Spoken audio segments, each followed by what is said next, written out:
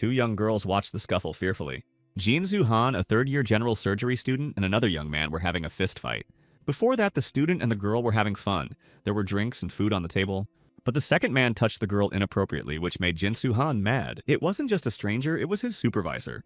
Jin-Soo responded to his indignation at how he dared to hit the leader by saying that he could tolerate many things except impolite treatment of his girlfriend. The consequences of such an act were not long in coming. Jin-Soo Han was kicked out of the university hospital. After that, he tried to find another private hospital but was rejected everywhere. After some time, he managed to meet an investor who could help open a small private clinic. But the investor turned out to be a fraud and absconded with all the money Jin-Soo Han had invested in opening the hospital. He went to the police to find this crook and get his money back. There, he learned that this investor was a friend of Ching Kim.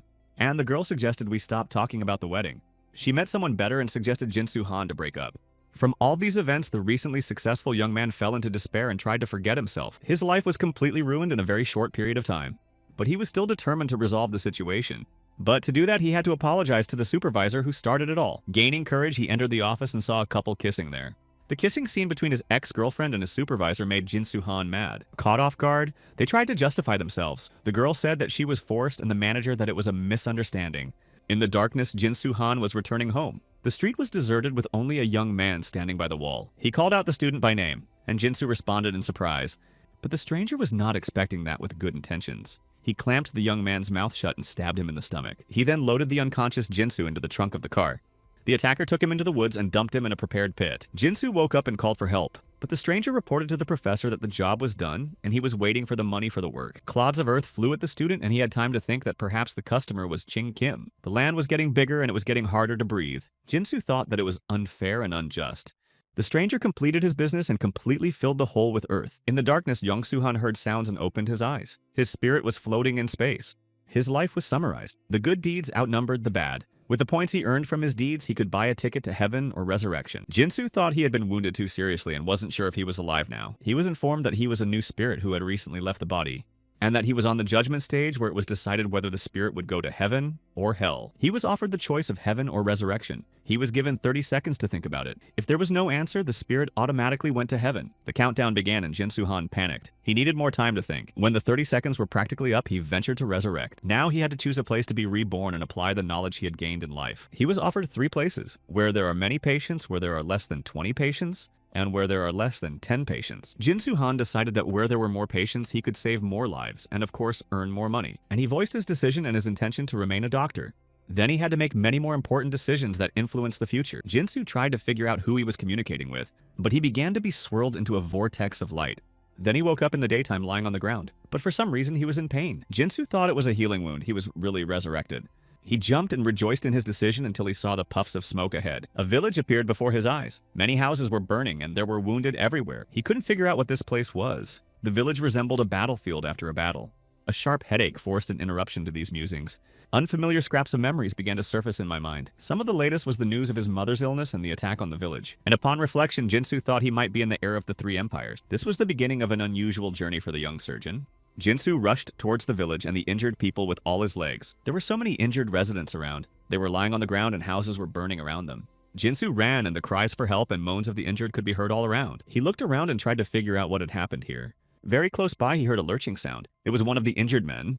Jin-Soo rushed over to the peasant and tried to examine his wounds. The man, struggling with pain and tears, begged to be saved. The young surgeon wondered what to do. He had no medical gloves or even water to wash his hands. At that moment, he was called by another peasant, calling him a young gentleman. A man ran up and asked if he was okay. Jin-Soo remembered his name. The peasant's name was Wang Sam. When Wang Sam saw the blood on the young man's hands, he was afraid that he was injured. But Jin-Soo assured him that it wasn't him. He asked him to find water, a needle, and thread.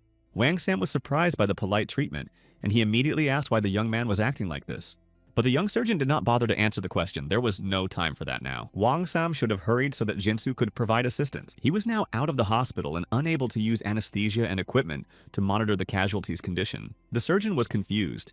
There was no choice, and it was necessary to check all the wounds. But Jin-Soo's hands were shaking. He thought with surprise that he was afraid to do so. But the man in front of him needed urgent help. The young surgeon had no time to be afraid now. Gathering himself mentally, he ordered himself to pull himself together. He began to examine the wound. At the same time, Jin-Soo thought that he needed an assistant, and it would be dangerous if the blood blocked the airway. He checked the abdominal aorta and renal artery in turn. They were fine. Moving on, Jin-Soo made sure that there was also no rupture in the small intestine, but found that there was a wound in the duodenum.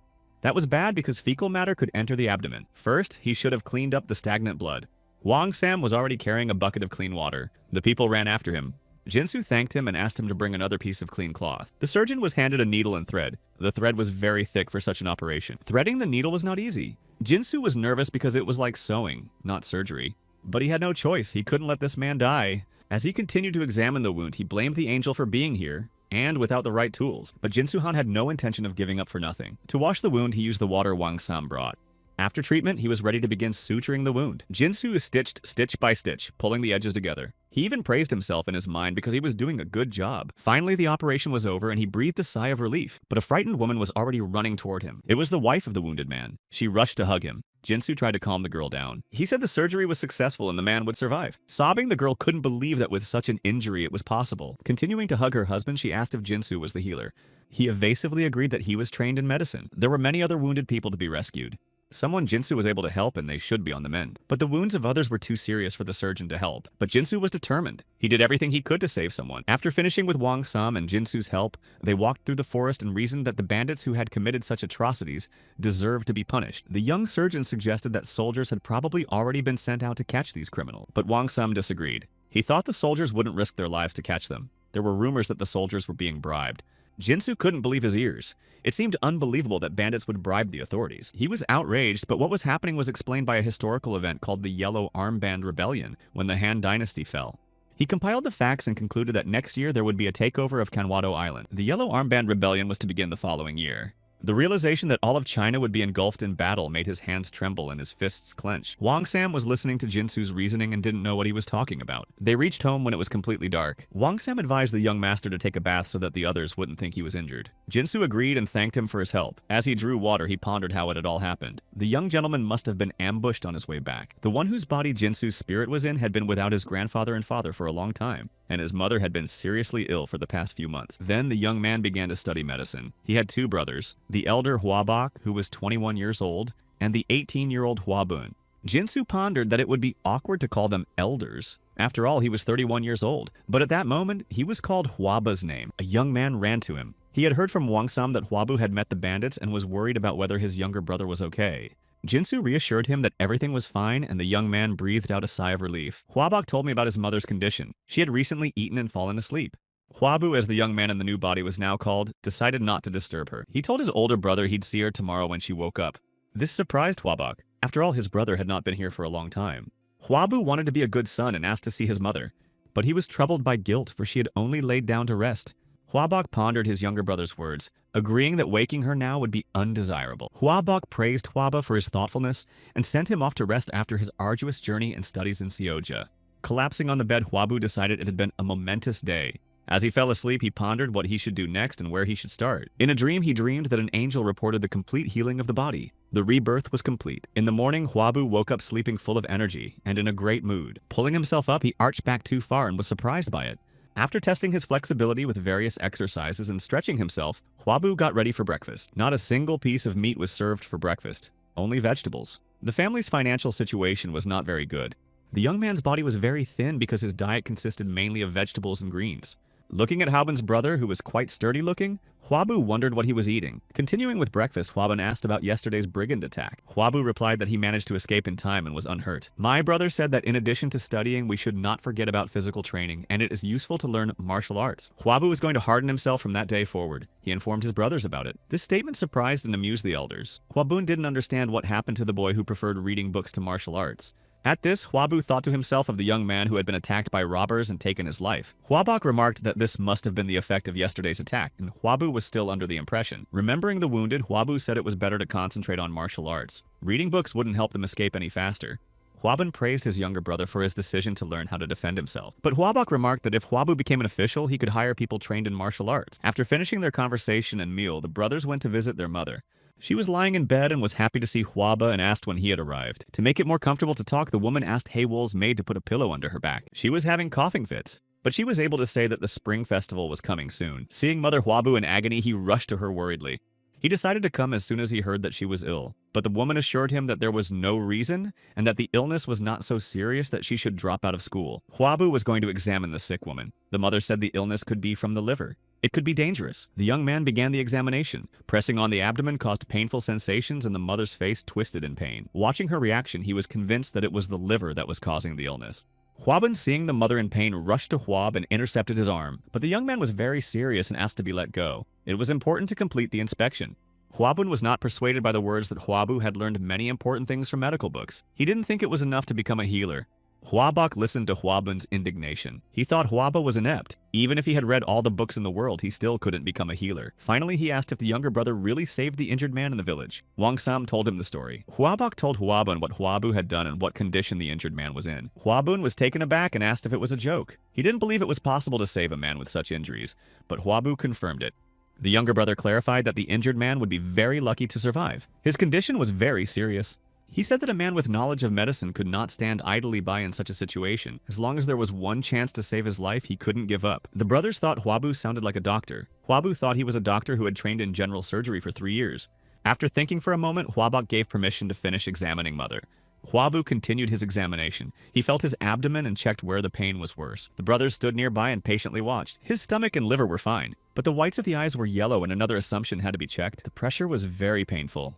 Hwabu determined the diagnosis. It was cholecystitis, or inflammation of the gallbladder. The pain was not only on palpation, but also reflexive. And thinking that his mother's illness had lasted several months, Hwabu was horrified at how hard it had been on her. He was contemplating treatment. In the era he was in, gallbladder surgery was not possible. Mother asked him not to worry too much. She took a decoction prescribed by the local healer and hoped to get well soon. It dawned on Hwaba that the disease could be cured by the potion. His mind was filled with a wealth of knowledge gained by the owner of the body. Pondering a cure, he asked Hwabak for the prescriptions written by the healer. As his brother looked for the recipes, Hwabu was glad he'd saved them. After all, many people simply threw the papers away.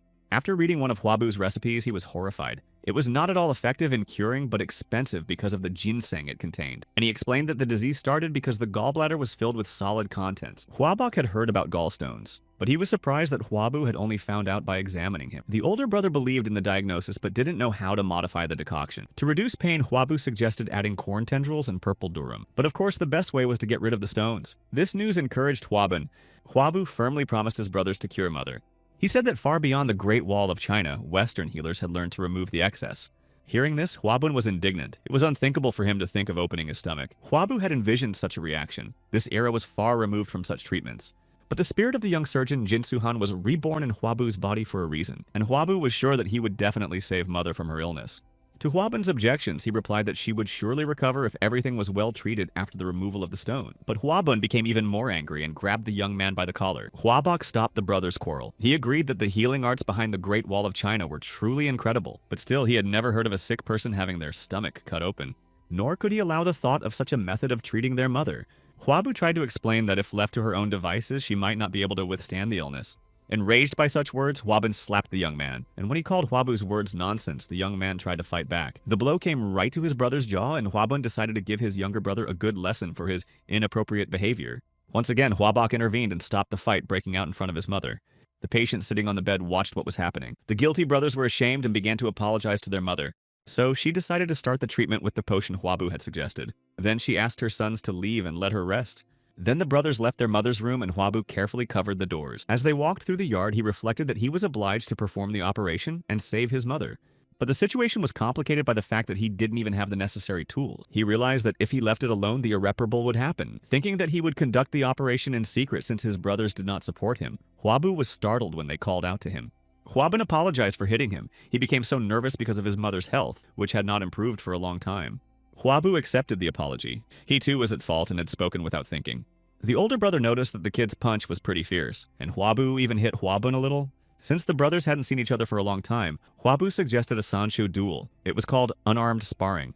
But it was not interesting to fight just like that, and the younger brother suggested that in case of losing, a request should be fulfilled. Hwabun laughed at the way Hwabu was preparing to spar. In the past, on holidays, the younger brother always got a slap from the older brother and lost. Hwabu assured him he wasn't worried about it. He wanted to learn martial arts, and Hwabun was the most resilient person he knew. The older brother was pleased that Hwabu appreciated his fighting prowess, and Hwabun agreed to spar. The brothers stood against each other. Hwabak acted as judge. Hwabu decided to attack right away and jumped up throwing a punch. But Hwabun was well trained. He made a stand and repelled his brother's attack. From that impact, Hwabu traveled quite a distance on the ground. He gradually came to his senses, wondering how this had happened since Hwabun hadn't even moved. Hwabak calmly watched the fight and how his younger brother was losing. After another blow, Huabu was lying on the ground again. This was not like him at all. Huabun offered his younger brother to surrender. The bet was lost. Now Huabu disagreed. Then Huabun struck the next blow with his foot. Huabu had already focused and successfully blocked it. He turned his attention to his brother's supporting leg. This was an opportunity to change the course of the fight. Huabu confidently twisted the leg he was blocking and Huabun lost his balance. Now the younger brother had the advantage in sparring, but the experienced Huabun, despite lying on the ground, deftly intercepted Huabu's hands. He said he might not use his hands and immediately planted his brother with his foot. Huabun had definitely won now, but he was going to make his request when he had thought about it, and then Huab was going to fulfill it. Resting after sparring, Huabu thought back to the last blow. His stomach ached badly. He also wondered what his brother would ask him to do. In front of Huabu was a lunch that again lacked protein. He couldn't get any better with this diet. But then he restrained himself. The most important thing now was the operation for Mother, and that would require a scalpel, which he hoped to find or ask for. He wanted to determine his blood type with a simple test, but anesthesia was a problem. Even after studying Huabu's memories, he couldn't find a plant that could produce such an anesthetic effect, and he realized that in an era when people are afraid of this kind of treatment, he needed someone to help him. Huabu decided to proceed in order and start with what was more feasible. First, instead of a scalpel, make a knife, but that required money. And Jinsu had the money of his time when he was transferred. It wasn't suitable for payment in this time. Then Huabu decided to go to one of his older brothers. He went to Huabok. After getting some pocket money, the young man went to the market. He looked around for his favorite mandu dish, but it was nowhere to be seen. And when he asked the merchants, they were very surprised. No one had heard of this dish. Huabu was surprised. Mandu was considered a traditional Chinese dish. It was invented by Zhu Geiliang to comfort the souls of people who died in the war. That's when he realized that the pussy hadn't been invented yet. Huab wanted meat. Since he had come to this time, he had eaten nothing but vegetables, greens, and rice. While walking around the market, the young man came across a healer's shop. Stepping inside, Huabu asked if anyone was there. He looked at the shelves of herbs and roots. He had already ordered the knife from the forge. The anesthesia remained. Huabu asked the healer if there was a temporarily paralyzing herb. It was a property of poisons, but the shop didn't use them because it was dangerous. The man sitting on the bench asked Huabu how much he needed. The young man thought about it. He had to determine the optimal dosage and identify side effects. He also needed mice for experiments. He said he needed some but different herbs. In the future, Huabu wanted to look for the herbs himself. They began to haggle. Huabu voiced the final cost of 1 nan for 2 Gaian. The man raised the price to 2.5 nannies and promised to go searching tomorrow and give the plants to Huab after tomorrow. Huabu went in search of mice for experiments. He wandered into a slum, or what they called a poor man's village. There was a terrible odor in this village. It was rumored that starvation was killing several people a day. The atmosphere around him was depressing. It was worse than Huabu had imagined. He turned his attention to the noise in the crowd nearby. As he pushed people away, he saw a man lying on the ground with an injured leg. Perhaps he had fallen from a tree while picking apricots. When asked who he was, Huabu introduced himself as a healer and asked to let him examine the leg of the injured man. The man was in severe pain during the examination. Huabu realized the bone was broken but could not ascertain the shape of the fracture. He also did not know if the bone fragments had damaged ligaments and connective tissue. He dressed the wound using improvised means to stop the bleeding. After that, Huabu continued to probe his leg. He didn't know if he could help the man, but he looked at the sobbing child and made a decision. Huabu turned to the gawkers crowded around and asked them to bring ice water and rags. People froze, not knowing where to find ice water. There were no refrigerators in those days. The man's son asked if the water from the well would work. This satisfied the young healer, but he also asked for some wood to fix his leg. In a hurry to help his father, the little boy rushed to fulfill his errand. Seeing that the bleeding had stopped, Huabu decided to take a closer look at the leg. The inside of the tibia was quite swollen. This meant that the bone had damaged the ligaments and connective tissue after all. But there was still a chance that Huabu was wrong. On the other hand, the leg muscles were intact. Suddenly, it was like seeing through an X-ray to see a broken bone. Huabu was stunned in amazement. He could see through objects and could not understand what was happening. But after a while, everything he saw inside began to fade away. He had to hurry. He turned to the men to hold the injured man while the healer put the bones back together. The procedure was very painful and required the assistance of several men. Finally, the bones were joined, but the X-ray vision disappeared faster than Huabu finished. He hoped he had done the right thing. At that time, the child had just brought water. He was worried that his father was all right. Huabu replied that everything was fine and the man passed out from the pain. It was even better for him now. The only thing left to do was to sew up the wound. The villagers watched fearfully. They had never seen wounds treated in this way before. When Huabu finished, he thought he would definitely need anesthesia in the future, and the villagers marveled at his treatment. An old man with a crutch couldn't walk normally for the rest of his life because the fracture hadn't healed properly. He appreciated Huabu's youth and talent. The villagers inquired why the healer had come to their village. Huabu immediately thought of mice or rats and wondered if he could buy them here. People asked why he wanted them and how many he needed. Huabu patiently replied that he would use them for work and needed 20. One of the villagers remarked that it is not easy but possible to get such a quantity. While the man was clarifying the price, the son of the patient volunteered to catch mice for Huabu in return for a reduction in the cost of treatment. Though the healer didn't plan to take money, he accepted the child's offer. The baby promised to be done in 4 days.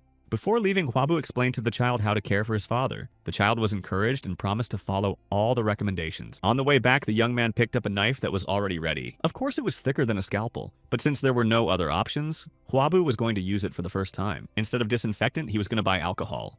To do so, he went to Kisan's house and was surprised to find no visitors there. In the arbor at this time, a servant girl was being punished. It was one of the clients who was unhappy with the way she was handling it. An employee of the house offered to bring another maid, for which he was slapped. The client was angry that the servants didn't know their place.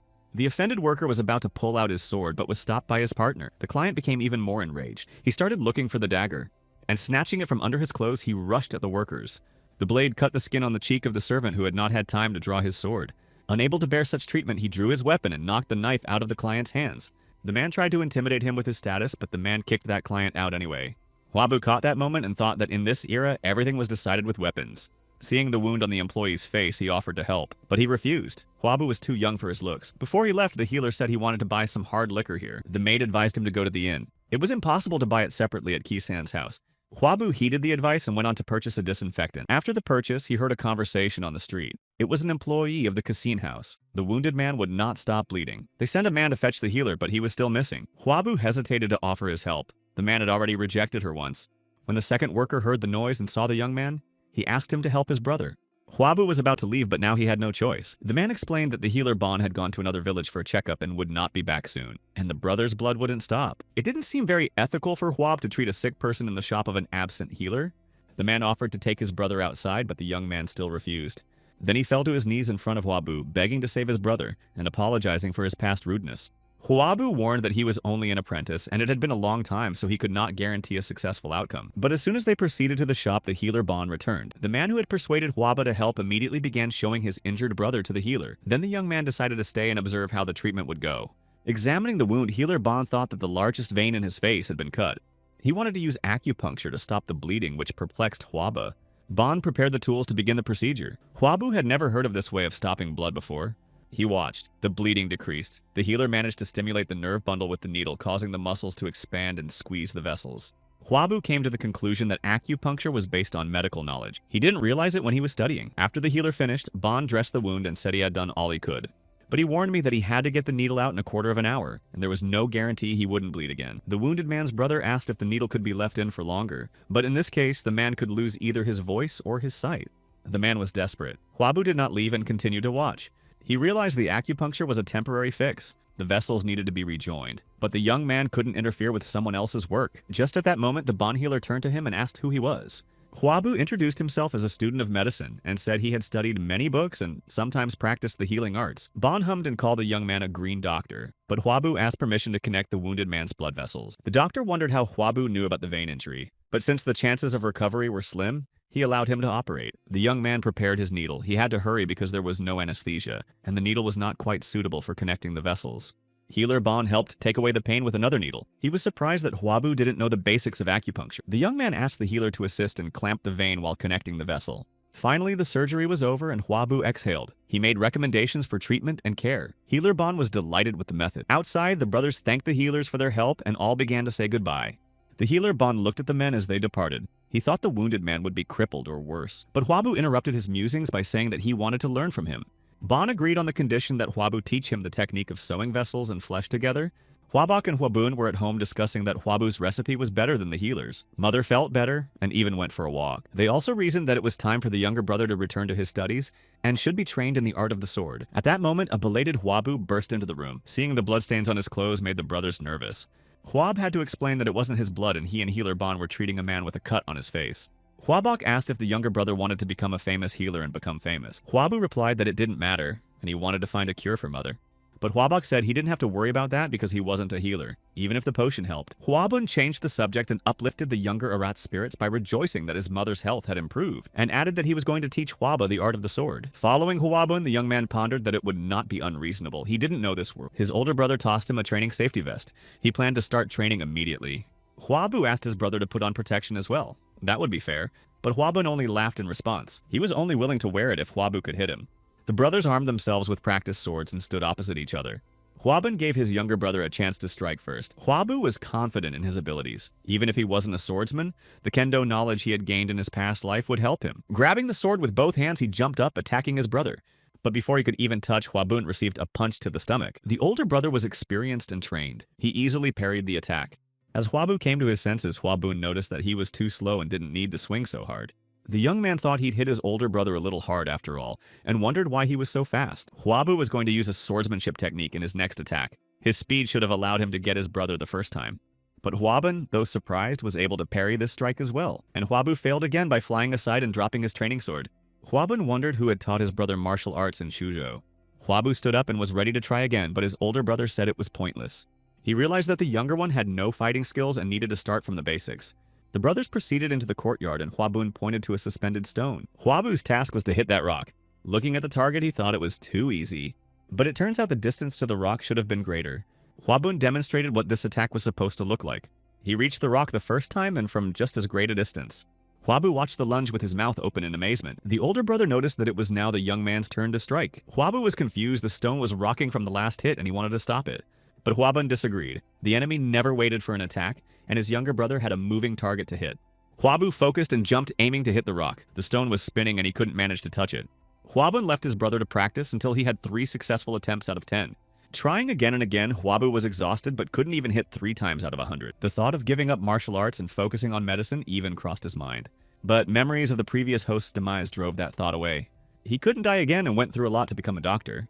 With these thoughts, he continued trying to reach the rock. In the morning, Hwabun headed for the suspended stone, wondering if Hwabu had succeeded in retrieving it. As he got closer, he saw a practice pit on the ground. Then he noticed that there were 3 stones tied to the branch. This puzzled him. And Hwabu was waking up after his grueling workout the day before. He was surprised to find how his muscles had strengthened, and couldn't believe it was after just 1 workout. Coming to the conclusion that it was a miracle of rebirth, he remembered to go to the healer Bon. Bon was already waiting for the late young man. He even ordered needles from the blacksmith in advance. Before Hwabu came, he had been practicing stitching up animal wounds, but couldn't even handle a pig's vessel that was thicker than a human's. When Hwabu arrived, the healer rushed over to meet him, wondering if he had eaten lunch. Bon suggested that the young man go and get something to eat together. Hwabu enjoyed meat he hadn't eaten since his rebirth. While the young man ate, Bon showed the needle he had ordered from the blacksmith. The young man looked at the instrument in amazement. The needle was quite well made. Hwabu concluded that it was possible to make the tools he needed in this era after all. The physician said it was made in the smelter at the magistracy. It was used to make weapons for the soldiers. Hwabu rushed to draw the tools that needed to be made. After drawing them, he began to explain what they were used for. But Bon said they would be very difficult to make, and he couldn't guarantee it. Having had enough, Hwabu exhaled contentedly, and the healer wanted to just show him something. And he showed the young man the pig's vessels on which he had practiced suturing. Studying the healer's work, Hwabu explained that blood moved in certain directions, and they had to be determined. But he praised Bon for the work he had done. And to make it clearer to the healer, I showed him an example of how to connect the vessels. A man came into the shop. He brought what Bon had ordered earlier. It was a small model of a man. On the layout, he began to show the main acupuncture points, explaining their purpose.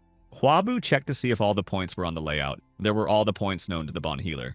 A map of acupuncture points surfaced in the young man's subconscious. It wasn't just like a memory, it was like a picture from a book. The healer noticed that his apprentice was distracted and thinking about something. To get Hwabu's attention back, he had to pound his fist on the table. The healer demanded that the young man recount what was said about the Min point. Hwabu started to answer, and the picture from the textbook popped up in front of his eyes again. And the young man once again thought about formulating the correct answer. This attitude made the healer Bon mad. He decided that Hwabu was not yet ready to learn from him. The young man tried to change his mind, and Bon was ready to test his attitude toward his studies. He instructed Hwab to bring a collection of acupuncture books from the room. Healer Bon then said that he would give the young man 3 days to study these books, and only then would they continue their acupuncture training. Hwabu stared dazedly at the stack of books but had no choice but to agree. The healer himself was going to practice stitching vessels during those 3 days. They said their goodbyes and Hwabu ran home as fast as he could. He was already late. Hwabun was already waiting for him in the courtyard. The young man said that he was late because of the healer's lessons. The elder brother was not opposed to Hwabu becoming a healer, but he still had to convince Mother and Haobak. Hwabun wondered how many times his brother had managed to hit the rock yesterday. Hwabu proudly replied that he had hit the target 10 times. His brother did not believe in such a result, but the young man promised to demonstrate after reading the books. Hwabu studied the books carefully. He wanted to find the point responsible for his mother's illness. And then the young man discovered that some of the points were not in the book. Perhaps they hadn't been discovered yet. Then he decided to systematize everything and compare the points he knew with those of this era. But to prevent others from understanding what he was doing, Hwabu used Hangul. This alphabet wouldn't be invented until 100 years later. Finally, the work was finished and the young surgeon looked at his creation with pride. At dinner, Haobak wondered why Hwabu had skipped lunch. After learning that the reason was acupuncture books, the older brother skeptically asked if Hwabu was going to become a healer. But when Haobak heard that his younger brother was serious about studying medicine, he was angry. This is not why they sent him to study in Shuzhou. His brother wanted to see Hwaba as a high-ranking dignitary who could help the emperor with his wisdom. But the young man pointed out that his brother, his father, and even his grandfather had not been able to obtain positions after passing the exams. The brother was astonished at this impertinence. This was because Hwabak was a kind and honest man and did not pay bribes to get a position. But Hwabu also considered himself a person. Having said all this, the young man left the table. Hwabun hurried after his younger brother, leaving Hwabak alone. The brothers arrived at practice on the way, discussing what had happened over dinner. In the backyard, Hwabu was able to show how he learned how to hit a rock. Hwabun was pleased with the result. He recognized that his younger brother was not only good at studying books, but also at martial arts. This time it was to practice on 6 stones. Hwabun called for scrutiny and began to show the punches. When he finished, he told Hwab to train hard. If he could do the same, the bandits would not be able to hurt him. But Hwabun was also going to show how to block a punch. He commanded his younger brother to attack first. Hwabu attacked, trying to hit Hwabun. He had practiced hard before and hoped it would work. But Big Brother was fast and dodged the practice sword. If he couldn't dodge in time, he blocked the blow with his sword. After many failed attempts, Hwabu decided to keep his distance and look for a gap where he could strike. But even at a distance, Hwabun was more experienced. He struck, and if it had been a real sword, Hwabu would have been defeated. The older brother noticed that the young man seemed to be reading his movements, and it was amazing. Training was over for the day. In the morning, Hwab had to go to the market. That same evening, the healer Bon went to the blacksmith. The latter was pleased to see the guest and kindly offered to give him tea. The healer agreed and asked the blacksmith to make the tools Hwabu had drawn. Bon explained that these items the young healer was going to use for healing. In the morning, Hwab was delivered the poisonous plants he had collected to his order. For everything, the man asked for 2 sitters and told the names of the plants. Hwabu thanked and paid even a large amount, promising to definitely contact them if he needed anything else. There were enough plants to experiment with, and the young man could finally anesthetize. After receiving the plants, Hwabu went to get the next order. He came to the house of a man with a broken leg in a poor man's village. The man apologized. Hwab had to come to his house and see this poverty. On the table was a cage full of rats that the man's son had promised to catch. There were quite a few of them. Hwabu asked the sick man how his leg was. It seemed to be fine. But the young healer asked permission to examine the limb and remove the bandages. Since the wound had not been treated, it had festered. To disinfect his leg, Hwabu pulled out a bottle of strong drink. The man was very excited when he saw the alcohol and said he couldn't help himself at the sight of it. But Hwabu explained what he would use it for and dampened the cloth with the liquid.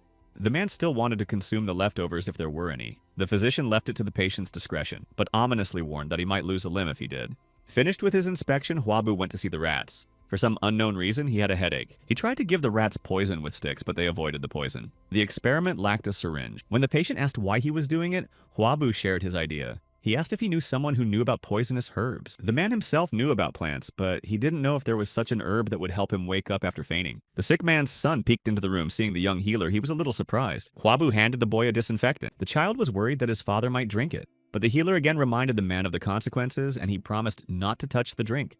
After that, Hwabu offered the boy to work with him. The child's name was Obo. Obo escorted the healer to an empty house nearby. The boy said that his grandmother and granddaughter lived here. When the grandmother was gone, the girl went to Kaisen's house and the house was empty. Hwabu is once again convinced he's fallen on hard times. Now this house could be used for experiments. Watching the animals, Hwabu pondered how to feed them the poisoned grain. The rats had well-developed instincts and were in no hurry to eat it. So they decided to put the grains directly into the rats' mouths. Hwabu held the animal and Obo tried to push the poison in. 5 grains turned out to have too much poison and they decided to try again with less. But the poison content was still high. Hwabu concluded that 2 poisonous grains is a semi-lethal dose.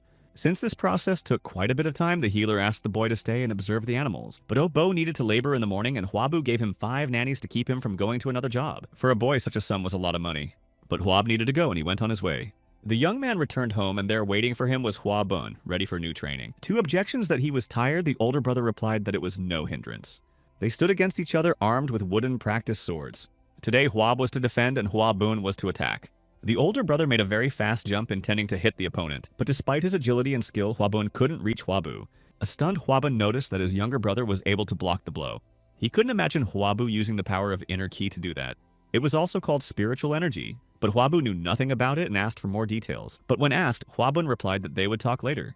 After all, the training wasn't over yet, and that was more important. Hwabu demanded of his brother to tell him about the inner chi if he was able to block the blow. Hwabun laughed at such insolence and struck again, but Mdad brother blocked him again this time too. Hwabun wondered how the rookie beginner managed to block 2 punches in a row. Hwabu clearly had the ability. Hwabun himself had spent several years of training on such blocking. His older brother called Hwabu over to the Red Rhino Inn for a snack. They hadn't gone out together since Hwabu had arrived. When asked what he wanted to eat, his younger brother said that just noodles would do, but Hwabun replied that they should eat meat. They ordered a lot of food and wine. The latter was to be kept secret from Hwabak. Hwabu was about to make a toast. Hwabun hadn't even heard that term before. Junior gave a speech and explained how the drink should be consumed after the toast, but a fight was breaking out in the center of the inn, which distracted the brothers from their meal. Two men fought violently over a girl who asked them to stop. Huabu watched, not seeing anything wrong with this fight until one of the punches hit a life-threatening spot. From such a blow, the man lost consciousness, but the other did not even notice it, continuing to ask questions. Finally, he saw that the enemy was not moving or reacting. The attacker was afraid that he had taken his life and ran away. The girl was crying next to the victim. Haobin didn't believe the man could be disabled so easily, but Huabu decided to examine him, not listening to his older brother's protests. He walked over and asked for permission to look around. The man was not breathing and there was no pulse on his neck. Huabu thought it might have been cardiac arrest. He was going to do everything he knew how to do to save this man. First, he needed to clear his airway, and then do CPR. Huabu tried his best. The man was too young for such an end. The young man began CPR. The people around me watched in horror. At that time, such a way to resume breathing had not yet been invented. They called for the healer to stop thinking that the man's spirit had already left this world. Even Huabun tried to stop his younger brother. But Huabu was hitting his ribcage trying to start the man's heart. And it worked. The victim regained consciousness. All the people watching in amazement gasped. They cheered and praised the young healer who had brought the man back to life. Huabu was coming around and the man couldn't understand what had happened. He looked around for his adversary until the girl said he'd run off thinking the man wasn't breathing. The news that he had almost left this world discouraged the victim.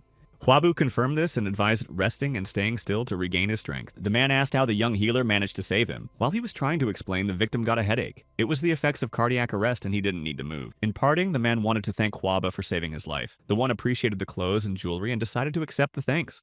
The afflicted man held out 1 liang of silver to the young healer. The brothers looked at the offering in amazement. It was a great deal.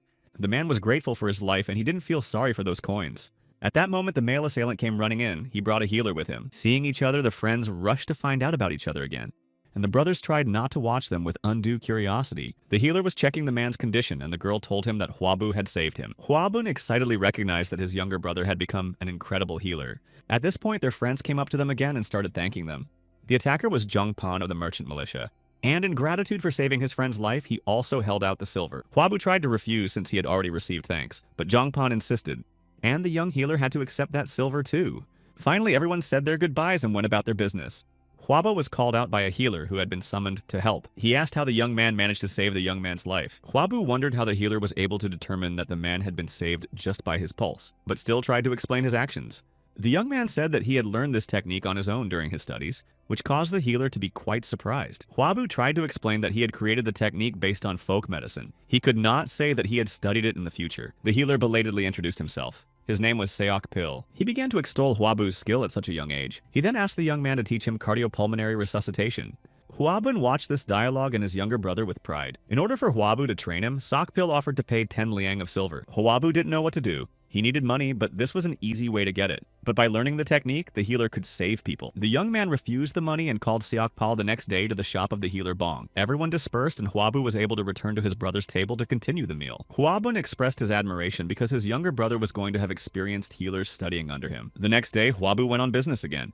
As he approached the poor man's village, he pondered how the rat experiment had gone. When he arrived at Obo's house, he inquired about his father's well-being. Huabu couldn't find the boy, and the father replied that he had gone out for a while to the place where he worked yesterday. The young healer was pleased with the child's diligence, but now he had to examine the sick man's leg. The disinfection helped, and the wound was healing as it should. The boy's father remembered that Obo had asked him to give something to Huab. A rat that ate 1 grain only survived for 3 hours. That was a problem for the young healer. Huabu bandaged his leg and promised to come back next time.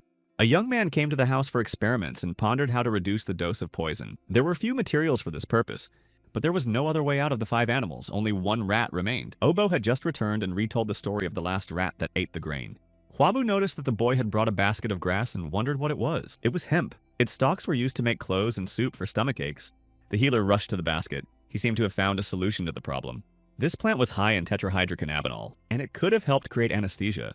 Huabu turned the plant into powder and continued the experiment with the rats. The animal that was fed the experimental substance did not respond to external stimuli. Huabu listened and found that the animal was breathing. Obo watched the healer and asked what he was going to do. In order to test how strong the anesthesia was, Huab needed to perform surgery. Obo watched the surgeon's actions mesmerized. Meanwhile, Huabu completed the surgery and sewed up the wound on the rat's stomach. He breathed a sigh of relief because the work was finished, and the boy was worried about the animal. Now they had to wait for the rat to wake up. 2 hours later, the animal regained consciousness from the anesthesia. This experiment needed to be done about 10 more times, and that required a lot of rats. Huabu was going to pay for all the animals Obo would catch. A child at the door of the house heard that. The Minna girl asked if Huabu was a healer. The man answered in the affirmative. Suddenly she cried and asked for her mom to be healed. She was willing to do whatever it took. The girl could sew and do laundry. Huabu asked the girl to bring the sick one to him. When she arrived, the young man performed an examination. The woman had a slight cough, but it was not inflammatory. The problem was a general weakness. The woman had very thin arms. As a treatment, he prescribed to eat well for 2 months and gave the patient a liang of silver. Min-ah cried again, this time out of gratitude. Then they said their goodbyes, and Huabu and Obo escorted the unexpected visitors out. Obo was sure that Huabu would help the girl and her mom and was very happy about it.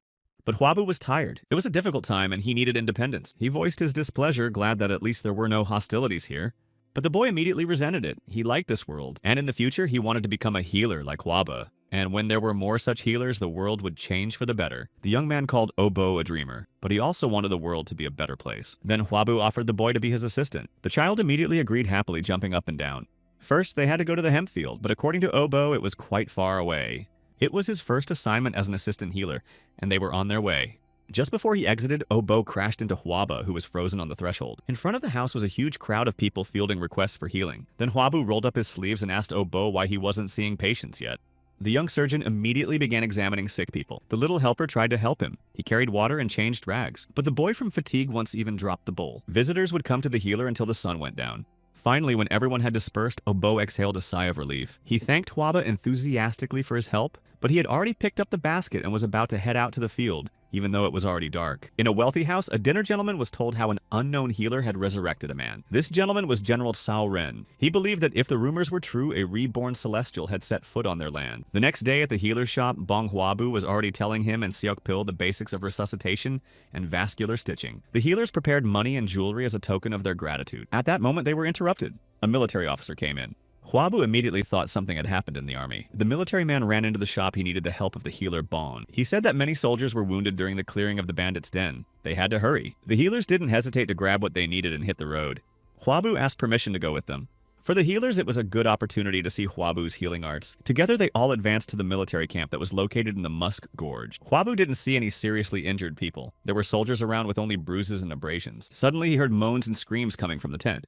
Looking inside, he saw that it was filled with injured warriors. Following Huabu into the tent was the healer Bon. Seok Pil came up and suggested we start examining the other patients, but Huabu refused. The first priority was to examine those in greater danger. Seok Pil thought these patients didn't stand a chance. Huaba was grabbed by the leg by a soldier pierced by an arrow. He asked me to save him. The young surgeon examined the wounded man. The wound was penetrating, and an X-ray was necessary for successful treatment, and like the last time he had it, it suddenly appeared. He looked at the victim as if through an X-ray. The arrow grazed the intestine, and an abdominal autopsy was necessary. The soldier turned to Huab again with the words that he wanted to live. The young man took the injured man's hand in his own and promised to save him. After preparing the area for the operation, Huabu took his pulse. The senior healers watched his actions. They froze in surprise when the young healer said he was going to cut into the patient's abdomen. With his new scalpel, Huabu did not hesitate to make an incision in the skin. His target was an arrowhead. When he searched the cavity, he found it. Seok Pil watched Huabu's actions and wondered how he dared to cut into the stomach of a sick man. The next step was to sew up the incision. When the healers heard this, they were even more surprised. Huabu began handing out commands to the healers as assistants. They put on their masks and were determined to help the young surgeon. Huabu's mind was all about saving that wounded soldier. The victim was unconscious and the healers proceeded with the operation. Huabu stitched and tightened the wound with careful stitches. Senior healers were amazed at his skills and wondered how an ordinary man could possess such knowledge and skills. Finally, the operation came to an end and Huabu threw back the needle. He exhaled a sigh of relief and washed his hands thoroughly. Huabu sincerely thanked his senior colleagues. Thanks to them, he managed with ease. The healers, however, were greatly impressed and intended to learn from the young man at all costs. All three of them were determined to save the rest of the wounded. Meanwhile, soldiers were moving along the dark road.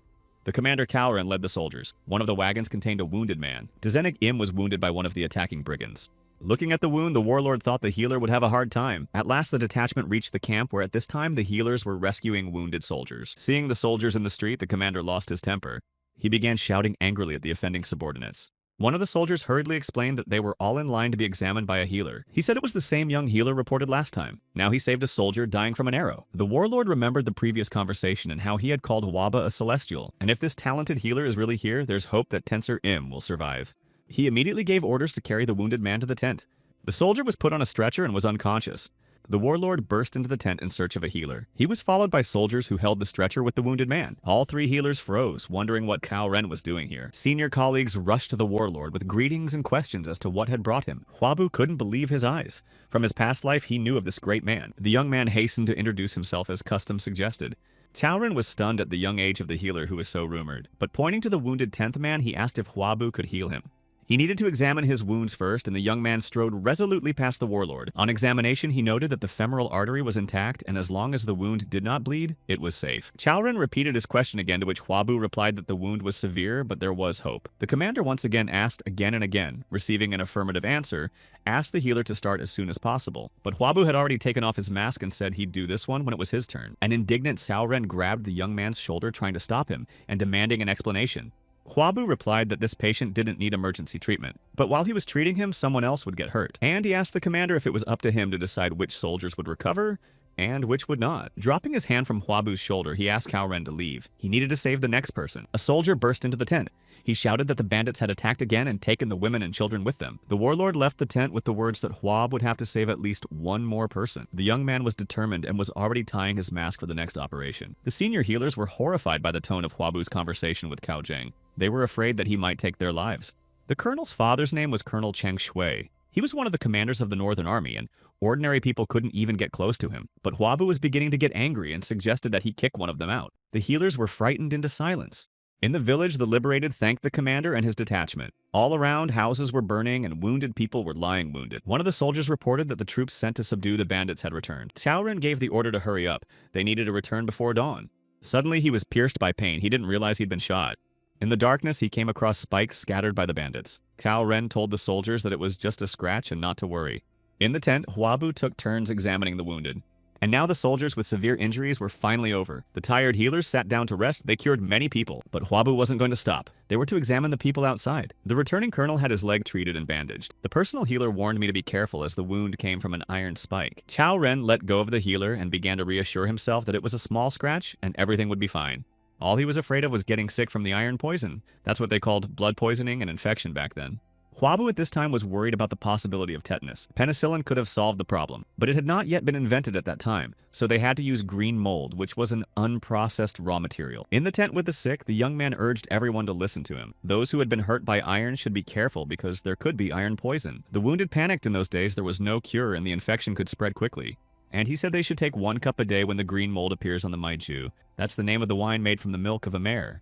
The soldiers started asking each other if they had maiju. Some were afraid it would give them stomach aches, but Huabu threatened that if they didn't take it, the limbs would start getting infected, and he would have to strip them of their soldiers. Warlord Chaoren was outside and heard the young healer's recommendations. Bursting into the tent, he asked if everything that had just been said was true. Following the healers, Chaoren asked again if it was true that maiju helped against iron poison. Huabu replied that this drink could prevent tetanus to some extent. The commander turned to the healer Bon to ask if these words were true. Bon replied that he didn't know that, but given Huabu's wisdom, the maiju should be effective. Then the general asked if he would get sick from eating the tainted food. Perhaps majuju will prevent tetanus but cause other diseases. Huabu replied that tetanus is not easily cured. Maiju simply increased the chances of not getting sick. And if there was any chance of avoiding tetanus infection, the young healer would prescribe even a poisonous decoction. In response to these words, the commander turned around and left the tent. Huabu had seen people react this way before and had doubts. In a hurry to dispel them, he called out to Cao Zheng and boldly asked if iron poison was spreading through his body. Huabu remembered that in his past life he had encountered sick people who didn't want their illness to be known. They hid it for a variety of reasons, some out of shyness, others to avoid being recognized by acquaintances.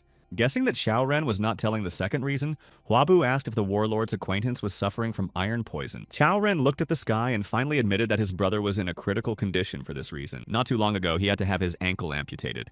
Huabu presented this horrible surgery, which unfortunately was ineffective. Before it became dangerous, we had to remove most of the limb, but these words so enraged the warlord that he smashed the wooden fence. His hand was shaking with anger. His brother was being treated by the best healer they knew. Chaoren asked Huabu to stop jumping to conclusions and just do his job. The young man futilely tried to object. Realizing it was useless to argue now, he agreed and followed back. The warlord also proceeded to the tent with the wounded. Watching the soldiers, he was amazed at how many people Huabu had saved. Despite his youth, the healer had excellent skills. Among the wounded, he saw 10-cent Wu and lowered himself down beside him.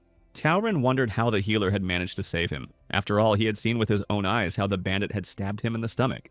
Upon noticing the warlord, the 10th man tried to stand up to greet him. Chaoren asked the soldier standing next to him if he had really been saved by Huabu's healer and received an affirmative answer. The soldier also added that the young healer saved those who had wounds from the sword of a spear or axe. The warlord thought Huabu was much better than he'd realized at first, and his medical skill is unimaginable. But will the young healer be able to cure his brother? A few days later, in a poor man's village, Huabu was again engaged in experiments. He introduced mold grown on medicinal herbs into the cheese and was eager to see it in the dairy product. And when he broke the cheese, he saw that the inside was moldy. Assistant Obo wondered why the healer had ruined such an expensive product. Huabu replied that this mold is supposed to save people. He already had a plan in his head to cultivate, refine, and harvest this mold. He was thrilled that he could soon get gram-positive bacteria. But there was always the possibility that the patient could refuse treatment. In the warlord's home, his older marriage was tormented by pains caused by an infection. Ren heard the screams from the room but was powerless. After the patient drank moldy maiju for a few days, his condition improved. But he wasn't completely cured yet. The medicine didn't completely eliminate the disease. The warlord's mother ordered that a Song healer be invited to visit her sick brother. Ren was skeptical. He thought that Song would not be able to cure his brother.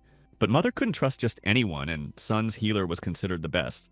The warlord thought that there was no healer in all of Chaoxiang who could help his brother. But he remembered young Huabu and his words when he was going to rescue the wounded. Then Ren said that there was a man who could cure tetanus. The woman immediately rushed to him asking where to find this healer. She was determined and immediately gave orders to immediately prepare everything to welcome such a person with all honors.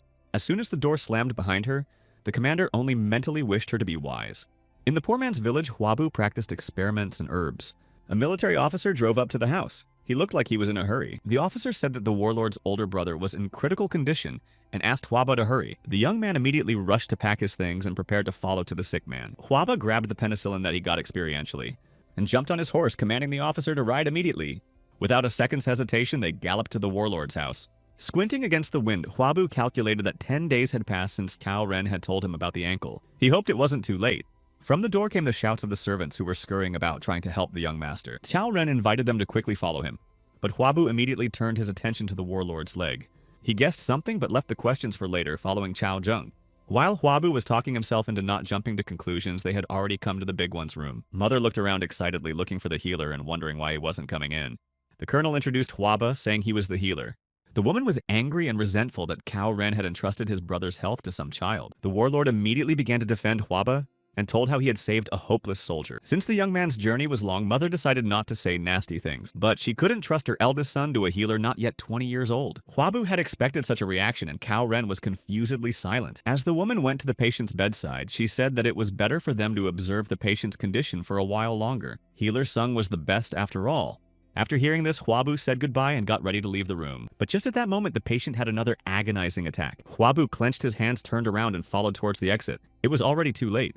The military officer brought the young man back to the poor man's village and apologized for the disturbance. He shared that the lady had always been kind and wise, but because of her eldest son's illness, she had become too sensitive. Huabu thought this reaction from a woman was natural, but he said aloud that the elder young master wouldn't last more than a couple of days. At the entreaties of the military officer, Huabu tried to explain that neither he nor anyone else would help him, but the healer also wondered if the warlord had stumbled on an iron spike. Huabu noticed he was limping. The officer confirmed his hunch, but as far as he knew, the wound was not serious.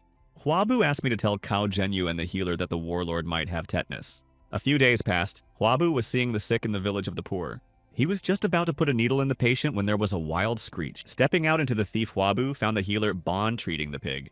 He was just stitching up the animal's wound, which is why the pig was squealing so loudly. Carefully approaching Huab noticed that he was practicing.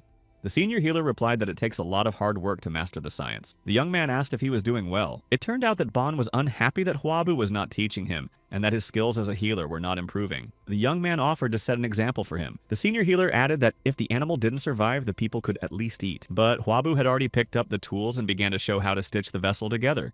When it was done, healer Bon remarked that it was too fast. But according to Huabu, accuracy was more important, and speed would come with experience. The healer continued practicing while the young man watched and gave advice. At last, Bon managed to join the vessel independently and smoothly. Meanwhile, in his house, the warlord was shouting angrily at the healer who could have saved his brother. He justified himself by saying that he had done his best. They argued behind the inconsolable woman's back. It was too terrible a disease. Healer Song said that no one could save young master, not even a celestial. After saying that, the mother ordered them to leave.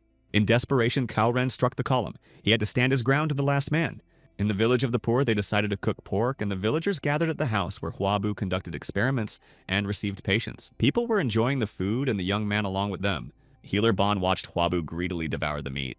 Finally, he couldn't stand it and asked the young man if he was a high-ranking official. But their meal and conversation were interrupted by unexpected guests. One of them was supporting the other who had stepped on a thorn while picking grass. After examining Huabu's leg, he concluded that it looked like tetanus.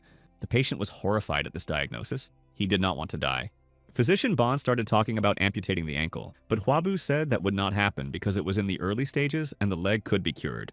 The senior healer couldn't believe his ears and stared at the young man in amazement. Huabu was already rolling up his sleeves and reiterated that it was possible to cure this. 4 more days passed and Huabu was satisfied that the patient was on the mend. Now healer Bon couldn't understand how the young man had made the swelling disappear in 4 days. He concentrated on watching Huabu's actions carefully.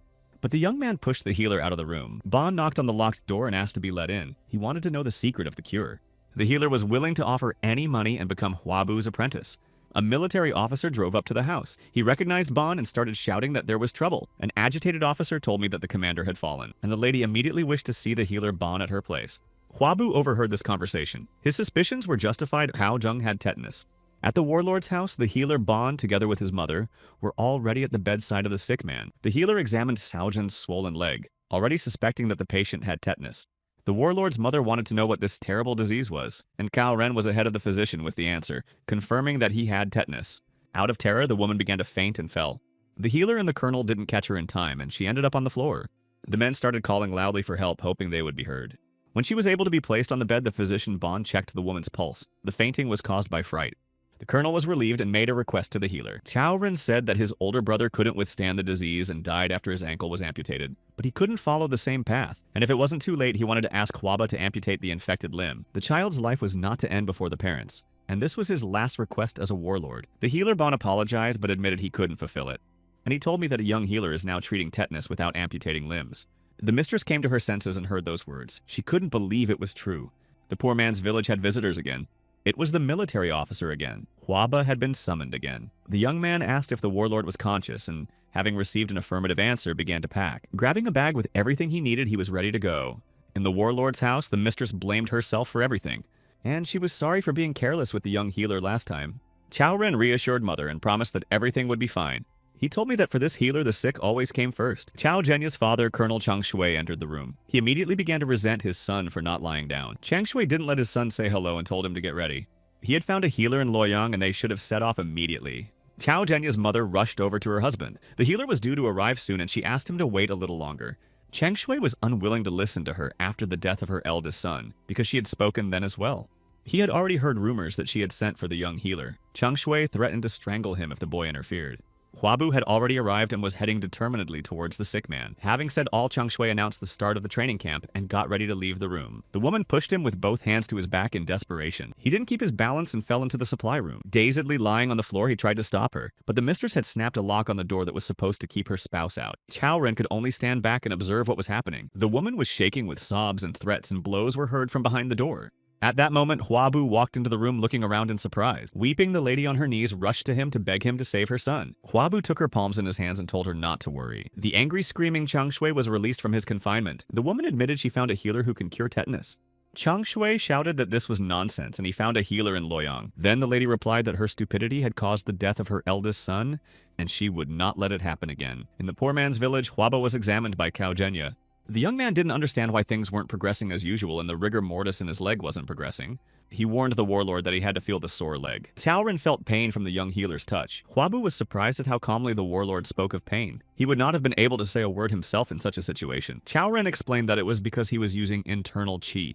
When Huabu heard about controlling internal energy, he was distracted and squeezed his leg harder, causing a severe attack of pain. The young man thought that since both Cao Ren and his brother knew how to handle internal energy, perhaps they were the generals of the three kingdoms. The warlord asked if Huabu could cure him, and the latter promised to return everything to the way it was. To begin with, he handed Cao Zhenyu a bottle of strong drink. It was supposed to help reduce the pain.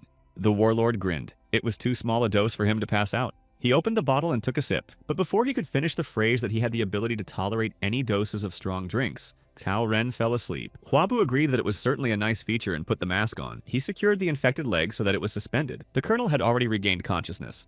It was sooner than Huabu had anticipated. Cao asked if everything had already been done, but only the main part of the work had been done. Huabu thought about it. The situation was more serious than he had realized, and an epileptic seizure could happen at any time. To be effective, antibiotics should be administered in large doses and preferably by injection. The issue of injection devices had to be resolved. Huabu asked the colonel if he knew of a good blacksmith. Cao replied that in Kaoxiang, the best was Pyongjun from the smelter. The young man remembered this blacksmith. He had approached him before. Huabu quickly drew something on paper and said that he needed this blacksmith to produce something similar within today. Cao Ren scrutinized the paper and loudly called out to military officer Huang, who was waiting outside. The officer immediately proceeded inside the room and the warlord instructed to tell Pyongjun to place an order today. Huang rushed to carry out the task. Cao Ren was sure that this blacksmith would definitely be able to make the necessary tools. In the forge, Byungjun studied the paper. The order was stacked. The officer said that the item would be used to treat the warlord. The blacksmith excitedly asked about Cao Zheng's injury. This upset Byungjun because the colonel had contracted the same disease as his brother. But the military officer was sure he'd be alright, because the patient was being treated by the skillful healer Hua. That's what Huaba was respectfully called. The young healer noticed that the patient's condition was rapidly deteriorating, and if Cao stopped using his internal ki, he would start internal rigor mortis. Assistant Bo came running in. He brought the healer's bong and suck pill with him. They all put on their masks and were ready to begin their treatments. Huab needed to make an incision in the inflamed leg. The senior healers had to keep a close eye on the patient. Huab was to remove the pus and dead flesh. The rate of infection increased and an abscess developed. Tissue necrosis was highly progressive. Since he still had no injection instruments, the medicine had to be injected directly into the vein through an incision.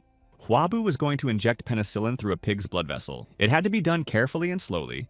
The senior healers watched the process closely. Suddenly, the warlord's condition worsened and he began to have convulsions. It couldn't have been the shock of the drug being administered. So Cao Ren had experienced very strong muscle spasms before. Seok Pill tried to hold the warlord back while healer Bon urgently searched for acupuncture tool. With his technique, Bon was able to take away muscle cramps. Huab needed to finish the surgery while the senior healers held the patient. After a while, Cao Ren came to his senses. He heard Huabu talking to another patient. The healer told the joyful patient that he could come to him no more, and in 5 days he would walk as before. The man bowed and thanked Huaba. He thought the tetanus would kill him. He held out a small pouch of money in gratitude. But the young healer refused. The former patient had already promised to bring him herbs, and with that money he could feed his family. Deputy Obo rushed to escort the man home. Huabu noticed that the warlord had regained consciousness. That was good news. He immediately informed the stunned Cao Ren that the leg did not have to be amputated, and rather added that the promise had been kept. The joyful commander thanked his young healer and asked when he would finally recover. Huabu recalled that he had asked Cao Zhen to come before it got that bad and the leg was intact. The treatment should take much longer. A joyous cured patient ran into the room with a full basket of herbs. For a healer, he was careful to choose the best plants. The man started to say goodbye in a hurry, but Huabu noticed that the basket was too heavy for the herbs. And as the young man began to shake the plants out of the basket, a pouch fell out. Huabu shouted to his assistant to grab this man before he escaped. Seeing that the child was running out of time, the healer threw the money at the man. Resenting that he was trying to pay him again, Huabu wrinkled his nose in pain. He must have swung too hard. Cao Ren wondered why the healer didn't charge for the treatment. After all, he could have gotten more, and he definitely needed something to eat. Then Huabu pointed to the plants the patient had brought and said he had already gotten even more. This dialogue was overheard by Colonel Chang Shui. He considered treatment without money to be foolishness. Meanwhile, Cao Ren clarified whether he would need to pay for the treatment. This question made the young healer laugh very hard, and an angry Chang Shui clenched his fists and returned to his horse. His wife was in the palanquin. She was surprised to see her husband and asked why he was here. Warlord Chang Shui didn't answer her anything and silently jumped onto his horse. When she repeated her question, he tossed over his shoulder that he wanted to see his son's condition. A few days later, Huabu examined the leg and was pleased. Most likely soon, Warlord Cao Ren would be able to go home. But the man asked if his older brother would have survived if Huabu had treated him. The young man replied that he did not know. The healer's job was to heal and the patient's job was to get well. Therefore, Cao Zhenyu should have focused on his health, especially since Huabu had promised it to his mother. The young healer cheerfully added that the warlord was destined to live to a ripe old age. Cao Ren was embarrassed. He did not know how to look into the eyes of the healer. Then Huabu took a stool and placed it next to the bed of the sick man. Sitting down on it, he planted his foot on his leg and crossed his arms. The healer then slyly inquired what the warlord was going to pay. And as payment for the treatment, he asked to be taught how to manage internal energy. Cao Ren began to refuse. This art had to be kept a secret that Huabu could not know about, nor could other outsiders. Huabu waited, and then the warlord inquired as to why he needed the inner chi. Then the young man said that he had almost died once when he was attacked with a sword. And after that he decided that he could not end his life in vain. He couldn't die. At least one more person had to be saved. Cao Ren thought that this healer could save many more people and he might need help himself. The colonel listened to Huabu's reason for wanting to train, but this knowledge was a family secret and he couldn't decide everything on his own. Cao Zhenyu had to convince his father to give him permission to train. Back home, the warlord drank tea with Cheng Shui. He was about to tell his father something important. Cao Ren was going to get on a horse soon, but his father asked him to focus on recovering. He added that judging by the success of the treatment, the young doctor was a very talented young man. He asked for a price for the treatment. The son replied that apparently Huab didn't need the money. The healer asked to be trained in the breathing streams of the celestial. Cheng Shui thought that his son had already made up his mind, for if the request had been absurd, he would not have told him about it. And since he did ask his father's opinion, he agreed. It was not a great price to pay for saving his child's life. At the makeshift Huabu hospital the next day, the man who obtained the plants for him returned again. He said that looking for plants became more difficult because there were many thorns scattered on the mountain. The healer looked at the plants. He was missing the root of the round wheatgrass. It would be a good painkiller for his mother. When asked if he knew where to get the root, the man answered in the affirmative, but the whole place was covered with thorns. Huabu was not deterred by this and said they would go together. And despite the man's surprise, Huabu began to pack. He really needed that plant. At the same time, they could collect the dangerous thorns that were scattered there. When they were already going up the mountain, the man asked the healer to be careful not to stumble. Huabu saw that there were spikes lying in solid rows on the ground. It was a so-called border to keep the soldiers out. And if he stepped on one of those spikes, he'd definitely get tetanus. Suddenly, the man gave a frightened shriek and jumped back from where he was looking for roots. He pointed to something that frightened him. There was a man lying up ahead. Huabu went over to take a look. The man lying there was not alive, probably mauled by wild animal. Next to this man, he noticed a sword. Soldiers didn't use them, so it was an outlaw. Mujina discovered another man nearby. The second one passed away relatively recently. He was an outlaw too. Huabu noticed that the man had an object tied to his arm. The young man untied the box from his hand and ventured to open it. Inside, he found a parchment with important information. When his companion inquired about it, Huabu hid his find and replied that it was simply a list of inns and eateries. And he added that it must have been a list of places the robbers were going to rob next time. The man was satisfied with that answer. For today, he decided to finish packing and head down. The bags were filled with spikes. Huabu returned to his hospital. Cao Ren was already waiting there. He was surprised to see so many thorns, but the healer explained that he had decided to collect them, so no one would accidentally step on them. That would be dangerous. Huabu examined the patient's leg and went on to say that iron was money too. The warlord agreed. As he continued his examination, the healer thought about the fact that there was no record of Cao Zheng colluding with the brigands. But there was no one else but him. Huabu held out the parchment he had found to the warlord. It contained information on when and how many people were to arrive in the village. After reading what was written, Cao Ren became very angry. Huabu took a brush and started writing something. He said he was doing it for safety. He wrote that it was from the Black Mountain Bandit. These bandits were more dangerous than usual. They were led by Zhang Yan. The warlord read what was written and gritted his teeth. This information was a military secret. It was about the troops that were going on the march. Some traitor was passing military secrets to the brigands. Cao Ren thanked Huabu. He had not only saved his life, but also found valuable information. The warlord promised that he would owe the healer for this, and added that father had authorized Huabu to be trained in spiritual energy. Cao Ren was ready to start training right now and catch the brigands at the same time. But Huabu warned him that if the wound festered, he would have to amputate the limb at the knee. This argument convinced the warlord to start training next time. Huabu said that from Cao Zheng's appearance, anyone could guess his condition. In order to deceive the enemy, one had to deceive an ally first. The warlord wondered who this healer was, since on top of everything else, he was also discussing strategy. The next day, Huabu had lunch with his brothers at home. Huabok stiffened when the younger brother announced that he had had enough and was about to leave them. He indifferently asked Huabu if he was going to play healer again. But he had other plans. The younger brother wanted to visit the Song family and find out about the abandoned mines. Huabok thought Huabu wanted to mine for gold, but he was just going to store the ingredients for the potions there. The abandoned mine needed money to rent, and Huabok wondered if his younger brother had any. He could give some if he needed it. But the younger brother assured me that everything was fine and he didn't need the money. He made quite a lot of money, which he told his older brother about. Huabu left the room and the brothers only looked at him. They wondered if he had cured so many patients and how much he was being paid to treat them. Huabun suggested that the rumors that have been circulating are true.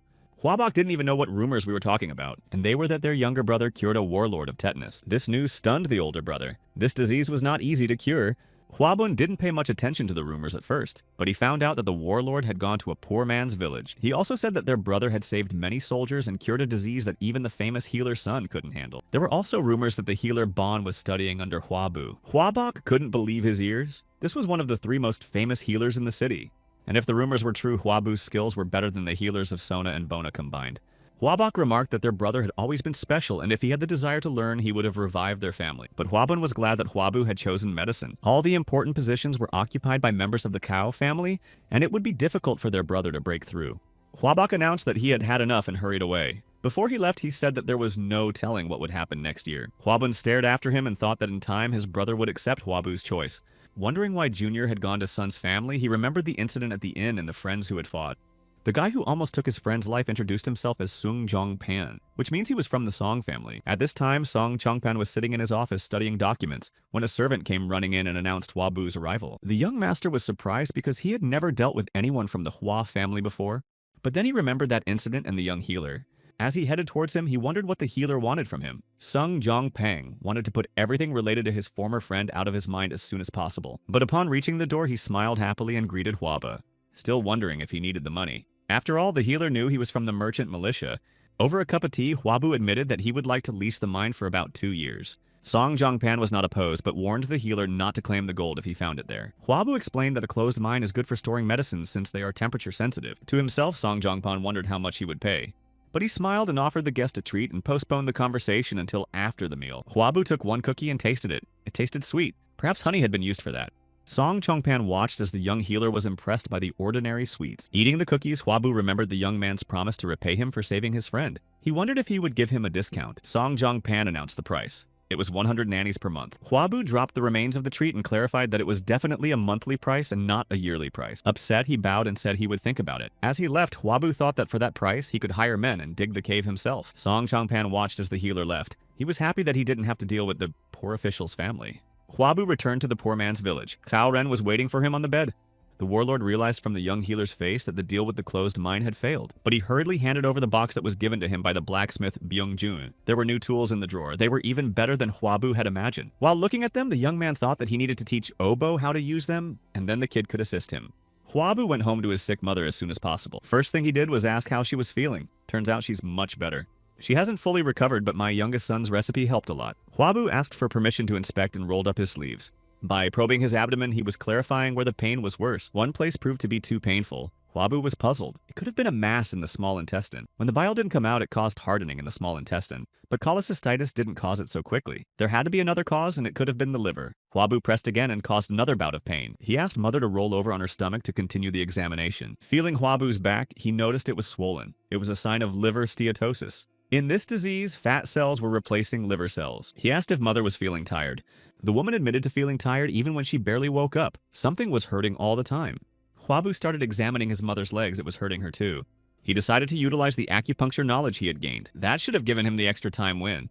Seizures may have started between 3 and 6 months. Huab needed to find out why steatosis developed so suddenly and quickly. Then he could stop the disease. A maid came into the room. It was time to take the medicine. Huabu asked her to go outside to talk to him for a few minutes.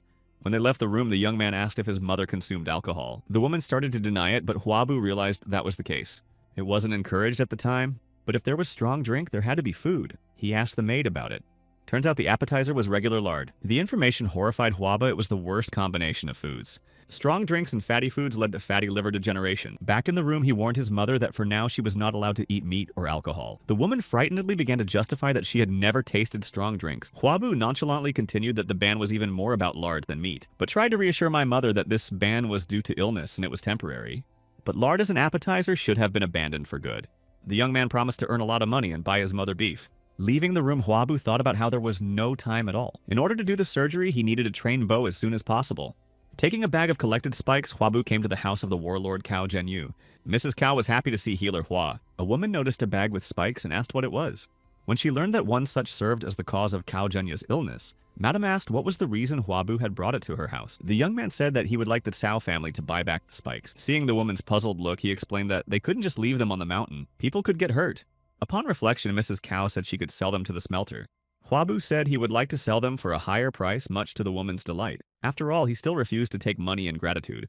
The woman clarified whether it was true that he treated the poor and did not charge them money. The young healer noticed that for basic treatment and disease detection, it didn't make sense. But increasingly, money was needed to make various concoctions. That's why he came to her with such a strange request. He admitted that wealthy patients don't come to the poor people's village. But if he leaves the village, the poor people will not be able to be treated. Mrs. Cao recognized that Huabu was not only a capable healer, but also felt a moral obligation, and the Cao family bought the thorns. But the price was set by the buyer, and she asked the young man not to complain. As payment, she held out a box containing 100 liang of silver. It was 10,000 nyans in coins. Huabu tried to object that it was too high a price for spikes, but the lady replied that it was her right to set the price. At this time, Warlord Cao Ren looked into the room. He was surprised to see the healer.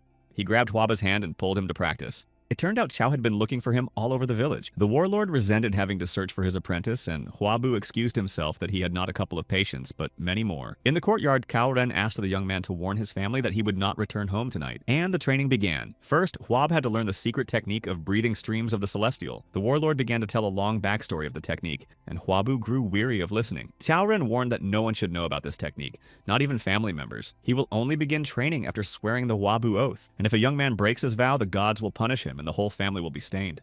and anyone with the last name Cow will be his enemy. Finally, the opening speeches were over and the colonel was about to begin his training. The most important thing in this technique was breathing. You had to spread your legs shoulder-width apart and take a belly breath, uniting heaven and earth. Huabu began to repeat the movements after his teacher. Watching the young man, the commander thought he was doing a pretty good job. After an hour, Huabu was exhausted. Even just breathing was hard, and he could feel his stomach churning. Cao Ren reached out his hand to check his disciple's stomach. If he did everything correctly, heat should appear. The warlord sensed Huabu's inner chi. He was surprised that the young man was able to gather energy just by starting his training. An exhausted Huabu asked if he was okay. Cao was slow to answer. He didn't understand what his disciple was all about. Then Huabu thanked for the lesson and promised to practice even at home. And Cao Ren thought that he couldn't have nascent inner chi, and he was most likely mistaken, but recognized that there was a natural talent in this young man.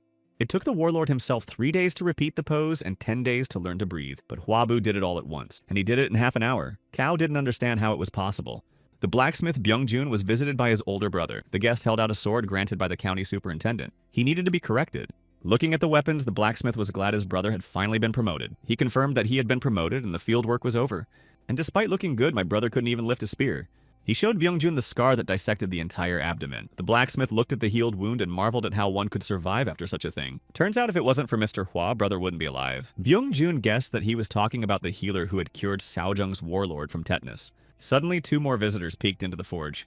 It was Huabu and the military officer. Huang asked if the head of the blacksmiths was here. Everyone greeted each other. The officer was acquainted with the former tensman and now the head of the border detachment. Huang introduced Byung-jun to the young healer. Huab was pleased to meet him. The blacksmith looked at him and wondered how such a child could be a skilled healer. The head of the border guard unit, Wu, began to bow and thank the young man, although the young man could not remember who this man was. Huabu began to remember if he had been to Mask Mountain, and Wu confirmed that he had been rescued, even though his stomach was cut open. The young man remembered this patient and was very happy that he had recovered. He immediately rushed to examine the healed wound. Huabu said the man's stomach had been cut open. He didn't remember that. The healer asked if the man still had black stool. While the healer and the former patient were discussing the intricacies of peristalsis, Byung-jun was amazed to think that Huabu had saved a man with a ruptured intestine. The young man explained that once the stool was normal in color, the wounds were finally healed. The man was also not allowed to drink alcohol. Toth asked embarrassedly if the rule could be waived for a day. He was going to celebrate his promotion.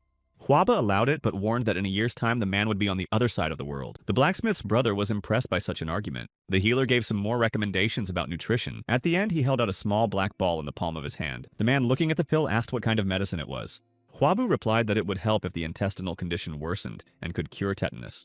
The interlocutor was frightened that he had tetanus, but the healer reassured him that there was nothing wrong with it. Byung-jun asked, isn't it a precious medicine then? But for Huabu, human life was more important. At that moment, the blacksmith master introduced himself and said that he was the head of the blacksmiths. Huabu admitted he owed him a debt of gratitude. The tools he had made had saved many people. Byung-jun was embarrassed and thanked for the kind words. But the blacksmith was very curious if Mr. Hua could really cure tetanus. Officer Huang confirmed it. That question made Huabu think the blacksmith was infected with tetanus. Turns out he didn't get tetanus. Some of the workers at the forge did. And if the drug was on the market, he'd want to buy it. The young man thought that if the blacksmith was still infected, he should be examined to see how far the disease had spread. But Byung-jun hesitated, not because he was sick, but because he was shy to ask about the price of the medicine. He finally asked the question. Before answering, Huabu asked the military officer to call for oboe. The young man started to bring things out of his bag. Since he had come all this way, he had to strike while the iron was hot. Byung-jun brought the blacksmiths who were sick. There were 5 of them. 3 were definitely sure of the illness of the head blacksmith. 2 were in doubt. But it turned out they weren't all sick. 4 more were having trouble moving, so Huabu asked him to take him to them. First, we had to look at the people who were in bad shape. They came to the room where the sick were lying. Byung-jun told everyone to get up. But it was enough for the young healer that they just woke up and didn't leave their beds. Smith explained that these people are slaves to other government departments, so they are not in the best condition. Byung-jun was worried that he wouldn't have enough money for treatment, but Huabu asked him to make more medical instruments instead. The blacksmith didn't believe Mr. Hua was being serious at first. The young man explained that since the blacksmith was taking responsibility for these patients, the healer would rather take something else as payment instead of money. And he needed the golden hands of the head blacksmith more than money. After all, they made tools that saved people's lives. Byung-jun understood everything and decided to start the task immediately. But then Huabu exclaimed that one of the patients didn't have tetanus. The man was lying on his side, clutching his stomach. With tetanus, he'd be arching backwards. Huabu began to probe his stomach, watching for a painful reaction. Byung-jun cautiously asked what kind of disease it was. Mr. Hawa identified this ailment as appendicitis. The resulting X-ray vision again helped in making the diagnosis. Huabu told the patient that if the abdomen hurts on the right side, there's a chance the man won't survive. The sick man begged the healer to save him. If he was gone, his elderly mother and young daughter would also die. Huabu explained that there was one way to cure him, but it would require cutting open his stomach and removing a small piece of intestine. Byung-jun told the frightened man that healer Hua had already saved his brother Park by cutting off part of his intestines.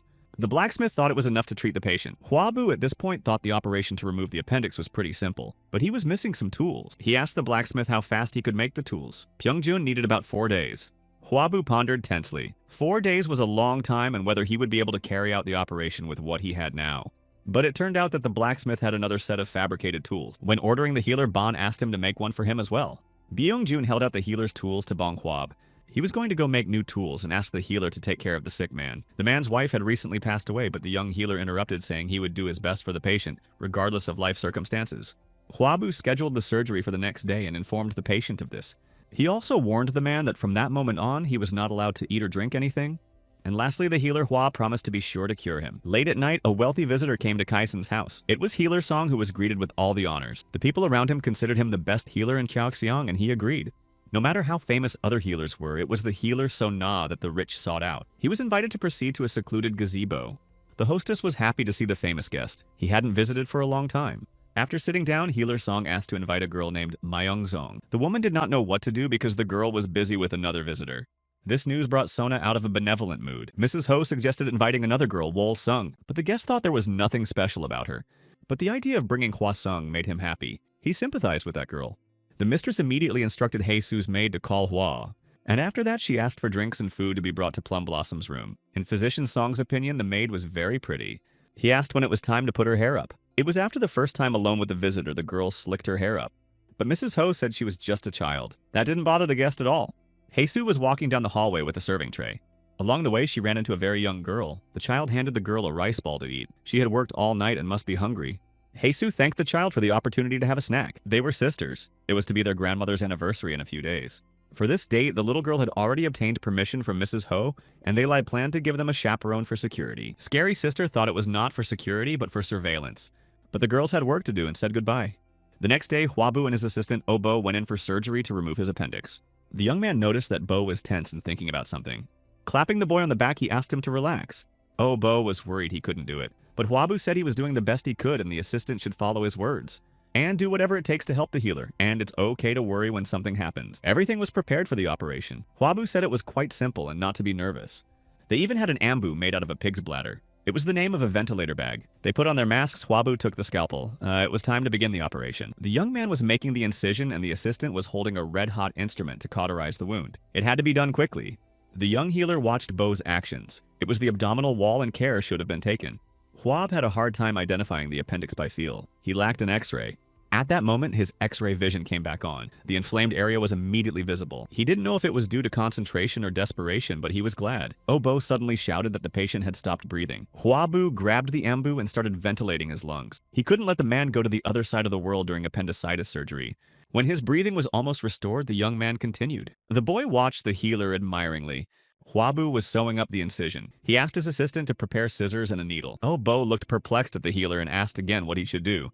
When breathing recovered fully, Huabu had to continue the operation. This required instruments. Peeking out from behind the young healer's arm, the assistant saw the patient begin to breathe. Bo thought in shock that this was nothing compared to tetanus treatment. The boy didn't know if the patient would live, but if he would live, the child was now witnessing with his own eyes the divine art of healing. After finishing the operation and waiting for the patient to regain consciousness, Huabu advised him to lie down and not to drink anything until the gas was out. The man thanked the young healer for saving him. Bo couldn't believe that the patient actually survived. He thought he was bound to learn it and become like the young master. The boy wanted to save the dying, but only the assistant decided to say his wish out loud as Huabu interrupted him. The young man praised him for his good work and encouraged him to also try harder next time. Assistant Obo cheerfully agreed he was ready for it. As the young man was catching his breath after the operation, the blacksmith entered the room. While the healer and assistant were chatting merrily, Byung-jun stared at the operated patient in shock. The man actually survived after his stomach was cut open. It shocked the blacksmith. After thanking Hwaba for his work, Byung-jun noticed that he had no weapons. The young man lived in a dangerous world. The young man explained that he keeps meaning to buy a sword but keeps forgetting to do so. and he had just started to learn martial arts. Byung-jun turned around and headed towards the wall of the forge. Taking the sword off the wall, he said he was always worried that the man who saved the blacksmith wasn't weak. Byung-jun held out the blade he had forged to Hwab and asked him to accept it as a gift. The young man started to refuse. He had been offered various things in money and gratitude before, but this was the first time he had been offered a gun. The blacksmith assured me that the sword was perfect for him. It was light and strong. Fastening the blade on Hwabu's belt, the blacksmith said he would be glad if this weapon could help the young healer. After these words, the young man gratefully accepted the sword. The following evening, Healer Song spent time at Ki-sang's house again. The girl sitting next to him asked if he knew about the rumors about Warlord Kao. Sleep recalled that the warlord only grabbed him by the collar because he couldn't cure his tetanus. When he learned that Kao Ren was also infected with the disease, the healer laughed. Now the warlord would beg him again for treatment. But the girl replied that she wasn't sure if Kao would resort to a healer again. Healer Song believed that no one but him and Chaoxiang could save him. When the healer heard that the colonel had been cured, he was outraged. He believed that tetanus could not be cured without amputation. The girl said that the youngest son of the Hua family had cured him. Sung couldn't remember such a healer, and began to explain to his companion that nowadays anyone can call himself a healer. The boy probably started the rumors himself. The girl reflected on the fact that if these rumors reached Warlord Cheng Shui, he wouldn't just leave it at that. The healer's mood visibly soured and he hurriedly left Kasang's house. On the way, he wondered why this Mr. Hua-san was bothering him so much. At this time, Hwabu was practicing in his backyard. Suddenly, he felt something in his hand. The young man gathered all his energy into a fist and was about to strike the training pole. The impact caused the pole to break in half. Looking at the result of his training, Hwabu couldn't believe he had done it himself. The next day, he was showing Colonel Kao how his independent studies had progressed. Cao Ren watched in shock. In his opinion, Hwabu was a genius. But with an indifferent look, he asked if the student could feel the heat in the golden core. It was the place where internal energy accumulated. Hearing a positive answer, the warlord asked if Hwabu planned to take the martial arts pavilion exam. It wasn't medicine related, so the young man had no such plans. But Tao thought he was missing his chance. Those who could learn to work with internal ki in a couple of months were considered geniuses. It usually took several years. Hwabu realized that the warlord shouldn't have seen him move using internal energy. He asked Kao Jenya embarrassedly whether in a year he would be able to break the board with his bare hands, which made him laugh a lot. A year was a very small amount of time. The warlord headed for the huge stone in the courtyard. He was about to strike a rock and took a special pose. Using his internal energy, the warlord struck, and the stone shattered into pieces. It took at least 3 years to gain such power. Thanks to the Kao family's secret technique, the training will only take 3 years, but it usually takes at least 10 years. Cao Ren advised his disciple to train hard. The commander said he'd expect the young man here tomorrow night. He had business with Hwab, but he didn't reveal what it was. The next day, the young healer rushed to the Kao family's house as they had agreed. When he was almost there, he was called out by the blacksmith, Byung-jun. They greeted each other and inquired about their health. Byung-jun was also walking towards the Kao family, but seemed to be not very happy about it. Coal was delivered for the troops and he was asked to test it. So his visit was purely for verification. Among the people supplying coal, Hwabu spotted Song Jongpan. He was just assuring the head blacksmith that his products are of the best quality. Song Chongpan also noticed Hwaba inspecting the baskets of coal. The merchant wondered what the young man was doing here and why the head blacksmith was so polite to him. Cao Ren, the warlord, walked over to them and put his hand on Hwabu's shoulder in a friendly manner. Song Chongpan watched with his mouth hanging open as the young healer left with the warlord. Cao Ren wanted to introduce someone to the young man. Hwabu and young Master Chao were heading towards a pair of men talking. One of them was Yahu Dun, the warlord's third cousin. He was in charge of the 1st Mounted Army. He had heard of Hwabu and was excited to meet him. Song Jongpan watched what was happening and didn't understand what was going on.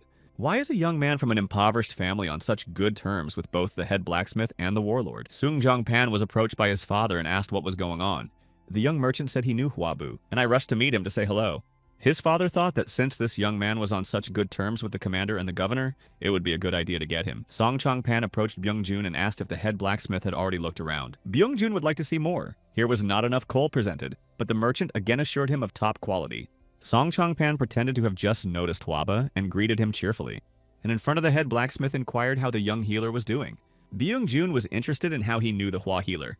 Sung Jongpan said that it was his fault that Sang-duk was badly injured, but Hwabu was there to save him.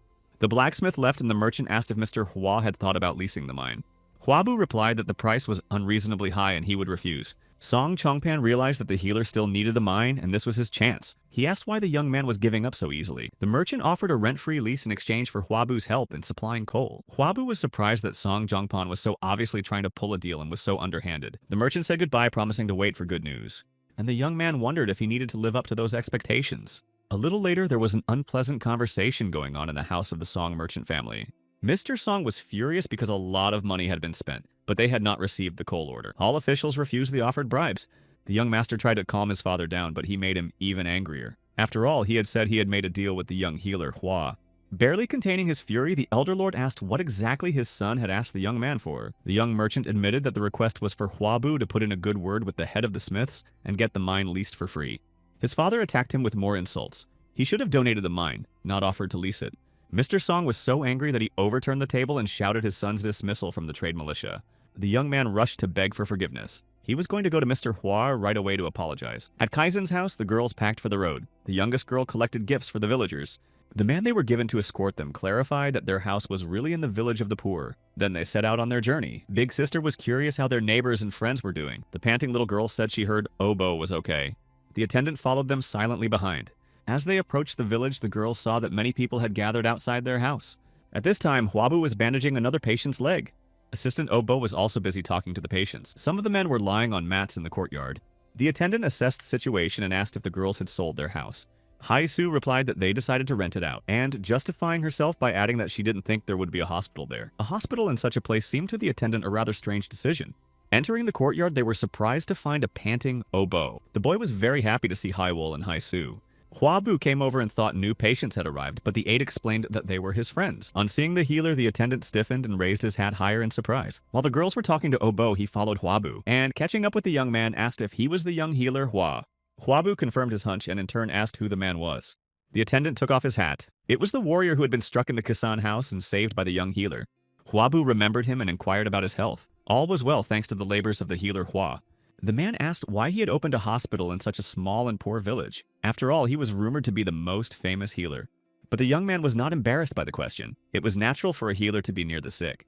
Obo praised Mr. Hua's accomplishments to the sisters. They were very surprised at his talent. Everyone moved into the house and continued their conversation around the table. Hai-Wol guessed that the boy was studying with Mr. Hua to become a healer. Hai-Su was about to say something but was very nervous. Finally, she asked if Huabu could cure a person sick with luz. It was a sexually transmitted disease. In the young man's past life, it was called syphilis. The warrior accompanying the girl shouted for her to be quiet. The affairs of the Kasheng house were not to be told to outsiders, and if Madame found out, Hai-Su would be kicked out immediately. The girl was shaking with fear and excused herself for simply telling the gentleman about the patient. She didn't want the girl named Jo Seol to pass away. The attendant clenched her teeth as she said the name of the patient aloud. Huabu friendly urged everyone to calm down and not scare the other patients to begin with. As the healer closed the door, the warrior admitted that he felt sorry for the girl too. But a person infected with this disease was not destined to recover no matter how excellent the skills of a healer were. This disease was incurable. Besides, the girl said the name out loud. Huabu approached them and said he would keep quiet about what he had heard, and clarified if he had understood the disease in question correctly. The healer immediately began to inquire about the condition of the patient. He immediately asked about her condition and whether there were any boils on her skin and whether her hair was falling out. Hai-Su realized that the young healer knew about this disease and grabbed his clothes. She said that all these symptoms are there and Jo Seol was beautiful when she first came to Kasang's house, but now she looked really bad. The girl cried and clung to the healer. She knew there was no cure, but there might be a way. Huabu thought intensely. Penicillin could deal with the spirit cheat as the source of the disease, but it was important to know the symptoms. If it was stage 2 when the skin and mucous membranes were affected, there was hope. But if the bacteria got to the heart and brain, things got more complicated. The most important thing was to find out what the patient's condition was. He replied to the girl still on her knees that he wasn't sure yet, and he needed to see the patient in person. Hai-Su was excited that Jo Seol would be saved if the healer visited Kisang's house, but the warrior asked her to stop. She had no right to invite a healer without Mrs. Ho's permission. And if Mr. Hua comes and the mistress doesn't let him in, it will cause the healer great inconvenience. At this time in the archives, Xiaohu Chang, assistant chief of Gyeoxian County, greeted the warlord Cao Zheng. Mr. Cao wanted to review Confucian literature. Xiaohu's assistant praised for such intentions. The craving for knowledge in martial arts had to be balanced, but he didn't bother the warlord because he was going to read quietly and not distract anyone. In fact, Cao Ren was going to find out who was passing the information to the bandits by comparing the handwritings. He was sure it was someone from the magistrate's office. This was the place where the written answers to the examinations of all officials were kept. Comparing the handwritings, Cao hadn't found the right one yet. But even if it took a few days, he had no intention of giving up. His actions were watched by an official who was standing nearby. He realized that the commander suspected something and was about to share his thoughts. Huabu was at home in the courtyard going to practice with the blade given to him. The weapon was amazing and he looked at it admiringly. The first owner of the body was left-handed, but Huabu was good with both hands. It would be nice to carry a blade on each side. But he hadn't learned how to wield a sword properly yet. Huabu wondered how to ask Cao Zhen to train him in the sword arts, since he had already trained him in the heavenly breath streams. Huabun entered the courtyard. He looked exhausted. Huabu rushed to ask what happened to his older brother. Turns out Huabun's mentor had returned, and he needed to train hard to pass the warrior exam in a year. Junior said that his brother must have worked hard and thought to himself that the training had lasted a very long time since his experienced brother was so exhausted. Huabun noticed the sword attached to Huabu's belt. Upon discovering the second blade, the elder brother was greatly surprised. Huabu held out the sword for his brother to examine it, and shared that it had been given to him by Byung-jun. Huabun was amazed. This sword was light, sturdy, and perfectly balanced. It was worth at least 5 gold pieces. It's unimaginable that a little brother would get it for nothing. Huabu explained that it was a thank you for treating the blacksmiths. The elder brother asked how many people the young man had cured to receive such gratitude. But when Huabu admitted that this gratitude was like a gift, Huabun marveled even more. The younger brother began to list how many people and what he had cured to earn the blade. Huabun couldn't believe his ears. Huabu had not only cured several people of tetanus, but had saved a man who was on the verge of death. The older brother thought tensely. The head blacksmith was known for his grumpy temper and would not give such a gift for nothing. The only explanation was successful treatment. Turns out the rumors weren't exaggerations. Everything people said about his brother was an understatement. Huabu, on the other hand, was pondering that these rumors should be heard by Huabun. Then he can convince him that he has the knowledge to perform the operation on Mother. Huabun suddenly asked him to examine his mentor's granddaughter. She was not well, and her brother was only sure that her mentor was looking for a healer for her. But the disease itself was not discussed with anyone and kept secret, and the mentor was aware that the man who cured Warlord Cow of tetanus was Huabun's younger brother. Haisu and Haiwol, also accompanied by a warrior, returned to Kiseng's house. Mrs. Ho noticed that her elder sister was fresher and decided to let her go to the wake in the village next year. The girl didn't wait for their conversation to be finished and asked the hostess if she knew the healer Hua. Madam had heard of a healer who was the subject of many rumors.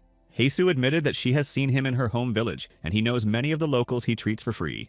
Mrs. Ho confessed that she had heard that this healer was a very interesting character and practiced an unusual medical practice.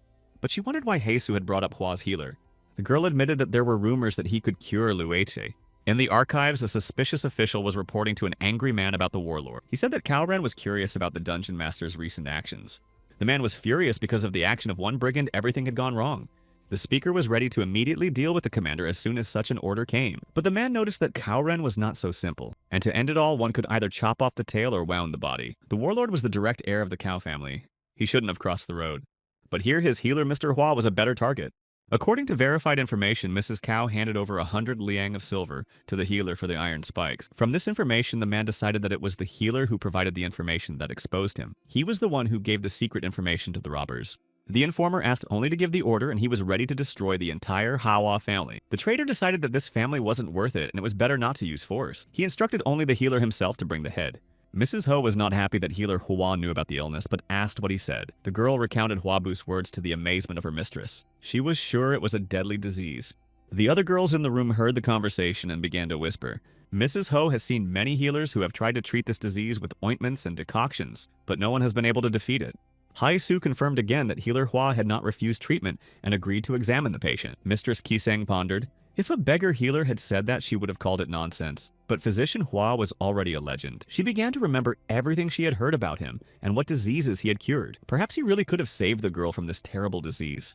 A warrior stepped in and asked to invite Hua's healer to examine the sick woman. It was this young healer who saved him when even the healer Ban refused. The warrior continued that if Mr. Hua could help with this disease, it would be good for the Kiseng house. Mrs. Ho didn't know what to do. She couldn't leave Jo Seol because she was one of the 3 beauties of Kaoxian. High-ranking men lined up for her attention before her illness. Now the tortured and disfigured girl was alone. She confessed to Mrs. Ho that she no longer had the money and strength for treatment. The unfortunate one didn't want to be a burden to the lady of the house. She clearly wanted to do something terrible to herself while she was in her right mind. But the lady promised to invite a healer and pay for his services. The girl began to work at Kaizen's house in order not to starve to death, so the owner of the house did not want her to die of illness.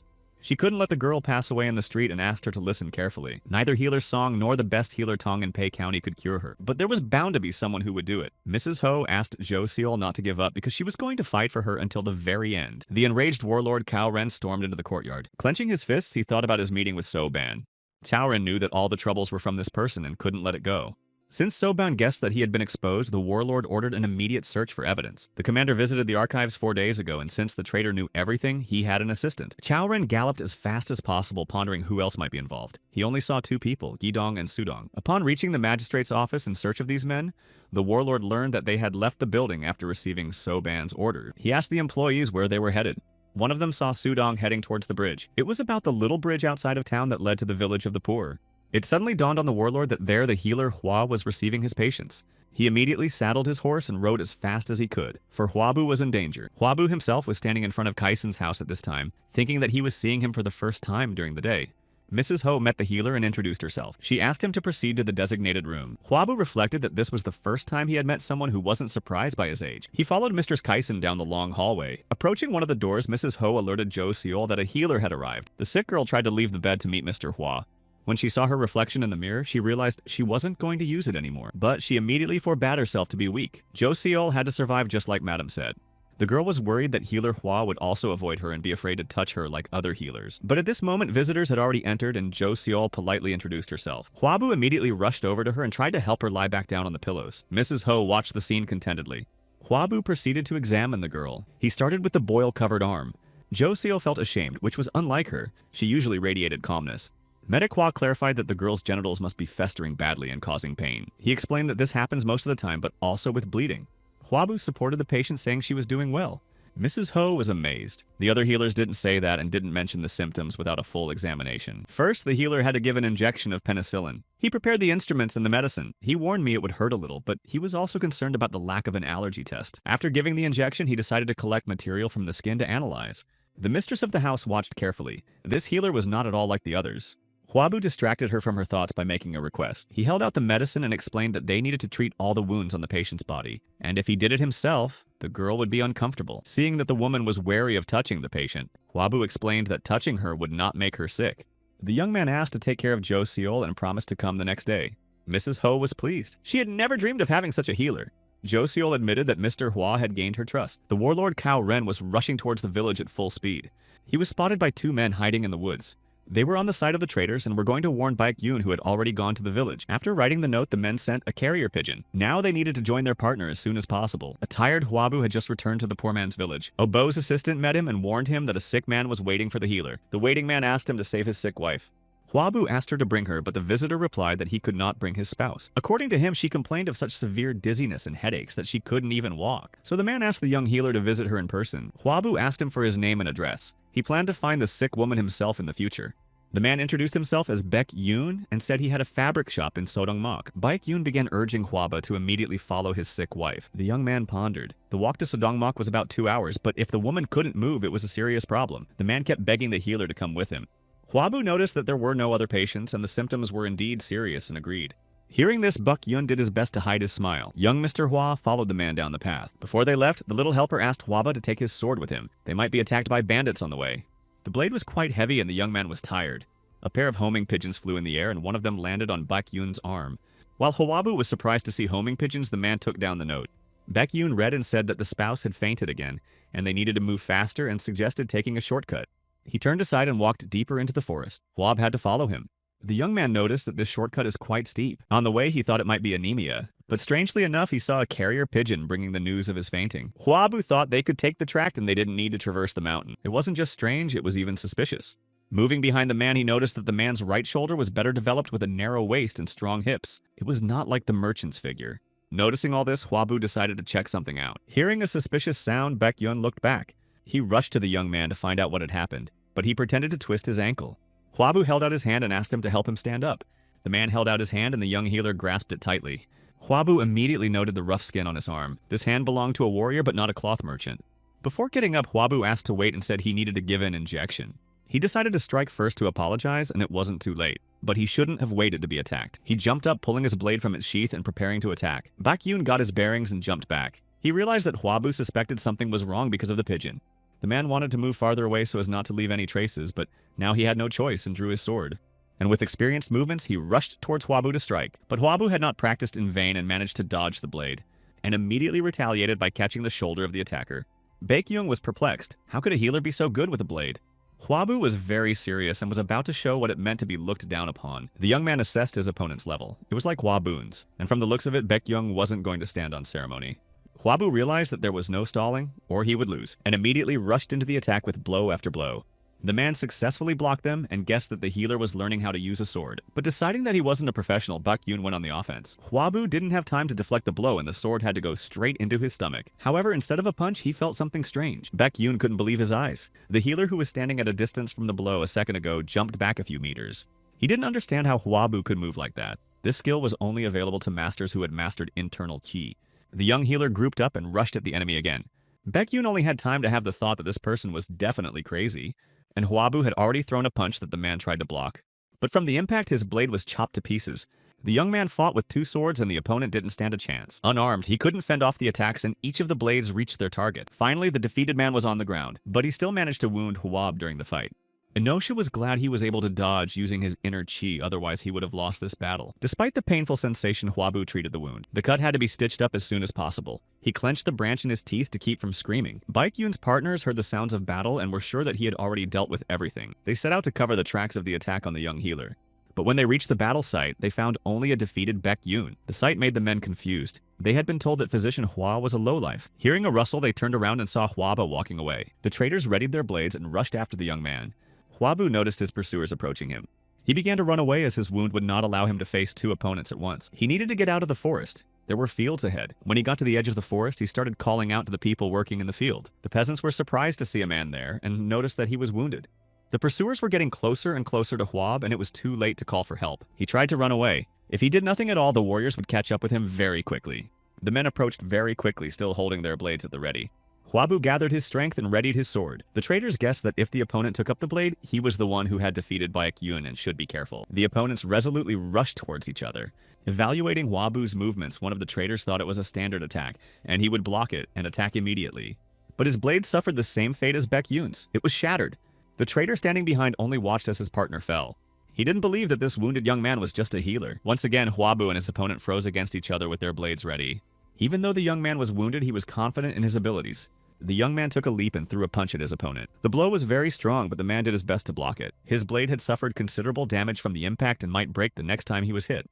Huabu had already launched his next attack and with no less force and leapt towards his opponent. The young man realized that his wounded body couldn't handle a prolonged fight, so he needed to gain victory as soon as possible. The blades of the fighting men crossed and the enemy saw Huabu's sword cut through his weapon. The healer disarmed his opponent and he was left with a broken blade.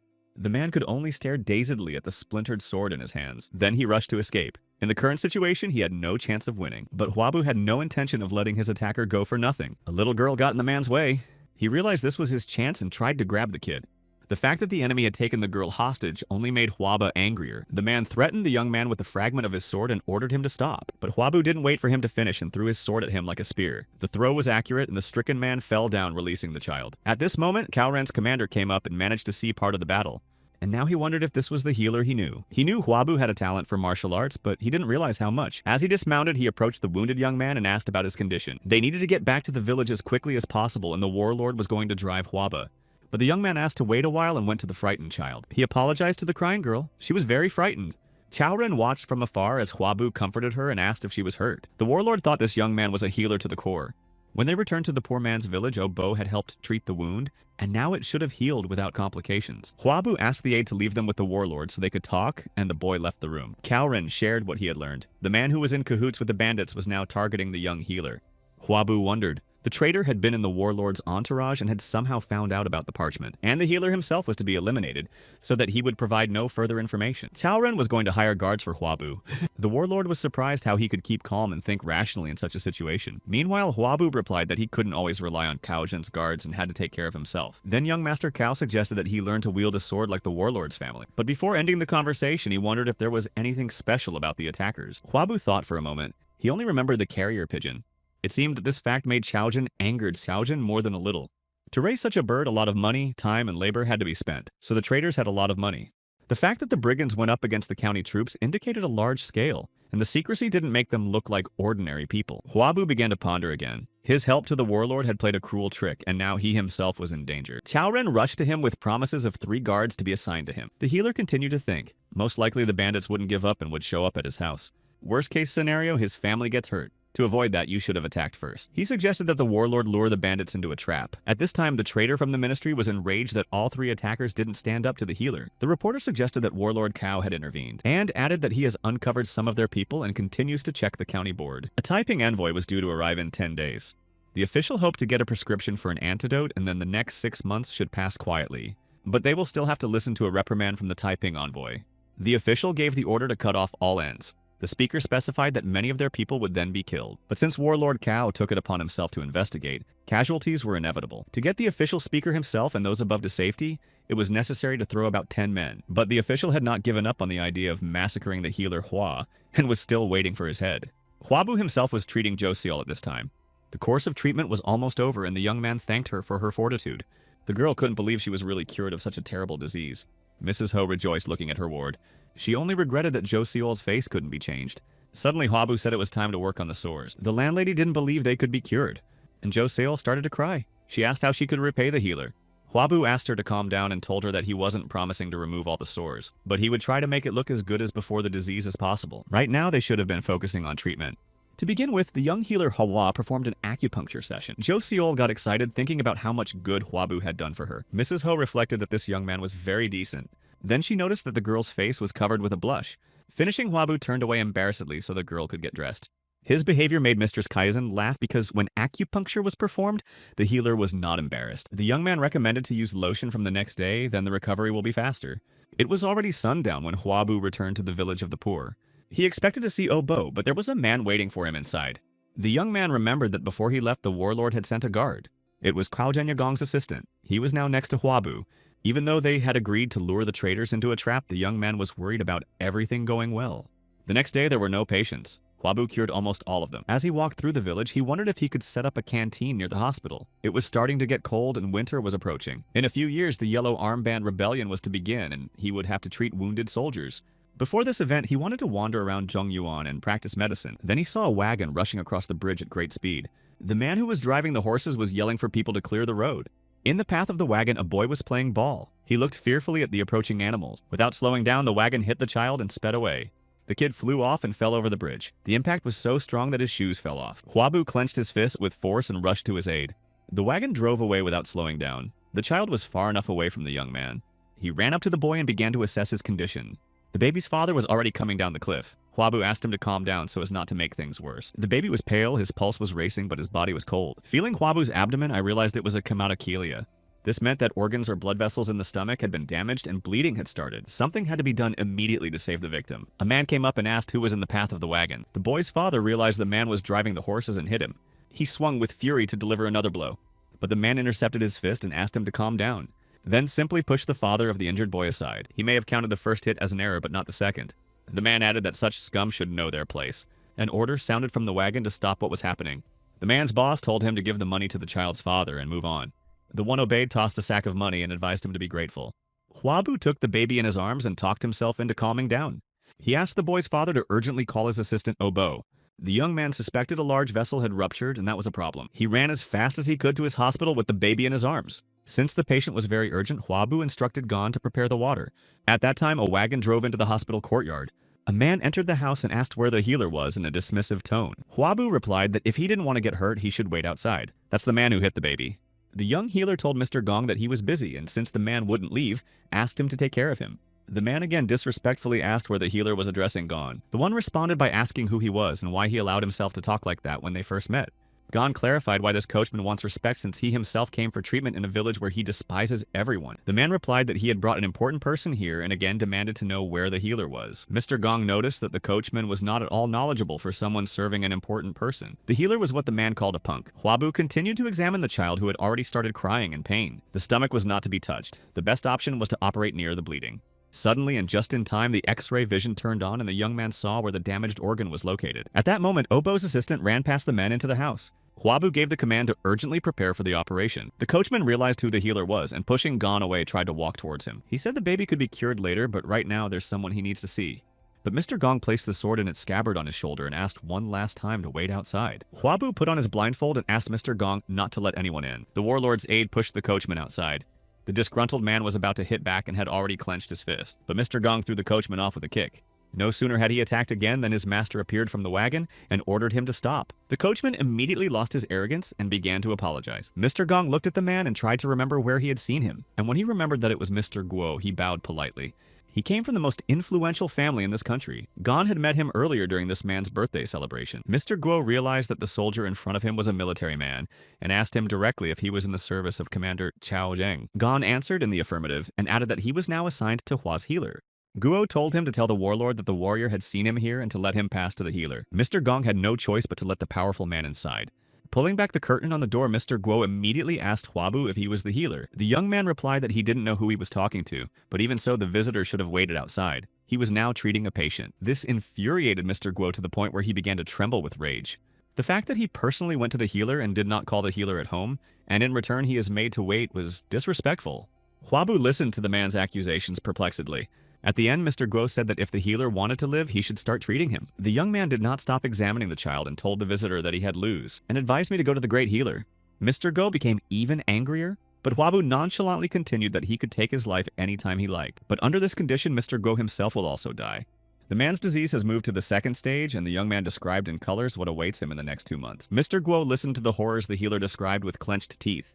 He could have gotten treatment from the best healer. Hwabu advised him to do so and say goodbye to life. The young man assured the visitor that this would happen in a couple months at the latest. Clenching his fists and continuing his indignation, Mr. Guo left the hospital. If this healer cured the girl from the kiss and house of this disease, he should have cured him too. Mr. Guo is planning to get rid of this healer as soon as he's cured. He was already imagining burning down the entire village of the poor along with the people. The more he thought about it, the more resentment he felt. Mr. Guo thought the child's injuries were minor. Getting even more angry, he walked back towards the hospital, planning to strike the warrior who had delayed him. Inside, Hwabu was already performing surgery. The boy's colon had been ruptured. Mr. Guo saw the treatment and thought it was crazy. Hwabu had already found the bleeding vessel and commanded him to give him a tool. Mr. Guo watched fearfully. He now thought that this healer was dangerous. After that, the influential gentleman left the hospital in a hurry. But at that moment, he needed an urgent visit to the restroom. Looking around, he looked for a place where no one would see him. At last, the gentleman ran quickly toward the forest. Just as the healer had warned, such elemental things caused excruciating pain. After everything was done, Go went in the opposite direction, thinking that if the healer cures this disease, then everything else is not so bad. While he was thinking about putting someone to watch his treatment, the boy's father ran past. The man was worried about his son's condition and asked the healer about it.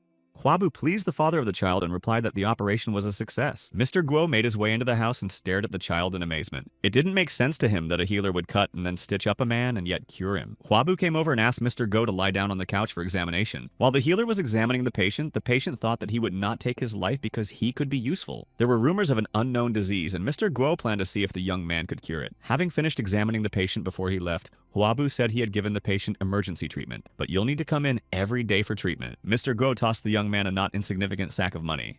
Hwabu said he could pay after the treatment, but according to the patient, the money was for the performance. It was payment for Mr. Guo to see a healer save a life by performing an operation. The wagon drove off and Hwabu watched perplexed as Mr. Gong stood bowed. After meeting this powerful man, the young man felt dirty. Gong thought it was a good fortune that a gentleman from the most powerful family had come to physician Hua for treatment. Hwabu remembered that this man ruled over much larger territories while the Cao family only ruled over a province. Mr. Gong warned the young man to be careful. After all, the recent patient had a nasty temper. Hwabu understood that, but he had no choice but to treat Mr. Go. He gave the sack of money he received to Obo and asked him to give it to Dan A's father. The young man did not want to accept this money for treatment and said it was now the village's money. At Kisang's house, Mrs. Ho stopped by to check on Jo Seol. The woman looked at her ward's face in surprise. It started looking so much better in just a few days. Mrs. Ho realized that Hua's healer was incredible and was very grateful to him for saving the girl's health and appearance. Jo Seol wanted to say something important to the lady of the house.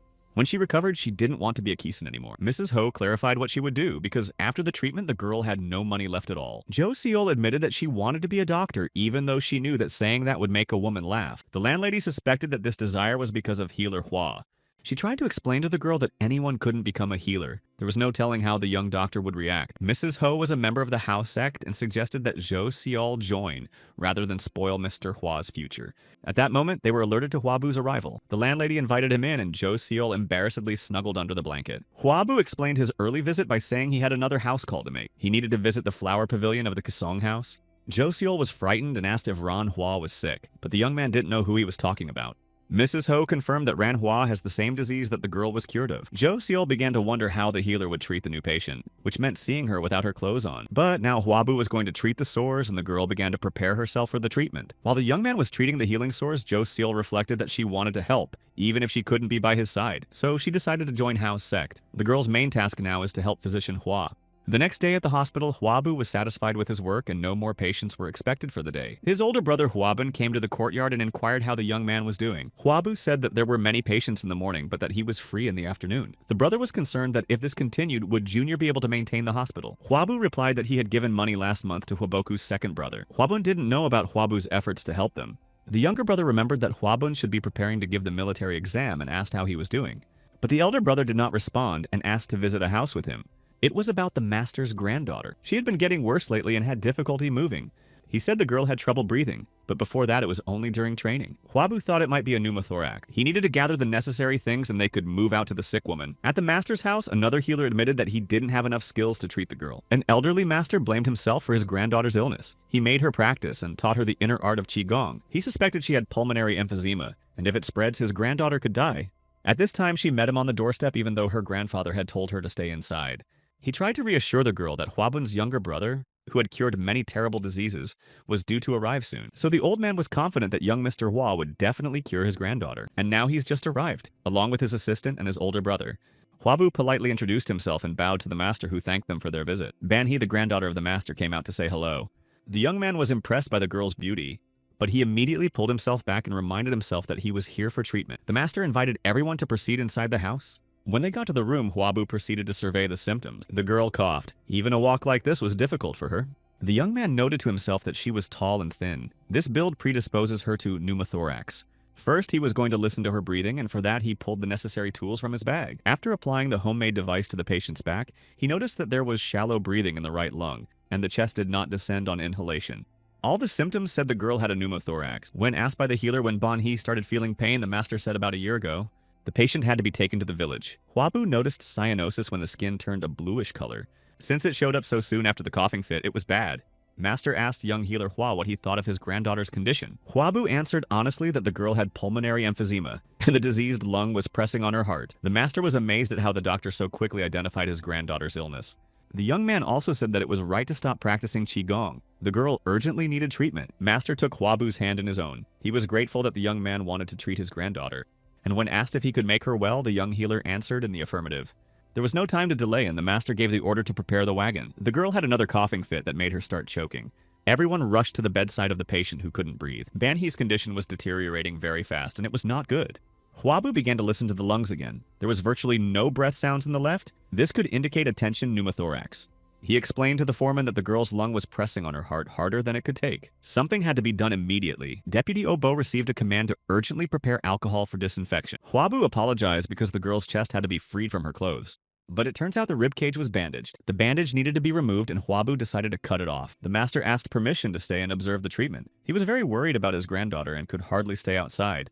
Huabu pulled out the injection devices and prepared to begin, but before doing so, he warned Obo to watch the process carefully. The young healer was about to make a puncture between the second and third rib under the collarbone. They should have heard the sound of air escaping. The assistant carefully watched and listened to Mr. Hua's explanations, while the master tensely watched the manipulations with worry clenching his knees. The old man had heard of this healer but had never seen such methods in his life. Huabu was about to make an incision and asked his assistant to prepare the cautery. Master thought that he was very lucky to take Huabun as an apprentice and to know such a healer. Huabun himself was waiting outside and was nervous about whether everything was alright there. After all the procedures, Huabu announced that the operation was a success. He explained to the grandfather that after a day the blood and pus should stop coming out, and then the tube should be tied. But the master was worried that he might not be able to handle it, so he asked healer Hua to perform the procedure himself. Huabu was happy to agree at first, but remembered that the overbearing and fiery Mr. Go was coming. He tried to describe the situation to the master, who immediately realized that it was most likely a very high-ranking person. Still, young healer Hua promised to come the next day. Their dialogue was interrupted by shouts coming from outside. The master swung the doors open, trying to figure out what that noise was. One of the students grabbed Mr. Gong, whom he thought was suspicious. Huabu tried to explain that it was his guard. Huabun heard those words. He was frightened why his little brother needed a guard. Huabu was slow to answer, trying to find the right words. Huabun was very angry that his brother didn't share with him. The master interrupted the brothers' quarrel, and though he did not know what had happened, he was indebted to them, and offered an apprentice as a guard. 2 guards were better than 1. He commanded his disciple to be rad with young Master Hua. That one had already heard of Huabun's younger brother and was happy to meet him. It wasn't just a student, but Ban's older brother. His name was Yujin. From his past life, Huabu remembered that this young man would later become a general who would stabilize the distant lands. The great Yujin of the Troy era now had to guard him. When darkness fell, the Taiping envoy and the traitor official met. The messenger was not happy. The messenger had failed to control a small town and had killed 10 people to cover his tracks. Huadan clarified that she was definitely talking to the Mr. Yui she knew. He couldn't even get rid of a simple healer yet and used human resources to do so. For Viceroy Taiping Yuya, the best thing was for his plan to eliminate young Master Hua to work. Mr. Yu asked Huadan if she knew Mr. Gocho from Pei State. She knew and had a very poor opinion of the man. Yu admitted that he wanted to ambush him and set up an attack by the military. Then there will be disagreements between families and military personnel. Huadan smiled. If everything went as planned, things were going to improve in Chohung. And to stage this rebellion, Mr. Yu planned to use the healer Shua. Messenger asked for more detail on how he is going to do this. Mr. Guo had to be treated by a healer and take a maximum of 3 guards with him, so getting rid of him was no problem. If things were as Mr. Yu described, then this was indeed their chance. The Taiping Viceroy expected to carry out this operation in the next few days. With these words, he reassured the messenger and she handed him the box. In response to the words of gratitude, Huadan promised that if everything works out, the gifts will become more significant. In the meantime, it had already gotten quite cold and a snowy winter had set in. In the poor man's village, Huabu looked at the falling snow and thought about the fact that it had fallen quite a lot. The unpleasant Mr. Guo was expected to come for treatment. Yujin shared with Huabu that he would gladly do away with this gentleman. He earned this attitude by his behavior as he pushed other patients away and always demanded to be treated first. This time Mr. Guo was late and Huabu thought it was all the fault of the snowfall. The patient's carriage was approaching. The gentleman himself finally felt the disease begin to recede. He was definitely getting better and even had reduced pain. He shuddered to remember how long he'd had to endure up to this point. Mr. Guo admitted that Physician Hua is arrogant but talented. He just needed to utilize this young talent in the right way. Suddenly an arrow flew through the wagon window and stuck not far from his head. It was an ambush. Arrows were flying from all sides. One of the warriors accompanying the wagon told the coachman to take the lord to safety. The coachman understood the task and spurred the horses to get away as quickly as possible. Mr. Guo struggled to keep his balance, unable to think who dared to attack him like that. One of the arrows hit right in the thigh of one of the horses. The frightened animal stood on its haunches. The coachman tried to hold the reins. But the wagon didn't stay on the road and overturned. The road was on the edge of a cliff and the coachman was thrown out in its direction. Mr. Guo remained inside the falling wagon. Falling off the cliff, she flipped over several times. On the last impact, the wheels flew off and the walls broke. The coachman had been thrown back earlier and could see the wreckage of his wagon. Despite being wounded, he rushed forward, calling for his master. Huabu was at the hospital still waiting for a patient who promised to come every day. He even asked the other patients to come at another time. At that time, Gon's guard entered the house. He didn't like that Mr. Guo was late and offered to check what was wrong. Someone was approaching the house calling loudly for healer Hua. The coachman carried the injured Mr. Guo on his back and asked for urgent help. Huabu rushed to help. The injured man had to be put on the bed. The wound at the top of his head was bleeding profusely. The coachman said they were ambushed and the wagon fell off a cliff. Upon removing the bandage, Huabu discovered that the temporal artery had been severed. He also had a dislocated hip. The young man ordered the coachman to bind his master's limbs. He then tried to give the victim a drink of anesthesia, but he inadvertently knocked the bottle away with his hand. It flew off and shattered. All the anesthesia ended up on the floor. There was no choice, and it was necessary to act even without anesthetic. Huabu pushed an improvised gag into Mr. Guo's mouth. After putting on the bandage, the young healer warned that he would operate without anesthesia. While the coachman and Mr. Gong held the injured man's legs, Assistant Obo helped Hua perform the operation. The guards standing outside listened to the screams coming from the room. The coachman was worried about whether or not everything would definitely be all right, but Huabu asked him to stay focused and hold the lord tightly. At last the operation was finished and the young man reassured the terrified coachman that Mr. Guo had fallen asleep. Mr. Yu apologized to the envoy that they failed to eliminate Mr. Guo. Hua Dan was fine with that too. Everything was fine as long as the victim thought it was the military ambushing him. She believed that this irascible man should survive to stand up to the military. It will be hard enough for them to prove their innocence. And a rather plausible insignia was left at the ambush site. Now the conspirators had only to sit and wait. At the hospital, Huabu was on duty about the bedside of an operated patient. Finally, Mr. Guo woke up from his sleep and opened his eyes. Yu Jin was on duty outside the building. The rest of the soldiers could not be seen. The patient immediately began to resent the work of her guards. Listening to his cries, Huabu nonchalantly prepared the acupuncture tools. While Mr. Guo threatened to straighten everything out, the young man put his skills to use. It worked and the violent patient went back to sleep. Young Won, the Guo family's personal physician, saw it. Huabu explained his actions by saying that he couldn't let the vessels burst from the strain. Zhangguan watched the healer, who looked no more than 15 years old. He also didn't understand how it was possible to connect the vessels and save a person. He was also amazed at how this young man was able to cure Lueti so quickly. Zhangguan even thought Huabu was the reincarnation of Emperor Yandi. A little later, Captain Pyong was reporting to his master what had happened on the road. They thought it was a military ambush and assassination attempt. In the captain's opinion, the attackers were well trained as soldiers. The arrows and bows were also military-like, but the important evidence was the insignia found. Huabu thought that one would have to be quite stupid to use distinguishing marks on a fence. He realized that someone wanted to make a fuss, but he didn't know who. Mr. Guo jabbed his finger at Mr. Gong because he was also a military man and demanded the insignia from him. After comparing the two signs, the victim concluded that they were exactly the same, and then he demanded an explanation from Mr. Gozan. The military officer tried to explain that anyone can forge such a sign, and one cannot be completely sure that the attackers belong to the army. Mr. Go ordered Captain Pyong to arrest Gong immediately. Yu Jin intervened in the conversation. He understood that Mr. Go was very angry, but he asked him not to take it out on the innocent. At these words, the high-ranking patient became even more furious. When asked who he was, Yujin replied that he was Dr. Hua's security guard. Mr. Go noticed that there's something wrong with that guard. He had an unusual aura and was able to keep his composure while objecting to such a person. After assessing all of this, he asked Yujin who his master was. But the man replied that he couldn't divulge it even to Mr. Guo. But he showed his sword and said that the Lord would understand when he saw this blade. Mr. Guo froze in astonishment. It was the judge's sword. He started to loudly express his respects, but Yujin quickly shut his mouth. There were a lot of ears around, and it wasn't worth revealing details. Mr. Guo realized he had to give in. This sword was given by the emperor himself. Then he coughed and said that he had lost his temper because of his illness, and if he went against the army, no good would come of it. Yujin agreed. There was no need to make a fuss in the treatment center. Huabu watched this in surprise. It seemed to him that Mr. Guo almost bowed. Who was Master Yujin that he had such an influence on people? A little later, Huabu arrived at Kiseng's house and was told that Zhou Seol had a stomachache, but that was just an excuse for Hua's healer to come. Zhou Seol talked about the Taiping mansion that was frequented by those suspected warlord Cao and the warriors who attacked Huaba. She became suspicious and handed the list to the young healer. The Taiping meant the army of yellow armbands. The girl didn't have exact information, but the place seemed extremely dubious. Huabu pondered that the house sect had reliable information, and it should be passed on to whoever needed it. But to whom exactly? Should he have shared it with the warlord Cao? While Huabu was doing that, Ren could fight with Mr. Guo. After thanking the women, the young man was about to leave Kiseng's house. Before he left, he promised to treat them to something when it was over, which delighted Zhou Seol. At the hospital, Mr. Guo told Young Won what diseases the young healer Hua was able to cure. The healer was very surprised. Such illnesses could not be cured by a mere skillful child. He had never heard of anyone being able to cope with even one of the ailments, and Huabu was able to cure all four. Mr. Guo was thinking that the young healer must have been more amazing than he imagined. And this young man was guarded by a man with a judge's sword. Suddenly he thought that the healer had saved his life twice himself. It turns out he owed a huge debt to this young man. The next day, Huabu was seeing new patients. They were emaciated and only good nutrition could help. But he could not give money to such patients all the time. Seeing the sick off, the young man thought about how to find a way to help them. Bowing his head, he walked over to Mr. Guo, resting on the bench. The one asked what the reason was for the healer sighing so heavily. Huabu surprised Mr. Guo by suddenly asking if he could buy grain from him. The Lord thought it was for the Huabu family. He had heard earlier that they were in decline, and was just going to give as much as he needed. But the young healer surprised him even more by replying that the grain was not for him. There were many hungry people in the village, and to avoid buying grain in the winter, it had to be done now. Mr. Go noticed that grain for the whole village would be expensive. Was Huabu really going to spend the money he'd paid him?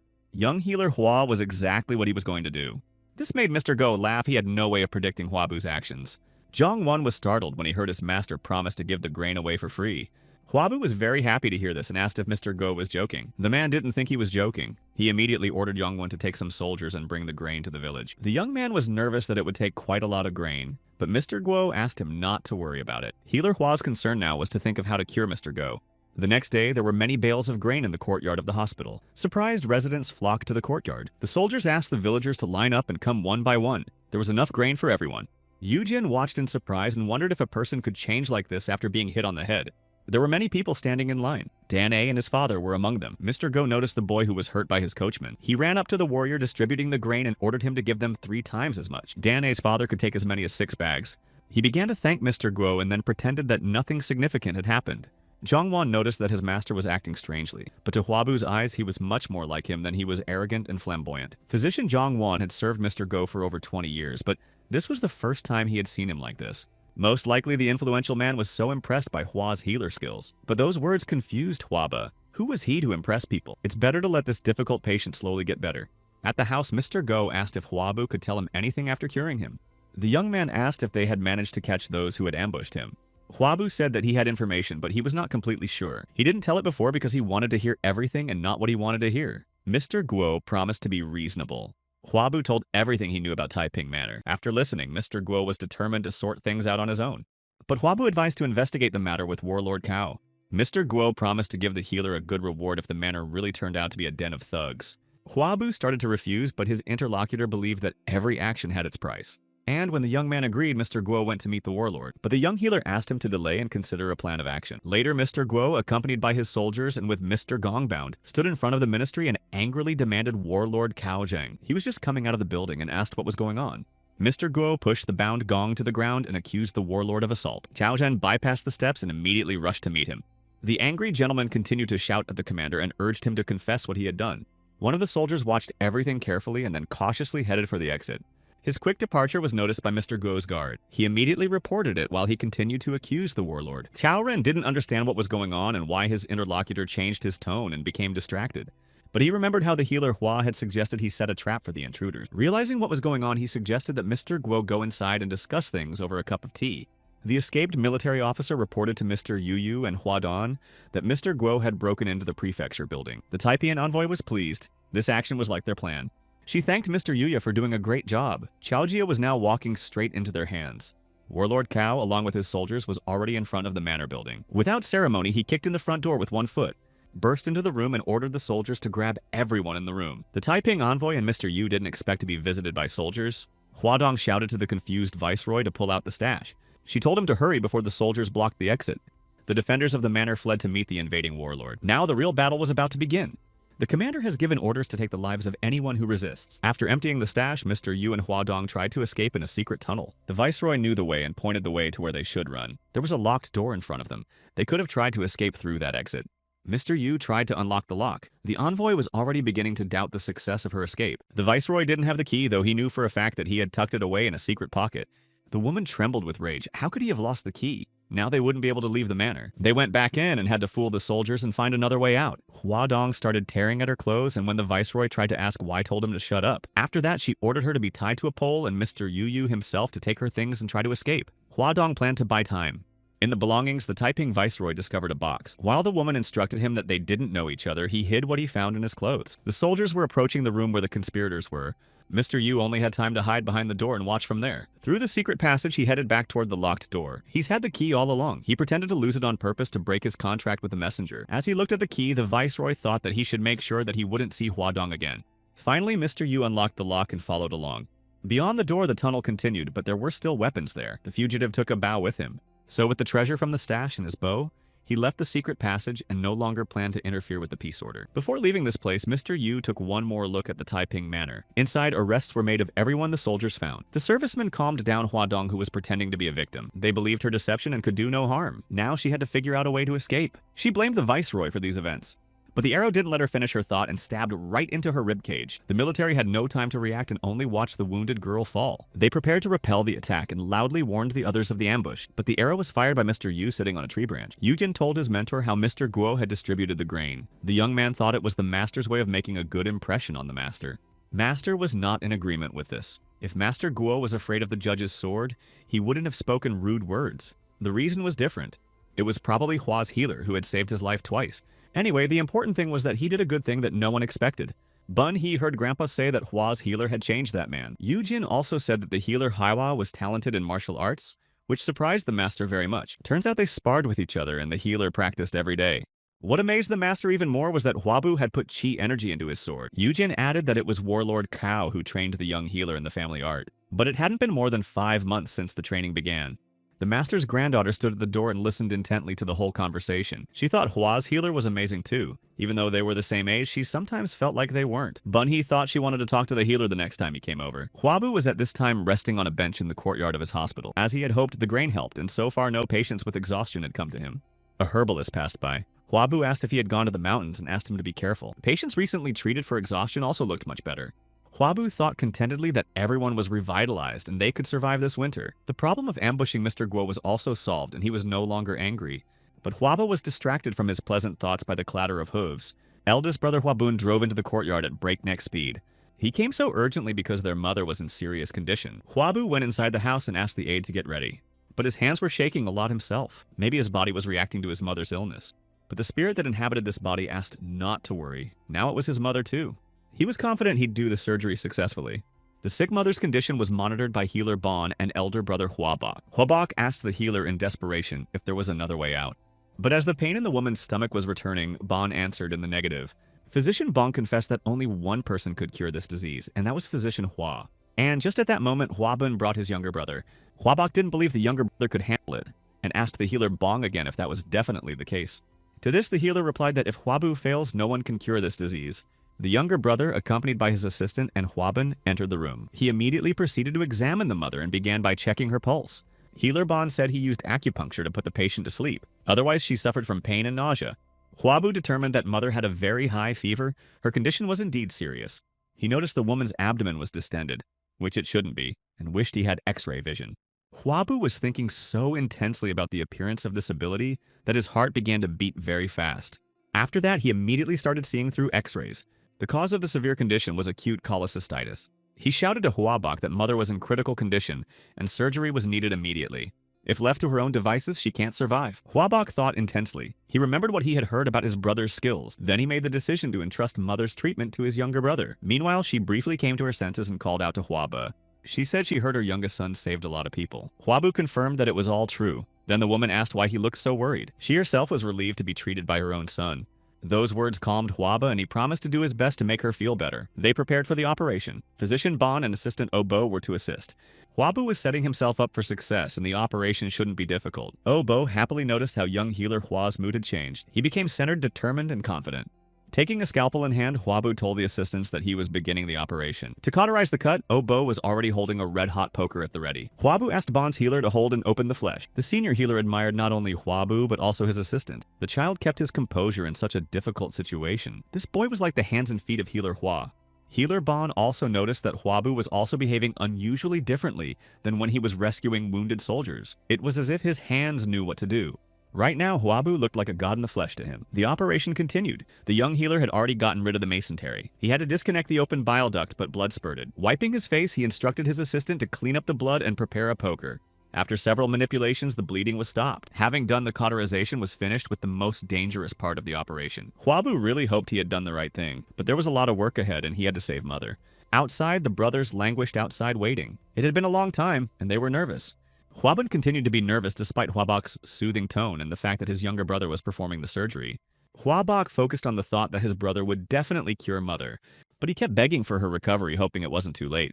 Finally, the door swung open and the brothers froze in anticipation of the news. A haggard Hwabu came out to them. His clothes were covered with drops of blood. After a short wait, he announced that the surgery was a success. The brothers exhaled and began to smile happily. Hwabu started to say that Mother was fine as he suddenly became dizzy. The older brothers rushed to the fainted young man. That's when the healer Bon came up and asked to take a look at the young man.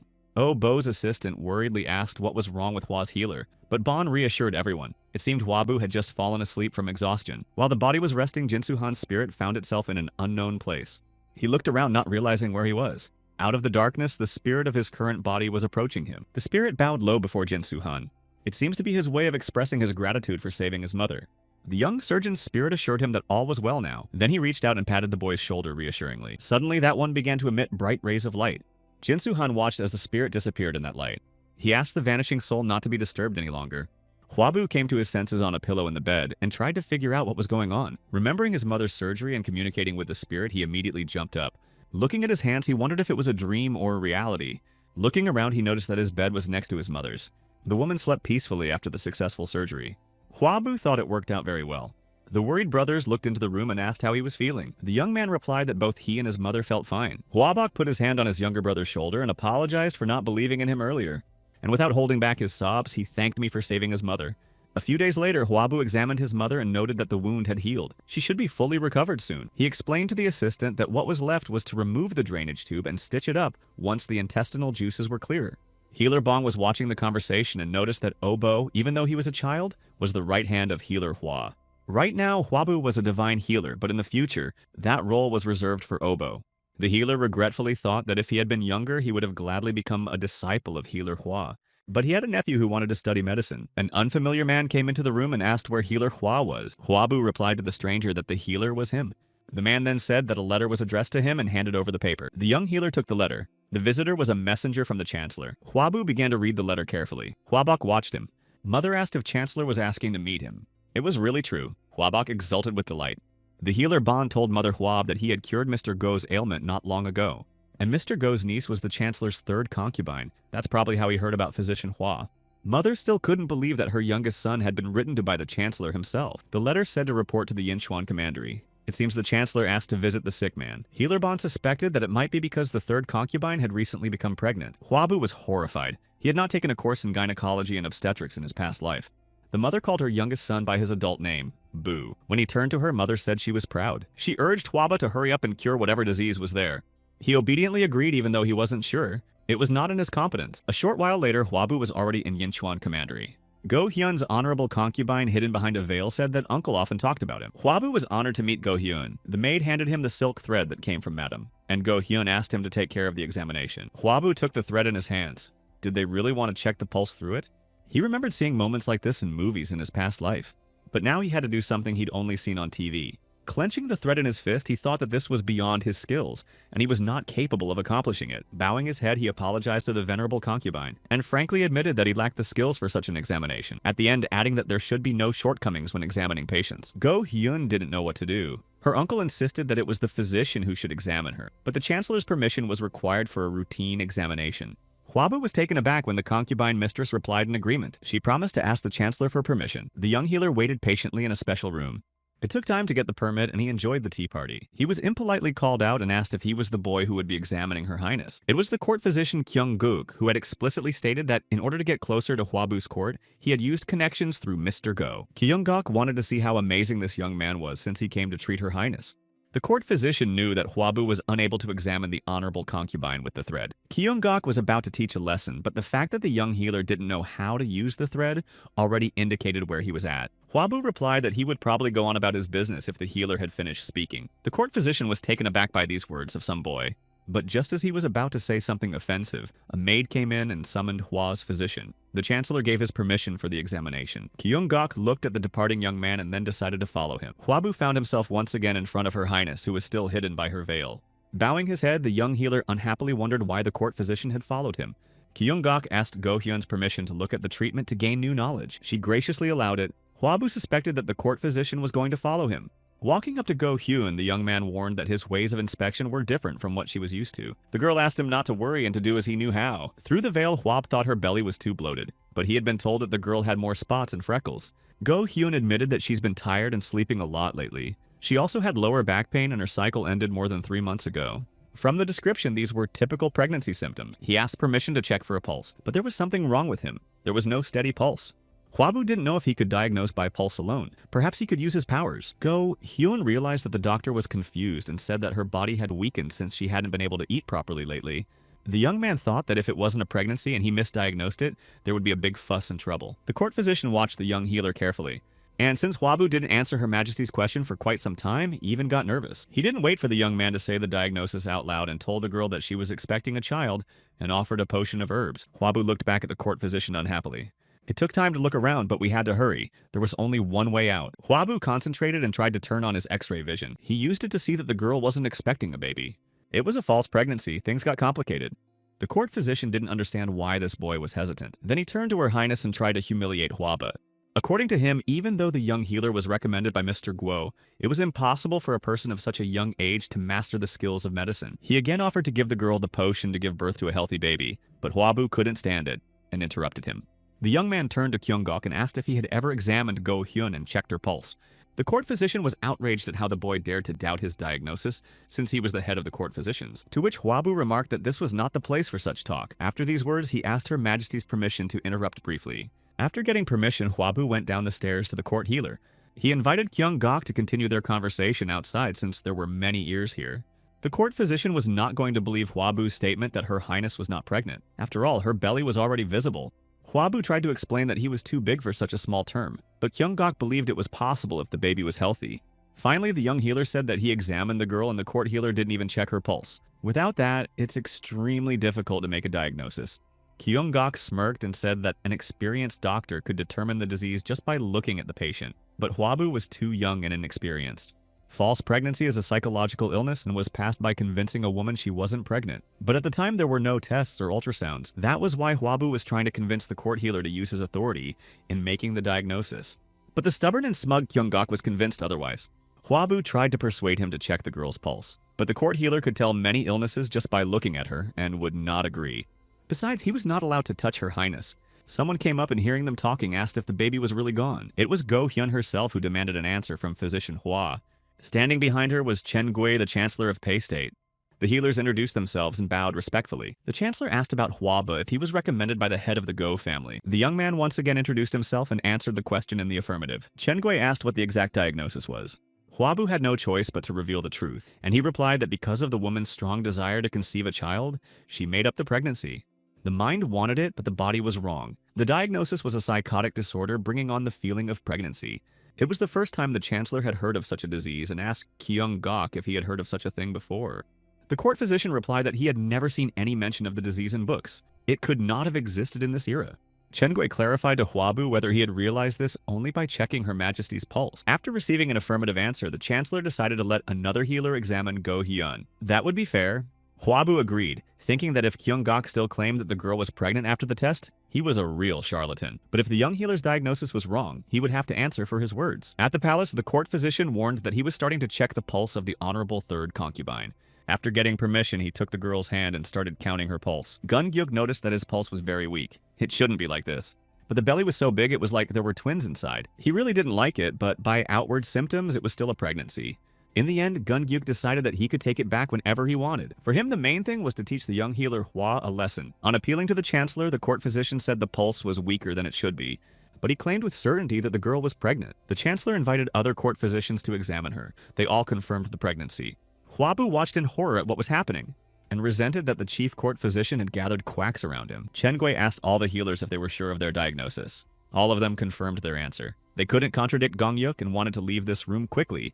The Chancellor turned to Huab. All the court healers refuted his diagnosis. Gongyuk rejoiced. The young healer, who had no milk on his lips, would no longer doubt the chief physician of the court, and anticipated the Hua boy being trampled into the dirt. The court physician asked Her Majesty's permission to give her judgment. After getting permission, he said that the young healer may have just made a mistake, but he was worried that Huabu was unhappy with the pregnancy and might harm the baby. After these words, young Mr. Hua was thrown behind bars. Knowledge of medicine came out the side of his mouth and led to a contempt charge. Sitting in his cell, he began to suspect it was all planned. You couldn't even call such people healers. Adding to the anxiety was the thought that Mother would be very worried when she learned that her youngest son had been locked in a dungeon. And if it weren't for Mr. Guo's troubles, the punishment would have been much harsher. At such a charge, Huabu could have lost his hands or even his life. Someone was approaching the cell calling loudly for the healer. A worried Obo's aide worried about his condition. Huabu thought the boy had gone back, but he couldn't do that when he learned of the healer's arrest. He told Obo that he shouldn't suffer here with him. But Huaba was comforted by the thought that since the assistant had not returned home, his mother had not found out. The aide winked slyly and asked the healer Hua if he had eaten anything. After that, handed him a dish filled with food.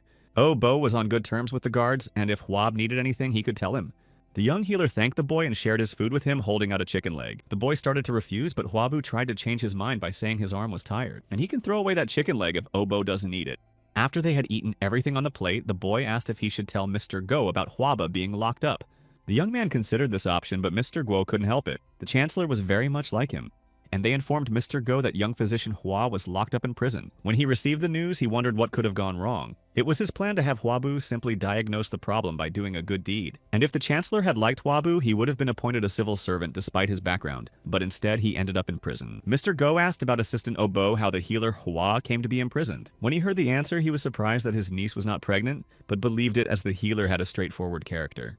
Mr. Go didn't know what to do. He had just been recognized by his brothers and he wanted to help Huab, but he couldn't stand up to the Chancellor himself. Obo distracted him from his thoughts by saying that Huabu had a request to pass on. At the palace, the Chancellor summoned the court physician to ask him some questions.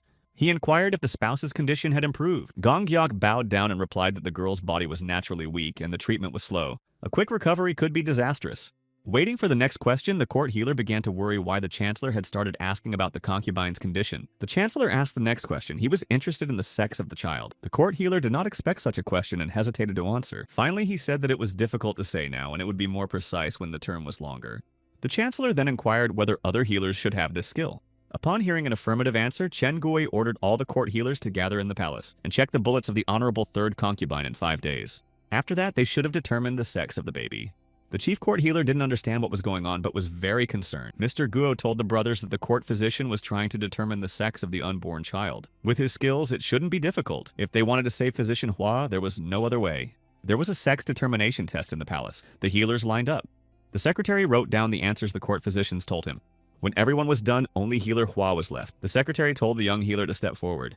Huabu stood in front of the screen behind which the pregnant woman was. For this test, he applied X-ray vision. Then he confidently said it was a boy. Before that, the court physician had determined it was a girl. The secretary was puzzled because this young man didn't even check his pulse. To make the test accurate, several pregnant women were invited, and for all of them, Huabu called the sex of the baby using eye X-rays. Mr. Guo and his niece watched what was happening. Go Hyun didn't see any point in this inspection. She asked her uncle if it was possible that healer Hua was joking. Mr. Guo replied that thanks to this healer, he had escaped death twice. Then he told the venerable third concubine what diseases the young man had cured. The secretary continued to write down the answers voiced by Huabu. And Mr. Go added that Hua's healer was definitely a true miracle. The Chancellor scrutinized the results of the test. The court healers had the same results. Gong Gok attributed it to the skill of the doctors. They could not agree in advance but used medical books to determine the sex. But Healer Hua's diagnoses were a little different. He was able to determine that the war minister's child was no longer alive. 2 of the court healers indicated that this was a possibility, but Healer Hua was absolutely sure of it, and his answers were different from the other 10 healers. If Huabu's diagnoses were correct after the women gave birth, the Chancellor was going to remove all the court physicians and appoint a Hua healer in their place. Gong Gyuk fearfully replied that excessive calling might displease some officials. However, the Chancellor did not consider the appointment of competent physicians to be anything excessive. Chen Gui wondered if the chief court healer was unsure of his diagnoses. A frightened Gong Gyuk tried to assure that it wasn't. The Chancellor demanded that the sex of the newborns be ascertained immediately after delivery and reported directly to him. Go Hyun pondered that if Hua's healer had determined everything correctly, then she wasn't pregnant. While in confinement, Huabu practiced and developed his skills. His abilities got better almost past the side effect of the X-ray vision, and he even pumped up his muscles. Bo's assistant came running to the camera shouting loudly that Mr. Wei's third wife had given birth. It was a boy and the 30th correctly determined sex of the newborn. Huabu was pleased with his X-ray vision skill. It was better than modern ultrasound. But before that, the young man had given the assistant his homework and wanted to know the result. But Bo couldn't even read, so he couldn't do it. Asking to learn a medical textbook was too much, but Huabu explained everything and hoped the boy would memorize everything. Bo should have learned, even if he had to ask for help. But even without reading, his body could memorize complicated things. At this time, the herald began to announce the royal decree. Healer Hua was found innocent and should have been released immediately. The guard unlocked the door and Huabu was able to leave the dungeon. The overjoyed assistant rushed over to the young healer. The guard added that the Chancellor had demanded that Hua's healer be brought to him, and the young man should be prepared to introduce himself to Chen Gui. Still, it seemed strange to the Chancellor that Huabu's healer was able to diagnose everyone without even checking their pulse. But in the end, this young doctor Mr. Go recommended turned out to be a real miracle worker. One of the court healers said that part of the report on Healer Hua was deliberately omitted. The minister may have had a reason for that, but the Chancellor asked for the omission to be voiced. The report mentioned that the healer Hua opened a clinic in the poor village of Sojong and treated the needy for free. The healer was convinced that this information might have confused the Chancellor, so he did not report it. That a famous doctor did not fulfill his selfish needs could have been the basis for a recommendation to the Emperor. The attendant announced the arrival of physician Hua to the Chancellor. Chen Gui greeted the young man and noted his amazing medical skills and how he had changed Mr. Guo. Therefore, the Chancellor wanted to recommend the young man to the sonship of piety and a clean record to the Emperor. An embarrassed Huabu replied that with all due respect, he did not yet have the knowledge to do so. The Chancellor laughed in response. He thought that the healer wanted to become a civil servant, which confused the young man, but Huabu didn't know how else to politely refuse. The young man replied that only people with very deep knowledge, like his brother, can become civil servant. Huabu himself was still young and eager to treat different patients. This eagerness pleased the Chancellor. Now he's even more worthy of a recommendation, but his youth would be cause for envy and jealousy from his superiors. A maid ran into the reception hall shouting that something important had happened. To the Chancellor's eyes it was rude, and he immediately asked where the girl's manners were. The maid fell to her knees in tears, but the news was important and concerned Her Highness. Go Hyun in desperation tried to end her life and took poison. She had spent a lot of time crying before, but now her last hope was gone and even Hua's healer didn't bring good news. She really hoped he would give her a way out. The young healer understood her desire to have a child, but only heaven could order life. He said you have to take care of your body, eat nutritiously and get regular exercise, but the girl wasn't listening anymore. All she could think about was not being able to have a baby. She's had several medical examinations, but nothing's changed, and the Chancellor met a new lady who could conceive. All these thoughts made Go Hyun decide to disappear for good. As she uncorked the vial of poison, she wondered if her spouse would mourn her, and prayed to heaven to become an ordinary woman in her next life and meet a man who will love her alone. The poison took effect instantly and blood spurted from the girl's mouth. The vial fell out and the venerable concubine fell to the floor.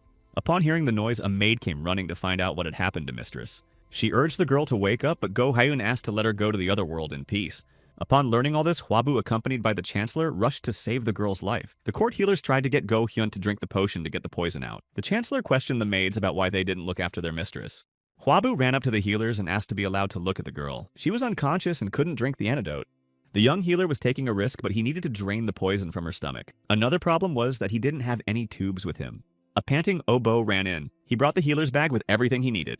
Huabu thanked and praised the bright assistant. First, Her Highness needed to be moved to a bed for treatment. The young man asked one of the healers how much poison she had taken. It turned out to be less than a quarter of a jar. Huabu was glad to hear that the poison had not been drunk completely. When the girl was moved, the young healer prepared a special tube. The tube had been sanitized and its length should have sufficed. It was now to be inserted into the victim's mouth and deepened into the stomach. Huabu used X-ray vision to successfully accomplish this task. Thanks to him, he saw that the tube was inserted correctly and reached the stomach contents. The young man connected a pump to the tube to remove all foreign matter. He called an assistant to assist him. The boy had to make sure the croup was still and hold it firmly. After that, Hwabu began pumping out the dangerous contents of his stomach. The extracted poison had a disgusting odor. Next, it was necessary to cleanse the bowels with clean water. That should have been enough to flush his stomach. Hwabu connected the tube to the water. After the 5th cup, clear water began to come out and the boy decided that was enough. The charcoal would do the rest. The young healer Hwa had done all that was possible and now all that was left was to wait. After a while, Go Hyun came to her senses and Hwabu removed the tube. That she regained consciousness faster than the young man thought was a great relief, but the girl cried and asked why Hwabu had saved her. She couldn't conceive and was abandoned by her spouse and didn't want to be rescued. Hwabu replied that didn't she need to be alive to plan for the future? Heaven had to make a decision about her pregnancy, and for them to answer her prayers, they had to be given time. The young healer promised to do his best to keep the girl's body stable. So to see the good days ahead, she needed to move on with her life. Promising to come back the next day, Hwabu left the commander's office. He had no strength left at all. But the court healer ran to meet him. He asked Hwaba to stick around and talk for a while. But the young man had nothing to talk to Gongyuk about and passed by. The court physician shushed the departing young man by his clothes and began begging him to stay. Gongyuk had no idea how much knowledge Hwabu had and begged him not to let him be kicked out of the castle at least for now. For this, the healer was willing to give up all his accumulated wealth. He needed it to erase all traces of his thefts. Hwabu pushed the court physician's hands away and reminded him that his actions had almost gotten him killed. Did he really think Hwabu would help him after that? Anne suggested that the court mendicant live out the rest of his life on this accumulated wealth. After that, he and the assistant strode resolutely towards the exit, leaving Gongyuk behind. The court physician was shaking with indignation. He begged this boy on his knees, and he dared him to refuse. The next day, Hwabu came to the medicine warehouse. He could have used whatever was in there. For the treatment of his wife, the Chancellor placed the warehouse at his complete disposal. Using the medicine that was there, Hwabu could restore the girl to her former state. But the problem was the pregnancy. An assistant called out to him saying that Mr. Guo wanted to contact him, and invited the young healer to visit the Guo family. Did Mr. Guo really want Hwabu to become his family's personal physician? The young healer let slip that he had given up his status as a court healer, which shocked the aide. And when Obo asked why Hwabu did it, he said he just didn't have time for it. And he asked the boy to call him Master. Mr. Guo provided a horse for the healer and his assistant to get to his family more quickly. The journey took much less time. The horse had the nickname Chulpan and Obo was enamored with it. They had a long journey ahead of them and Hwabu suggested to the assistant that they grab a bite to eat at the inn if they met one on the way. They heard cries for help coming from the woods. Someone was hurt and Hwabu couldn't ignore these requests. He rushed to his aid, shouting to the boy to tie the horse to a tree and then head for him. There was a woman calling for help. She was sitting next to a man with a wounded leg. He had walked into someone's trap. Hwabu ran and thought that the injured man was probably bleeding. Suddenly, his foot caught on a rope lying on the ground. It turned out to be a trap and Hwabu fell into it hanging over the ground. He asked for help getting down to a woman who was calling for help. She asked if he was a doctor by any chance, and Hwabu confirmed her hunch. Obo was already running to help. His master explained that someone had set a lot of traps around him. The worried boy didn't understand what kind of hunter could have set traps on the side of the road. Obo was about to cut the ropes and asked the woman to hold the healer's head so it wouldn't hit the ground. The still hanging Hwabu was embarrassed. He had run to help, but now he needed help himself. People didn't normally walk these roads, and the woman's behavior alerted him. But then he saw her pull a knife out from under her clothes. A frightened Hwabu shouted to the little helper to run away. The woman behind him was already swinging to strike. The boy immediately reacted and bounced forward, then rushed to run away. The bandit rushed after the child waving her weapon. Hwabu, still hanging from the tree, could only watch. He realized he was caught in a trap set on purpose, but he had to free himself by trying to reach his leg. A man who was pretending to be wounded but now drew his sword was approaching the young man. He was going to take the young healer's life and rushed forward directly stating so. Hwabu couldn't just give up and started delivering his sword from its sheath. The brigand grinned it was useless resistance. The trap was made of strong iron wire, and an ordinary doctor would not have been able to cut it. But Hwab managed to free himself from the restraints, and he jumped to the ground. Once on his feet, the young man was ready for battle. The astonished brigand wondered how he could free himself from the rope in an instant. Perhaps it was more than just a healer. Then he called for help from his partner who was chasing Obo. The woman stopped chasing the boy and ran in the opposite direction. Upon reaching, she immediately jumped, attacking the young healer. But Hwabu was ready to attack and summoned his inner energy. He blocked this strike by putting chi energy into his sword. The brigand shouted his partner's name loudly. Hwaba overpowered her with a single swing. After that, the young man didn't hesitate and rushed towards him himself. The bandit tried to fend off Hwabu's attacks. Those who hired him said that he was to trap an ordinary young healer. The battle continued. The young man's movements and skills were not at all like a simple healer. In an instant, Hwabu landed a lightning-fast striking blow, who shattered his opponent's sword and took his life. Obo was already running back to help his master. Hwabu said he was fine, only the leg that was trapped was sore. The little helper was unharmed to Hwabu's delight. Mr. Hwa approached the injured woman and asked if she was able to speak. Huabu explained to her that he had inflicted such wounds on her, at which she would slowly say goodbye to life. But he needed to know who hired them, and until she told him, the healer promised torment. Using his acupuncture skills, Huabu wanted to gain recognition. The woman was wounded and the healer's manipulations increased her agony. Huabu warned that even if she decided to bite off her tongue, it wouldn't help her, because he was able to sew it back on. If the bandits were willing to take his life, they must have expected to die. The healer could hurt worse than she could imagine. The woman was horrified to imagine the torture to come, and she admitted that the person who hired them was Chief Physician Gong Gyok. Huabu was amazed. They hated each other, but not enough to take their lives. The brigandess knew nothing of their relationship. She just took the witches and was going to fulfill the order. She begged to be put out of her misery, and since Huabu believed in her confession, he got the instrument. The young man was saddened by what he had done, but he wouldn't have recognized the customer's name otherwise. This was the second time his life was in danger. He was saved by the art of Qi taught to him by General Cao, but there is no telling what will happen if this continues. And this time not only he was in danger, but also his little helper, Obo. Huab needed to take action to prevent this from happening again. The bandit had a badge that said she was from the House of the Red Moon. Perhaps she was hiding her identity. Huabu crushed that token in rage, thinking that Gong Gyok had even traveled this far to hire bandits. Bo, angered no less than his master, asked what he planned to do with the court healer. Huabu replied that he would give the man a taste of his medicine. The boy thought it meant sending robbers to the doctor, but the young man explained that he would make Gongguk a beggar and he would starve to death himself. It would be unfair to let this man pass away quietly. Spring was coming and Huabok was admiring the cherry blossoms in the yard, but he was sad that he had failed and did not know how to face his mother. Running toward him was Haobin, who was curious about how things had gone with his older brother. And when he found out he'd failed, he was very sad. Huabun admitted that he wanted to hear his brother's congratulations, but now he had to comfort him himself. He said he could talk to him. Huabok rejoiced at the news and rushed to congratulate his brother who had passed the tests. It was a very good thing for their family, but Huabun was upset. He passed the military service exam even though he thought Huabok should have passed first. The older brother continued to ask around. He wondered what rank Huabun had obtained. He replied that he was lucky to get to the top. Perhaps it was because Cao, a warlord who was close to Huabu, was watching. And though Huabok was confident of the warlord's fairness and impartiality, Huabun saw that the observers were playing cronyism. It was for this reason that the older Huabok brother failed. Mr. Guo thanked Huaba with a tremor in his voice for helping his niece. The young man replied with a smile that he was doing what he had to do. Mr. Go didn't know how to thank Healer Hua and asked if he had any wish. Huab didn't need anything, but the interlocutor reminded him that every action had a price. The young man thought to himself that he needed guards since Mr. Gong had gone home after taking over the manor, but he didn't say it out loud. Mr. Guo winked and asked to voice his wish later. He then ordered Hua's healer to be escorted to a chamber where he could rest. Later, Huabu headed to the Red Moon House. That's where the attacking brigand was from. Perhaps it was just a coincidence, and there was another house with the same name somewhere nearby. But he decided to check it out and went inside where he was welcomed by the girls. The lady of the house invited me to follow her and pointed out the direction. Looking around, Huabu noticed many men, and he should have been more careful. He was escorted into a room where a beautiful girl began to play a musical instrument. Playing, she pondered why the young man still hadn't confessed his tender feelings to her and wasn't behaving quite normally. Huabu sat waiting for the attack and constantly looked around. The sword was at the ready.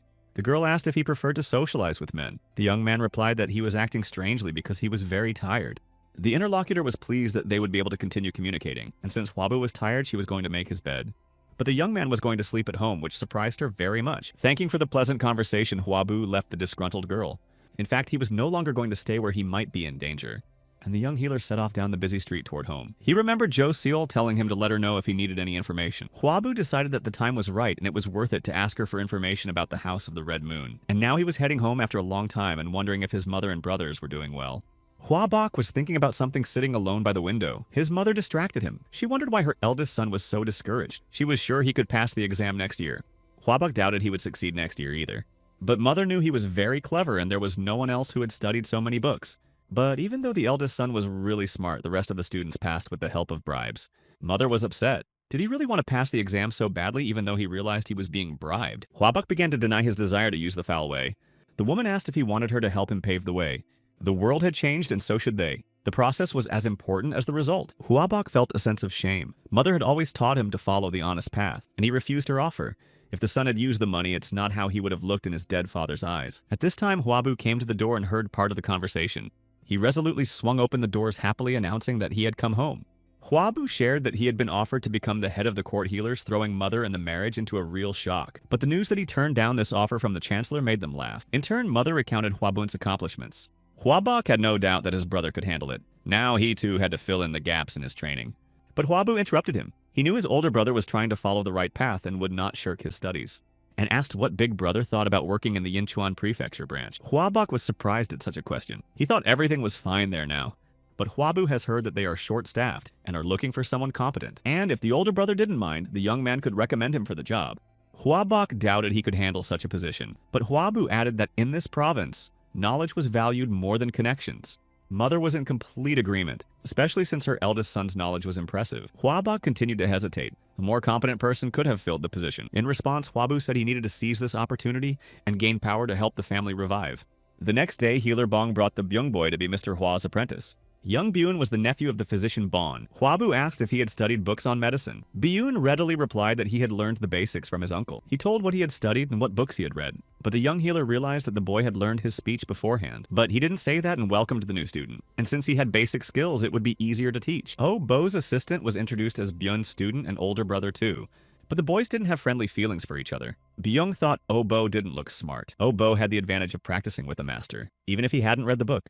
Huabu called Oh Bo the elder and asked Byun to respect him. But the assistant also had to show good manners towards Byun, but warned if they both got on his nerves, he'd hang them upside down from the ledge. After finishing introductions, Huabu wished everyone well and headed outside with the healer Bon. The frightened boys tried to bond and become friends. In the evening, Jo Seol was reminiscing about her recent meeting with healer Hua. That day, Huabu asked her to find out something about the Red Moon House. The owner of this house was a member of the Hao sect, but Mrs. Ho noticed something strange. They were given almost all the information except for the cases of the son of the head of the family, Go Yung. That was after they found out about physician Hua. This house was not far from the Guo family and they could get some information. Mr. Yu overheard a conversation discussing Hua Dan. He was excitedly anticipating that soon everyone would realize that she was the head of Taiping Manor. And he was in big trouble because there were only 3 antidotes left, and it was going to be over in a year at the most. And for this year, he had to find a way to buy more of them. Without them, the headaches would kill him for sure. He greeted the regulars who stopped by for a bite to eat. They often came to this place because the owner was famous for his generosity. The owner was Mr. Yu. By his generosity and benevolence, he had been trying to win the favor of the court physicians for nearly 3 months, and had almost reached his goal. He was about to receive new visitors to his inn, and among them was the chief physician of the court. It was exactly what Mr. Yu needed to remake the antidote and take away the pain. He rushed with all his legs to greet such important guests. The innkeeper cordially invited them inside. Mr. Yu introduced himself and said he runs this establishment. Turns out the chief court physician had already heard of him. However, Mr. Yu didn't understand what was going on. Could it be that this person was now the chief healer of the court? It was he who turned him into a slave of the Taiping cult. And he's the one who invented the new medicine and acupuncture method. Because of that, Mr. Yu has to take an antidote every 6 months. Later, sitting in his room, the former viceroy thought that the chief healer could easily be disarmed. But then he himself would not be able to escape unharmed. And first he needed to get more of the antidote, or get rid of the cause to then carry out his revenge. Mr. Yu also heard how Gong Gyuk was going to get rid of a certain Hua healer. This situation needed to be investigated further. He had also heard that a young healer had saved Her Highness from poison. And the poison was probably invented by Gong Gyuk. He was the best at it. But if Healer Hua was able to rid Her Highness of such poison, then perhaps he could help Lord Yu with his poisoning as well.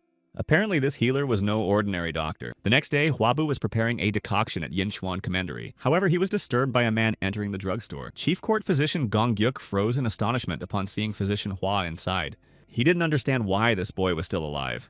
But Huabu paid no attention to him and went back and continued his occupation. Gong Gyuk's thoughts were obvious to the young man, and he also realized how he had pulled it off. Still, he decided to greet the chief court healer and noticed that they hadn't seen each other for a long time. The one asked what Huabu was doing in the warehouse, and the young healer Hua clearly replied that he was preparing a medicine for Her Highness. Then he asked Gong Gyuk if he was familiar with poisons. The chief healer remarked that every healer should know more about poisons, including poisons. In response, Huabu threw in that he would have to question Gong Gyuk about a lot of things in that case. The healer became furious. Was it so hard for the hired thugs to get rid of this annoying boy? As he watched Huab walk away, Gong Gyuk promised himself that this young man would pay for everything with his life. The young healer had already appeared before the chancellor. Chen Gui had already had time to read his report and greeted the young man. Huabu reported finding the ingredient used to make the poison. It was made from medicinal herbs. This news greatly surprised the chancellor. Most of the herbs contained toxins and they helped the treatment. However, when incompatible plants were used, the level of toxicity increased markedly. Some of the herbs used were so rare they weren't even in stock. The man who made the poison had a pretty extensive knowledge of medicine, and besides, there were only a few people who knew about these herbs. The Chancellor ordered the General Council of Internal Affairs to convene immediately. After all, this man could have been one of the court physicians. Chen Guiyu was advised to appoint the head of the investigation of the healer, Hua. This young man was not a member of the royal court, so he was unbiased. The Chancellor asked what Huabu himself thought about it. The young man promised to do his best. Chen Gui instructed him to call the Minister of Justice to issue an inspection authorization to inspect the healers and the royal clinic. A military man opened the doors of the building and announced that justice had been served on the villain who had tried to poison Her Highness. Jen Gyuk, who hadn't expected such a thing, didn't even have time to rise from his chair. The guards grabbed him and began to bind his hands behind his back. Huabu, standing in the doorway, watched quietly. The chief court healer guessed that it was the boy's plan, but he himself planned to destroy the young healer. The guards took Jen Gyuk outside. On the way, he tried to explain that there had probably been a mistake. Huabu looked at him and thought about the plants included in the poison.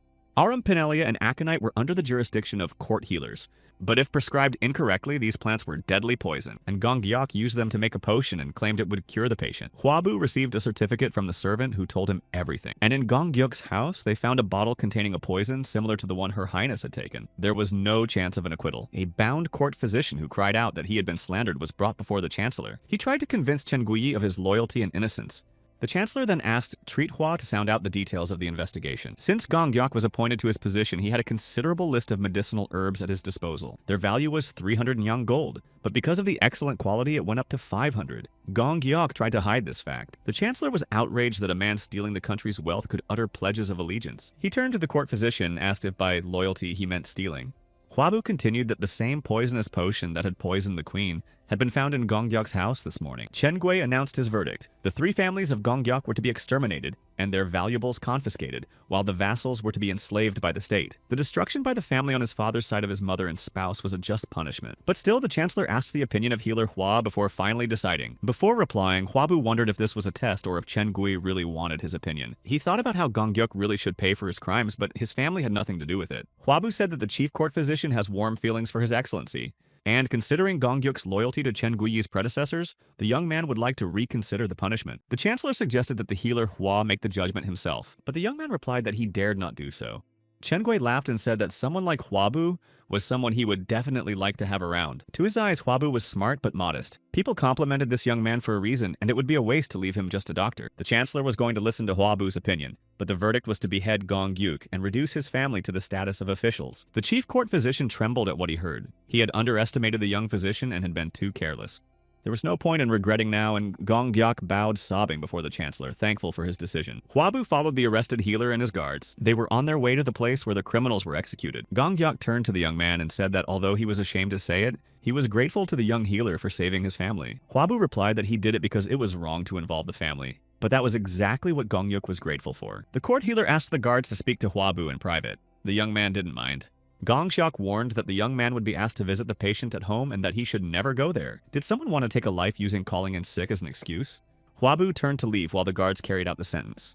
The young man memorized the words of the physician, and when the assistants reported house calls, he asked them to tell all the sick to come to the palace for a checkup. He didn't know which of the calls was dangerous and there was no other way to escape. The situation made him angry because there could be real patients there. But the students were also in danger, and he couldn't risk them. Huabu decided it was time to teach the boys how to stand up for themselves. Then he would be at peace. He rose resolutely from the table while the students waited to hear what their master had to say.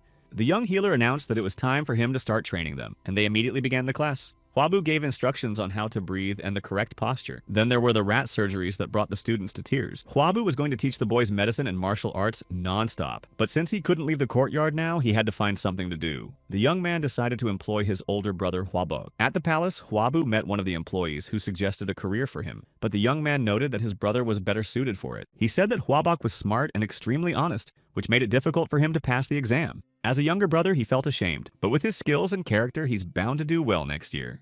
The servant was pleased. If physician Hua's brother passed the exam, he could recommend him, and the chancellor would be pleased. The man left saying goodbye that he would wait for good news from Huabok. Huabu was pleased. One eager brother had already been found. Now he was going to make sure that everyone in the palace knew about Huabok. Now the information had to be disseminated, not only among the forensic doctors, but also among the maids. Huabu was going to do everything in his power to support his older brother, and that required Her Highness's condition to improve. But when he arrived at the medicine storehouse, he found several healers waiting for him. For some reason, Huabu felt like the head of some gang. The head of the court healers, Sung Huan, asked why he hadn't warned them. They would have come out to meet him. Huabu replied that there was no need for that and asked to be addressed as he would be more comfortable. The healers had their own interest. They didn't want to get caught being in league with Gun Gyuk. The young man confessed that he wanted to prepare a potion for Her Highness, and the head of the healers immediately ordered to bring everything necessary. Everyone immediately rushed in different directions in search of ingredients. Huabu noted that they were all trying too hard. When everything was ready, Sung Hwan held out the packet. But as soon as the young man held out his hands, he immediately took it back and offered to carry it himself. The overprotectiveness was beginning to bore Huab, and he picked up the sack again, telling the stunned head of the healers before leaving not to overdo the effort. A man approached the warehouse and invited healer Hua to follow him. The Chancellor was looking for him. Huabu appeared before His Highness in the study. Chen Gui was sitting in a chair studying the documents. The Chancellor had something to ask the young man. There were rumors everywhere, but more important was what Huabu would say. Chen Gui asked if his brother was really as smart as people said. It was an important question, and Huabu said he dared not single out his brother among the many amazing people. The young man also said that his brother had studied in Shuzhou and read many books, and now he spends a lot of time studying. The Chancellor thought for a moment. Huabu was always modest about his healing skills, but he emphasized his brother's. The young man replied that he was confident that Huabak was not inferior to others when comparing the efforts made. The Chancellor then asked if the healer Hua could stand by his words and received an affirmative answer. Chen Gui was struck by the young man's confidence. He was not familiar with Huabak, but he believed in Huaba. All the government positions in the county were occupied by members of the Guo family. Therefore, it would have been difficult for the young man's brother to pass the exam in any case. But when choosing someone, personality was just as important as knowledge, and the Chancellor knew several ways to determine personality. Huabak was invited to report to Yinchuan Palace before the Dragon Ship Festival ended. Travel was to be done on foot and not using a horse. Huabak moved on his way. There were still 7 days until the end of the festival, and he would make it in time. The journey should take no more than 2 days. The attendant remarked that it was a very strange thing to do, but the young man thought there must be a reason for everything. Perhaps Chen Gui wanted them to experience the life of ordinary people. The man didn't even think about it. There were several people hiding in the thicket of trees. They ran out to meet the travelers and begged for some money. The people had not eaten for days. The attendant began to disperse the poor people and was clearly unwilling to give them coins. Huabak watched the starving people sadly. The man walked forward, thinking that they were the most useless people in the world. The young man thought again that there must have been a reason for this state of affairs. The one walking ahead suggested that something must have been wrong with their bodies if they couldn't earn their food. While they were discussing this, there were sounds nearby that drew their attention away from the conversation. One of the beggars screamed in pain. He was lying on the ground. Huabak realized someone was hurt and immediately rushed to help, even though his companion wanted to stop him. When he ran up, he noticed the man's leg was injured and asked how he hurt himself. It turns out the man hit a copper coin, and the head of these people beat the unfortunate man. It was a shock to Huabak that a copper coin could be punished in this way, but the victim replied that he had broken the rule. While the young man was bandaging his wound, his attendant asked where their head was. An intimidating-looking man came forward and asked why they were looking for him. Huabak's companion asked how dare he beat up a man like that, to which the head of the beggars replied that it was a deserved punishment as he had hidden his money. The man didn't like the answer, only real bandits did that. At that moment, the bandit standing behind him struck him with a stick. Huabak rushed over to Mr. Youngmook. That was the name of the companion. The assailant grinned as he rubbed his bruised back. The head of the gang asked why they had interfered since they could have continued on their way. The enraged Huabak rushed forward intending to strike this bandit. His fist was aimed right at the gang leader's nose and reached its target. The leader did not expect such a turn and asked if the young man had lost his mind. The first brigand hit Huabak in the stomach with all his might with a stick. The rest of the beggars joined in the beating of the travelers. The exhausted and beaten Huabak and Youngmook lay on the ground. One of the robbers snatched a sack of money from them and hurriedly gave it to the ringleader. The sack contained a lot of money and a token. The ringleader was satisfied with this booty. But when he saw that the token belonged to an official, he was frightened and ran away, urging the others to follow his example. The bandits didn't expect the travelers on foot to be from the government. They had to get away before the soldiers caught them. Huabak, writhing in pain, admitted that he was too stupid and apologized. But Youngmook pointed out that if it weren't for the token, they wouldn't have survived. He also felt guilty for not helping the man, and when Mr. Young tried to stand up, it turned out that his leg was out of order. Wounded, they reached the nearest hospital. Huabak tried to explain to the local healer that he didn't have the money right now but would be sure to pay later. But this healer refused to treat Mr. Yang for free. He was afraid that the other patients would also ask for free treatment. The young man kept on begging, for his companion had serious injuries, but the healer asked him not to do so, for they did not even know each other. But someone nearby said they would pay for the treatment and asked to admit that patient. The man's name was Mr. Bok, and he was the one the healer trusted. Huabak began to thank the kind man and promised that he would definitely pay back his debt. It turned out that Mr. Bok did not do it for nothing. His servant was wounded and his luggage needed to be carried home. Huabak understood the request, but said that they should definitely continue on their way after treatment. Mr. Bok said that of course they would go on, and the journey home would only take 4 hours. It was already getting dark, and Mr. Yang was waiting for Huabak to return. Finally, a male silhouette appeared out of the darkness. Huabak returned. He was haggard and tired and leaned on his staff, but in spite of his condition, he rushed to apologize for not having had time to rent rooms for them at the inn. Mr. Yang said that he should be the one to apologize because the young man was delayed because of him. If they hurried, they could make it in time. He motioned for Hwabok to go ahead, but he wanted to move slowly behind. But the young man didn't think it was the right thing to do.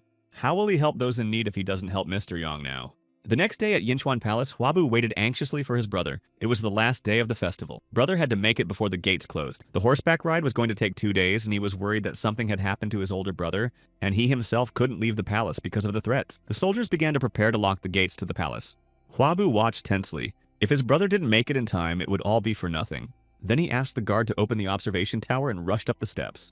Although he didn't have the ability to leave the palace, he couldn't stay where he was either. Looking out into the city, Hwabu was sure something had happened, and was now asking his brother to just get there in one piece. He saw 2 men walking in the distance. One of them was leaning on a stick. Hwabok was supporting the injured Mr. Yang. They moved slowly. Hwabu rushed to the guard asking him to open the back door. When the guard complied with his request, the young man rushed to meet his older brother. Hwabok fell to the ground without strength. He was too much fatigued. Hwabu and Obo helped them walk to the palace. On the way, Hwabok apologized for being late, but his brother's condition was more important. Treatment was needed now, and a position could be obtained later. Obo, who was helping Mr. Yang, was walking behind, and Hwabu shouted that they needed to go to the royal hospital. However, Mr. Yang said he would go over there later and had to report back first. The little helper wanted to object, but he assured him that he was fine, and they'd better take care of Hwabok. He'll be here as soon as he's done with the report. Obo, hearing Mr. Yang's promise, calmed down and immediately ran to the master's aid. Mr. Yang took a few steps with a limp on his injured leg, but then straightened up and walked as if the injury had never happened. He was not just an attendant, but an inspector who supervised the work of all the provinces of the state.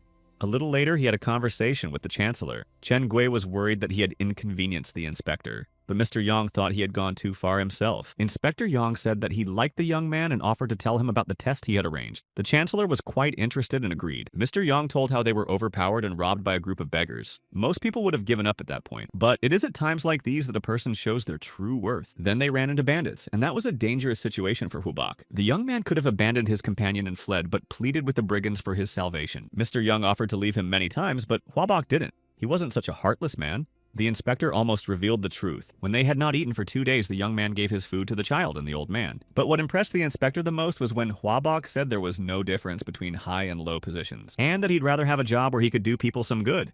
The story impressed and pleased the chancellor. Hwabok was, in his opinion, a remarkable man. In the inspector's opinion, the older brother was a dragon among humans, and the younger brother had already taken off, and added that the Hua family now possessed a pair of wings. The brothers successfully passed the test set up by Inspector Yang. The chancellor believed the inspector, and since he said that Hwabok was unique, he must have amazing talents. Chen Gui promised to take everything Mr. Yang said into consideration. The maids interrupted their conversation to inform them that the head of the court healers was requesting an audience. At this time, another healer was looking for young Mr. Hua. He found him just as Hwabu was treating Hwabok. The physician brought good news. Her Highness was in labor. He was overjoyed at this news, and now the chancellor was summoning Hwaba. The young man promised his older brother to return soon, packed his bag with the necessities, and left the room. Hwabok was already fine and asked not to worry about him. When Hwabu left, his brother wondered when he had grown so much. The court physicians were courteous to him even after he refused the position, and he himself could not keep even a small promise. After this, Hwabok felt he had no right to become an official. Hwabu was examining Her Highness, and the worried chancellor was worried if the consort was really pregnant this time. The young man congratulated the royal couple on having a healthy baby girl soon. Go Hyun said she owes a great debt to Hwabu. He not only saved her life, but also made sure she was able to bear a child. The young man assured me he was only doing his duty, but before he left, he asked to discuss something with His Highness, and held out the token with the words that he should have kept his promise but couldn't. Hwabok failed to show up at the specified time, so he should have returned the inspector's plaque. And though Hwab was ashamed, he begged the chancellor for one favor. Although Big Brother didn't keep his word, he certainly wasn't negligent. Hwabu asked that Hwaboku be granted at least a small position. Chen Gui replied that he had one censure. Placing his hand on Hwabu's shoulder, he motioned for the young man to raise his head. Hwa's healer had brought him and his wife good news, and now it was his turn. The chancellor said that Hwabok had already been recommended to the emperor through his son's piety. Hwabu stiffened in amazement. Filial piety is a system of recommending county candidates to the emperor, and so Hwabok could go to the palace for training. And yet the young man asked why he had been recommended. After all, he didn't make it to the end of the festival. The chancellor asked him not to worry because his brother passed the test, in which arriving at the festival was not the main test. The escort who was with Hwabok is Inspector Yang, and he was in control of the situation. Chen Gui couldn't turn a blind eye to talented people. He asked Hwab one last time if he would like to become an official and rise up the ranks, but Hwabu's desire was unchanging, to master as many kinds of medicine as possible to cure diseases and save people. The chancellor noticed that the young man was pretty hard to tie down. He asked not to worry because he asked just in case. Chen Gui added that Hwabok was talented and would be taken even without the connection to Hwabu. He then handed the young healer a letter of recommendation mentioning his skills. The chancellor's uncle at the emperor's palace was ill. He received a letter giving details. This letter of introduction will help him get in. Chen Gui asked Huaba to go to the palace with his brother and cure his brother, and they would wait for his return. Young healer Hua promised to do his best. On the way back, Huabu thought that the emperor must have had many talented healers, but if they asked him, the situation was serious. If even in the small state of Pei there were so many events going on, what was waiting for him in the emperor's palace? When he returned to his brother's house, little helper, Obo, rushed over joyfully to meet him. Huabok decided that his brother didn't look good, and it was probably because of him. Clutching the sheet, he worried he'd messed up. He should have at least apologized to his younger brother. At that moment, Huabu said cryptically that Huabok would likely not be able to return home for a long time. The older brother asked what that meant, and Huabu explained that he was going to the emperor's palace. Obo was also still unaware of the recent events and froze in surprise. Huabu continued and revealed that the chancellor had recommended the brother through the sonship of piety, and the younger brother heartily congratulated Huabok on that. And the man had tears rolling from his eyes and was barely holding back his sobs and thanking Huaba for helping him. At the end, the visitors were only discussing the pregnancy of Her Highness's mendicant Hua and his brother.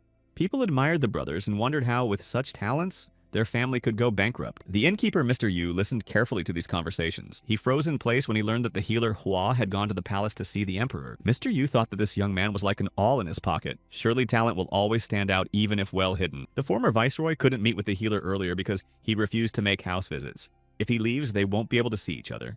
There was almost no elixir left, and Mr. Yuya didn't have much time. He didn't know when exactly healer Hua would return back. Therefore, it was necessary for him to meet with him before then. Suddenly, Mr. Yu felt something strange. At that moment, a man left the inn. This man had been carefully hiding his face and thought that now healer Hua would stop hiding and finally show himself. He had received orders from the healer Gonggyuk to destroy young Mr. Hua at all costs, and when he was executed, he couldn't go back to the Taiping empty-handed. He needed to at least try to get to Hua's healer. 2 days later, the Huabok disciples and Huabu himself were having a peaceful lunch and discussing the future. Huabu realized that in honor of such an occasion, they could drink whatever they wanted. Huabok agreed with his younger brother. Today they were to have fun. The young helpers excitedly joined their elders. Huabok made a toast to his brother who was going to the palace to the emperor embarrassing Huaba. Huabu feared leaving the palace because of the threat to his life, but he had no choice. He had to hurry, so he decided that they would leave by nightfall. Her Highness has allocated some warriors for him, but they won't be able to go all the way with them. Huabu didn't want to endanger his older brother and asked him to send his regards to his mother from him. A lot of things have happened since the younger brother announced his desire to become a healer. Huabu rescued soldiers injured in a battle with brigands, cured the warlord Cao Zhenya from tetanus, although this disease was considered almost incurable. At this time, Huabok still did not believe in Huabu's talent and ability. He healed the granddaughter of Master Huaban's granddaughter from a lung disease. If all this hadn't happened, Huabok wouldn't have put mother's health in his hands. But when Huabu rescued her, he felt ashamed that he hadn't believed in him sooner. He had given his older brother a great opportunity. It was all thanks to Huab, and Huabok was very grateful to him. The younger brother was very embarrassed by this touching speech. But to himself, Huabu breathed a sigh of relief and was overjoyed. But he couldn't have done all of the above alone. Everyone around him had done a good job. Huabu also thanked his students and his brother. Sitting at the table, they laughed, ate delicious food, and had a good time. Afterward, Huabu set out on the road. On the way, he stopped for the night at an inn where he could take a break. While he was packing up, his young students were already ready to go on their way. Saddling their horses, they rode further into the emperor's palace. They were secretly followed by Mr. Yu. It wasn't a long way to Luoyang, and if they followed him, they would have a chance to talk to Mr. Hua's healer. With these thoughts, the former viceroy mounted his horse and followed the traveler. It was the only way for him to survive. Suddenly, he felt something strange again and couldn't identify what the feeling was. Through the crowns of the trees skipped a man hiding his face. Then there were several of them. The men hid their faces and moved like cats. Mr. Yu realized that they were sent from the Taiping. The travelers got hungry and stopped for lunch. They were enjoying their meal, but they were distracted by an approaching horseman. That was a lot of speed for a mountain road. The rider tried to calm the speeding horse. Huabu held his sword at the ready and began to draw it from its sheath. The man rushed over and asked if he was Hua's healer, and said he was glad to meet you. The young man asked warily who the stranger was. Mr. Yu introduced himself as OK Ju, the owner of 5 inns. Huaba wondered what business had brought him to him. OK Ju apologized and said they don't have any time at all, and he said he saw some armed men taking a shortcut. He was sure it was the Hua healer that Taiping's warriors were after. Their skills were at least second class. Mr. Yu was sure that if he warned the healer, he might want to cure him. Huabu clarified that if he is the owner of the 5 inns, then wasn't he the one who asked to come to his house for treatment? And now he's gone after them and maybe sent people to follow him. Why would Huabu believe a man who hid a sword up his sleeve? OK Ju pulled the weapon out of his sleeve and said the healer misunderstood him. And if he still didn't believe the owner of the 5 inns could take off all his clothes as proof of good intentions, it was unnecessary as all the blades that Huabu noticed the man had placed on the ground. Thanking him for his trust, Okju noted to himself how incredible the young man's sharp gaze was. Huabu saddled his horse and decided to turn off the road they were traveling on after all.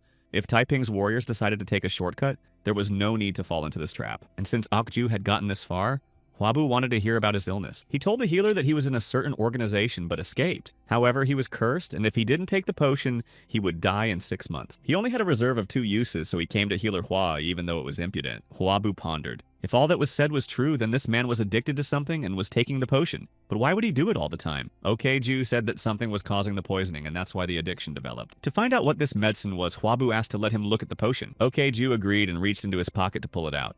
He asked the healer to be careful, but the medicine was in the shape of a pea and bounced off his palm. The man immediately reacted and intercepted the potion, falling to the ground. This medicine could give him 6 months to live, and again asked Hwabu to be very careful. Hwabu apologized, but Okju continued and said that the situation was very complicated, and he would show everything as soon as they got off the horses. The young man saw his companion intercept the pea and realized that he was a top-level master. When they made a halt, Hwabu first decided to check Okju's pulse. His pulse was normal, and the young physician could not detect any disease. If there was an addiction, the pulse would have shown it. As he examined the patient, the young man thought that he needed to cleanse himself in order for his addiction to disappear. And of course, what he called a cure was not. If it wasn't heavy metals or radiation, it wouldn't be addictive. The potion itself could be the cause. Now the medicine was to be studied and the pea was back in Hwabu's possession. While the young healer was looking at the medicine, Obo noticed that it looked like a recovery pill. Hwabu was going to find out what it was. Meanwhile, Okju started to shiver. There was a crumb of the pill on his hand and he was becoming unlike himself, like he was possessed. Obo's assistant noticed this reaction while carrying a bowl of water for Hwabu. The 3 of them watched stunned as their companion greedily licked the crumbs from his palm. Afterwards, the man apologized and explained that he couldn't help himself. He began to explain that when he sees this medicine, he becomes someone. Okju didn't have time to say anymore. Clutching his chest, the man collapsed to the ground. Hwabu froze. He didn't understand what was happening or why the man felt so bad, but Okju saw Hwa's reaction and rushed to assure him that he was fine. It was always like this when he took the medicine. Hwabu looked at the owner of the 5 Inns and thought he was out of his mind. First, we had to look at his heart with X-ray vision. Inside, he saw something resembling a centipede. The young man couldn't believe his eyes. He didn't even know what it was. There's a centipede wrapped around this man's heart like a parasite, but it couldn't be. Hwabu tensely thought, a millipede couldn't exist inside a human body. To see if he was wrong, Hwabu dared to look at the heart again. But the situation had not changed. Looks like it was true, a parasitic helminth that looks like a millipede. But it wasn't quite right to call this creature a helminth. It was more of an insect. How an insect ended up in a human body, it just didn't make sense. Hwabu's mind raced as he looked at Okju, who was writhing. Suddenly, it hit the young man. It could be the so-called poisonous Kodaku insect. They were used in dark magic. Sorcerers would put the insects in a vessel and they would devour each other. The latter was used as a poison with a curse. It didn't make sense, but Hwabu couldn't find any other explanation. This man was cursed and would die if he didn't take the antidote. Whether it was heavy metals or radiation, there was something constantly releasing toxins into this man's body. When Hwabu applied his acupuncture skills, Okju cried out in pain. And in this case, it was an insect parasitizing inside him. The owner of the 5 Inns clutched his head. It was beginning to ache. Hwabu noticed that the man had regained consciousness and explained that he had to put the man to sleep to relieve the pain. A young man asked a question he had been wondering about for a long time. If Okju was a member of the Taiping cult. Seeing the stricken look on the man's face, he realized he was right. In 6 years, there's going to be a yellow armband rebellion. If any organization could force a master of this caliber to flee, it was them. The Emperor's Palace or the 10 servants would not be involved in such a thing. The warlord's forces were still weak. Zhang Zhao, one of the leaders of the rebellion, was said to be associated with black magic and gathered public opinion using sorcery. If Zhang Zhao is skilled in black magic, then he would use poisonous insects that are only mentioned in martial arts novels. Once Jinsu's spirit was in Hwabu's body, he realized how everything worked and told Okju that the Taiping cult owed him something. What was he to do now with this man who came from them? The owner of the 5 Inns pondered what to say. If he made the slightest mistake, it would be the end of him. He admitted that he had been a member of the cult before, but ran away at the first opportunity because he didn't want to do terrible things. When Hwabu asked how he could believe him, the man shouted that he didn't know, but his words were true. Okju begged me to believe him. He didn't know what atrocities this organization was committing. In fact, he was the one who gave the orders to destroy physician Hwa. These were entirely his crimes and responsibility. Okju grabbed his heart again. Healer Hwa definitely shouldn't have died. It had to be him. It was the right thing to do. He had no right to plead with physician Hwa to save his life. It was better to go where no one would find him. And when he finds such a place, it's where he'll end his lonely life. Hwabu watched the man. It was as if 2 personalities were struggling within him. And if the young man didn't believe Okju was going to prove it to him. On a forest road, a man was working a tree that was blocking the path. A traveler approached and asked if the road was blocked. It was Hwabu and the situation was sad as there was no other road. Some of the workers were waiting for this particular traveler and were not at all friendly. One of the men asked the young man if he could help them. Hwabu replied that he'd like to help but snatched up his sword and continued that he wasn't going to do it for the members of the Taiping cult. The men posing as workers froze in surprise. Suddenly, sounds came from the crowns of the trees above. There were cult warriors standing there. One of them said the rumors about Huabu's mind were true. They didn't know how he spotted them, but today they would have to take healer Hua's life. The warriors jumped from the trees to the ground with the grace of cats. Against the young man were 7 Taiping soldiers and 4 brigands. One of them with an eye patch looking like a leader ordered to do everything quietly. Since the healer Hua was the sworn enemy of the Taiping envoy, and the healer Gong Gyuk should have been disposed of immediately. But no sooner had they attacked than one of the warriors was struck by a sword. It was inflicted by the owner of 5 inns and former governor of Taiping. The leader of the soldiers was standing in front and didn't see what happened, so he asked what was going on, and stunned when a familiar voice asked, "Have they not learned to watch what goes on behind their backs under all circumstances?" OK Ju held a sword in his hands. He knew this warrior. It was the second-class performer Sa Jung. Now the Taiping warriors turned their backs on the healer Hua and turned their weapons against the owner of the 5 inns. OK Ju pointed his sword at the fallen soldier and asked if that wasn't enough. This question was addressed to Huab, and he answered in the affirmative. Drawing out his sword, the young man made a leap, attacking the Taiping warriors. The blade found its victim immediately. He was a highwayman pretending to be a road worker. On the other side, OK Ju also threw lethal blows. Huabu and the owner of the 5 inns moved to meet each other, destroying the opponents. Healer Hua used inner ki and was ruthless. Sajan tried to resist. The sword blades split the air everywhere. It didn't occur to him how a healer could be so strong. And at that moment, he was overtaken by blows from 2 sides at once. The battle was over. Around OK Ju lay the defeated warriors. The other half of the opponents were on Huabu's side. The life had not yet left Sajan's body, and he tried to reach for his sword. At that moment, the young healer Hua approached him and offered to surrender. And if Se-young honestly answers the young man's question, the healer will let him end his life in peace. OK Ju warned me that this warrior would not open his mouth. The Taiping warrior angrily called the one a traitor to the cult. No matter how difficult life was, happiness and peace awaited them after death. All but the traitors. These words confirmed Huabu's version that they were Taiping's men like Ok Ju. Very soon, turbulent days were to come and many lives were to be lost. And Huabu decided that nothing could be gained from the enemy at this rate, and it was better to take him to the control room. As he was about to go get the rope, OK Ju held onto his heart. Huabu did not see this and asked the owner of the 5 inns to hold the prisoner tightly, but Okju held the sword with both hands high above his head, then swung around and delivered the final fatal blow. The young healer didn't expect this at all and cried out in surprise.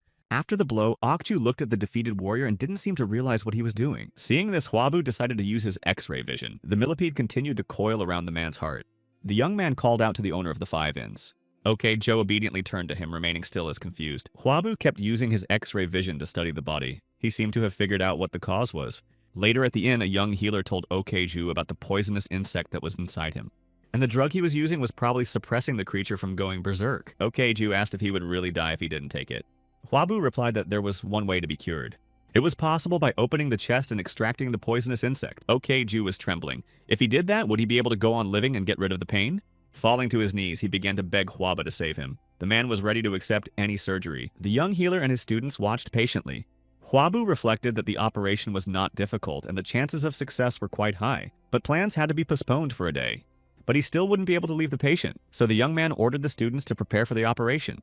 Huabu pulled out his tools and proceeded to extract the insect. Since a thoracotomy was not possible, a local incision had to be made, but thanks to his ability, he could do it much more accurately. The incision had to be large enough for the forceps to pass through. The young healer continued to use his vision to observe the insect, but when he tried to grab the creature, it started to run away. Huabu was determined and focused and couldn't let the insect slip away. The creature continued to dodge the medical forceps. At one point, the young man managed to grab the insect by the body. Now all that was left was to carefully extract it outside. The poisonous insect was forced to let go of Okju's heart. Huabu was as focused as possible, continuing to pull the creature out. Finally, the insect that caused so much pain and was the source of the curse was outside Okju's body. The students were shocked by what they saw. They didn't even know what it was. Huabu continued to hold the creature above his head, thinking he had succeeded. He dropped the millipede into a specially prepared tray. The operation was nearing completion. Huabu and Obo were sewing up the incision, and Bayun was holding the insect. After everything was done, the boys watched the centipede. They wondered how such a thing could get into a human body. The young healer looked at Okju. Saving a man's life was not something to be regretted, but for some reason he felt uneasy. At this time in the Huang family, a healer came to visit the sick man. Commander-in-Chief Wang Huang asked the healer if his illness could be cured. He asked the head of the court physicians, Pyong Wan, what kind of illness he had. The chief medical officer apologized for the bad news. The commander-in-chief's illness could have been cancer. The man grabbed Byung Wan's clothes and asked him if he was sure. Wang Huan had already heard that the cancer was incurable. Even if Pyongwan did his best, the commander-in-chief had no more than 6 months left. It was only in his power to alleviate pain and delay the progression of the disease. Looking out the window, Wang Huan thought that if the head healer made such a diagnosis, There could be no mistake. There was one more thing that Byung-won didn't voice because he didn't want to give false hope. His older brother would soon arrive in Loyang. Wang Huan looked at the head healer. Could he be referring to that talented healer? Byung-won thought he might have other ways to treat it. But the exact time of arrival was not known. The niece only said it would be soon. The commander-in-chief could only hope this healer wasn't too late. At the inn, the operated Okju came to his senses. Grasping his heart, he tried to remember where he was. Suddenly, he was pierced by a sharp and agonizing attack of pain. Okju grabbed his head and started screaming while he did it. The young healer and his students looked at the waking patient in surprise. Huabu saw Okju shaking and didn't realize what was going on. The owner of the 5 inns fell to his knees and begged for his life. Huabu tried to calm him down. The patient wasn't supposed to do that. His wound had not yet healed. But Okju screamed that he didn't deserve to live, and he was the one who gave orders to the mercenaries to hunt down the young healer. Huabu realized what was causing his sense of unease. Okju, still on his knees, continued to repent of his crimes. He was overcome with remorse for what he had done, and for using other people to save his life. Huabu looked at him and thought that if it were up to him, he would take this man's life or turn him into the authorities. What bothered him the most was that a poisonous insect had been placed in it. In this case, it all adds up. This creature influenced Okju when he destroyed Taiping's warriors. Now the millipede has been extracted and maybe the real character has returned. This man could have simply walked away or covered up the truth. There was no need to confess, so the words were sincere. But Huab still needed to check, so he asked Okju if he had done it all himself. In tears, the owner of the 5 inns confessed that it was him and now doesn't deserve to live. Then the young healer asked why he was telling of the crimes he had committed against him. Clenching his fists, the man admitted that he always regretted those actions. But the regret was gone as soon as his chest began to throb. Now it was gone and Okju confessed to end his life. These words confirmed Huabu's version. The cause of those terrible deeds was an insect, and the young man could not hold the man responsible for them. But that didn't make the deeds good. Huabu realized that if he worried further, he wouldn't find a better solution. Okju said he couldn't forgive him, but he couldn't take his life either. What kind of healer would destroy the patient he saved? And suggested that the owner of the 5 taverns surrender to the government or go somewhere far away and do what his conscience told him to do. Huabu hoped that Okju would make the right decision. The young healer and his student set off. On the way, they discussed that it was the right decision, even if it didn't make it any easier. They were startled by a sudden cry from the thicket. Okju ran out onto the road. He asked me to take him along as a guard. This sentence surprised the travelers and they stood there not knowing what to say. The rescued owner of the 5 inn fell to his knees. He said the young healer taught him a good lesson. And now his conscience demanded that he protect Huaba. Huabu was perplexed. He had barely saved his life, but Okju continued that since he had found a new one, he should devote it to protecting the healer. A former patient said he was too soft, and the young man was starting to get angry. Okju will be the sword of Huabu and will follow any order. There might be people on the young man's path who would want to deceive him, but the warrior would not let that happen. The young man asked him to forget about it and just live his life. But that was the point of the former patient's life now. Huabu said he didn't need it and advised Okju to go his own way and went on his own. The next day, the owner of the 5 inns suddenly jumped out of the thicket with the same request, which again frightened the diners. Another day later, he caught up with them at the inn again, begging to be taken as a guard. On the 3rd day, Okju begged while Huabu was in the restroom. The young man was fed up and told the man to do what he wanted. Okju understood and promised to protect the healer. He began by training a young healer and his apprentices. They were learning to shoot archery. During stops for meals, they sat at the same table. But Okju never let his guard down for a second. At night, when the travelers were sleeping peacefully, he carried the guard and guarded their sleep. 2 later at the Huang family home, the commander-in-chief waited for confirmation of the diagnosis from another healer. The doctor apologized for the bad news and confirmed that Wang Huan is sick with cancer. When asked if he could be cured, the healer replied that he had spent 20 years exploring the Central Plains to find a cure, but still haven't been able to find him. This answer upset Wang Huan. The commander-in-chief had a hard time believing his diagnosis. He looked like a healthy man. The healer promised to do his best. Even so, Wang Huan had a little over a year to live. What was said was heard by a young girl standing in the shadows behind them. It was the healer's daughter. She thought sadly that cancer was a very terrible disease, and even with her father's skills, he had so little time left. Since her father said the disease was incurable, it was. But now they have one more reason to solve it. While the girl was thinking that the day would come when cancer could be cured, Huabu walked into the Huang family home. He came along with his team. There were other healers before the house. They took turns approaching people with lists. Disciple Byun was amazed to note that there were a lot of people gathered here, and judging from their clothes, they were all healers. Huabu approached the man recording who came and where they came from. The young man introduced himself as the healer Hua of Cao County, and he added that he came on the orders of Chancellor Pei of the state to take a look at the illness of the commander-in-chief. The man asked him to wait a bit and rushed off with all his legs to report the arrival of healer Hua. Disciple Byun gazed admiringly at the large house while they sat waiting for the attendants. Huabu heard 2 healers behind him discussing that they would get half of the commander-in-chief's fortune if they cured him, and possibly the palace in Wuhan. Huabu thought about how much money this man must have had if he was going to donate the palace. The men continued the discussion, and one of them said that when Wang Huan was examined, it turned out to be cancer.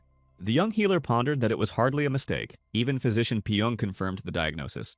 The development of cancer in the commander-in-chief was possible. He was in his 50s. Now the type and stage had to be determined. Many of the waiting healers, upon learning what illness Wang Huang had, left for fictitious reasons. The students were concerned. They knew there was no cure for cancer. Huabu asked them not to say that because they had not even seen the patient yet. At this point, they were invited to come in. Decisively moving forward, the young man said that the patient must not be abandoned until the very end. They reached a room guarded by 2 guards. Huabu introduced himself to let them in. Everyone noticed his young age. The commander-in-chief asked the young man if he was the head of the court healers of the Pei State, since he had come here on the chancellor's orders. Huabu replied that he was the inspector overseeing the healers. Wang Huan was surprised Chen Gui wouldn't give such a position to the first person he met. The commander-in-chief asked the young healer to examine him. The healer standing behind him realized that the rumors that were going around about the healer from the Pei State were about this young man, and that it was he who cured tetanus, abdominal disease, and syphilis.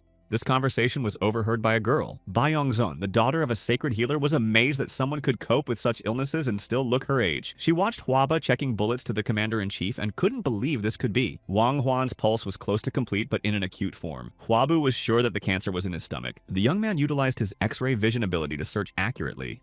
As he suspected the foci were in the stomach, he identified 5 tumors in the enterum. To be completely sure, he needed to expand his search area. His actions worked and he saw everything in more detail. Huabu said the cancer cells hadn't reached the serosa. If they had reached the lymph nodes, nothing could have been done because of metastasis. And since the tumors were only near the antrum, he didn't need to touch any other parts of the body. Huabu could have cut off most of his stomach with a subtotal resection, but he didn't know how to combine it with chemotherapy.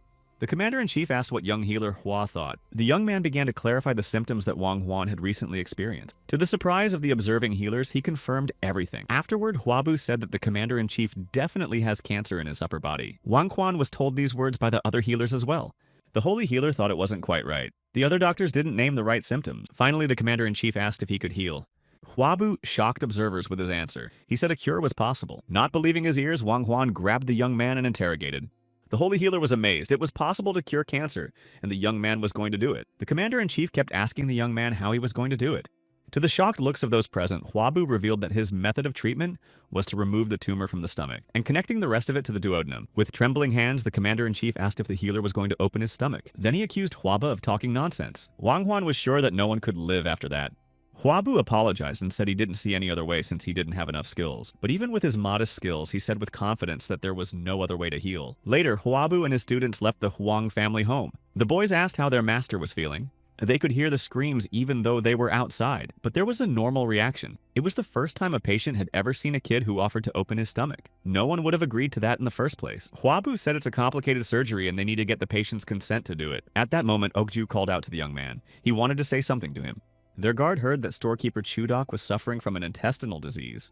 His right lower abdomen ached and it was similar to the last time. Perhaps Hua's healer could cure him as well, and if the young healer could convince the commander-in-chief to perform the operation. After saying that, young Mr. Hua approached Okju and pounding his fist on his chest thanked him for the great information, but asked never again to offer to bargain with the patient. After that, he gave the command to the students to move behind him. There was work ahead. Okju completely forgot that Huabu is very kind, and that's why he cured himself as well.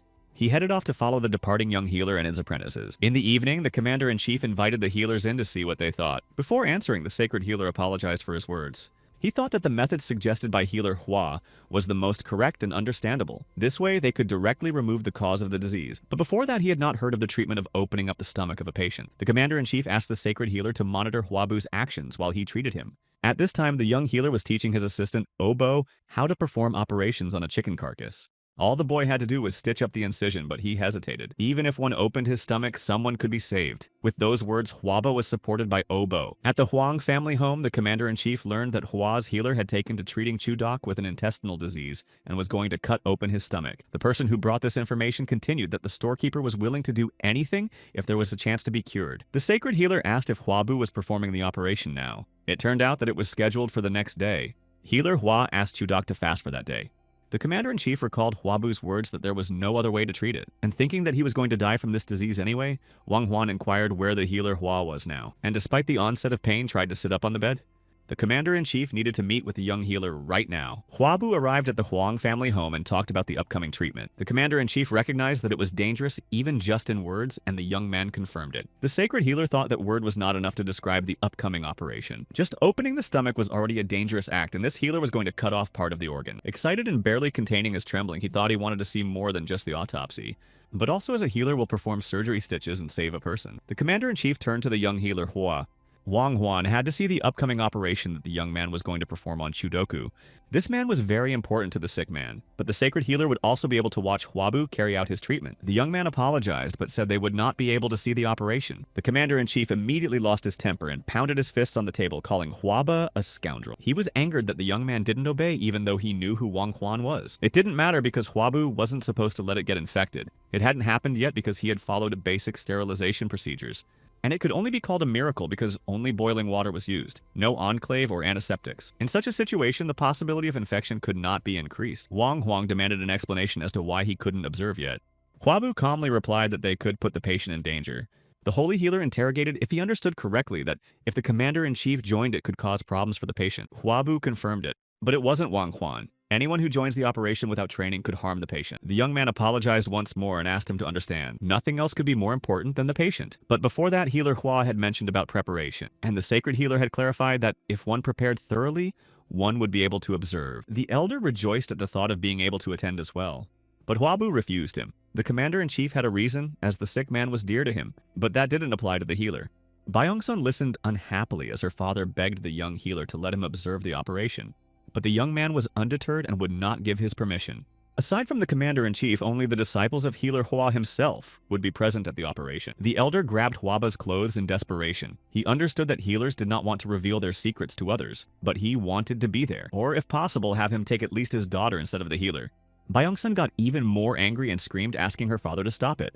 Clenching her fists, she angrily said that she didn't know how Huabu was an excellent healer, but his thinking was not. Since she was a little girl, she was taught that healers should only think about saving people. That's why her father, the sacred healer, always shared his techniques. But Healer Hua tried to hide his techniques and knowledge, so he was no different from those who only followed fame. And the girl angrily finished that even if his skills are excellent, he is unwilling to see the healing arts of such a person. Huaba was struck by her honest statement and wanted to reply that she was right and her father had trained her well. What won him over most of all was that she had the courage to speak up and say everything that was wrong. The young man watched the elder try to stop his daughter and thought the girl had a temper. Huabu replied that his skills are not a secret technique. It was a simple operation, and that wasn't the problem at all. He asked to hear him out and suggested it. This operation could not be repeated just by looking at it from the outside, and in spite of that, they would still make attempts. Because both father and daughter were real healers. That's when the misfortunes will start. They'll use these techniques without having the experience to do so. These are the perfect conditions to take someone's life. The healers who were already watching him had already made such mistakes, and Huabu had no confidence that they wouldn't repeat them. The young man went on to explain that if a healer wanted to study medicine, he needed practice. Byung-seon agreed that it was necessary to conduct operations to gain experience. But is there no one at all who can join? Then thinking, Huabu replied that he would allow the observation if he was promised to do one thing. It consisted of a vow never to perform the operations that father and daughter would see from him while their fates were tied and they were trying to learn Huabu's skills. The sacred healer accepted this condition and was about to put it on paper. After they sealed all the treaties, Pyeongseong and the sacred healer watched the process. The girl berated herself for being so stupid before. She had seen with her own eyes that Huabu was a healer from God. An hour before, Huabu and his assistants had been preparing for the operation and helping Pyeongseon and her father do so. They had already studied the list of mandatory requirements and were ready. The young healer Hua hoped they would follow the instructions they received, otherwise he would have to kick them out during the operation. The commander-in-chief was just as intent on observing and agreed to all the terms. Watching Huabu, he was struck by his confidence. Wang Huan was going to watch carefully, but if all the words were just idle chatter, then he wasn't going to just sit idly by. He needed to see a case to back up the young man's words. When all the nuances were settled, Huabu announced the start of the operation. He first used acupuncture skills on the patient. Those watching were amazed at the skill and speed with which he did it. But Wang Huan didn't understand what it was for. They continued to watch, and the healer and his daughter didn't realize what Huabu would do next. The young man had already taken the scalpel that one of the assistants had handed him. He voiced his actions and gave commands. Obo was to heat the iron to the right temperature. At this time, the young healer proceeded and made an incision. Huabu then ordered Byun to open the incision and Obo to stop the bleeding. Everyone watched in amazement. The sacred healer noted that the cut was to the exact depth, and if the young man had made it a little further, he would have damaged the internal organs. It took a lot of operations to work so accurately. Byung-seon realized that the young healer was using a red-hot iron to stop the bleeding. None of them thought it was possible. Using his X-ray vision, Huabu determined that the patient's appendix was only inflamed, and the incision he made should have been enough. The sacred healer could see with his own eyes the cause of the disease and how swollen the inflamed organ was. Byung-sun was amazed at how the internal organs were sewn up. The commander-in-chief watching the operation from afar was also impressed by the young man's skill. Even those who have practiced torture for decades could not have been so precise and would have simply ruined the patient. Wang Huan held his stomach and was afraid to even think about what was going to happen. At this time, Huabu had already extracted the inflamed appendix. The young healer Hua gave the command to the surprised Obo to stitch up the incision. Seeing his reaction, Huabu asked if the man wasn't sure. But the little helper clenched his fists and resolutely assured that he could do it. Byung-sun watched amazed as the boy completed the surgery and stitched up the incision. She was surprised that this healer had allowed such a young apprentice to do this. Next, Huabu handed the necessary tool to Byung-ah and told him to cut the thread himself. The junior apprentice accepted the scissors reverently. Before this, the thread had always been cut by Obo. Watching Peng Song thought she wanted to assist this healer too. The holy healer watched his daughter's reaction carefully. The elder couldn't help but notice the girl's feelings. It was written all over her face.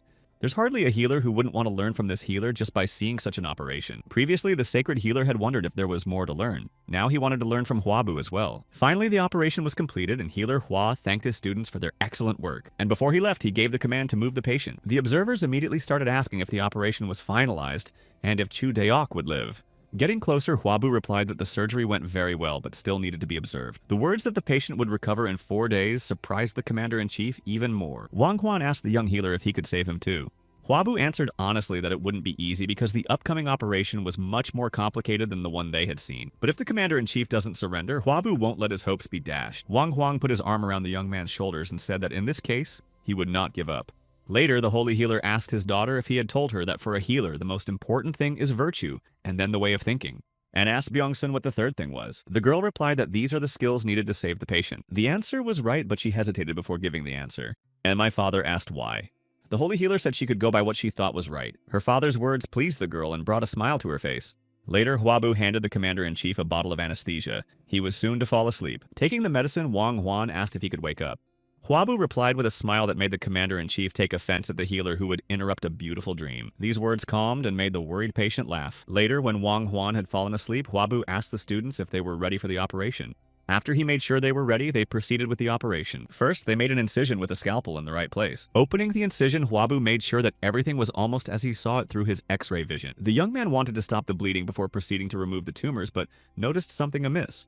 The commander-in-chief was not breathing and his heart was not beating. Huabu realized with horror that the patient had gone into sudden cardiac arrest. The students froze. They did not know what to do next. Watching the operation, Byung-sun and her father couldn't understand what was going on. Huabu and his students performed CPR and tried to restore breathing. It was only clear to them that something terrible had happened. Huabu was doing his best to get the commander-in-chief's heart beating again. The holy healer didn't understand what the young man was doing. The young healer exhaled in relief when breathing resumed. He gave the command to prepare the red-hot iron. Byung-seon was amazed to realize that the patient was alive. Her father realized it too. They didn't understand how it happened. Huab had to make a large incision. If he did only near the tumors and found metastasis, there was nothing he could do about it. It took about 2/3 to save the organ.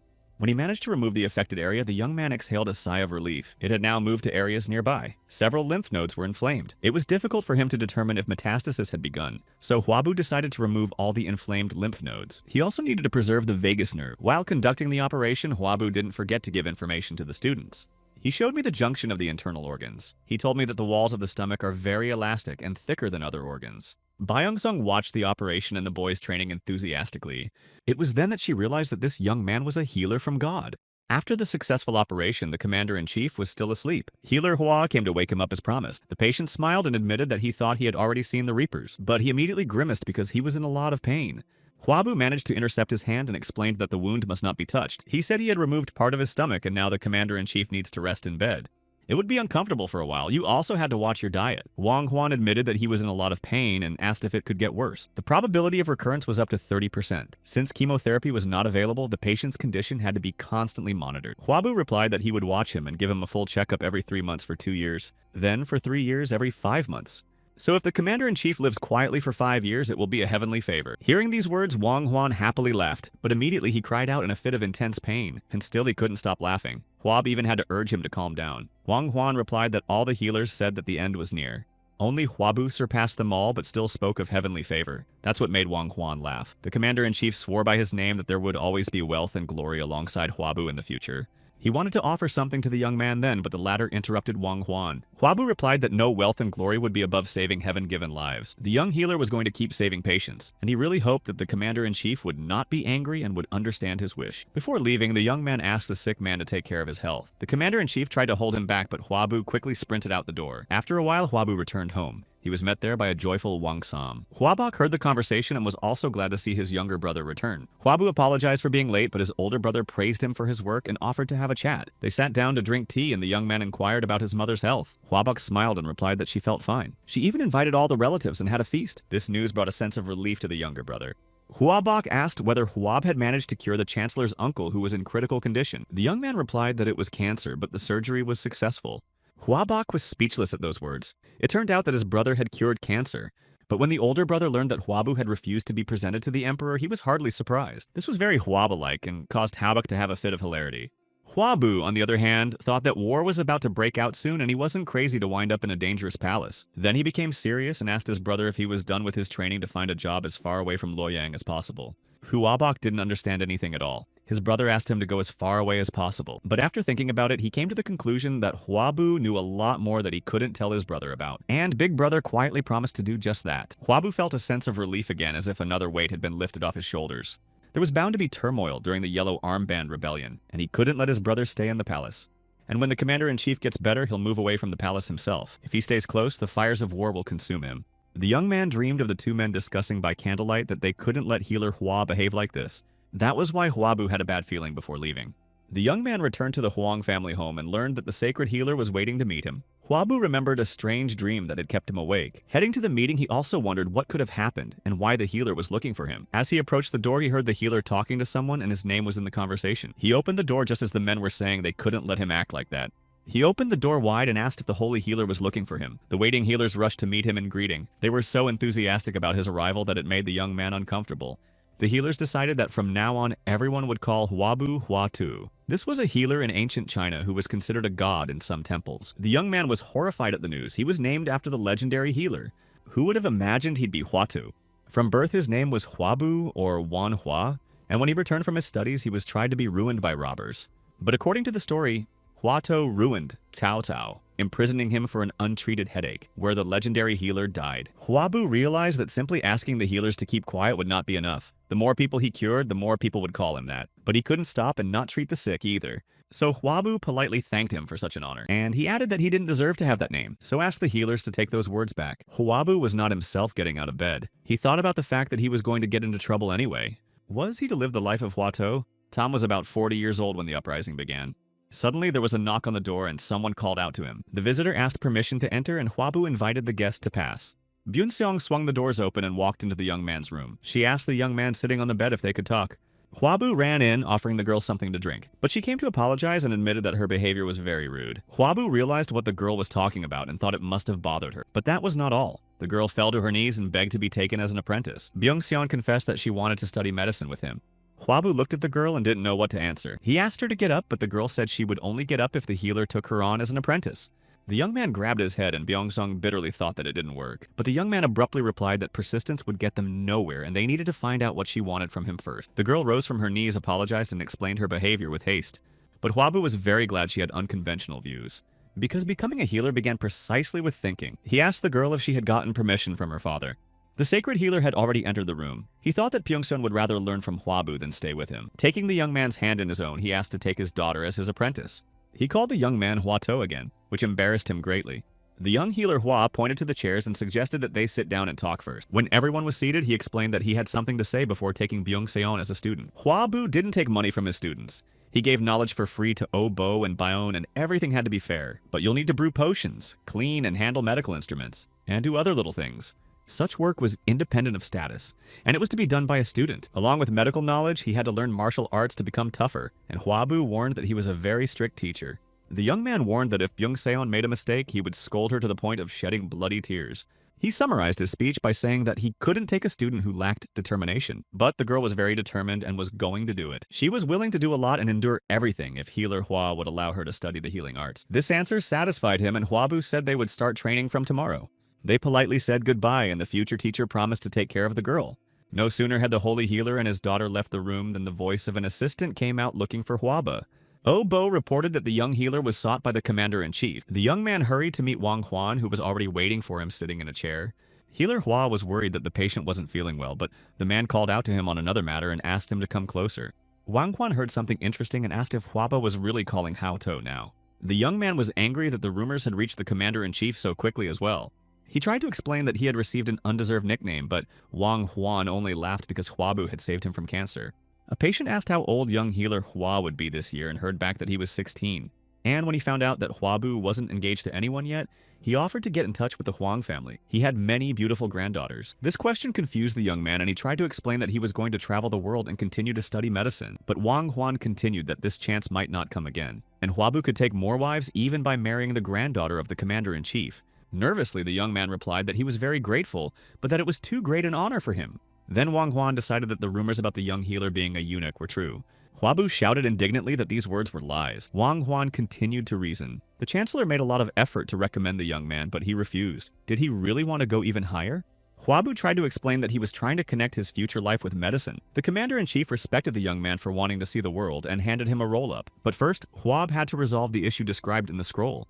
His Majesty was looking for the young healer Hua, the 12th emperor of the Eastern Han Dynasty, Liu Hong. He went mad with money because of his poor background, and played a leading role in the sale of public office, imposing hard labor on the people and curbing the growth of eunuchs, acted with the past emperor and intellectuals, and he was even called the Dark Monarch or the Stupid Ruler. Remembering all this from his past life, Huabu took the convolution and wondered why the emperor wanted it. If he were in Cao now, he could say that his home was far away, but he couldn't refuse now. The emperor said to bring the healer Hua to him as soon as the commander-in-chief was better. Wang Huan asked the young man not to worry. Han Liu Hong didn't call him because he was sick, and though Huabu replied that he understood this was what worried him the most. A few days later in Hengcheng, a young man accompanied by Wang Huang was on his way to a meeting and thought that he had overdone it, trying to cure that one faster. The commander-in-chief recovered quite quickly and even prepared clothes for the young healer, making him even more nervous. Wang Huan explained that the meeting was not official and Huabu didn't have to worry. Eunuch Zheng was supposed to meet them. But for the young man, meeting alone with the emperor was even harder. Medic Hua was escorted into the hall where Han Liu Hong was waiting for him. The one sat on the throne and Huabu greeted his majesty, wishing him to live happily ever after. The emperor turned to the young man and asked if there were rumors about him. Then he waved his hand and told the young man to come closer to the throne. Huabu was younger than he thought, and there really are a lot of talented people in the world. Han Liu Hong asked if it was true that Huabu cured stomach disease and cancer by cutting open his stomach. And is it true that he is called Huba To? The young man replied that it was an undeserved nickname for him. But the emperor thought that since this healer cured cancer, it was okay. Debt must be paid to match ability. Han Liu Hong was grateful for healing the commander-in-chief, and Wang Huan asked that Huab be given a reward. One of the eunuchs held out a tray with a plaque to Huab, and the emperor went on to say that he would like to send Huaba to work in the censorate. It was the highest body of oversight. Han Liu Hong allowed the young man to lead all organizations in the country except those in the palace. Huabu looked at the plaque and pondered. If he refused, he would die. But with this position, he wouldn't have to be in the palace all the time. Bowing in a bow, he thanked the emperor for the honor. One of the eunuchs was watching the dialogue. Han Liu Hong said that how to use the token was entirely up to Huabu himself. Kneeling down, the young man expressed his gratitude and said he would follow his majesty's orders. After a while, Huabu returned to Huaboku. Sitting down at the table, the young man remembered that he was shocked when he was named Hua To. But that Cao Cao, or Cao Minged, sat at the table with them. It was the future treacherous hero of troubled times. Who would have thought Huabu would meet him here? Watching Cao Cao interacting with his brother in a friendly manner, the young man wondered when they had managed to get so close and find common ground. The younger ones from Luoyong didn't give Cao Cao even a chance to propose a toast, so he hurriedly did so in the company of his brothers. The brothers told their new friend the story of the healing of the warlord Cao Zheng. Hearing that it was Huabu who cured tetanus, Cao Cao was amazed. Huabok, ignoring his younger brother's embarrassment, continued to list his accomplishments. However, the new acquaintance thought with great displeasure about Huabu curing the warlord, but outwardly expressed his gratitude for Cao Zhenya's healing. And since the young man was a very good healer, Cao Cao couldn't just sit there. Huabu modestly admitted that he was only doing what he had to do. This impressed the young man, and he recognized that they were amazing brothers. Cao Cao said it was an amazing and wonderful day. He once again proposed a toast to meeting hometown junior and savior Cao Zheng. He was happy because he had met two faithful and wonderful brothers. Huabok agreed with these words. Huabu embarrassingly supported the elders. They were having fun until Cao Cao was about to leave. When he left, the young man asked his older brother if he really liked the young man so much. Huabok explained that he was in a good mood because he had met such a decent fellow countryman. Of course he liked him. He said that last year Cao Cao beat up those who violated the graft of entering the northern works. According to the story, the minister Jiang Shuo wanted to enter after curfew. He was later found dead. Cao Cao thought it was legal. Huabok continued that it was about the eunuch's uncle Zhang Shuo who acted as if he could catch a bird in the sky with his hands. Huabu thought that Cao Cao had beaten up an intruder in his 20s, but his brother said it was last year. Wasn't he 25 now? And since this deed was done for the sake of the emperor, the village elder Fei helped Cao Cao become the governor of the county. Elder Cao Teng, together with Cao Cao, according to historical data, put on the throne of Emperor Huang, who had huge power. Huabu realized that everything that was happening was different from the history of orthodoxy and the novel Three Kingdoms. After 10 days, the young healer Hua and his apprentices were about to leave the Huang family home. The horses were loaded not only with everything they needed, but also with gifts from the commander-in-chief. He was very insistent that Huabu take them. In order to do great things, one had to accumulate strength, but the young man was called out and distracted from his memories. It was his new student, Byung-seon. She was also ready to go on the road. When everyone was assembled, Huabu commanded to send them on their way. When the group had already entered the forest, the young man discovered that a sacred healer was traveling with them. Huabu asked him why he didn't go to Yangzhou as he had intended. The old healer laughed and replied that he had decided not to go west but to enjoy the beauty of the Pei State Lake south of Luoyang. Huab had no choice but to admit that another traveler was coming with them, and Byung-seon was very embarrassed by her father's behavior. The students on the way were happy that there were more of them. Byun was no longer the youngest student. Huabu promised to treat everyone fairly, which made the boys laugh. OK Ju asked them to leave the training to him, which scared them a lot. A man was watching the departing company from the dense thicket.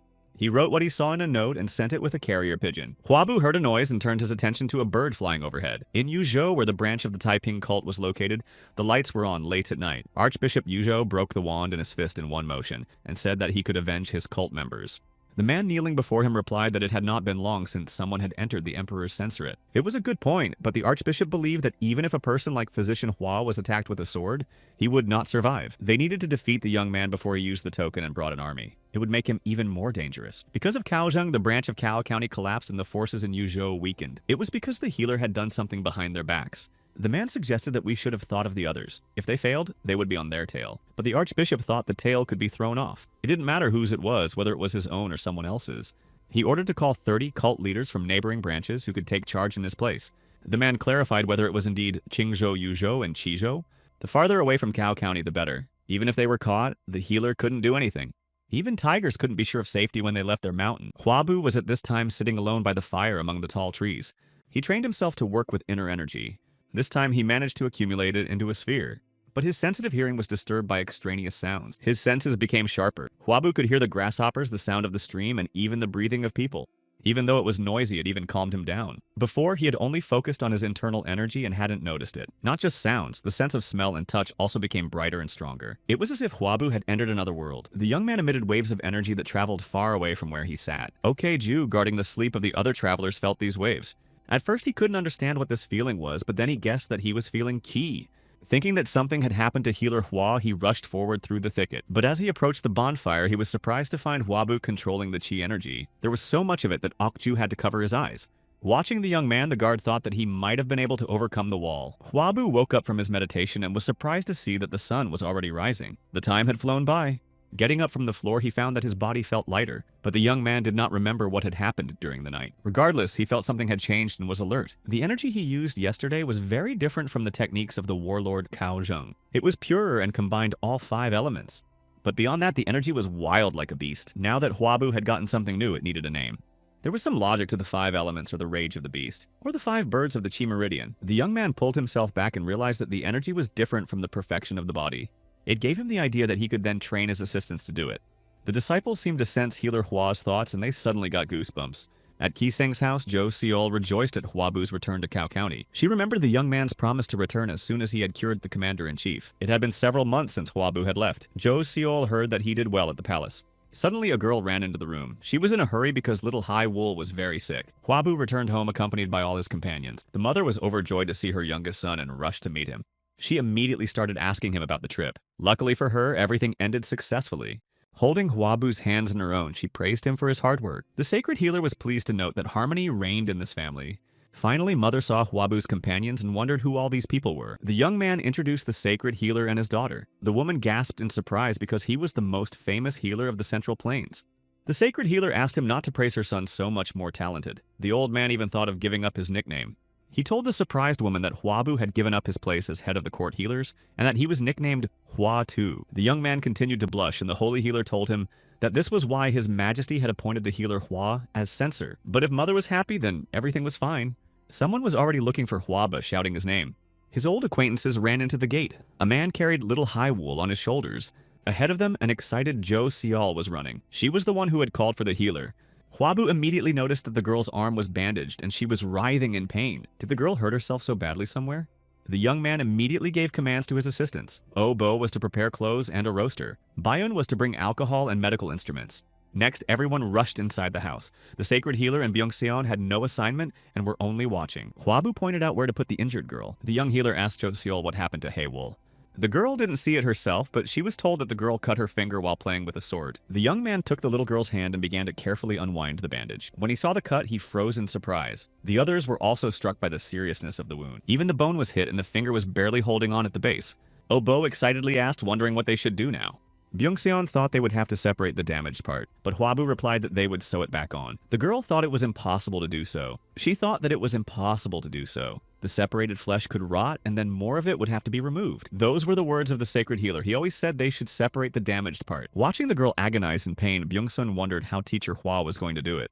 Fab could use a magnifying glass right now but didn't have one and had to come up with an alternative. Then he decided to use his abilities and used his magnifying vision. It worked, and now all the damage could be seen in detail. The image was magnified 3 times. The first time he was able to use such a technique was when he was treating the commander-in-chief. It was possible to use multiple abilities at the same time. Hwabu noted that the bone was not shattered and the cut was even. That was good. After the examination, the young man was ready to proceed with the treatment and commanded the operation to begin. Sewing the part of Hwabu's finger was focused and utilized chi energy. Byung-seon watched his actions. It became clear to her that where he was connecting the blood vessels, blood would circulate again. The treatment was understandable but impossible with her skills. Not even her father could do it. Bo wiped the sweat from the young surgeon's forehead, thinking that in the 6 hours that the operation lasted, the Hwa healer had never once made a mistake. Byung-sun clenched her fists resolutely and was determined to find out everything her teacher knew by all means. After the operation was successfully completed, Haewol laughed happily. She will be able to use her arm like before when the stitches come out, and she will practice hard. Jo Seol thanked Hwaba for treating the girl. If it wasn't for him, the little girl might have lost her finger. The young man thought it was absolutely absurd that a little girl was playing with a sword. Perhaps she had no other choice, and replied to the girl that it was a relief that all was well over, but it was best to hold off on using the sword until everything healed. A happy Jo Seol watched the girl and thought how lucky she was that the healer Hwa had returned to the city and was able to help them. But she herself was also very lucky because she could meet Hwaba again. So the girl asked healer Hwa how his journey home was. Byun-seong heard the young people's confused conversation. She wondered who this girl was and why they were talking like they were intimately acquainted. Just then, Assistant Byun asked who Jo Seol was. Hearing the girl's stories, Byun-seong was amazed. Bo's assistant was already reprimanding the younger Byun for rude behavior. The former patient might have heard and taken offense. But Byung-seong couldn't handle her curiosity and asked how Hwabu had cured her, with surgery and potions. A young healer who came over heard the conversation and called the students rascals. He was very unhappy with them, as he'd already said that you shouldn't discuss patients so thoughtlessly. The culprits bowed their heads and listened to the angry Hwaba. They apologized and promised to be more careful in the future. Byun and Byung-seon felt guilty and apologized to Bo too. He assured them that it was okay as long as they didn't do it again. And since the teacher wanted to teach them something, the older student offered to finish and go after him. Byun groaned. They had just finished with the surgery and school had to start so soon. Byung-seon hoped that she would understand if she was around. She was not going to lose her patience anymore, and someday she would be able to cure syphilis too. But she had a strange feeling watching the conversation between the teacher and Jo Seol. The girl didn't understand what this restless feeling was. Meanwhile, Archbishop Yu Zhou listened to the report that the representatives of all the regions had already arrived. This news pleased the man. At last he had waited for everyone. The warrior said they were awaiting further orders. But the bishop told everyone to wait and sharpen their blades.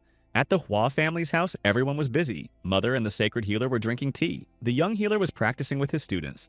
The elder praised the woman for the excellent upbringing of her son, to which she replied that he flattered her because his daughter had also grown up to be a fine person. A loud shout from Hwabu interrupted this quiet conversation. He reprimanded his students and shouted that if they did so, the patient might die on the operating table. The young man told everyone to concentrate and relax their hands. If you pulled the needle out too quickly, you could tear the skin. Observing her son, Mother noted that he was very strict during his studies. The sacred healer believed that this was the way it should be. Only then will the skills imprint themselves on the hearts of the students. Mother watched the diligent Byung-seong and pondered. And the longer she looked at her, the more the girl seemed like a good kid. And she was from the Pyong family, so there was nothing to complain about. A woman went to the divine healer. She had heard that his daughter was already engaged and wanted to know if it was true. He looked at Madame Hwa in surprise and clarified who said that. It turned out it was Hwabu who told his mother that the girl was engaged. The sacred healer suggested that the daughter might have answered that way out of habit, since she had heard such a question quite often. This option made the woman happy. The deed was very reasonable, and surely Byung-seong would receive many offers. The holy healer coughed and admitted that the daughter was not very malleable, which caused a lot of trouble. Mrs. Hua admitted that it was the same with her youngest son, who was not at all interested in getting married. Watching the woman thought that these two might make a good couple in the future. But the learning process was far from ideal. Physician Hua scolded Byung-seon for his missteps. Despite the teacher's strictness, the girl tried to follow his instructions. Madame Hua admitted that she must have been in a hurry. The sacred healer was in complete agreement with her. Young people only paid attention to medicine. Okju returned and handed Hua's healer the items he had been waiting for. The young man called for his assistance. The boxes he received he held out to the surprised boys who had no idea what was inside. Before satisfying their curiosity, Hwabu told them to take the boxes. He was going to teach them how to use what was inside later. Byung-seon came over and asked how she was without such a box, but Hwabu found a way out of the situation and said it was too early to give such a thing to a younger student. He thought to himself that it would be good if they didn't have to use it. The boys could handle it, but Byung-seon was still lacking in skills. And with a sly look, he added that from this day on, the younger student would also participate in the training. The apprentices were expected to have daily lessons, 2 hours in horse stance and an hour of goose stepping. They needed to develop stamina, and Hwabu clarified if they were okay with that. The young man was also strict with his charges. He promised to test their knowledge of painkillers in response to their pleas for mercy. Late at night, after grueling workouts, the students were taking a breather. The young healer remarked that it was very good that they had painkillers. Surgery under general anesthesia was difficult, and he was glad it could be avoided. Hwabu paused and looked at the pig lying on the straw. He knelt before the animal. They were going to take one life to save dozens of others. Hwabu apologized to the pig and said he hoped her sacrifice would shine. He addressed the soul of the animal and asked it to rest in peace. After a hard day's work, everyone gathered for dinner at one round table. Byung-seon asked if the words he said to the animal were only to appease the soul. Obo remembered that young healer Hua always did that when they did their experiments on rats. Hwabu tried to explain that they were experimenting on living beings, and they had to take their lives because they had no other choice, and he wished that these animals could be reborn and live a better life. As he ate the meat dinner, he realized that it might have seemed duplicitous. Hwabu wouldn't cry over it, but he still wished for the best for him. Remembering himself, he wanted to believe that these creatures had a chance at a better life. And since everyone is different, he didn't ask his students to do exactly the same thing, but asked them not to become gray and bury themselves in their own feeling. The mother smilingly looked at her youngest son and wondered when he had time to grow up so much. Chewy assistant Obo asked Hwaba when they would go to Yinchuan. The boy thought it would be after Haiwol recovered. Medic Hua thought for a moment. He agreed with Obo's suggestion because they had already had enough rest. Mother didn't expect Hwab to have to leave again. But the Chancellor was waiting for him, and he had to explain how the Commander-in-Chief had recovered. Besides, she was going to give birth soon. Madame Hua was unaware that the honorable concubine Go Hyun was pregnant. The woman got excited. She probably should have prepared a present. Hwabu tried to calm his mother and assured her that there was no need to prepare a gift now. It was still a month away. Madame Hua exhaled a sigh of relief. Her youngest son's words reassured her. But she felt sad as he had to leave home again. Then she turned to Hwab. She had something to tell him, or rather, she had a small request, and the woman continued, covering Hwabu's hand with her own. She suggested a boat ride. After all, he would be busy later and wouldn't be able to come home often. Hwabu realized that he had been too indifferent son lately. He happily agreed. Everyone present watched their sweet conversation with a smile. While they were merrily discussing where and when they would go for a ride, a Taiping cult warrior was eavesdropping on their conversation. He was hiding on the roof by the window. The warrior heard and repeated to himself the name of Waishan Lake. Inside the house, dinner continued. Everyone ate and laughed without even realizing they were being overheard. The spy continued to watch the Hua family and their guests and pondered that this lake would be the perfect place to attack. Finally, the time came and everyone went to Waishan Lake. It was located among the mountains and was incredibly beautiful. Standing on the jetty, everyone admired the blooming lotuses and marveled at the beauty surrounding them. The sacred teacher was pleased that the rumors about the beauty of this place were true, and the boys saw so much water for the first time. Mother was happy. She was happy that she had come to such a wonderful place with her son. If Hwabu had known she would like it so much, he would have definitely brought her here sooner. He seemed to be using his busyness as an excuse. The boat was prepared for a water trip, and they decided to cast off from the shore. Everyone spread out on the deck and observed nature. Byung-sung and the boys looked at the water overboard in surprise. One Okju kept his guard up with his weapon clutched tightly in his hands. Mother stood in the stern and asked Hwabu if it wasn't wonderful to rest like that. The young man watched her and thought that as long as there was time before the birth, he could spend it with his family. Suddenly, he felt an inexplicable sense of threat. 2 boats followed them. Hwabu looked carefully in their direction. Okju approached him. The guard noticed that there were about 10 people on board these boats. He said the stalkers even set the table, but the drinks didn't touch their lips. But most importantly, as Okju put it, these people were holding dirty things in their hands. The boats were approaching, and the expression on the faces of these strangers was not friendly. Hwabu suggested to the boatman carrying them to go to the other side of the lake. He didn't understand why it was necessary because there was nothing to see on the other side. The young healer Hua smiled and explained that it would be for the best. Then he approached Mother with the words that the weather was very nice today. Huabu became incredibly happy when she was in good health. He then pulled out the acupuncture devices and asked permission to use them. Mother gladly agreed and Huabu applied his knowledge. The sacred healer saw the point where the young man had inserted the needle and was surprised. The woman began to say that her son was a healer from God because after a few injections she became very calm. But then she crouched on the edge of the boat and fell asleep. Huabu held her gently. Afterward, he asked the sacred healer to take care of his mother. Turning to the boys, Huabu said that the enemies were following them and they needed to act as they had prepared in training. The boys rushed to carry out the command. The sacred healers watched over Madame Hua. Everyone was focused and serious. Byung-sun called her father to help him watch over the sleeping woman. He explained that he couldn't touch Mistress. The girl was confused about where to go. But upon reflection, she realized she couldn't help Huab right now. So she sat down beside her mother and supported her gently. If she had stayed with the men, she would have been a nuisance. The pursuer's boat was rapidly approaching. One of the warriors slowed that the boat ahead had slowed. It looked like they had been spotted. It was too late to run away and the command to prepare followed. The Taipan warriors began to pull their swords out of their sheaths, but acupuncture needles were sticking into them. Pulling them out, one of them thought it looked like a toy. The commander realized the needles were smeared with poison and ordered everyone to lie down quickly. It was the boys who attacked the enemy using the boxes given to Huabu. They had special holes for the needles to fly out. Bo tried to aim as accurately as possible. Byun kept up and looked very serious and stern. One of Taiping's warriors had already been affected by the poison and fell overboard. Now it's the turn of the action for guard Okju and Huabu. They bared their swords and jumped on the opponent's boat. They didn't hesitate to strike strikes. The opponents didn't even have time to repel them. Okju's sword was deadly. The guard looked cold-blooded and focused. The surviving opponents looked frightened but kept their swords at the ready. The young healer Hua easily jumped onto the deck right in front of the Taiping warrior. He was furious. How dare these people carry danger to Mother and his men? Huabu immediately landed a fatal blow on one of his opponents. Then came the second one. His sword flew like lightning. In a rage, the young man thought he would make these people pay for all of this. Later, Archbishop Yuzhou could not believe his ears when he was told that the warrior squad had been destroyed. In anger, he slapped the table with such force that he spilled the tea. How was that possible? There were 30 men, 6 of them executioners. The warrior who brought the news could only apologize in return. The bishop clutched his head. Everything was not going according to plan, and the meeting with the head was still a few days away.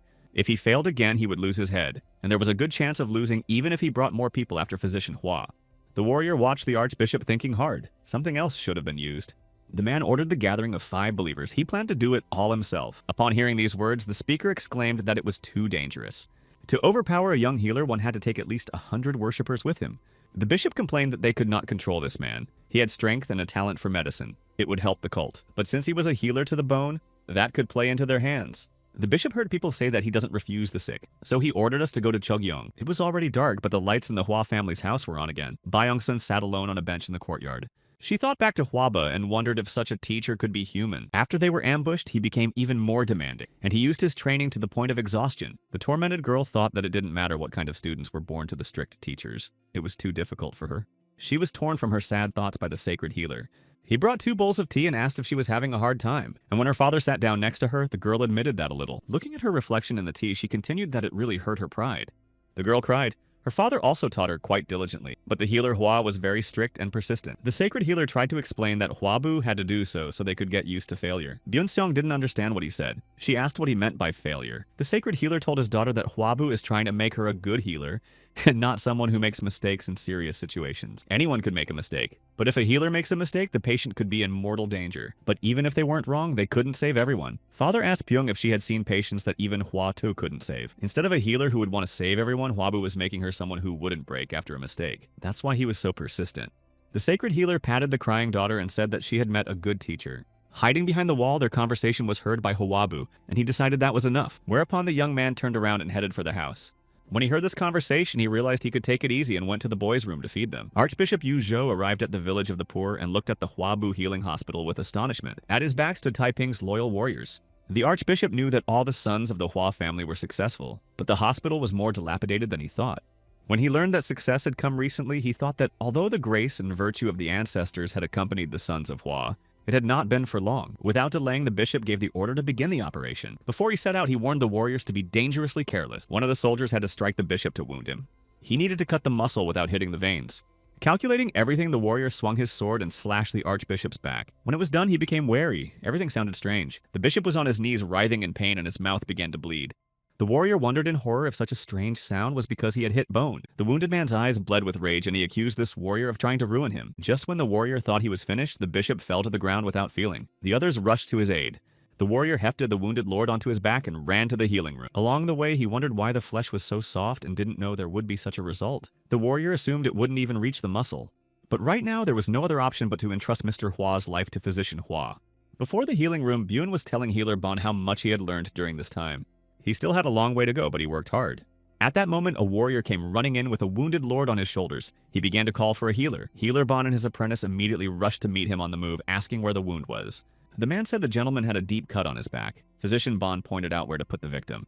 The bishop was trembling in pain but could make grunting noises. Medic Bon examined the wound. Since the bones had been hit, it wouldn't be easy. He asked Byung-ah to call the healer Hua outside. The archbishop was furious and thought he would not let the warrior who did this out of his sight. The man who struck the blow was named Zhang Kyung. While he was planning to massacre everyone, Huabu came outside. Sensing the approach of the healer Hua, the archbishop warily froze. Could it be that this young man was the so-called divine healer? Huabu instructed the students to carry the injured man inside the house. They were to perform the operation. When the patient was relieved of his clothes and placed on the operating table, the young healer examined the wound. It was a great relief that no danger point was hit.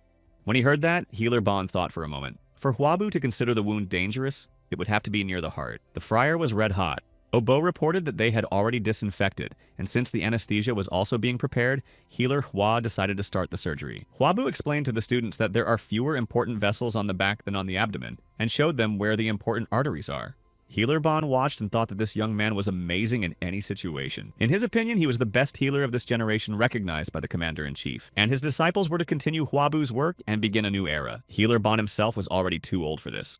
Even young Byung-ah was already helping out in the operations. Watching the boys, Bon prayed that he would devote all of himself to the cause. When the operation was completed, Huabu praised everyone for their good and hard work. However, it took longer than the young man had hoped, perhaps because the patient was obese. Stretching, he headed for the exit and warned that one of the students should stay and watch until the patient woke up. When Hua Zhongkyung saw the healer, he immediately jumped up from the bench. He had been waiting outside all this time.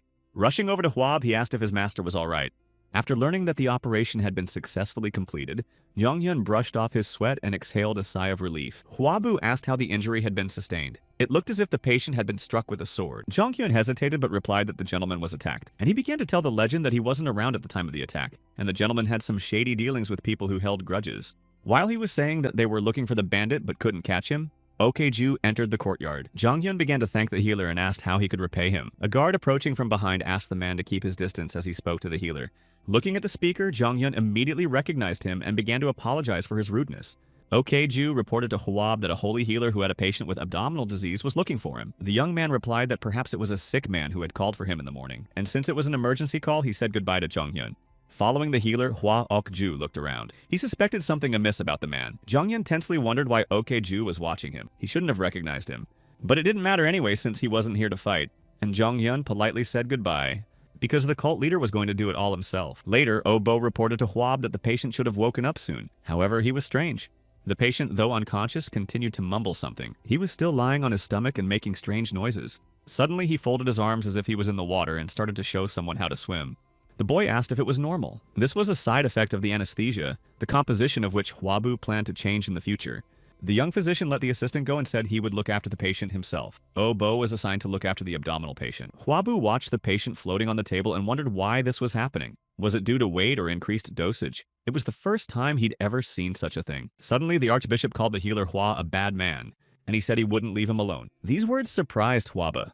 For a man talking nonsense because of the anesthesia, he said the name too clearly. The young man's anxiety returned. He approached the patient. There was something I needed to check. Huabu used his powers to study this man, and what he saw with his X-ray vision made him furious. The patient's heart was wrapped around a millipede like Okeju's before. Huabu realized that the Taiping cult had come to see him again. Sitting on a bench in front of the hospital, Huabu pondered the situation. All these events made the young man's head spin. He couldn't even imagine that the Taiping cult would send people to him, and now he didn't know what to do about it. There were 5 of them, and the young doctor was able to defeat them. But while he pondered, new warriors waited in the darkness. Huabu thought the problem would not be solved until the root of the problem was destroyed, and warriors would continue to be sent to him. He needed to make the Taiping cult stop persecuting him. The young man, though determined, had no idea how to do it yet.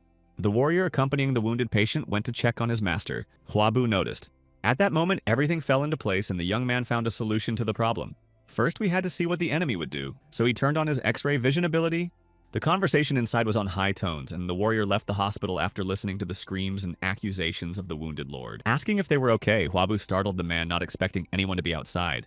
However, he assured that everything was fine and hurriedly left the hospital yard. The young healer calmly watched the fleeing warrior. Afterward, Huabu went back inside the hospital and inquired about the patient's well-being. The injured man seemed happy to see him and even said he was fine thanks to the healer's efforts. Huabu took a seat next to the patient and asked permission to ask him a question. But without waiting for an answer, he asked directly what place the sick man held in the Taiping cult. The man stared at the young man stunned, not even suggesting how he could have known about all this.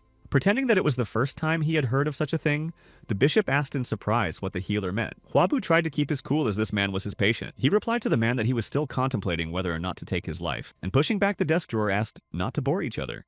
From the table, he carefully pulled out a sealed jar. It contained a poisonous millipede that Huabu had already extracted. The bishop was frightened and started yelling that the healer had probably misunderstood everything. But the young man was not going to trust the words of a man who came with a poisonous insect on his heart. The patient realized he was in big trouble, but I don't know how the physician found out that information. Did his Zhongyun tell him everything? Huab didn't want his excuses. He wanted to know his place in the cult so he could decide what the bishop could give him. This time, the man didn't refuse and confessed that he was the archbishop of the Yuzhou branch. His name was Myung-il. The man sat up with difficulty and continued. His goal was to make Huabu a slave of the cult, and to do so, he needed a poisonous insect. Myung-il had a request. It was for the young man to voluntarily eat the insect's egg and work for the cult. But the only request he could make of Huab was to leave the hospital alive. While listening to the healer, Myung-il smirked. He realized that Huabu could easily take his life, but how long could he resist the cult's persecution? And since they both wanted to continue living, he advised the young man not to resist and to obey. And if the archbishop gathers his strength, he can defeat Huaba, even if he sheds a lot of blood. But if the young man decides to use the forces of government to confront him, the damage will be even greater. Huabu clarified that he had understood correctly that the archbishop wanted him to obey the orders of the cult. He cited Myung-il himself as an example. These words enraged the man. No one dared question his loyalty to the cult. Huabu didn't let him finish and clamped his mouth with the palm of his hand. He could demonstrate to Myung-il exactly why he thought he was a cult dog, and continuing to clamp his mouth with the palm of his hand invited someone to come in. OK-Ju entered the room carrying a tray of tools that Huabu had asked him to bring earlier. He nonchalantly left the tray on the table while Huabu took a bite to eat and kept the patient from speaking.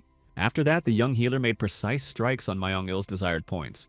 That one didn't even have time to react and lost consciousness. He woke up as Huabu was preparing to administer local anesthesia. Myung-il couldn't move but could only watch, and since the man was conscious, he could feel the healer making the chest incision. He noted with surprise that he felt no pain. Ignoring the patient, Huabu took the surgical clamp in his hand. The bishop watched the young healer's actions with horror. Huabu was concentrating on grabbing the millipede inside Myung-il's body. When he finally grabbed the creature and pulled it out, the archbishop couldn't believe his eyes. The young man asked the shocked man if the reward for his loyalty was a poisonous insect in his body. The still stunned Myung-il didn't know what to say to this question. Only now did he realize what he had been doing all this time. Huabu put the insect on the tray OK-Ju had prepared. They had worked hard together today. The young healer periodically observed Myung-il's condition. At last, the archbishop considered something and called for the healer, Hua. When he came closer, Myung-il admitted that he had something for him. The next day, his soldiers gathered before the bishop. Looking at them, he said that with such illiterate people, there is no great future.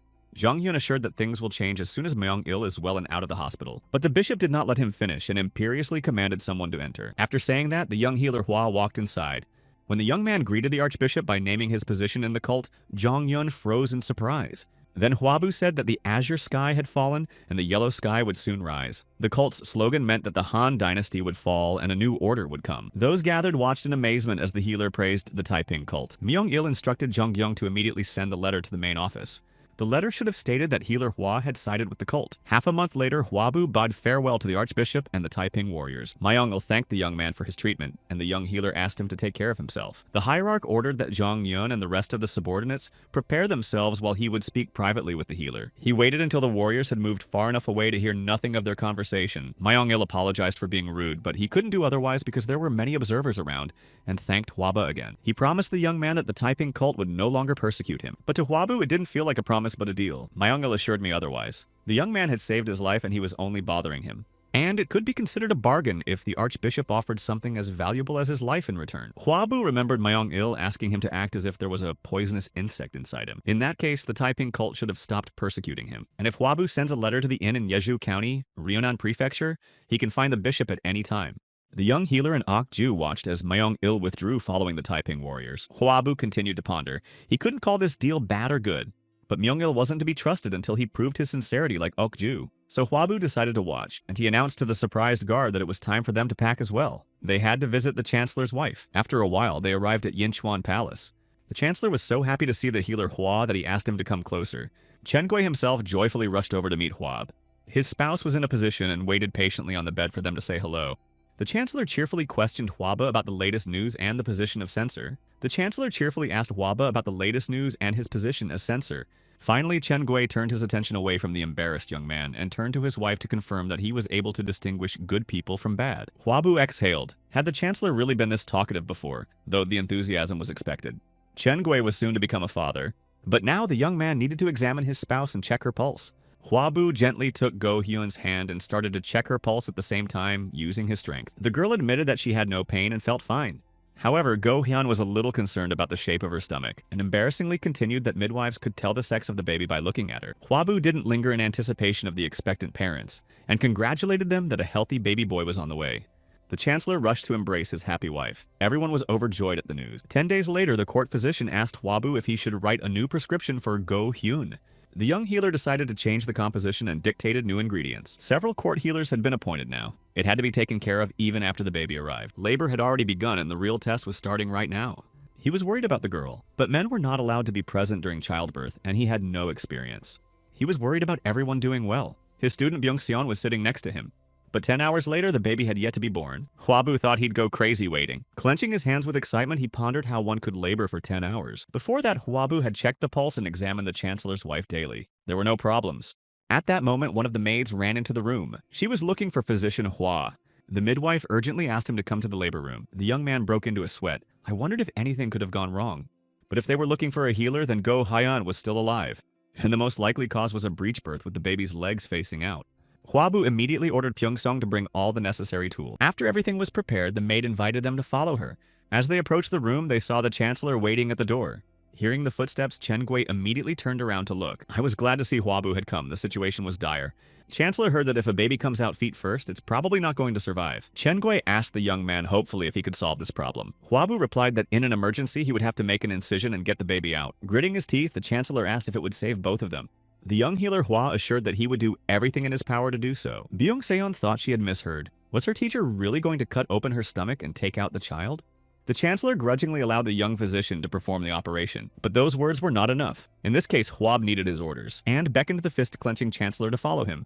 Opening the door, the young man warned the woman in labor that it was him. Before he went in, he thought he would need to get his hands right away. The girl was in painful labor, but first Hwab had to use his powers and determine the position of the fetus. With the help of X-ray vision, the young healer was able to see the baby. The situation was made worse by the umbilical cord wrapped around the baby's neck. Hwab was told all this by Go Hyun. There was no time for reflection and a cesarean section had to be performed immediately. What she heard scared the girl a lot, but she was ready to save the child at the cost of her own life. That's what Hwa's healer told Hwa. She didn't care what happened to herself, but he had to save the child. However, the young healer was determined to save them both. Before proceeding with the surgery, Hwabu checked the expectant mom's pulse. He knew there was no time to wait for the anesthesia to fully take effect. He realized that there was no time to wait for the anesthesia to fully take effect. At this point, the baby in her belly began to move actively. Hwabu saw that the Chancellor's consort wasn't ready yet and could feel the pain. But Go Hyun was so afraid for the baby that she tearfully begged Hwa the healer to save him. Then Hwabu instructed the midwives to hold the girl as tightly as possible so that she could not move. Byung-seong carefully handed the young healer a scalpel. The young man started the cesarean section. His student watched carefully while the midwives continued to hold Go Hyun. The anesthesia still hadn't taken effect and the Chancellor's wife could feel the pain. After making the cut, Hwab needed the piercer that Byung-seong already had at the ready. The woman was in tears thinking why the baby doesn't want to come into this world. Hwabu, on the other hand, was mentally crying out for help. He knew that life was not always good, but to call her bad would definitely be wrong. And when he asked the baby to take his hand and not be afraid to come out, Hwab managed to get the baby. Go Hyun looked at her infant in amazement and tears. Now Hwab was to cut the umbilical cord. The scissors were also at the ready. The young man gently held the infant and thanked him for coming into the world. Then he handed the baby to the young mom who couldn't believe her happiness. Tears poured from her eyes as she held her son to her chest. She too thanked the baby for being born healthy. One of the midwives began to congratulate Her Highness on the birth of a healthy baby boy. But no sooner had she finished speaking than the girl's hand fell on the bed. The frightened woman began to call for a healer. The Chancellor's wife did not respond to her calls. Go Hyun was unconscious and her arm continued to lie there helplessly. Hwabu walked over and started measuring the girl's pulse. Byung-seon watched in excitement. In order to diagnose as accurately as possible, Hwabu used his powers. Her Highness was fine. She just fell asleep. It was the medicine starting to take effect and everyone exhaled a sigh of relief. Hwabu thanked the sleeping woman. She had done a good job. And the little guy who scared everyone so much did a good job too. 5 days later, the happy chancellor was thanking Huaba, whom he also began to call Hua Tu, for saving his wife and child. The young man expressed his reverence, but he resented himself for having that nickname attached to him again. He said aloud that it had been a miracle.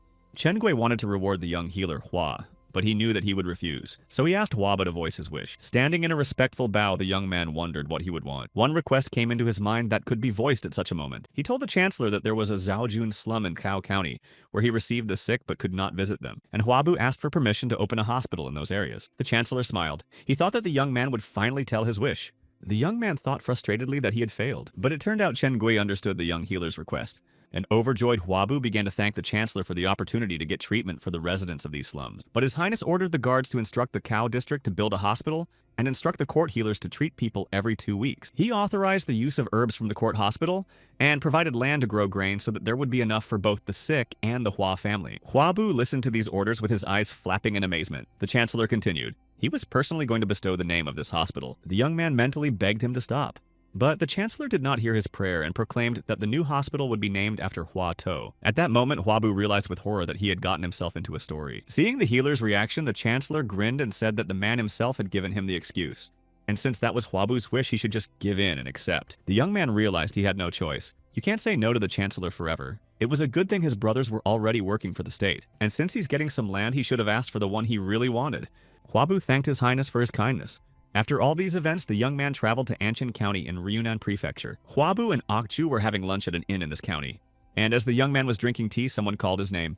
It was Mayong Il, the former patient and former slave of the Taiping cult, who came out to greet the guest. Huabu asked who the man who stood behind him was. The man folded his arms in respectful greeting. The young companion of the archbishop introduced himself as Zhang Gui. He was an official and the younger brother of Zhang Lu and Zhang Wei. Huabu thought this man existed even though only a couple lines were allotted to him in the story. He also introduced himself in response, saying his name was Huabu from Cao County, and he added that some people call him Huatu. Zhang Gui was astonished to hear the young man's nickname. He turned to Myung-il and asked if it was that marvelous healer. But instead of answering, the bishop turned to Huab and asked to receive the companion. He assured the young man that it was safe to speak here, no one could approach or enter the inn. After that, Myung-il said goodbye and left, while his companion and healer stared at him in amazement. Leaving, the bishop added that Zhang Gui had put on a little weight at first. Huabu was concentrating on the words he heard. After the bishop left, the young healer invited Zhang Gui to sit down at their table. The young man asked if his brothers were also here. It turned out to be so, but the question surprised his interlocutor. To this, Huabu replied that he could not help but know the grandchildren of Zhang Ling, the creator of the way of 5 poods of rice. Zhang Gui's grandfather preached the vow of the new coming of the alliance and the cure of diseases, and made people repent before ascending to heaven. It was very precise, and the interlocutor was delighted with the deep understanding of the Tao. Huabu forcefully placed the cup of water on the table and asked if Zhang Gui thought that heaven was contained in the 3 gods who were responsible for heaven, earth, and water, or the yellow sky stained with the blood of ordinary people. He continued his questions. It was said that the azure sky had fallen and the yellow sky was to rise, but the spilled blood did not make the sky yellow. It was supposed to turn purple and look like madness. Huabu asked Zhang Gui if he was willing to shed his blood for the yellow sky that would never come. Or will she make up her mind and escape from this madness after all? Huabu watched the man. Zhang Gui wanted to ask him a question that the young healer might not be able to answer. So to begin with, he suggested we leave this in. Okay, Ju watched the conversation carefully. It was clear to him that Huabu had already calculated everything. The young healer Hua suggested that Zhang Gui go together.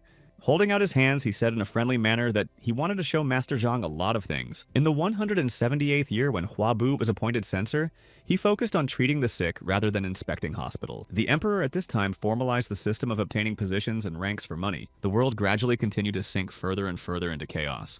Poor people were starving and on the brink of survival. Nearly 5 years had passed, and it was January of the 182nd year. A camp was set up in Anso, Taishan Prefecture, Fengao County. Huabu continued to treat the patients. This time he was bandaging a man's leg. Tightening the bandages tighter, he was satisfied with the job. The man shouldn't have any more problems. The old man tearfully thanked the healer for his help. The young man had grown and matured over the years, but he was still as empathetic as ever. Huabu promised the patient that he would get well soon. 2 young men came up and called out to their teacher. A matured Obu's assistant reported that all potions were taken on time.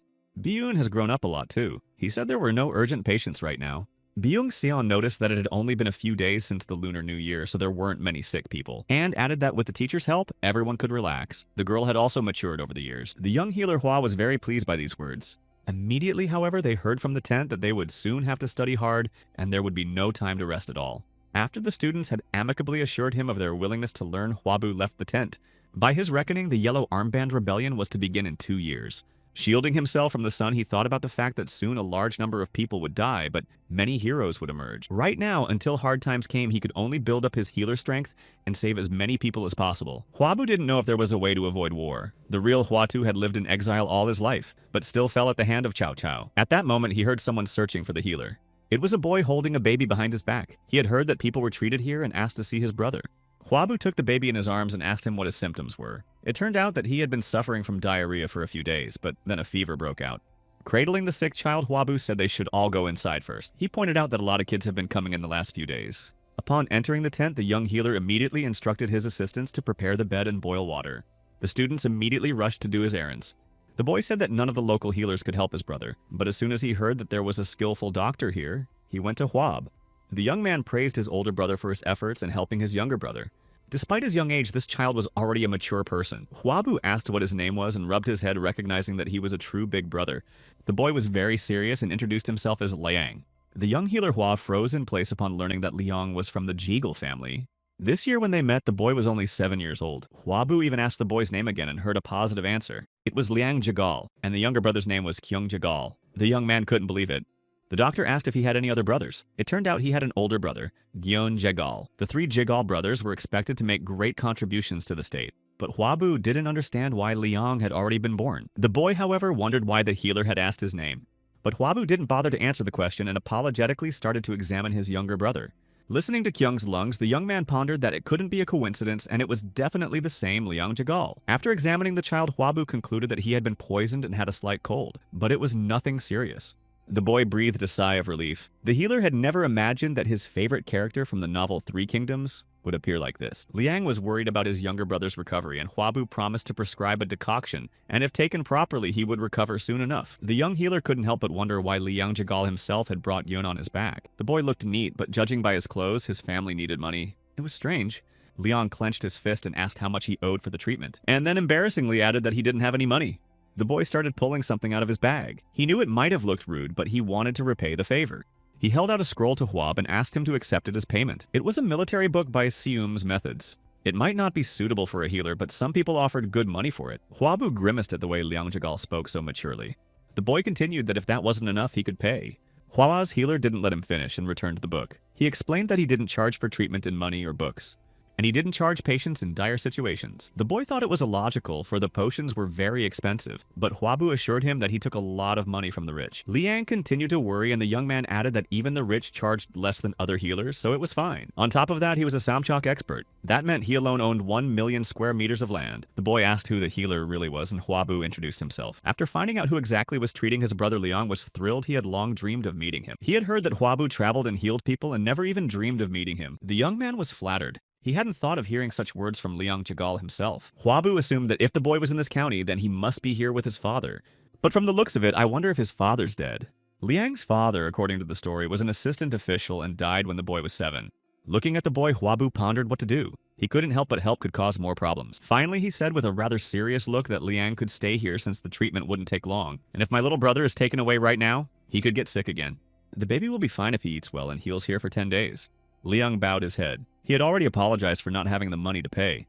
Huabu, with a sly look, offered to pay with his body. The next day, people were streaming into the tent. Liang Jigal diligently kept a record of the patients at the entrance, and Huabu and his disciples examined and treated the sick. The young healer looked at the little assistant with a smile. But the boy's help was not limited to that. He helped carry pots and bowls, and after all the labor, Huabu invited the whole team to rest and eat. Looking at the abundance of dishes on the table, Liang noticed that it was too much to pay for his labor. Bo and Baon quickly destroyed the food. Huabu said it was because the Rebettas were still growing and advised them to eat more. Junior Kyung Jigal carefully ate a piece. Liang could see that he was hungry, and he gladly began to eat. At last, everyone at the table was enjoying their lunch. Watching Liang, Huabu thought he was eating well.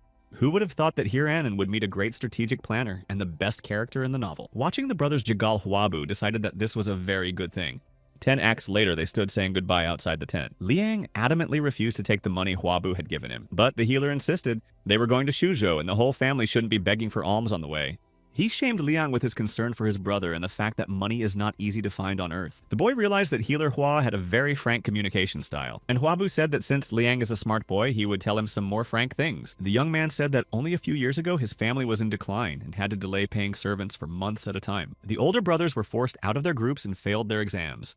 At the same time, his mother was stricken with an abdominal disease. Huabu himself went all the way to Suzhou to study medicine with no hope of becoming famous. Listening, Liang asked how he was able to succeed alone. The young healer Hua replied to the boy that he was holding on. He kept to himself until he had overcome all the obstacles. Huabu knew how hard it was, so he helped so that Liang wouldn't have to go through this alone. So if even the boy was upset by this attitude, he had better be patient, or if he thought he could manage without other people's money too. The most important thing is the support of the people around him, and you should have acted like you were only thinking about your family, because at the end of the day, she's the only one left. Holding the boy by the shoulders, Huabu tried to convince him of his words.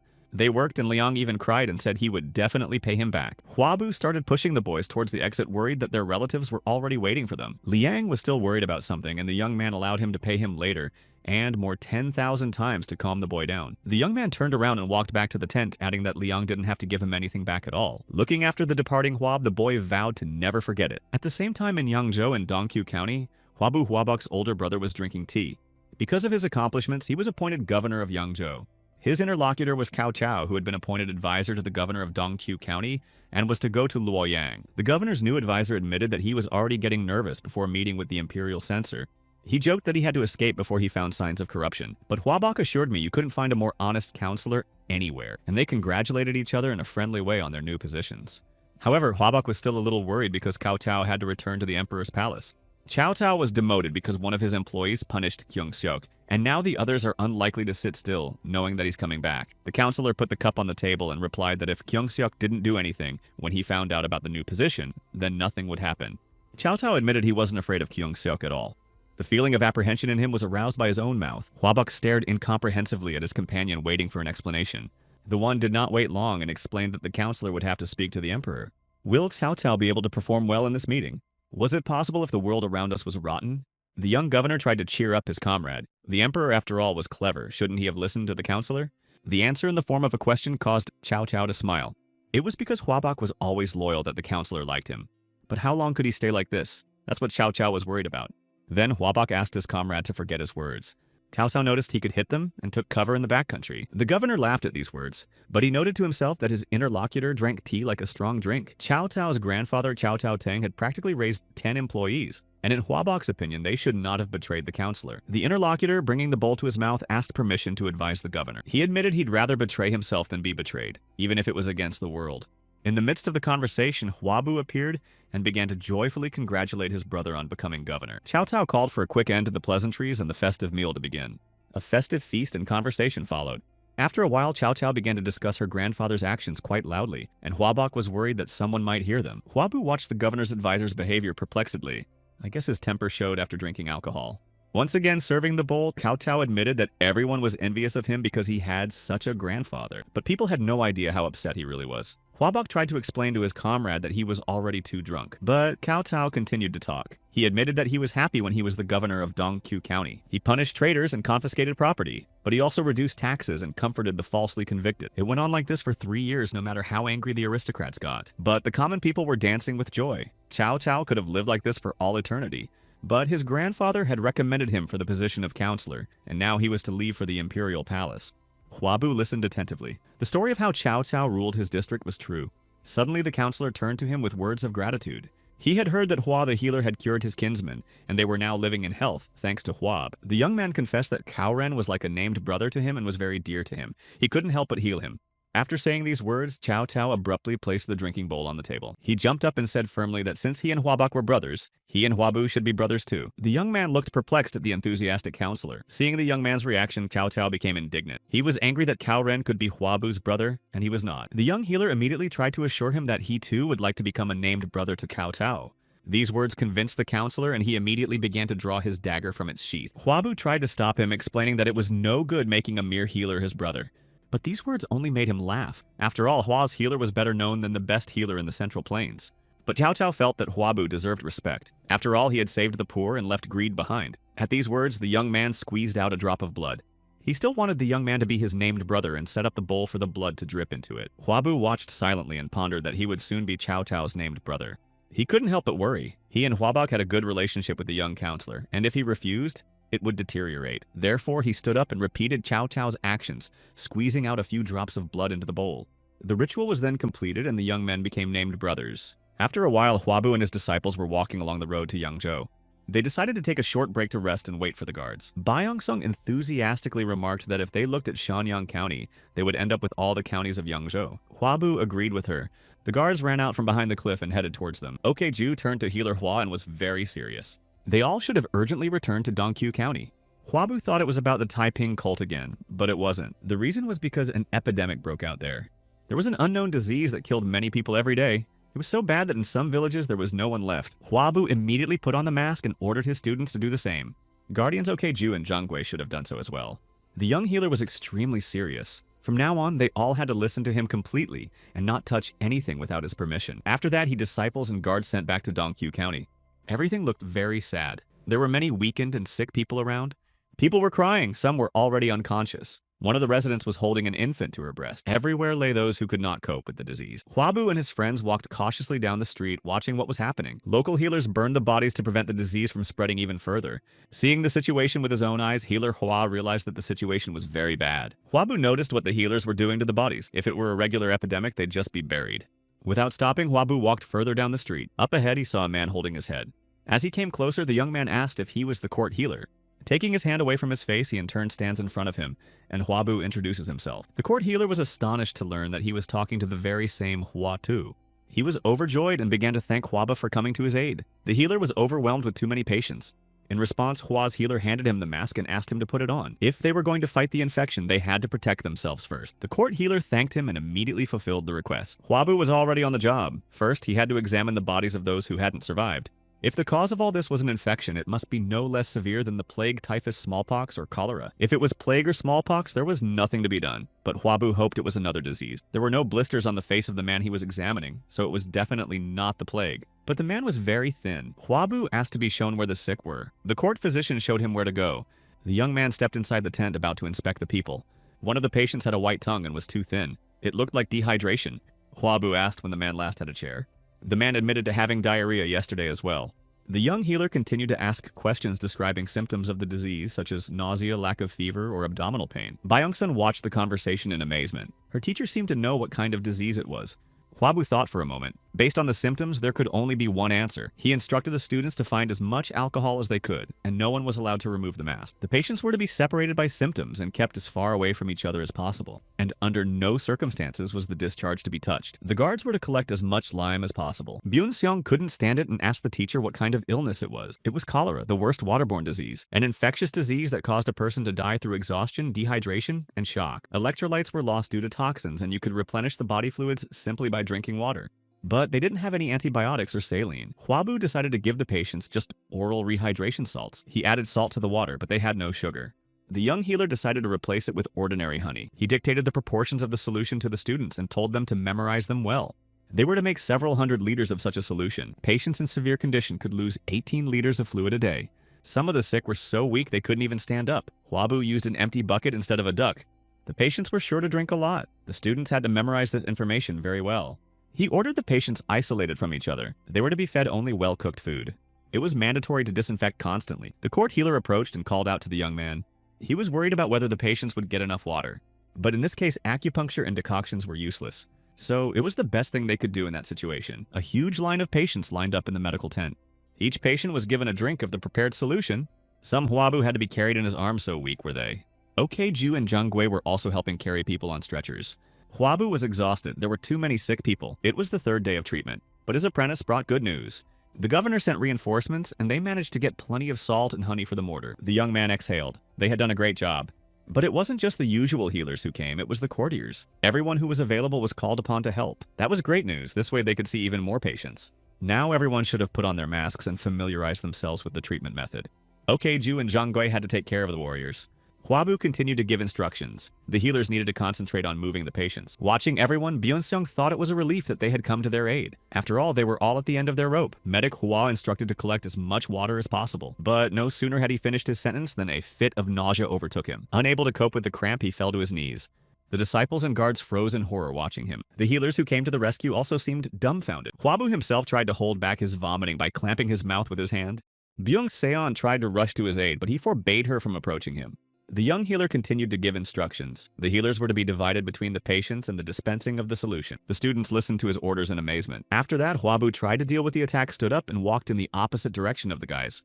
Holding his head, he thought it was like the first symptom of cholera. How could this happen since Hwabu was so careful? The young man took the bottle of solution and as they began to drink once more, instructed them to be sure to sanitize their hands. It was enough that he was already infected. The young healer promised that he would definitely check later to make sure they had done as he said. His young assistant and very first disciple, Obo, was extremely serious. He told the others that they needed to work even harder because one of their team was out. Obo was going to ask the warriors to fetch water and take care of the bodies, while the healers were to put on masks and gather here. And he decisively commanded the process to begin. The day was nearing its end and the students were still tending to the sick. Bo and Baiwen were going to move the buckets of water and prepare another batch of mortar. Byungzong walked over to them and called out to the first assistant healer.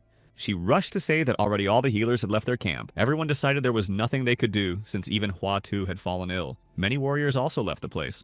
The young man was angry. It was only half a day before they came to the rescue. What he was interested in now was how many men they had left at their disposal. The girl didn't have time to answer the question before strange sounds came from behind. The disciples hurried inside the tent because Hwabu was there. He was on his knees and twisted with a bout of nausea, but the young healer was able to warn them to stay away.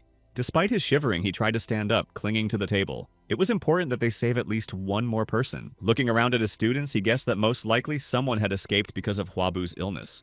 But even if it was hard, they needed to save people, so he asked them to try a little harder.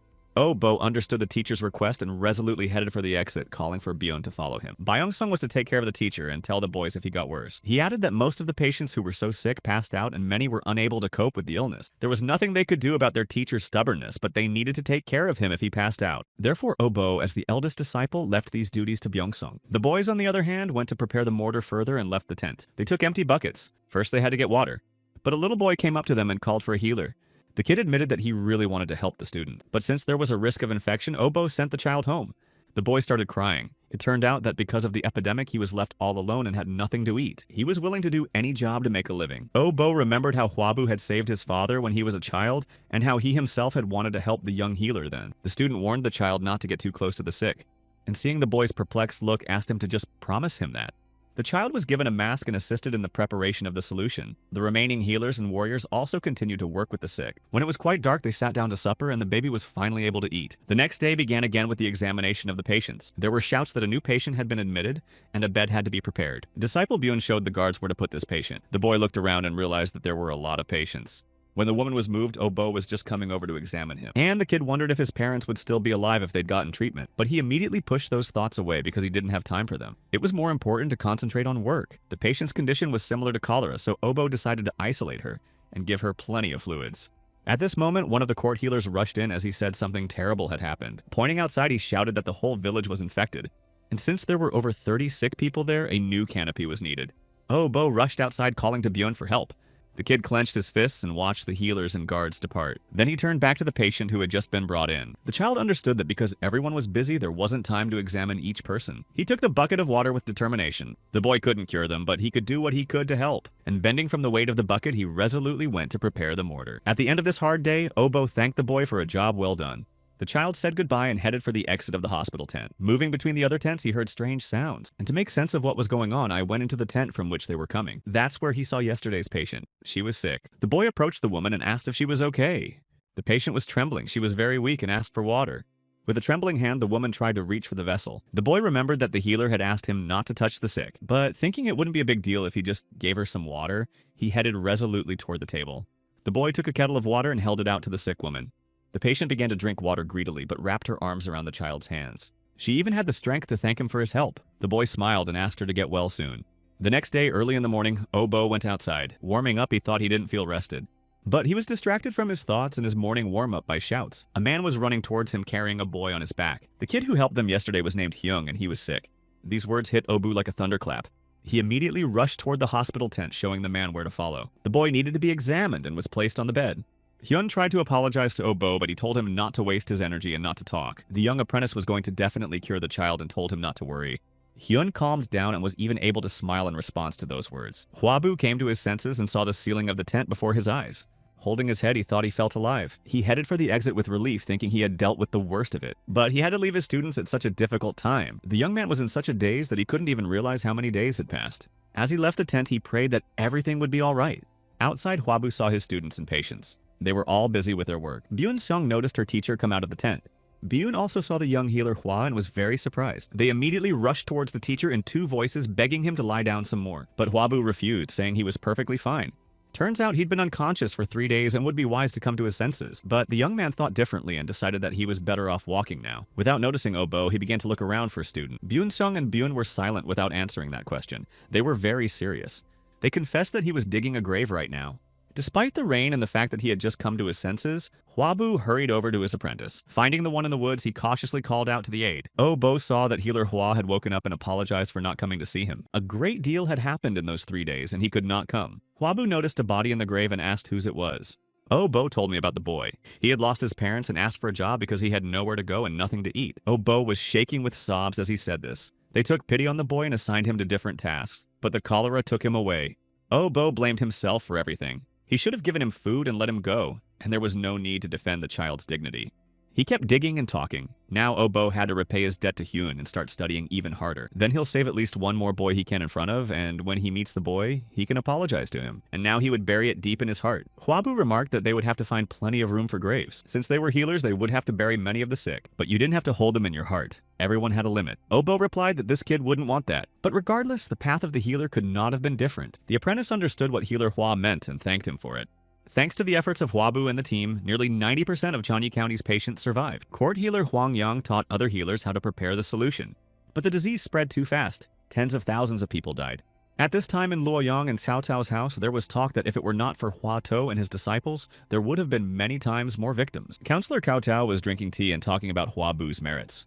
Hua's healer was his interlocutor. He said smilingly that the counselor couldn't know that for sure. Cao Cao estimated that more than 60% of the population had died in the villages that Huabu had not come to. The young healer regretted that they hadn't been able to visit more places and save more people. These words were expected by Cao Cao, but he was surprised that Huabu wasn't satisfied even after 2 years of wandering. It was already the 6th year that healer Hua had been saving people, and in a few days the year of Jianzi would be upon us.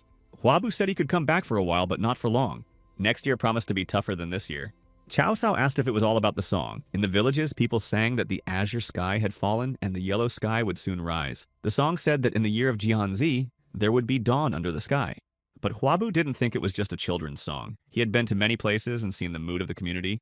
Cao Cao remarked that there is an expression saying that the mood of society is not the desire of heaven. In his mind, the next year definitely promised to be a harsh one. He asked Huaba to take his horses to Cao County if anything happened. After saying that, Cao Cao said that he had to get ready and resolutely stood up from the table. The young healer Hua stayed and continued to ponder that this shouldn't have taken long. In the administration of Dongqiu County, his elder brother Huabok remained governor. He was given the emperor's decree to stop the rebellion in Julu Prefecture. There was less than a month to go. Huabok readily accepted his majesty's decree. Later, the brothers received a letter from Cao Cao. He had gathered the military to warn against bandit raids, and he advised everyone to take refuge in Cao's district. Huabok asked his younger brother not to worry about him, and to hurry as quickly as possible. Things were not going well, and the older brother was leaving the care of mother to Huaba. The young healer realized that a full-scale war was about to begin. He asked Huabok to take care of himself. The rebellion of the yellow armbands had to be suppressed or it would plague the central plains for decades. Sometime later, Huabu arrived at the Celebration River Inn in Shenzhen County. Myung-il poured tea for the young man and asked what brought him here. The whole world is in chaos right now.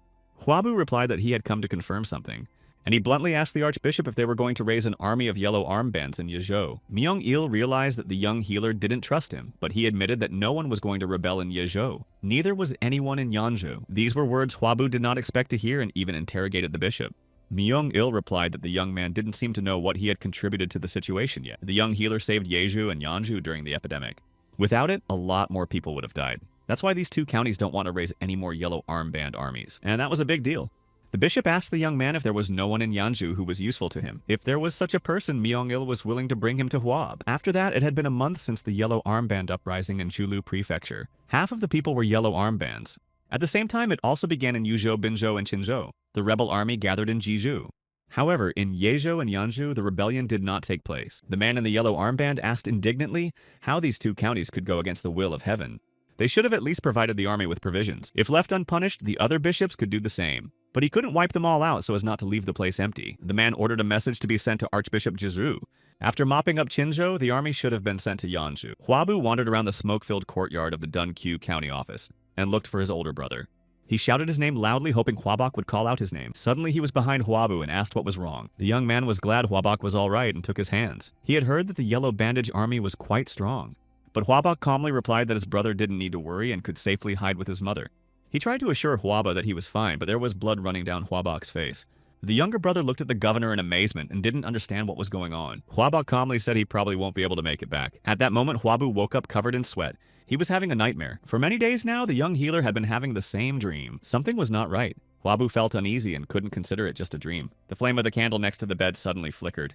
Hwabu felt something incomprehensible. It was as if the previous owner of the body was drawing attention to himself. To shake off the thoughts, he shook his head. It was impossible, but the constant stress must have made him lose his mind. His mother peeked into the room, worried if her youngest son was doing well. Hwabu tried to convince her that he was perfectly fine. The woman admitted that lately she too has been troubled by strange dreams. For days on end, she dreamed that Hwabok wasn't alive. Hwabu tried to reassure his mother. The world was in chaos and that's why he was having such strange dreams, but everything should be fine. But recently, Hwabu had also appeared in her dreams, asking her to save her brother. Maybe she was just really worried and all those dreams were nothing. The younger son didn't think so and decided to go to Hwabok's place in Dongkyu. It was already night, but the lights were on in the Taiping cult house in Yeonju. The speaker brought the news to Archbishop Yi Zhi that the postmaster had sent a message. There were scrolls on the table and the matter was rather urgent. The bishop, by candlelight, began to study the contents of the messages. One of the scrolls said that the head of the bishops had begun to act. The speaker cautiously inquired what had happened. The scroll stated that the chief archbishop of Qinzhou, Tang Guo, had sent an army of yellow armbands to Taishan Commandery. Archbishop Yi Zhi pondered that the target of the attack must have been the local government of Yansu that they wanted to get rid of. Continuing to kneel, the speaker clarified whether they should have fled. Yajir didn't think so. They couldn't hide when many commoners were about to die. The bishop ordered a gathering of all available members of the cult. As the man looked at him in surprise, Yizhu swung his spear and explained that since they had something to protect, they should do it well, and conveyed to all cult members that they would have to march against the Yellow Armband Army. Hwabu made his way to Dongkyu County, where he was able to meet his older brother. He explained the reason for his sudden appearance and said he would stay with Hwabok for a while. They continued their conversation over tea. The young healer said that his mother had had the same dream and that it had disturbed them. It was quite strange that they both had the same dreams for more than 10 days in a row. Hwabu looked around and noticed that there were no people in the control room. He asked his brother what had happened. Turns out Governor Liu Dai requested soldiers and even the leadership left to increase oversight. Liu Dai was supposed to be governor after the Yellow Armband Army acted. Did things change so much because he became a censor? It was strange that he requested soldiers when the Yellow Armband Army hadn't even shown up in Yanzu. He must have been afraid of the fuss. Hwabu was worried that Hwabok had sent all his troops and asked how many forces Dongkyu County had in reserve. The elder brother replied that the day before they had counted the men who might be drafted. There were just over 1,000. Hwabu realized that his brother had dispatched all active standing troops and now it was just an empty house. But with so few soldiers left, there would be no problem maintaining public order. Hwabok confirmed his younger brother's hunch. The young governor felt they could not have done otherwise in such a situation and made that decision. Hwabu knew his brother's strength was in his fairness, but still he was too stubborn. There were no uprisings in the counties nearby, so Hwabok thought they were safe for now. The Shangyang commandery and local government were close to Dongjun, and were a great strength. This would be true if Yanju had not been attacked. Although in both the novel and real history, this attack did not happen. But things had changed a lot and the reality was different from what Hwabu had studied in his past life. Until deep into the night, he continued to ponder whether they could be sure that Yanju would not be attacked. A group of people were moving through the forest in the darkness, lighting the way with burning torches. They were armed soldiers of the Yellow Armband Army. The group leader instructed them not to lose sight of each other. When they crossed the mountain, they would be close to Taishan Commandery. Standing on the dais, Yiju carefully watched the movement of the Yellow Armband Army. Standing in the darkness, he commanded his men to proceed with the operation. One of the warriors released an arrow with an unusual tip. Hearing her whistle, the yellow-garbed soldiers standing under the mountain raised their heads. Their leader was puzzled by a whistling arrow cutting through the night sky. Burning arrows began to pierce into the trees in front of the army of yellow armbands. There were a lot of them, and a real fire broke out that blocked their way. But now arrows flew at the men, and the warriors fell struck by the precise blows. There were archers sitting in the branches of the trees firing arrows. It was a real ambush. The leader of the advancing yellow armbands commanded a retreat back. The archers fired arrows one after another without respite. Fleeing from fire and arrows, the yellow-bandaged warriors began to retreat in a hurry. Their leader tried to prevent panic by shouting to retreat back to where they came from. The bishop watched the flight of the yellow bandages from the cliff. He was surprised that it was an advanced team that was undergoing training. He realized this as they followed the basic principles and retreated in the right direction. But still, they did not know how dangerous it was to have an enemy on high ground. After these words, Archbishop Yi Zhi commanded his troops to go on the offensive. His warriors, armed with spears, began fearlessly jumping off the cliff. They were right in the path of the yellow armband's retreat. Those were clearly unprepared for such a turn and froze in front of the spears aimed at them.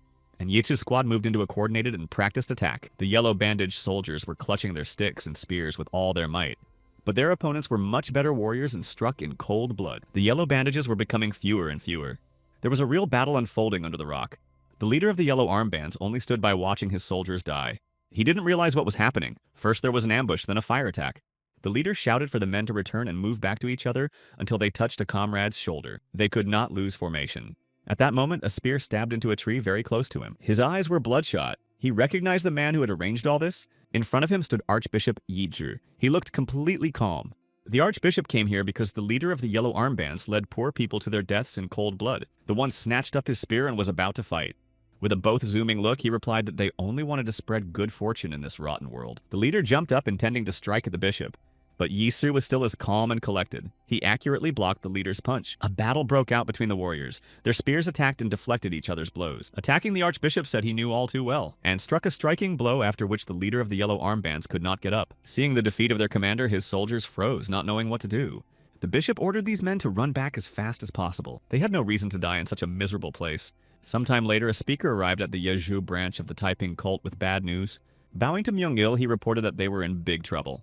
Because the deputy archbishop of the military department, Sili Bo-tsai, raised the army, Ma Yong-il realized who he was talking about. It was the yellow armband leader who had already been defeated by Yizhi, and the archbishop became furious. Even if Bo-kai had won the trust of the cult leader, he couldn't have so much power to raise an army in Sili.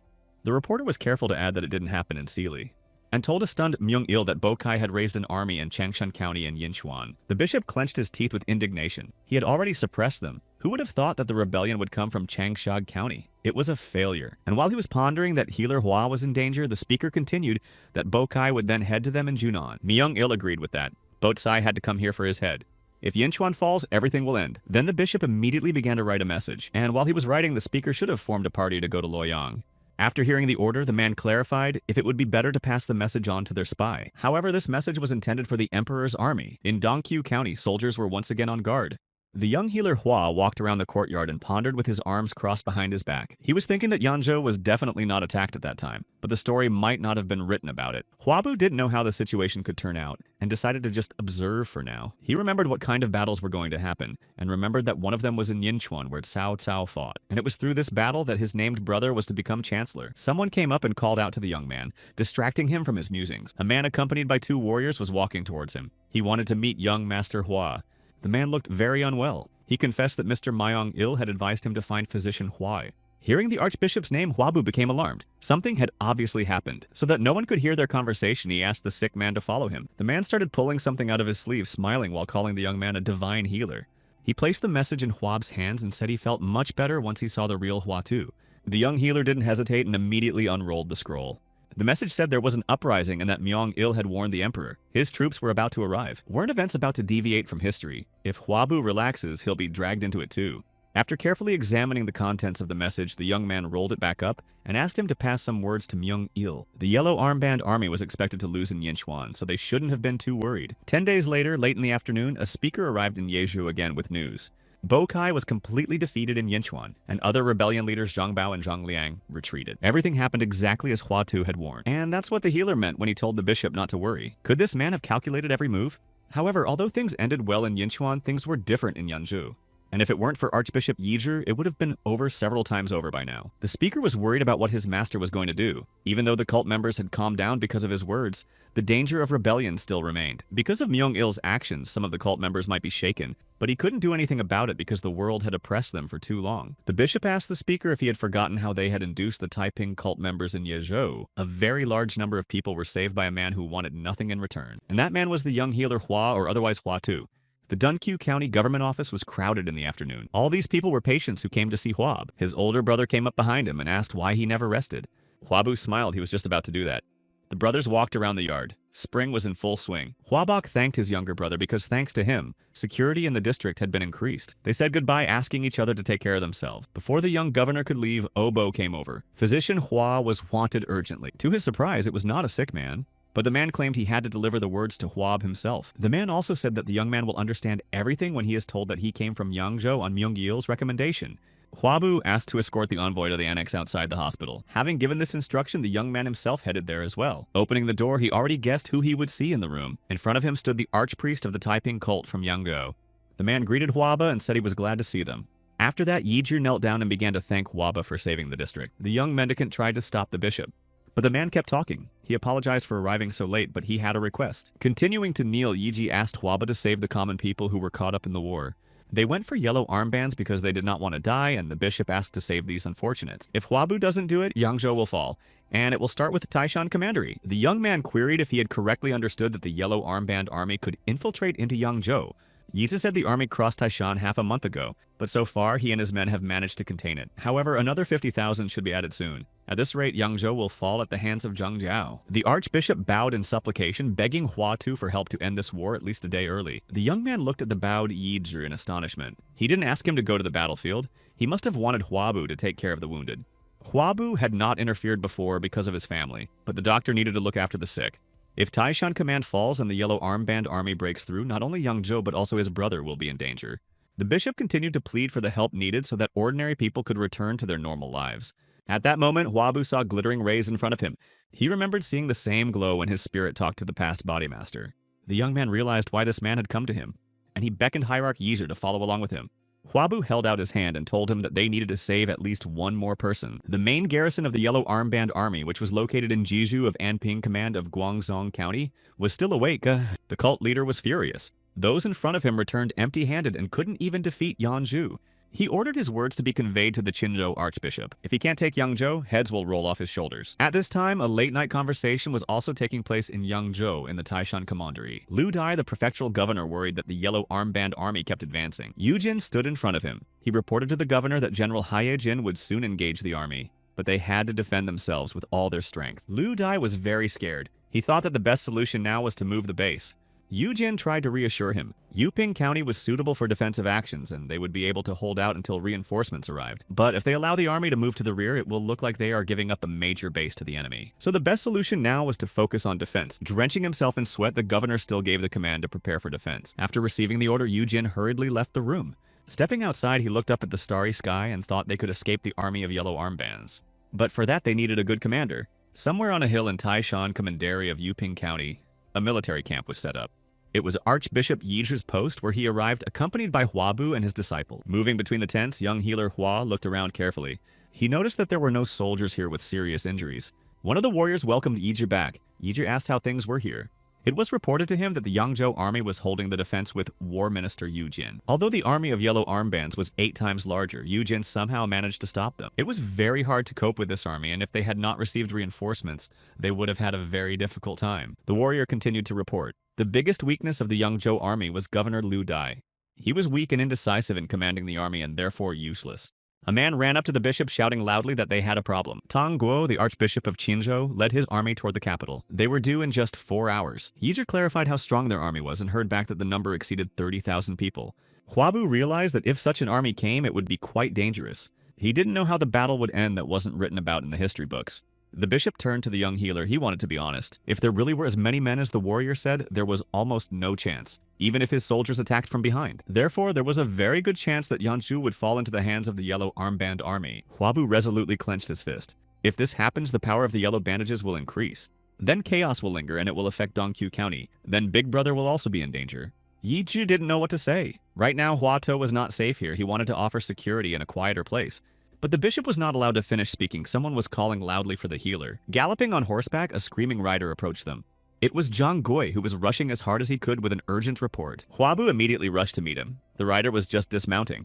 A young man brought an urgent message from Mr. OK Ju. Hearing this name, Yizhi was very surprised. He wondered if it was the branch leaders. Huabu explained that he was in Jibei on a reconnaissance mission. The young healer Hua began to read the message. It began with good news, and Huabu hastened to reassure everyone that the heavens had not yet left Yangzhou. Cavalry Commander Pao Sheng was heading there with a troop of 80,000 men. Zhang Gui confirmed that he had personally seen the imperial flag. By his calculations, they should have arrived in the capital in 8 hours. The bishop turned around and headed for the entrance to the camp. Afterward, he addressed everyone with a speech. Yizhi said that reinforcements would arrive soon to drive out the Yellow Armband army. They will finally be able to defeat this army of bandits. He added that Hua Tou, or Healer Hua, would be with them. Huabu turned to the warriors and asked them to return alive. The young man told the surprised people that it didn't matter what injuries they received, because he wouldn't leave them behind. So he asked them to make sure they came back alive. The hierarch raised his spear and urged the people not to be afraid. This healer saved countless lives. And if someone gets hurt, then Huatu will save them too. Today, these people were to keep Yanzhou safe. 7 hours later, 80,000 soldiers attacked the Yellow Armband army from the rear. At the same time, Yujin led the cavalry and broke through the palace gates. The yellow armband army was completely defeated. She tried to change the situation and retreat to the forests, but Yizhi's troops were waiting for them there. Huabu could watch the battle standing on a rock with Okju.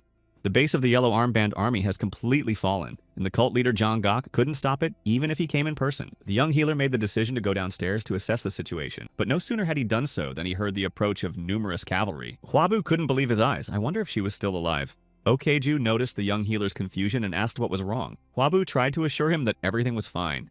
He hurried onward to begin examining the sick and wounded. Walking down the trail, Huabu thought it shouldn't mean anything, but for some reason the young man was uncomfortable. Upon reaching the camp, Yiji Huabu set about inspecting and treating the wounded soldiers. To one of the soldiers, the healer carefully stitched up the wounds on his arms.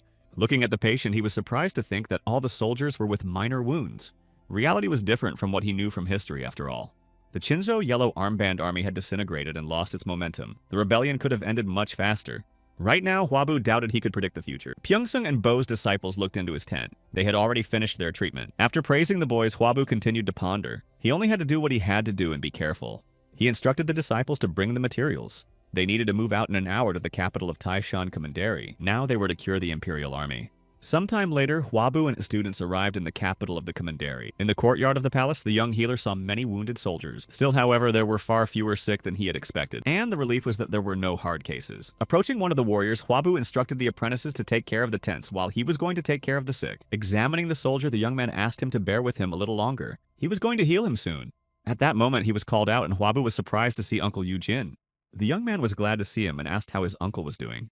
But the latter suddenly grabbed Huaba by the shoulders and started asking to save the prefectural governor, Liu Daya. He immediately followed his uncle, who told him that last night the governor had been hit by an arrow. Huabu realized that the cavalry he saw was Liu Dai's unit, but according to the story, the governor died in the hands of an army of yellow armbands. They reached the room with the wounded man, and Yujin gave orders to obey the Hua healer who would treat the governor. If Liu Dai dies now, there will be many problems. The morale of the yellow armband army will return if the Yangzhou government falls. Huabu immediately went to the patient to examine him. The arrow kept sticking out of the governor's side, and that was too bad. If it hit his pancreas, he wouldn't survive. Using his ability, Huabu saw that the splenomegaly had displaced the pancreas but damaged the spleen. However, the main vessels were not affected, and if you just remove the spleen, there should be no complications. Huabu told Yujin that an operation was necessary. The uncle was amazed that the young man would try to save the governor. However, there was a complicated procedure ahead. Nevertheless, she wasn't hopeless, so it was worth a try. The arrow had been removed from the body and was lying on the table next to the necessary tools. The healer and his disciples worked together to perform the operation. Byung-seon held the instruments. Huabu supervised the process. While he operated, Obo cleaned up the blood. Since the arrow was not immediately extracted, the bleeding was not severe. It was fortunate that no other organs were injured.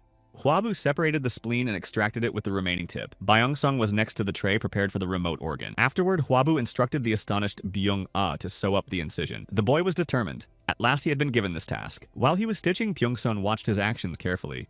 Having successfully completed the operation, Huabu and his disciples moved on. The boys were exhausted. They took care of a large number of sick people. However, Byung-sung was focused and silent. Bo had already performed the surgery, and Byung-ah was assigned to sew up the wound. The girl was worried about when it would be her turn. Seeing that the students were lagging behind, Huabu stopped so they could catch up with him, and noticing the girl's condition, he turned to her and asked her not to compare herself with others. It would be unfair to think she's worse than others, but if you think you're better, you can become arrogant. That was human nature. So if she wanted to compare, she should have done it to herself but yesterday.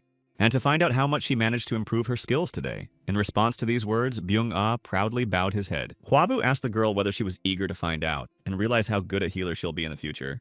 After saying that, the boys began to comfort Byung-seon. For example, it took Obu 7 years to perform the first operation. Byung-ah was only able to stitch up the first patient too after 7 years of study. The girl tried to explain that it was about something else entirely, but the boys began to make fun of her. After all, she had a few more years of school ahead of her. Finally, they reached Yiju's military camp, but as they got closer, they saw a very different picture than when they left the place. There were injured people everywhere. There were cuts and scratches and abrasions. Many had more serious injuries, the soldiers writhing in pain. The disciples stared forward just as astonished and didn't understand what had happened. Huabu was puzzled. They had only been gone for 2 days, but the number of patients had increased dramatically. He immediately ran inside to try to help the injured more quickly, and immediately rushed to the first patient to examine his wounds. From the looks of it, however, these wounds were several days old. It turns out this man was hurt before he left for the capital. Could it be that he didn't treat this man? At this moment, Archpriest Yizhu appeared, not expecting to see Physician Hua. He carefully supported the wounded soldier who seemed to have no strength at all. Huabu turned his attention to the cloth behind the wounded man's sinus. It was a soldier of the Yellow Bandage Army. Yi just slowly moved forward, not knowing how to explain himself to Huabu. The young man sent his students into the tent to begin simple procedures.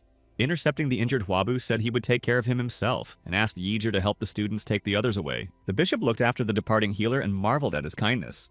Before entering the tent, Huabu said that Yijir must not be caught by the imperial army. It was June of the 184th year. A military man was rushing to the Jizhu military camp. He turned to report to Cao Cao, who was studying the maps. A military order arrived stating that General Lu Ji had been dismissed and sent to Luoyang. Cao Cao was the cavalry commander, and he had to answer the question of the soldier, who didn't know what to do next. The general was their commander-in-chief. The cavalry commander hoped that the smart people at court had already found a replacement, or taken someone for a bribe. And quite expected were the rumors that Dong Zhou had been appointed general of the Central Eastern Army. Cao Cao knew that General Lu Ji, who led the troops against the Yellow Armband Army, had been removed for bribery. But who would have thought they'd take the Yanzhu thug? The cavalry commander was confident this nation would get what it deserved. Time passed. In August of that same year, the Yellow Armband camp stayed up. Zhang Zhao exhaled with relief. He could finally calm down. It was a nightmare the way he was treated by Cao Cao and the others. But everything changed thanks to Dong Zhou's appointment as the Center East General. Thanks to him, the Yellow Armband Army gradually won. It didn't matter how good Cao Cao was. There was nothing he could change in his position. They could team up with the General of Men to stop the Imperial Army and cover the rear. Meanwhile, the General of Men was about to arrive. Zhang Zhao ordered the preparation of grandiose dishes. They couldn't meet such a person with an empty table.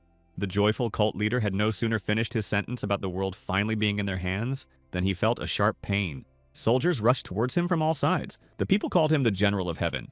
The shouts were heard far away from the tent, and the people outside listened to them in bewilderment. One of the warriors rushed into the tent to find out what had happened and why it was so noisy. It was the general of Zhang Liang's men. He saw Heaven General Jiang Zhao lying unconscious. A healer was immediately summoned and showed up with prepared jars. Zhang Liang demanded to immediately save Jiang Zhao and explain what kind of disease it was. The healer bowed his head in front of the enraged human general. He didn't know what had happened to Jiang Zhao.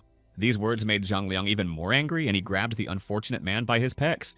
He didn't understand how a healer could not know what had happened to a person and not cure them. Although he was considered the best healer in the Yellow Bandage Army, his knowledge wasn't enough to cure the Heavenly General. A divine healer, or Hua Tu, could handle it, and Zhang Liang remembered that the Hua healer had been swayed to their side.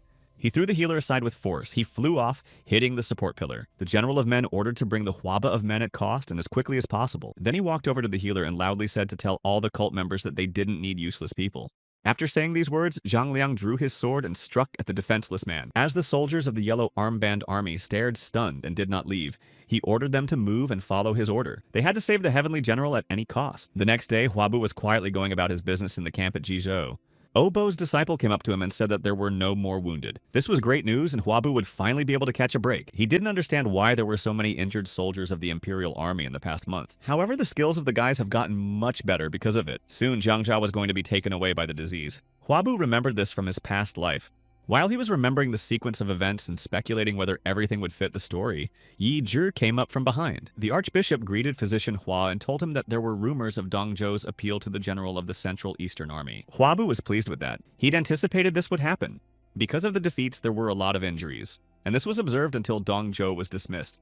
The young man pondered if there was anything else they could have done. Then he went inside the tent and told his disciples to get ready. They had to leave in 4 hours. The boys immediately started asking questions. They did not know where they were going to go this time. Right now, their path was to Guangzhong County, where the Imperial Army camp was located. He explained that the flow of wounded was about to begin. Huabu then turned to the archbishop and said they needed to have a word with Ju. Yizhu was surprised, but the young man said that they had something to prepare for. In Jizhu, Cao Cao was studying the map with concentration. The cavalry commander even thought he was going crazy. They pushed back the Yellow Armband Army hard, but because of Dong Zhou, they were stuck and couldn't move. He was going to call it a day, but one of the warriors wanted to report something. There was a rumor that the hospital treated the surviving soldiers of the Yellow Bandage Army. Cao Cao pounded his fist on the table in fury and asked who this abnormal person was. When asked if this information was accurate, the warrior replied that they had been given such data. The Imperial Army was losing, and if it was confirmed that the healers were helping the Yellow Bandages, their morale would rise even more. Cao Cao ordered one of the counselors to immediately prepare the soldiers. The cavalry commander wanted to see for himself. Not far from Guangzhong County stood a hospital town. It was there that Cao Cao arrived, accompanied by several soldiers. They looked at the empty courtyard. The counselor explained that the report had mentioned the treatment of the yellow-bandaged men yesterday. Without saying anything, Cao Cao dismounted from his horse to look around. He determinedly headed inside to see for himself. His soldiers ordered the men who were in the camp to line up. Bursting into Cao Cao's tent, Cao Cao ordered him to immediately drop everything and call for a healer. But in response, he heard Huabu's menacing reply, telling him off for the commander barging in so unceremoniously. The counselor was getting angry that the healer dared to talk like that. Huabu was tending to an injured patient and added that if they had come because of a sick patient, they should wait their turn. But then he was surprised to recognize his named brother Cao. The cavalry commander approached the young healer and bluntly asked if it was him. His warriors guarded the entrance to the tent from which the conversation could be heard. Cao had asked Huaba in the last meeting to stay in another district. Later they sat down to tea and the commander asked why there was such a commotion. Huabu calmly replied that it was the duty of a healer to stay close to his patients. This sentence puzzled Cao. He didn't understand whether Huabu really saw these injured people as patients only. The young man confirmed that this was indeed the case with a slight difference. Yesterday he met the Imperial Army near a small village, but the soldiers carried out the execution of innocent residents, forcing them to wear yellow armbands and massacring them. Cao couldn't believe it. The Imperial Army couldn't do such deeds. Huabu replied very seriously that this was the plain truth. Those warriors were subordinate to Dong Zhou, the general of the Center East Army. Cao scraped his fingernails on the table when he learned that the soldiers in Huabu had tried to wear the yellow armband. And if he hadn't been the censor, there might have been trouble. Most of the sick who were here were residents of that village who were forced to wear yellow bandages. Therefore, to Huabu, they were all just patients. Cao looked around at the tent and the sick who were inside. All these unfortunate people were just patients. Cao looked at the world with different eyes and realized how Huabu saw everything around him. The cavalry commander turned to his counselor and ordered that from now on, no unfounded rumors should be reported to him. After saying that, Cao turned around and headed towards the exit. They had to go back, but they were stopped by shouts. Someone was trying to break into the tent.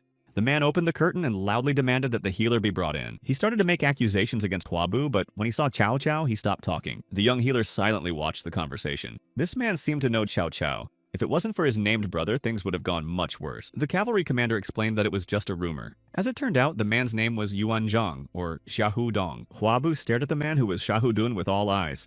After the misunderstanding was cleared up, he asked the healer inquisitive questions. When he found out that Huato Xiaohu Dong was really Huato, he was very happy and surprised. He thought that Huabu was much older.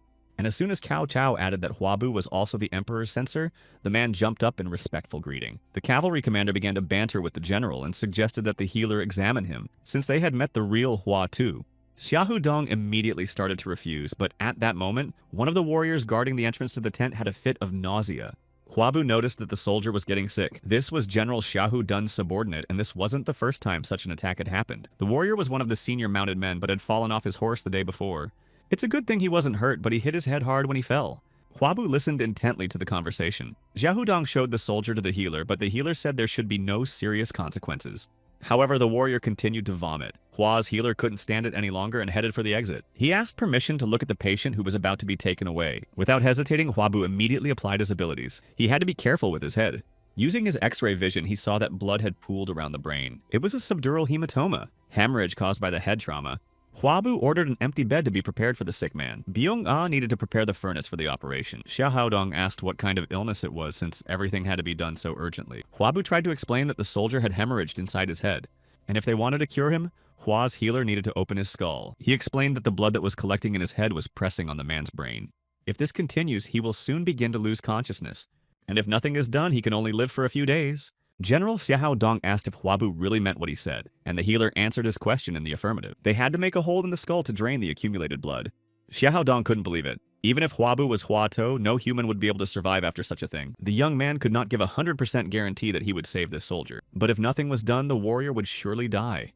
Huabu asked the general to allow him to carry out the operation. The young healer asked everyone to put on gowns similar to the modern clothing of medical professionals. Cao donned a robe and asked why they needed to look at it. But tying the mask, Huabu simply replied that they should observe the operation. Everything was ready. The healer and his apprentices were finishing their preparations, and the general and the cavalry commander were already sitting on the bench opposite. Cao wondered why he was here. Xiaohu Dong was there because his subordinate was being operated on, but this soldier had nothing to do with him. Is it possible that this operation was important to him as well? Meanwhile, Huabu commanded a start. The patient's face was covered.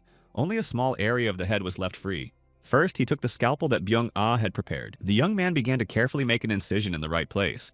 Xiaohu Dong watched in amazement as healer Hua tried to make a hole in his skull with such a small knife. But then Huabu picked up another tool that looked more like a hand drill. He put it against the bone that was visible because he had prepared the incision. Byung-seon watched the process carefully. She had no idea that the teacher was going to open the skull like that. Cao looked at Huaba in shock. The operation was like making a hole in a tree. Huabu continued to work intently. Thanks to his powers, he could see the part where the blood was collecting. It was necessary to make the hole as small as possible so as not to put strain on the patient. Finally, he was able to reach the brain sheath. The bleeding was under control and the view was assured. Using a spoon-like tool, Huabu removed what was left after drilling the bone. Seeing this about Bo realized what the teacher meant by removing the bone dust. The boy saw such a thing for the first time in his life and was amazed. Now Huab needed a red-hot iron, and Obo immediately began to follow the command. With a clamp, he handed the teacher a red-hot nail, with which the young healer Hua began to cauterize the brain sheath. Observers still couldn't believe how the young man performed the skull autopsy and realized what he was doing with the hot nail. After cauterization, the only thing to do was to remove the hematoma using a scalpel. Huab had to squint his eyes as the spray was flying in different directions. Chow Tao couldn't stand it and asked what was going on. Huabu explained that he had drained the blood that had collected in his head, and added to the stunned general that the soldier would live. After that, Huabu turned to Byung-seon. The patient should have been put to sleep as soon as they removed the hematoma. The young healer allowed the girl to stitch up the incision. These words were long awaited. They pleased and encouraged the student, but now they all needed to see the operation through. Once the deed was done, Huabu took off his mask and exhaled in relief. Xiaodong bowed respectfully before him and thanked him for saving his subordinate. It was great luck that they found the hematoma in time. Thanks to this, the operation was successful. Huabu then turned to his named brother and asked him what his impressions were of what he had seen. Chow Tao shouted, looking at the sleeping patient, so Huabu wouldn't dare call himself a mere healer after such a thing. And if he ever hears him say that again, he'll rip his hands off personally. Huabu confessed that he had invited Chow Chow because he wanted to ask him for a favor. If ever in the future he had to treat the cavalry commander, he should have trusted Huab completely. But Cao Tao also wanted to ask a favor of the young healer. If Huabu was going to treat him, he should have made sure he would save him at all costs. That same evening, the camp hosted a celebratory dinner. Huabu and his companions were sitting at a table relaxing after a busy day. They were discussing the current situation, and the general was furious at Dong Zhou's actions.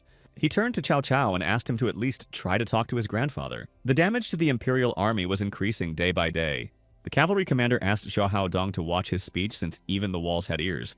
Other than that, even if he suggested something to his grandfather, nothing would change. It was the eunuch Zuo Feng who appointed Dong Zhou to this position. The general clenched his teeth. Even if the head of Fei village was Cao Cao's grandfather, he couldn't tell the emperor that the eunuch associated with him had given a false statement. However, he should have been able to force Dong Zhou to retreat. Watching General Cao Cao noticed that he seemed to have immoral ideas. Dong Zhou will not leave his post until the eunuch is given enough money to do so. And it was safe to assume that all the eunuchs, including the 10 servants, were in cahoots. And perhaps even his grandfather, who raised 10 servants, could be on the side of the eunuchs. It was a funny situation. Grandpa and his eunuchs were destroying the nation, and his grandson was fighting to save it. But it was comforting to know that the morale of the Yellow Armband Army had dropped significantly, even after the defeat of the Central Eastern Army. The general thought that after the defeat, Dong Zhou would abandon one of his districts. But when you think about it, there was one happy event. There were quite a few heroic individuals in this world. Huabu thought it was because the world was in chaos, and everyone would then enter the warlord era. A lot of med soldiers appeared. Cao Cao even met a couple of healers in Yingchuan. One of them was named Liu Bei. When Huabu heard the name, he was confused. He was one of the warlords and creator of the Shu Kingdom. The battle in Yinchuan Palace was a few months ago, and they might as well have met. Since Cao Cao didn't really remember anything, the meeting didn't make much of an impression on him. Xianhao Daoud said that healer came with a commander with a red face and a well-groomed beard. Cao Cao suggested that it could be so, and perhaps it was worth asking his name. Huabu thought that it must definitely be Guan Yu. He would really like to meet the three brothers Liu Bei, Guan Yu, and Zhang Feimei. Cao Cao remarked that they should finish the war with the Yellow Bandage Army sooner, so that Huabu could finally rest. He could only apologize now. The young healer felt it shouldn't have taken long, so it was fine. The cavalry commander noticed these words and asked for an explanation as to why Huabu felt that way. The young man replied that the embers of the Yellow Bandage Army were to be extinguished within a year. They were speechless and only looked at the young man in silence, and laughed at the way the Emperor's censor told them to fight to win. Huabu meant that the first wave would end within 12 months. The calendar even changed the name of the era to honor that, especially since Zhang Jiao was about to pass away from illness soon. Meanwhile, several riders galloped through the forest, raising dust clouds around them. From the thicket, they were spotted by a keen observer. It was Okoiju. He hid safely in the shade of the trees. Once the riders had traveled a sufficient distance, the guard along with Zhang Gui came out onto the road. The young partner was sure they were heading to Pinyuan Commandery. Zhang Gui asked his senior comrade what he was going to do, but Okeju could not answer the question yet. Perhaps they should have forced the riders to head for Jiaozhou. So they spread the rumor that Hua Tou was heading south. A couple days later, there was wailing in the camp of the Yellow Armband Army. Human General Zhang Liang sobbed beside his brother, who couldn't be saved and was taken by an unknown disease. Zhang Liang cried and talked about how the heavenly general had left too soon. The world lay right in front of them. There were also other warriors of the Yellow Armband Army in the room, but they could not help their inconsolable brother. The general of the people ordered the preparations for the burial. Zhang Jiao died of an unknown illness in September of the 184th year. Cao Cao, under Song Huangfu's orders, led the yellow armbands all the way to Jizhou, and he struck down Zhang Liang. The last of the three Zhangbao brothers died in November 184th year due to the betrayal of his companions. On December 29th of that year, the emperor announced that the Yellow Armband Rebellion had been suppressed, but the Zhongpyong era was not established. It was January of the 185th year.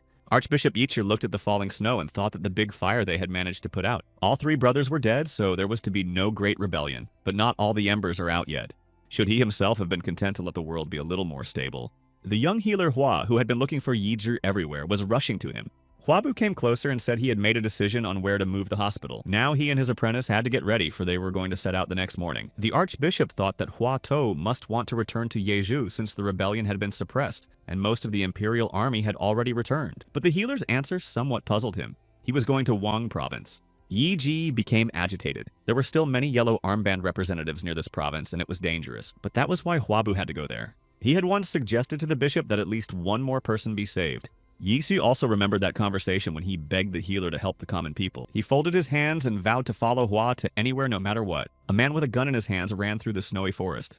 At some point he leaned against a tree. The man was badly injured. But behind him there were shouts. The pursuers were men in yellow armbands, and they had discovered him. The wounded man was already too weakened and fell to his knees. Seeing this, the leader of the yellow armbands ordered the warrior to be captured. The yellow bandages rushed toward the wounded man holding their spears at the ready. The man managed to take cover behind a tree. He heard the pursuers talking about how he would not be able to get far because of his injury, but the yellow armbands were not experienced warriors and ran past the fugitive. The man exhaled in relief, clasping the wound with his hand. He was very angry with these people. They had betrayed him after he had paid his debt for rescuing them from the imperial army. These people only cared about their stomachs. They were really better off splitting up and each going their own way. In the distance, the wounded man saw people approaching. It was Huabu walking, accompanied by guards and his disciple. Okay, Ju was just saying that once they get around the mountain, that they will be able to see Wang province. Huabu recalled the story. It said that Sun Jian would climb the walls of Wang province and defeat Chao Hong. After that, his named brother Cao Tao would be appointed Chancellor of Jinan, and Sun Jian will become an independent minister of war, and three of Huabu Liu Bei's favorite characters, Guan Yu and Zhang Fei, will remain unemployed. Huabu didn't remember very well what was happening in the year 185, so he didn't know exactly what was going on around him. The man watched the travelers carefully behind a tree. He was sure he saw Hua Tou, but why was he here? Could it be that the healer was on his way to Wang province? The man only had time to think that it was very dangerous to go there. As from behind came the shouts of the yellow armbands searching for him. That was too bad. The wounded warrior was sure he was rid of his pursuers. The yellow armbands, meanwhile, saw a group of travelers and decided that they were bound to have money. The bandits were equally excited that there was a girl with the travelers. They saw Byung-seon. The bandits had their weapons ready. It was a good fortune for their leader to stumble upon such prey. The man heard the dialogue and, despite his injury, drew his sword to thwart the brigands. But then he faltered. He couldn't even move normally because of the wound. How could he save others when he was unable to take care of even himself? And he followed in the opposite direction, thinking there was nothing he could do to help anyway. Since he hadn't gotten far enough away, he heard the leader of the gang order the swordsman out first. Tightening the bowstring, the brigand continued to give instructions. Huabu was next in line. He had already taken aim and was ready to fire an arrow at the first victim, but he was interrupted by a large rock that came out of nowhere. The one who threw it reached its target. The stone hit the archer squarely in the jaw. The fired arrow missed its target and stuck into a tree right in front of the travelers. The guards immediately became wary. They should have protected Hua Tou and his disciples. Meanwhile, the wounded man stepped boldly toward the brigands, holding his sword at the ready. He was outraged at how low the yellow armbands had fallen, and already warned these people not to become thieves. The travelers heard the conversation and that the yellow bandages were about to attack the wounded man. Jiang Gui asked Huabu what they should do. It seemed to him that the man with the sword was trying to help them. Huabu agreed with the guard and drew his sword from its sheath. They couldn't let that man be left alone against a gang of bandits. At this time, the yellow armbands had already pointed their spears toward the man. The wounded warrior, though standing against the bandits, thought to himself that he was making a fool of himself to fight against a mob in such a state. But no matter what, he had to stop the brigands at all costs. The yellow armbands started throwing punches that reached their target, but Zhang Gui appeared in front of them and joined the battle. He was not alone. Okju was a true swordmaster and was not inferior to his partner. Huabu wasn't left out, and his sword caught up with the brigands as well. The man only stared stunned at what was happening. The healer, Hua or Hua Tu, had aroused his admiration. In this battle, Huabu seemed to be the commander-in-chief of the battlefield. He was aided by loyal guards who fought selflessly against the brigands. The wounded warrior couldn't believe that a mere healer was capable of such a thing.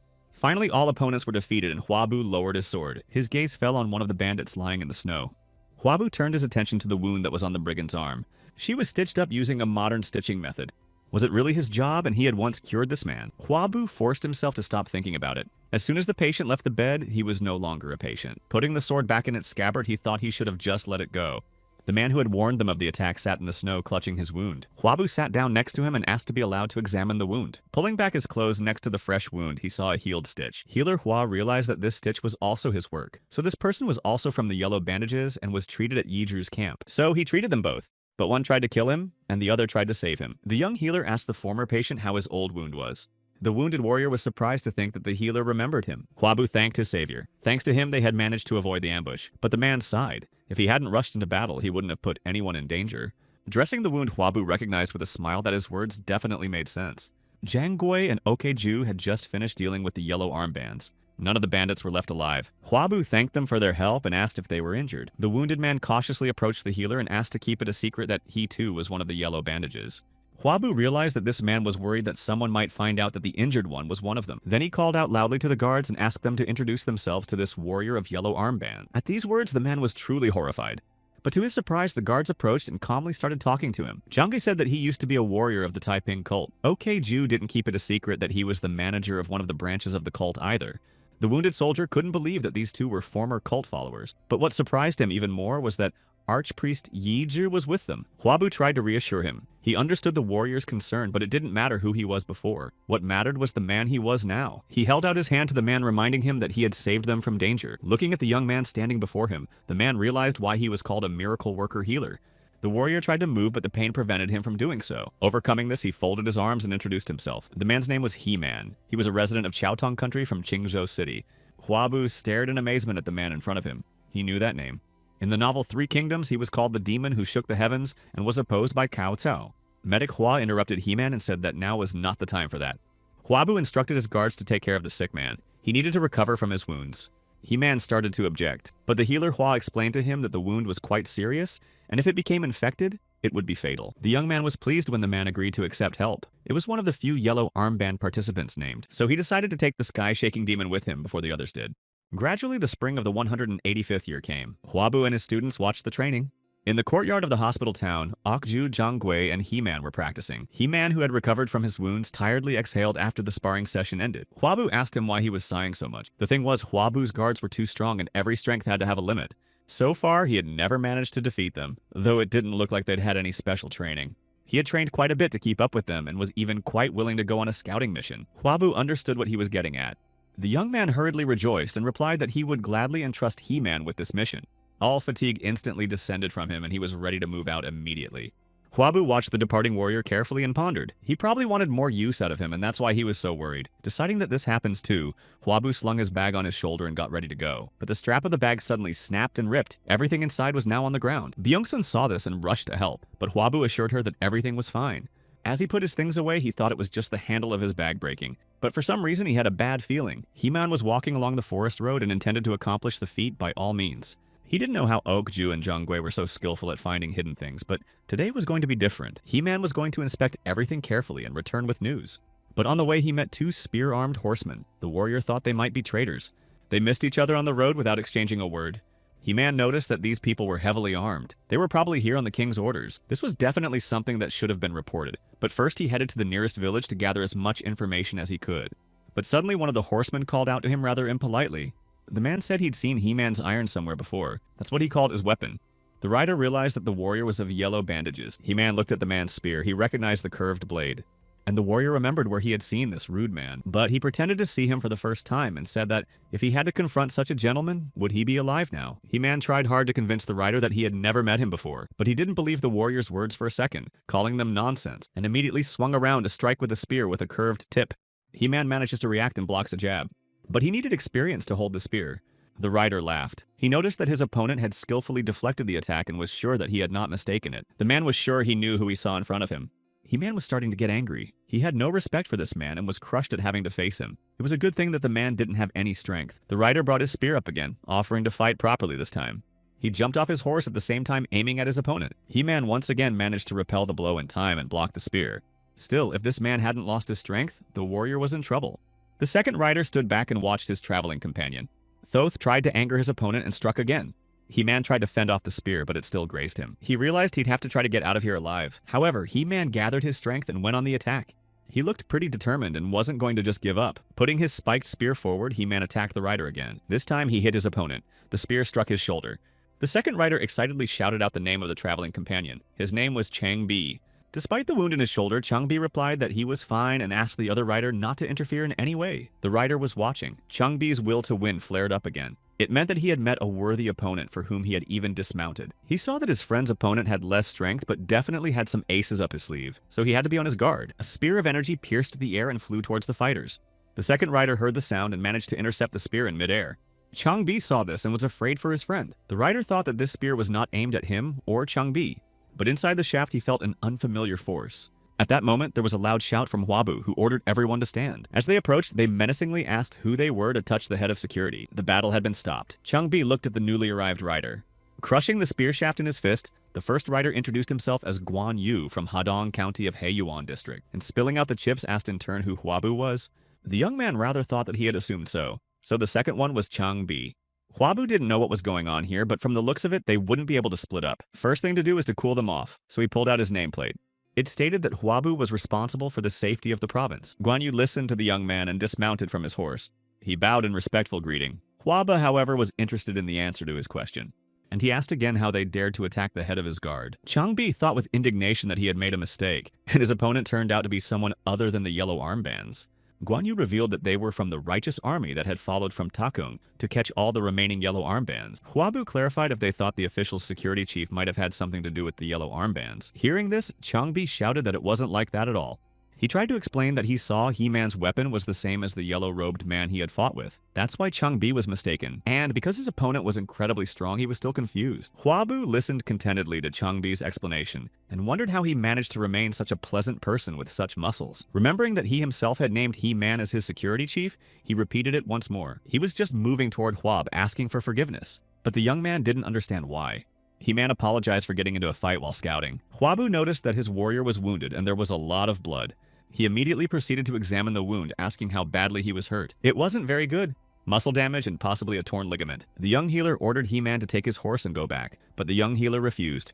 Huabu got angry and ordered him to sit down nicely until he knocked him out and sat him down by force. When He-Man left, the young man turned his attention to Changbi's wound. He turned to the riders and ordered them both to follow him. And since they were in no hurry to comply with his request, Huabu repeated more sternly for them to leave their horses and follow him. Finally, everyone reached the hospital town and the young healer ordered a bed to be prepared for the injured. Guan Yu and Changbi sat on the bench and listened to Huabu's commands. The disciples had to prepare the brazier to bring bandages and alcohol. Changbi asked his friend how it was possible that the healer and the censor were the same person. He thought they were being tricked. Guan Yu watched Huabu and replied that he wasn't really surprised. It was the strength that the young healer possessed. He began to look at the bruise the spear had left on his arm. Changbi pondered why the healer had called them here. Guan Yu assumed that he did so to punish them for injuring the head of the guard. A friend was upset when he heard that version. Haiman wasn't the only one who got hurt. Changbi didn't like what was happening. Besides, the wound was serious. Huabu came out of the tent tying his mask and wondered why those were sitting down. The young healer didn't wait for an answer to the question and invited Changbi to come inside to patch him up a bit. The men looked at the young man in amazement. I wondered if he had brought them here to cure them. Huabu asked Changbi to hurry up. He was going to deal with his wound as soon as he dealt with the head of security, and he added that he couldn't stop his enemies with his left arm alone. Oh, Bo was as surprised as the first time the surgery started. Huabu used some unknown and incredible technique. The apprentice watched the healer deftly sewing up the wound and hoped to learn to do the same someday, although he had thought he already knew how to do it. It's incredible how the healer was able to stitch together even the smallest of vessels. Huabu was serious. The wound was deeper than he had first thought. He guessed that the lateral broad muscle of the thigh was injured, but he had no idea that the iliotibial tract was also damaged. If they hadn't operated on He-Man, he would have been crippled for life, but even now it took a long time to rehabilitate. Huabu's thoughts tried to shift to Changbi, but he wouldn't allow himself to do so.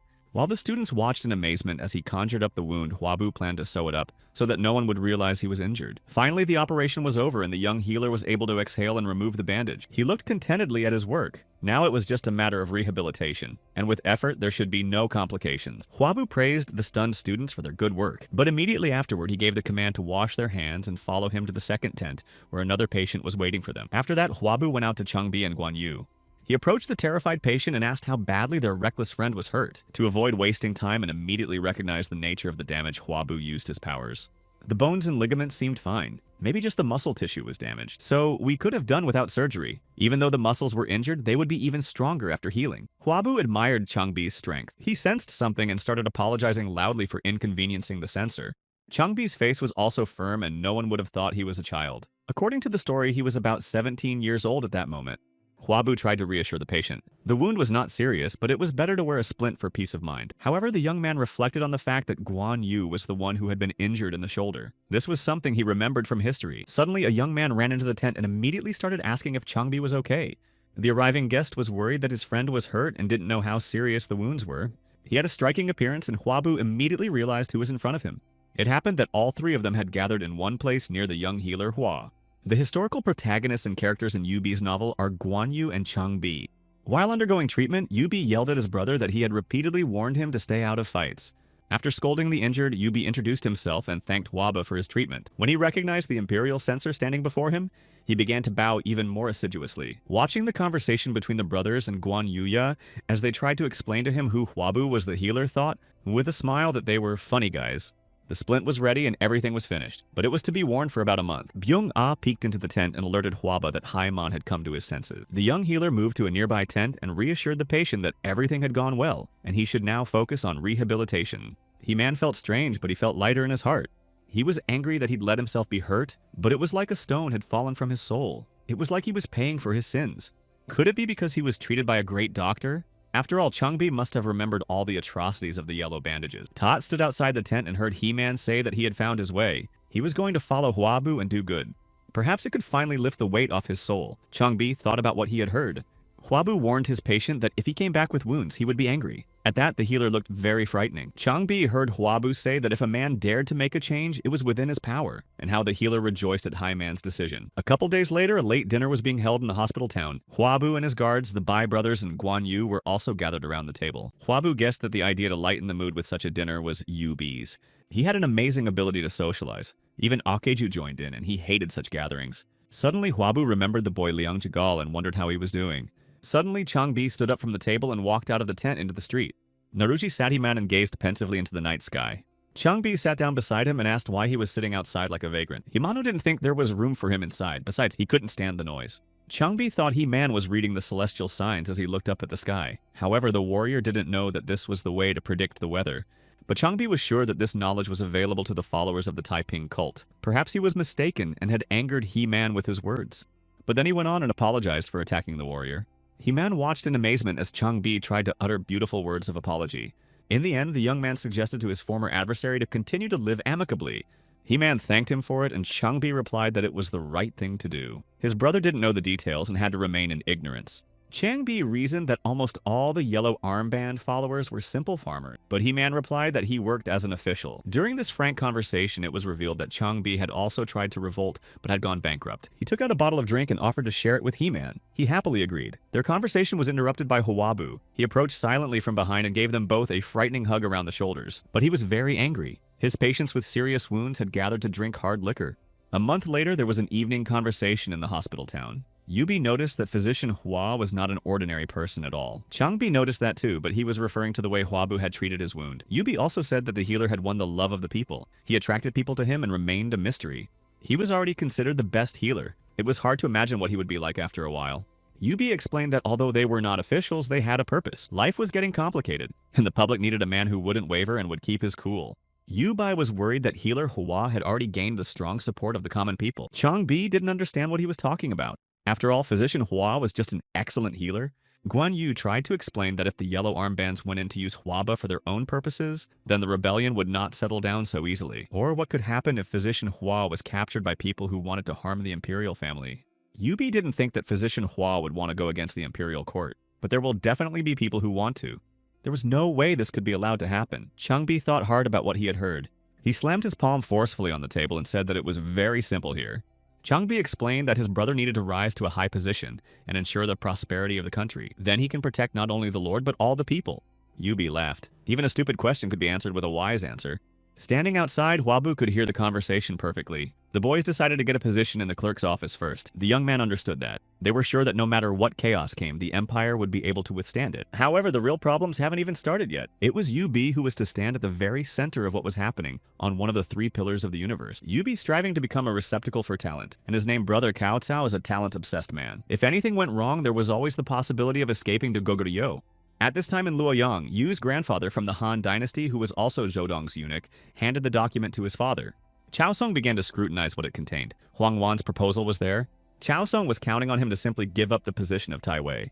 Crossing his arms behind his back, Yui's grandfather noticed that there was essentially a requirement to save face in resigning from this position. He added that if Huang Wan had such big ambitions, it's unlikely he would be alive right now. He advised Xiao Xun to choose a position that was not pitiful that he could save face. Cao Cao walked into the room. He was also called Meng Dog at home. His father called the young man over to him and asked him to take a look. His father asked him to choose a position that would not benefit his son.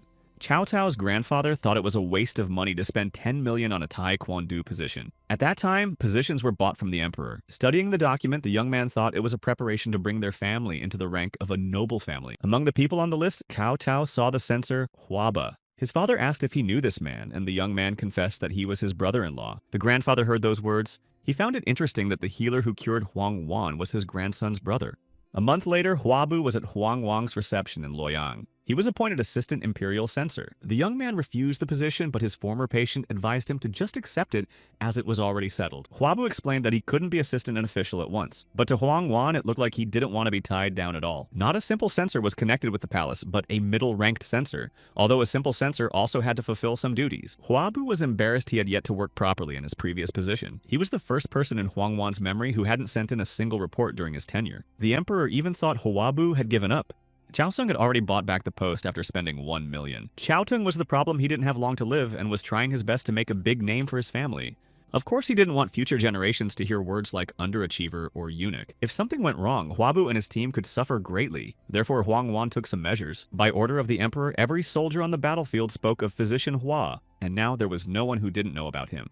But being noticed by the eunuchs could mean they'd start pulling money out of him. Positions were easily bought from officials, but Huabu had such a temper that he was unlikely to bring in much money, so he could be on the street in no time. Huabok reached office without bribes. He could be kicked out on any pretext without resorting to collective responsibility, where the family paid for mistakes. Chao Sung had Chao Teng behind him, and no one would recommend Huaba without payment. Huang Wan gave up his position in favor of Huabu's, and now the eunuchs won't dare touch the young man.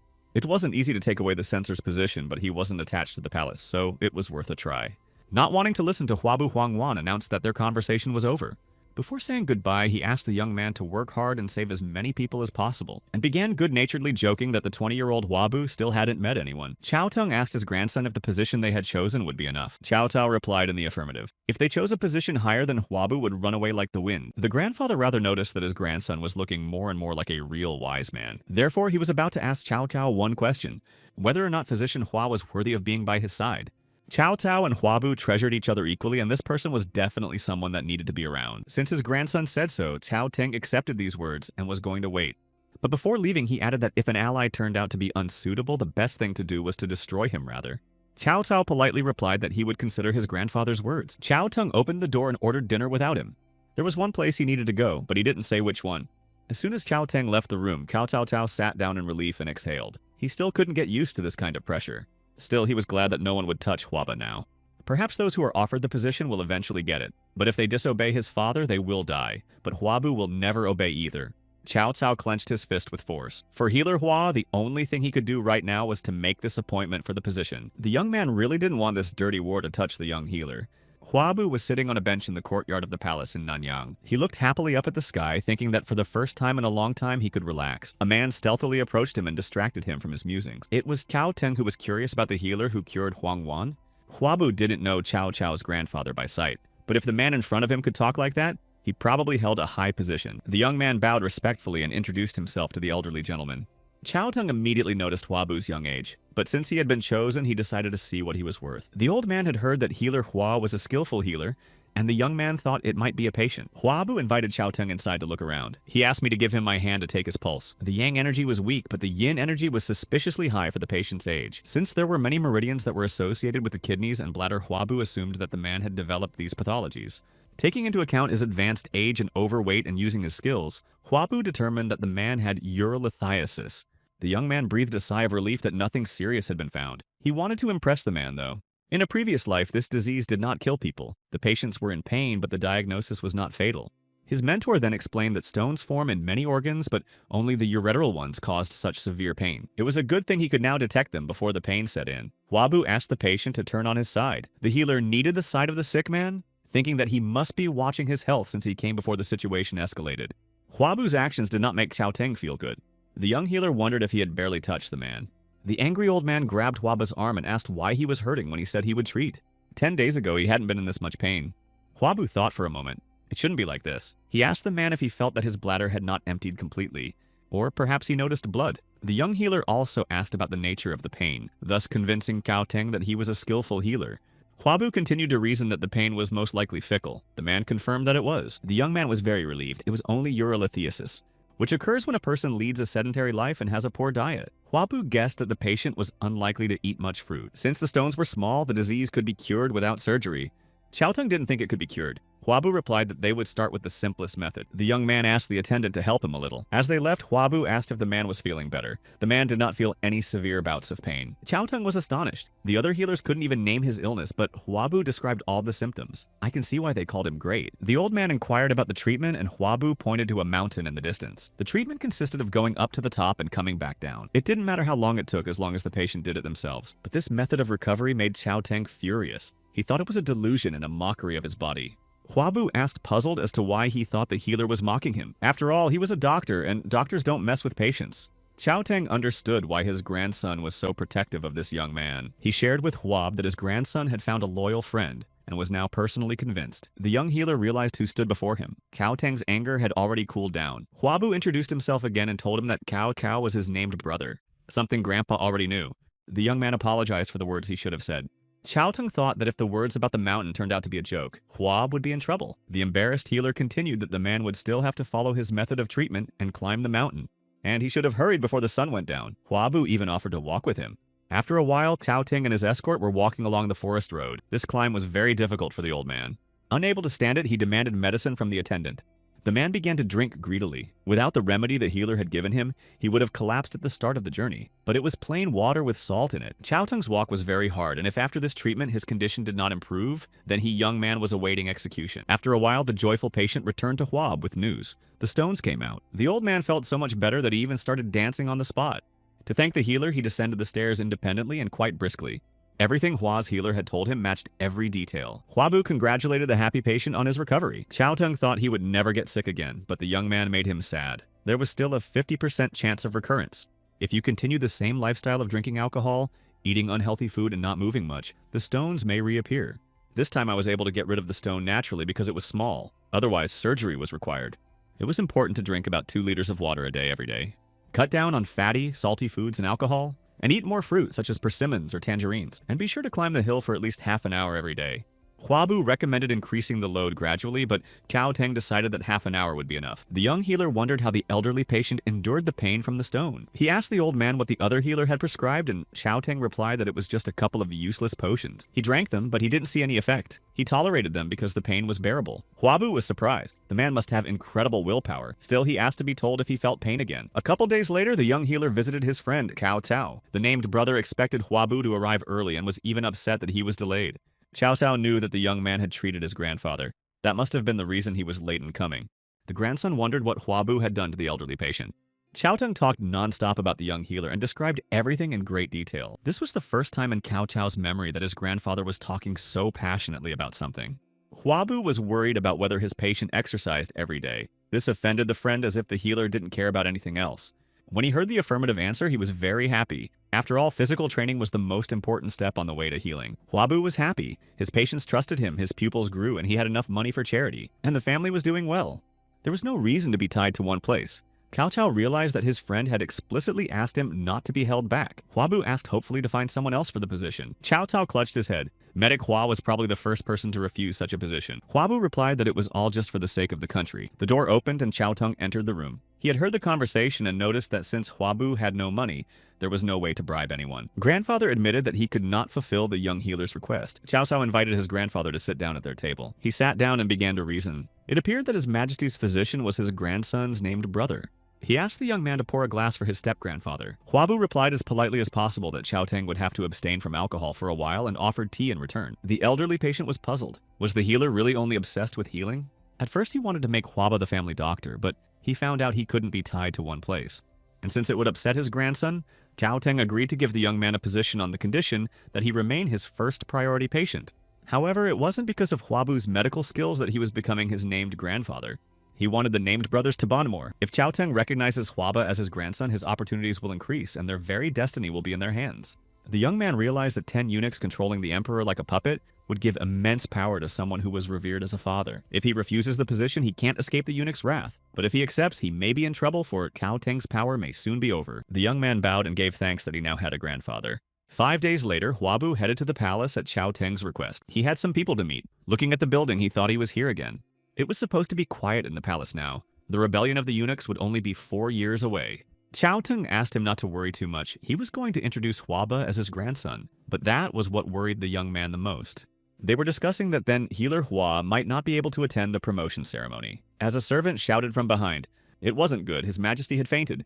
The emperor suddenly collapsed and was carried to the palace. But according to history, he was supposed to live for 4 more years. Chao Teng ordered the following to inform all officials. His Majesty will be examined by a legendary healer. They walked to the room where the emperor was.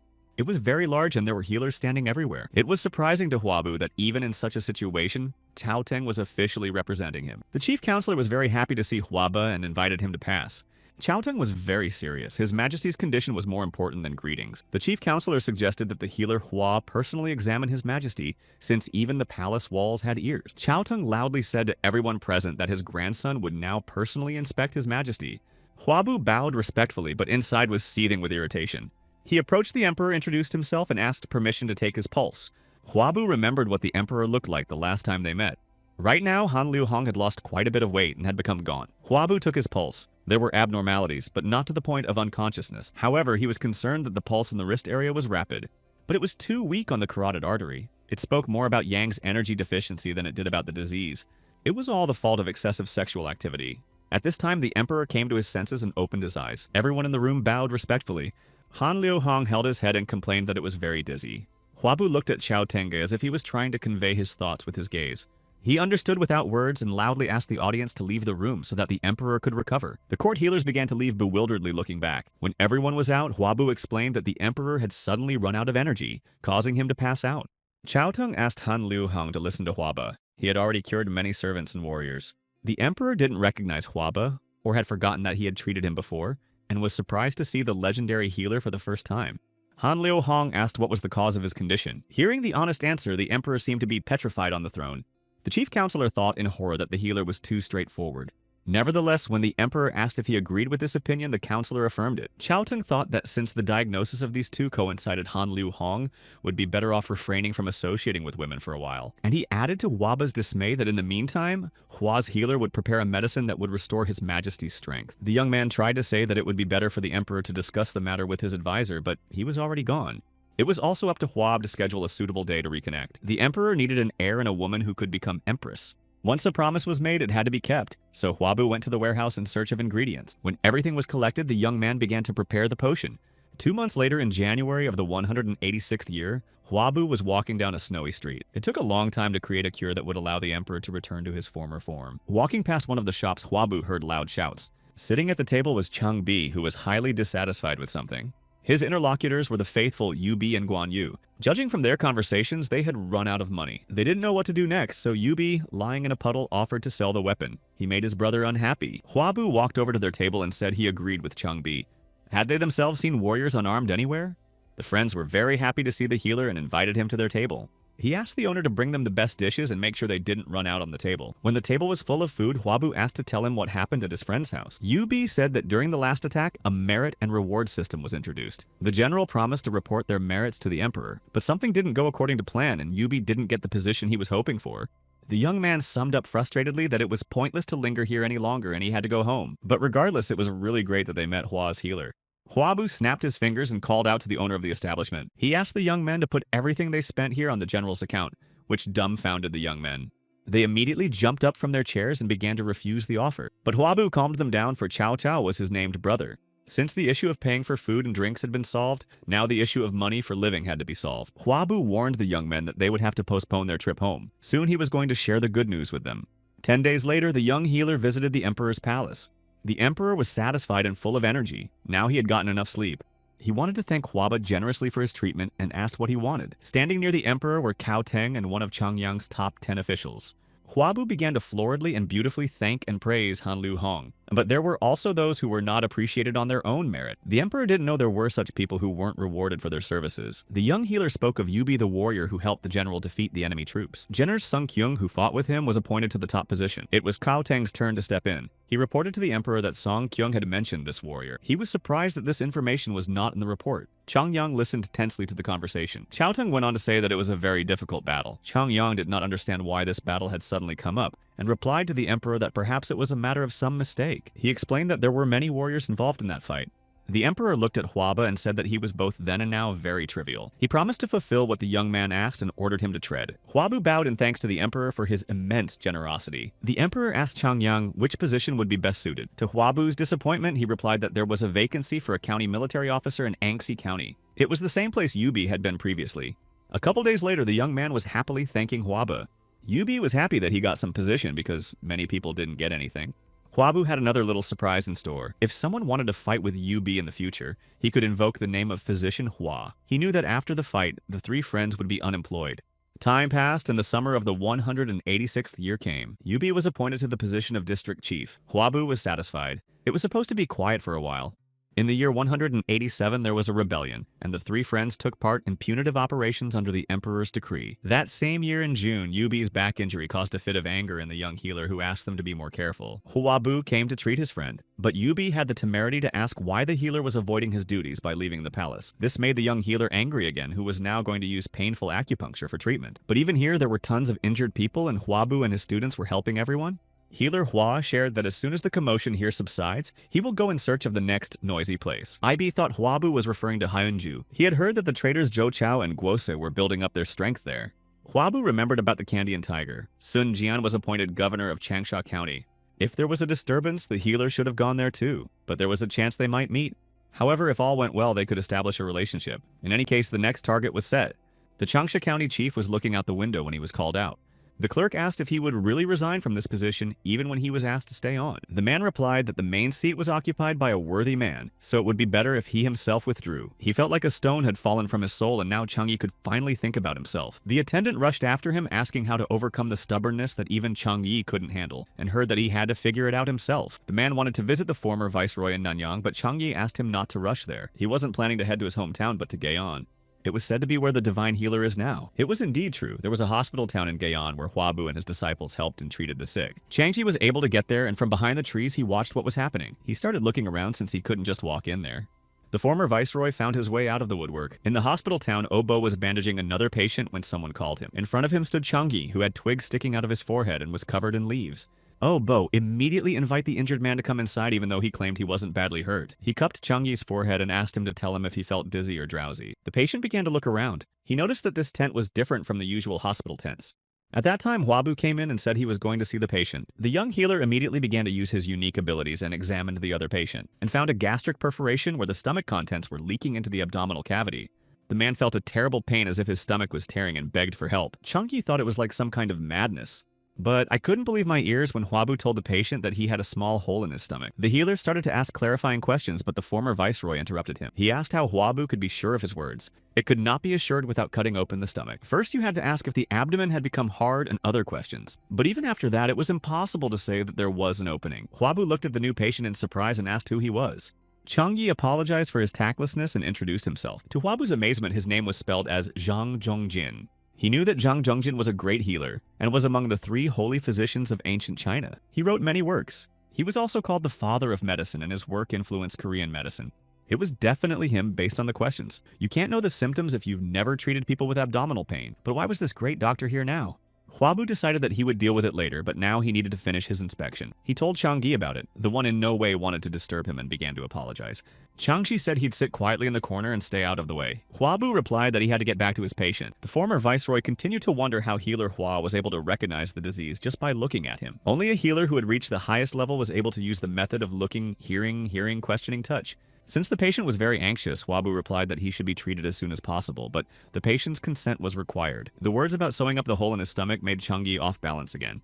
and he interrupted Hwaba again, stating that it could not be done. But remembering that it is not allowed to interfere, he immediately covered his mouth with his hands. Shivering with embarrassment, Changyi asked not to pay attention to him. Hwabu explained to the patient that his stomach was now hard as wood and even normal touch caused pain. Listening to the healer's explanation, Changyi clamped his mouth more and more tightly. I needed the surgery as soon as possible so I had a better chance of recovery. When the patient was finished, Zhang Zhongjin happily remarked that he was lower than grass and quieter than water. Hwabu allowed him to observe the operation but not to get close. The young healer set about the operation, commenting on his actions. Changyi couldn't believe his eyes. Hwabu had actually made an incision on his abdomen. Hwabu asked Obo to look more closely because then they were to switch. They worked from both sides, gently pulling apart the skin and organs. Zhang Zhongjin stood on a dais to see better and watched the operation closely. Hwabu found a hole in his stomach. With this degree of perforation, it was important not to overdo it. Everything that was happening was causing Changyi to feel a lot of emotions. The team performed all the necessary manipulations and proceeded to shrink the hole. After that, they covered it with a stuffing box and sewed it up again. Now everything had to be sewn up in reverse order. After the operation was performed, Changyi slumped down on the bench without strength. This healer actually cut open the stomach and then sewed it back together. Maybe that's why he was so famous. He thanked Hwaba for the opportunity to see things up close. I asked why physician Hwa allowed it. It wasn't to show off. Hwabu stood at the operating table and pondered the answer. He finally confessed that he had heard that Zhang Zhongjin was unrivaled in medicinal herbs. Hwabu confessed that although he had a knack with a scalpel, he had no idea how to care for a patient after surgery. So the young healer wanted to ask Changyi what medicine to prescribe to make him recover sooner. Changyi didn't understand what Hwabu meant. It didn't seem like he wanted to hand over the patient to him. Medic Hwa replied, asking as a doctor. He suggested that Zhang Zhongjin treat patients together. Later at the table, Changyi confessed that he didn't believe that a man with talent and knowledge like Hwabu could be inferior to him. He thought to himself that he was definitely inferior to the great master who had laid the theoretical foundation for many medicines. No matter how successful the surgery is, if you don't take care of the patient afterward, they are at risk. And if you combine Hwabu's knowledge and the therapist's knowledge, it would be better for the patients. Of course, in reality, there were many disagreements between surgeons and therapists about workflows. And the peaceful cooperation between them sounded like the existence of unicorns. Besides, most of Hwabu's knowledge could be useful with modern equipment, which was not the case in this era, so there was a need for someone who had a good understanding of the issue under the conditions of that time. Hwabu thought Sunjanzas had come down to quell the disaster in Useng. Too many people were killed and seriously injured. Hwabu had been working under military conditions for almost 8 years and was sure that there would still be disasters in Hangzhou. Although the Huangjian rebellion ended the lives of the common people were not good, perhaps that's why Wuseng raised his troops. And if Zhang Zhongjin helps Hwab together, they can save more people. Changyi hesitated and asked for one request of his to begin with. He took full responsibility for her. If a wounded man came to them, whoever he was, they had to help him. Hwabu wondered why the man was asking for natural things. In Changyi's opinion, healer Hwa agreed too easily without even thinking things through. But they had one goal to save at least one more person more, and Hwabu understood his fears and worries perfectly. Many of the doctors who treated the rebels were declared treasonous and executed. Changyi asked Hwaba not to worry even though he was suspended at the moment. Physician Hwa showed the Imperial Censor's plaque and said he could protect Changyi. Hwabu was pleased. He now had a therapist on his team. After a while, Changyi watched the acupuncture session conducted by Hwa's healer. He kept meticulous records when Hwabu conducted operations, conducted classes for students explaining body structure on mannequins. Hwabu and Changyi went to pick herbs together. It's been 3 months since the rebellion began and it's already snowing. Changyi thought about Sung Kyung suppressing the resistance pretty quickly. Healer Hwa's predictions came true because the rebellion had already broken out 3 times. Without him, so many people would have died. At Changyi's place, Chief Moon is arrived by his longtime acquaintance. He brought 2 documents, one was for Changyi and the other for Hwa the physician. It was an invitation to a meeting from the governor. The occasion was the suppression of a rebellion and the birth of a second son. On November 8th of the 187th year, the mendicants arrived at the administration palace. As expected, the governor threw a feast for all the world to see. People needed a holiday to soon forget the grief. The governor saw the healers and hurried to meet them.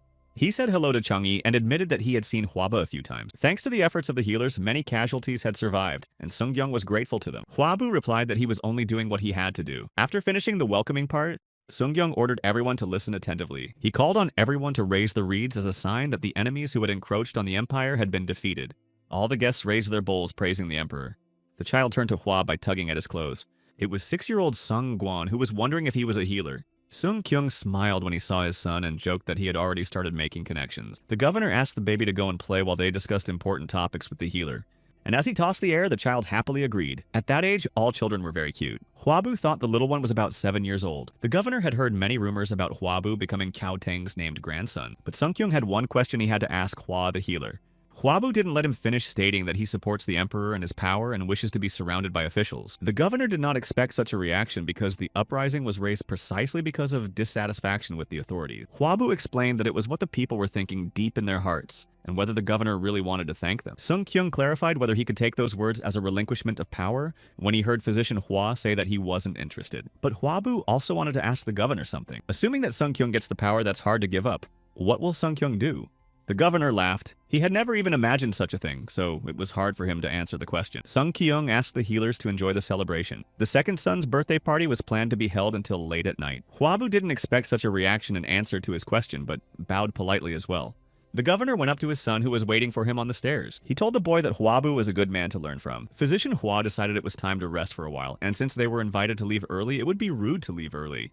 4 days later, the healers were summoned to examine the sick son, Guan. The boy had a fever and a bad cough and lay with a compress on his forehead. Changyi suggested that it might be pneumonia and asked the opinion of the healer, Hua. Inflammation was difficult to determine from symptoms alone, and a fluoroscopy was required, but he couldn't diagnose it with his abilities either. All the symptoms pointed to pneumonia, but they could be those of a common cold, so we couldn't be sure. In this era, pneumonia was a deadly disease, especially in children.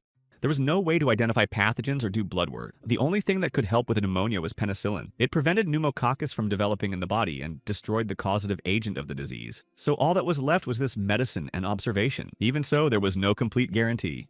If it wasn't pneumonia, there was only one treatment option. Huabu replied to Changyi that he agreed with his diagnosis and went to get what he needed. At full speed, healer Hua was rushing on horseback through the snowy forest.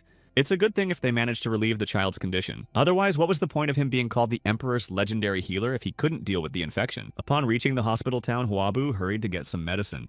Everything needed was gathered and Obo handed the sack to the teacher. Huabu looked at the jar and wondered if this medicine was supposed to help. Hurrying back, the young man hoped that this was what would help the child get back on his feet. Plus, he'll be assisted by a great healer. Upon arrival, Huabu immediately proceeded to prepare a penicillin injection. It was necessary to do everything in their power. And do everything you can to make sure you don't have any regrets. And then maybe we can save another life. The healers prepared a decoction of the necessary herbs. They could only watch and wait to see if their treatment worked. And finally, the baby got better and was on the mend. Early in the morning in the hospital town, Huabu and Changyi were doing warm-ups. Changyi noticed that even though Huabu said he didn't know about potions, the medicine he brought was effective and helped. The young man embarrassedly remarked that it wouldn't have been as effective without Changyi's decoction. When a child or elderly person contracted the disease, the likelihood of recovery was only 5%. But there had never been such a quick recovery in Changyi's memory either. Because of this, they have even more patients. Changyi asked if they would need to determine the blood type of the patients, but in this case, it was not necessary. Before that, he didn't know blood could be mixed with each other. Huabu had the first group and Changyi the fourth. The students were in the second and third groups, but healer Hua couldn't remember exactly which group they were. Because of the loss of blood, many people died, but they had no way of storing it. But it was already necessary to identify its types.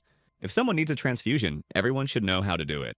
Byung-seon came out to join them. All the preparations were finished. She excitedly asked when they were leaving. They had to pass the so-called Village of Golden Men, where men were not allowed to enter. For this hike, they needed snowshoes, which the girl also had already prepared. She asked Hwaba to go on the road sooner rather than later. Byung-sun couldn't wait to start treating people. They set out. But when they reached one of the passes, they could not go further as everything was covered with snow, and they had to wait for spring. The guards at the pass advised them to take a different route. Then they could go around the mountain. Hwabu and Byung-seon continued on their way. It was good that the mountain wasn't too high. Healer Hwa asked the girl to be careful and tread clearly in his footsteps, but a fastener broke on her snow stick. Hwabu warned me it was dangerous. Byung-seon couldn't keep her balance and started to fall. Healer Hwa turned around at the scream and saw the falling girl. She rolled down the slope straight to the cliff. Right now, Hwabu could only call his student's name loudly in horror. Byung-seon flew straight into the trees from the height of the cliff. Hwabu ran to the edge, but not in time to grab her. The girl was falling down. His outstretched hand could only grasp air. Getting close to the edge, he watched the girl fall. Byung-seon fell right onto the sharp tree branches. Staying on the ledge, Hwabu continued to shout out the student's name loudly. When he managed to get down, he immediately rushed to the injured girl. Byung-seon was conscious but badly hurt. She told the teacher that she had no energy at all. Hwabu covered the girl's eyes and said she just fell. There was a puddle underneath her. The wounds were very serious. Hwabu saw that the small intestine had been ruptured. If the girl is not operated on immediately, she will die. Byung-seon lost too much blood because of her wound.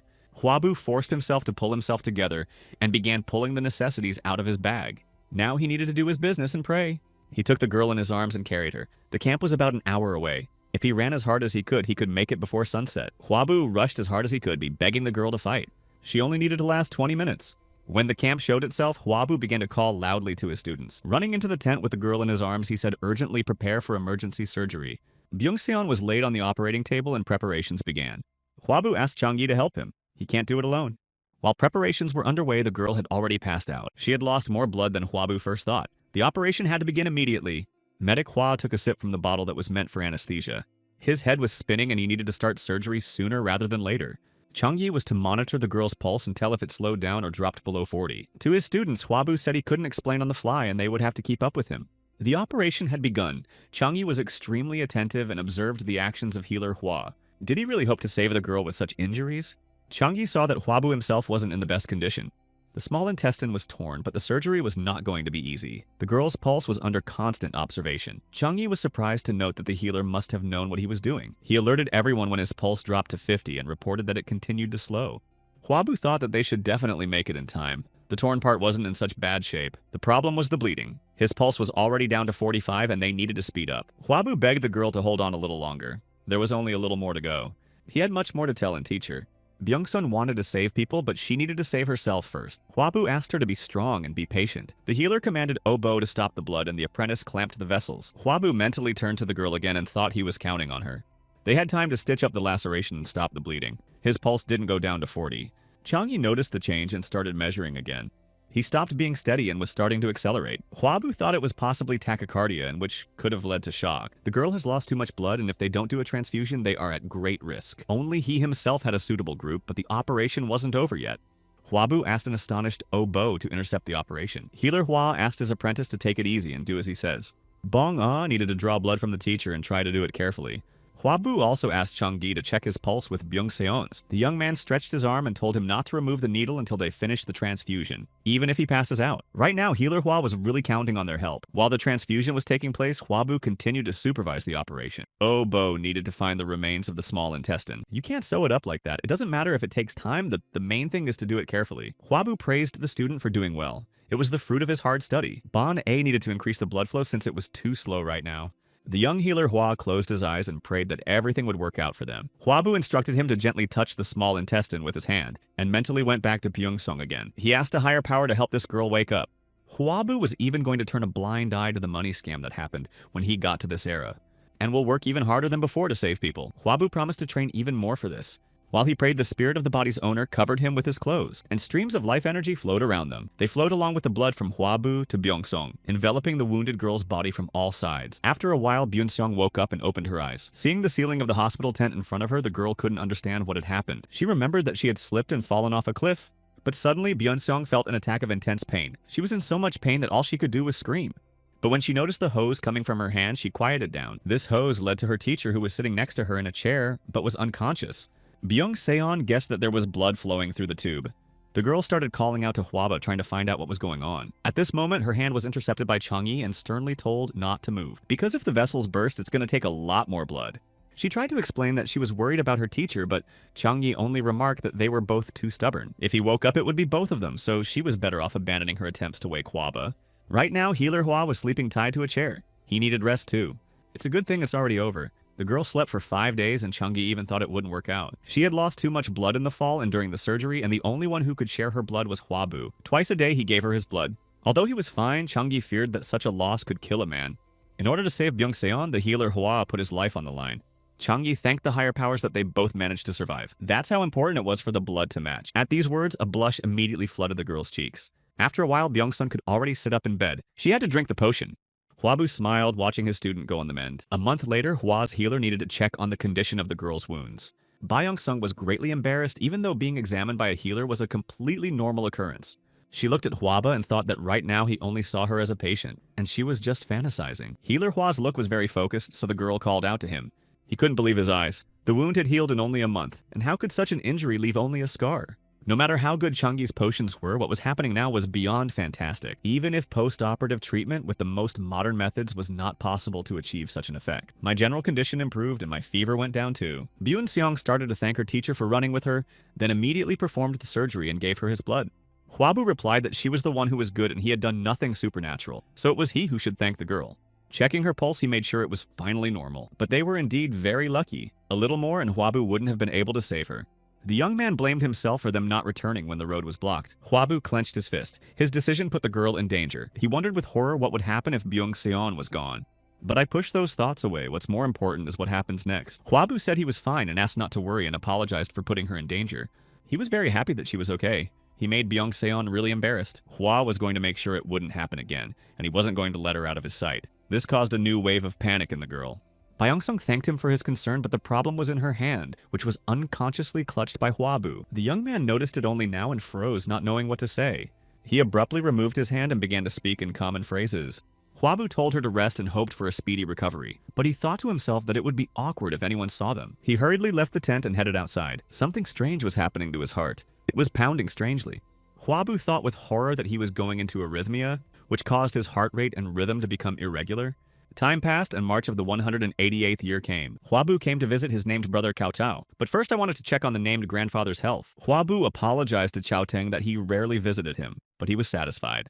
The young man thought the older man was overweight, but with his appointments this should not have been the case. Hwabu immediately rushed to examine the named grandfather. The stone medians associated with the kidneys were great as yin energy. Taking the elderly man's leg, healer Hwa saw severe swelling. It was a common symptom of heart disease. Pressing the skin, he determined it hadn't taken its original form for a long time. Hwabu asked when Chao Teng started swelling. The man admitted that it was about a couple of months, but he decided it was no big deal and kept taking the potions. All signs pointed to a heart condition, and since there was no fever, we could rule out infection. But without blood and urine tests, Hwabu couldn't be sure of anything. Hwabu decided to use his powers to find the cause. Then a treatment could be administered. He saw that the kidney had shrunk in size and that there were irregularities on its surface. It was chronic renal failure, a condition in which kidney function was impaired. In this century, this disease could not be cured completely as there was no possibility of dialysis or kidney transplantation. Hwabu frankly admitted that he could not cure the disease. When Kaosong heard these words, he was indignant because Hwabu was a healer. He may have misdiagnosed it too. The other healers said Cao Teng would be better after a couple of days of rest. The elderly patient asked his son to stop blaming Hwaba. If even a divine healer who brings patients back from the dead says so, then it's true. Chao Teng thanked the healer for being able to come and advised him to rest. Cao Song started to urge his father to see another doctor, but he pounded his fist on the armrest. He saw no point in asking those who couldn't even recognize that he was sick. If it wasn't for Hwabu, he would never have known he was sick, and would have continued to drink useless potions. Chao Teng got up from his chair and asked to be left alone. At night, lying in bed, the elderly man reflected on his illness. He was constantly drinking and couldn't even go to the bathroom. Out of nowhere, Hwabu appeared with water and really scared the old man. Chao Teng was indignant because he had previously asked to be left alone. Hwabu apologized for not being able to keep track of his health. Taking water from the hands of his grandson, Cao Teng noticed that he himself had decided not to keep him on the palace tether. But Hwabu saved many lives, and these deeds helped the Cao family. The fact that their family name would remain in history was more important than the old man's life. Therefore, Cao Teng asked the young man not to worry. That was the way life was. One day he would meet the end of his life anyway. After a while, Cao Teng's life journey came to an end. This occurred on the 5th of April in the year 188. The funeral ceremony was attended by a very large number of people of different ranks. After a month, Hwabu was leaving Cao Tao's house, even though he had promised to stay there for only 10 days. The named brother asked where he was going this time. He assumed he was going to help the needy again. But Hwabu planned to stop by the house first. Hwabun was getting married. Now of the three brothers, only the youngest remained single. Hwabu was going to deal with this later now. Other things were more important. He asked Cao Tao to be careful because it would be quite turbulent in the near future. There were many who secretly did not support his grandfather's decisions, but in Cao Tao's opinion, even this situation had its advantages. Nothing could hold the young man back now. Hwabu realized that Cao Cao was still listening to his grandfather's words and being cautious. The named brothers said goodbye and asked Arc Friend to be careful.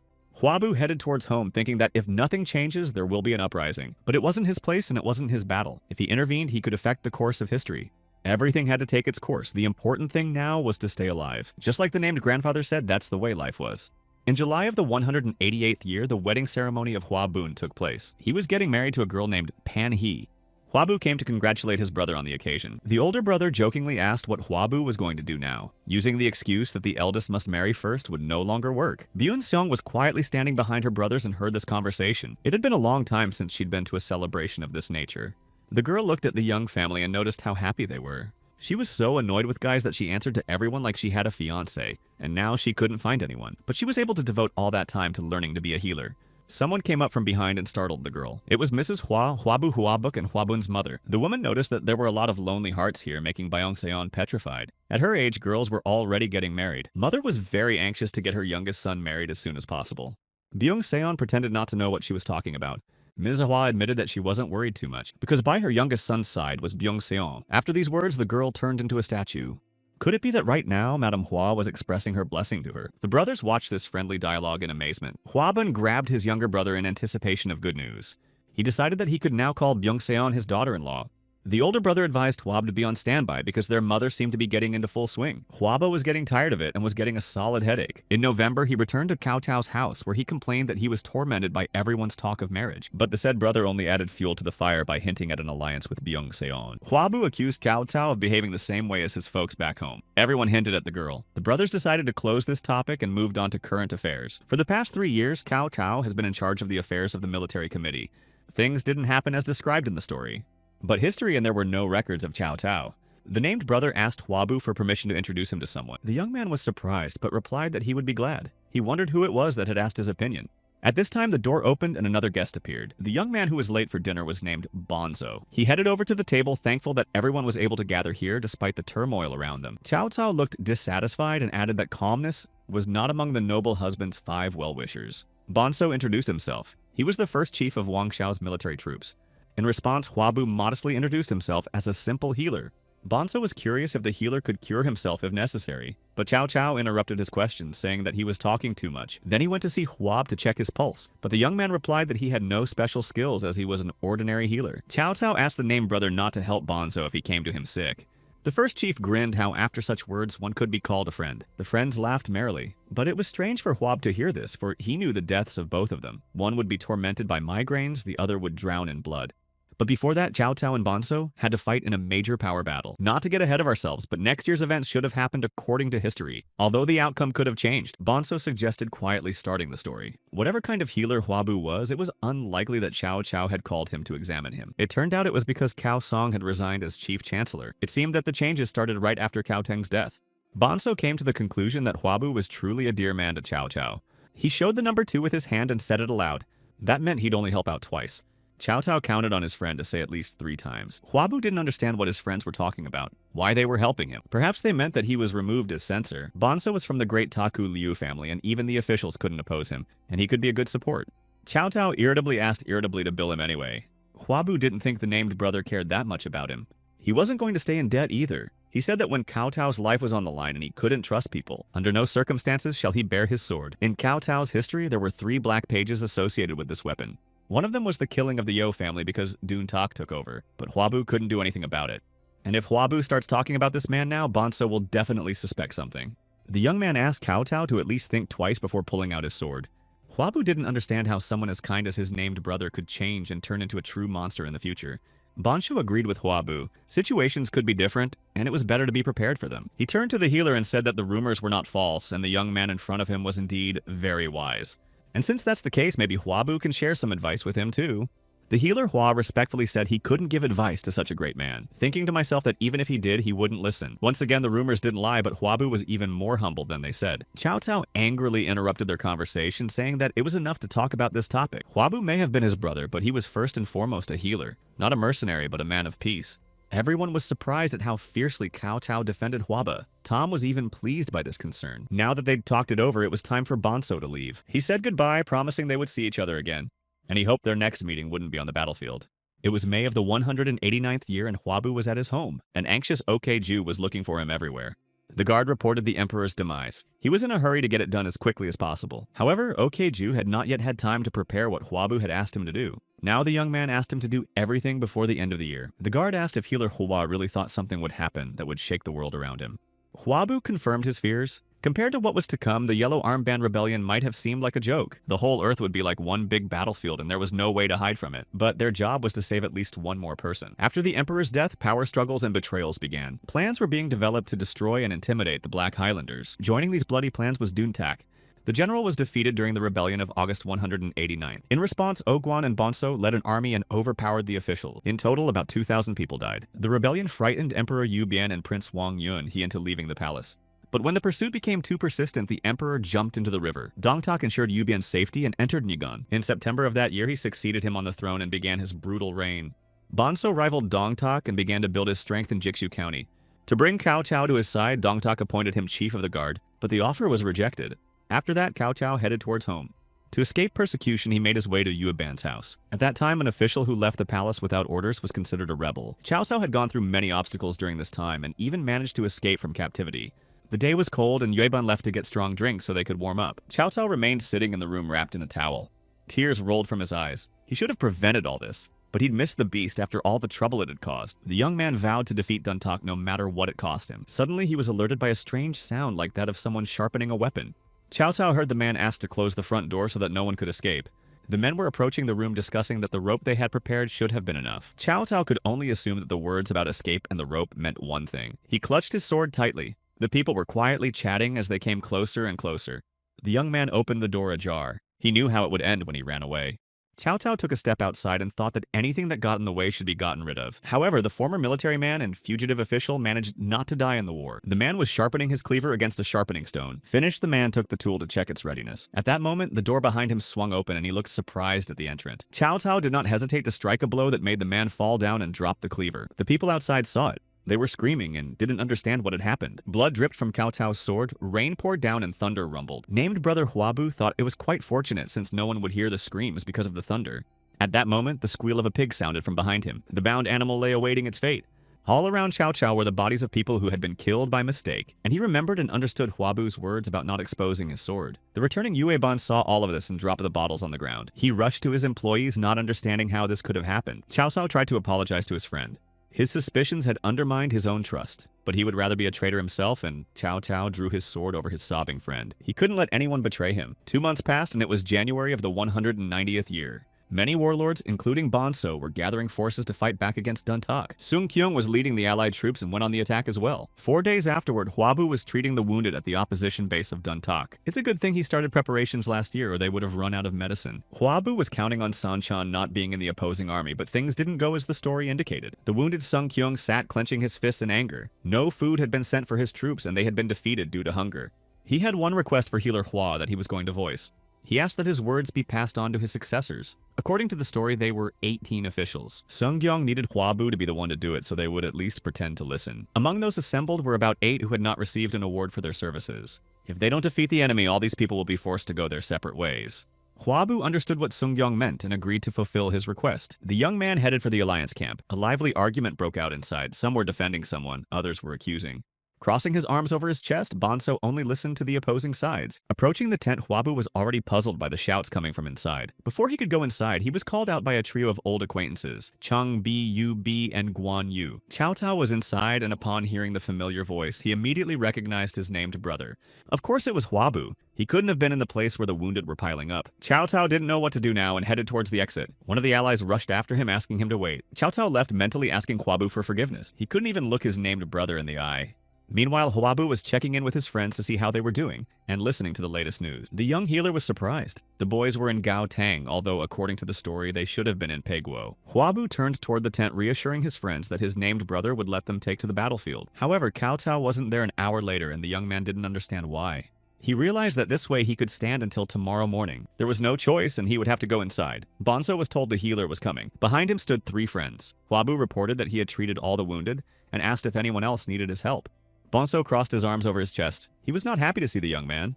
However, others rejoiced more. Among those present were Huabu's former patients. In one, he recognized a warrior wounded by a fired arrow. The other warriors he treated also came over. Gong Yun Do Geom Po Shin. They all wondered how the healer was doing. Bonso didn't realize Huabu was friend or foe. The fact that everyone was so friendly to him made him suspicious, and he asked to what he owed this uninvited visit. The upraised finger signaled the first rendering of the promised help. He no longer kicked Huaba out. The young man confessed that he had decided to report on the condition of the sick in the camp. Huabu realized he was breaking all the rules, but he imagined his friends standing behind him, who were bravely fighting against Duntok. Huabu's former patients standing around decided that since they were his friends, they must be excellent warriors. When asked where these guys came from, the young man said that they were descendants of the Han dynasty. Those around him immediately expressed unanimous admiration.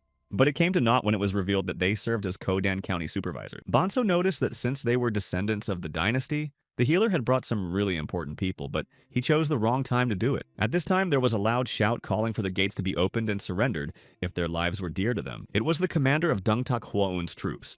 Otherwise, he threatened to send their heads to his master. The alliance members began to argue furiously about whose turn it was to go up against this man. It was bad. At times like this, Cao Cao should be here to give his opinion. Huabu didn't understand where he had gone. The arguing was interrupted by Bonzo. He thought if the great healer himself had come to the headquarters, it was worth listening to his opinion, or maybe he was going to solve the problem by negotiation. Huabu shouldn't have gotten involved in this situation, but since he was being dragged in, but there was no other way. The young man pointed to the three friends and said that the best solution stood right in front of them.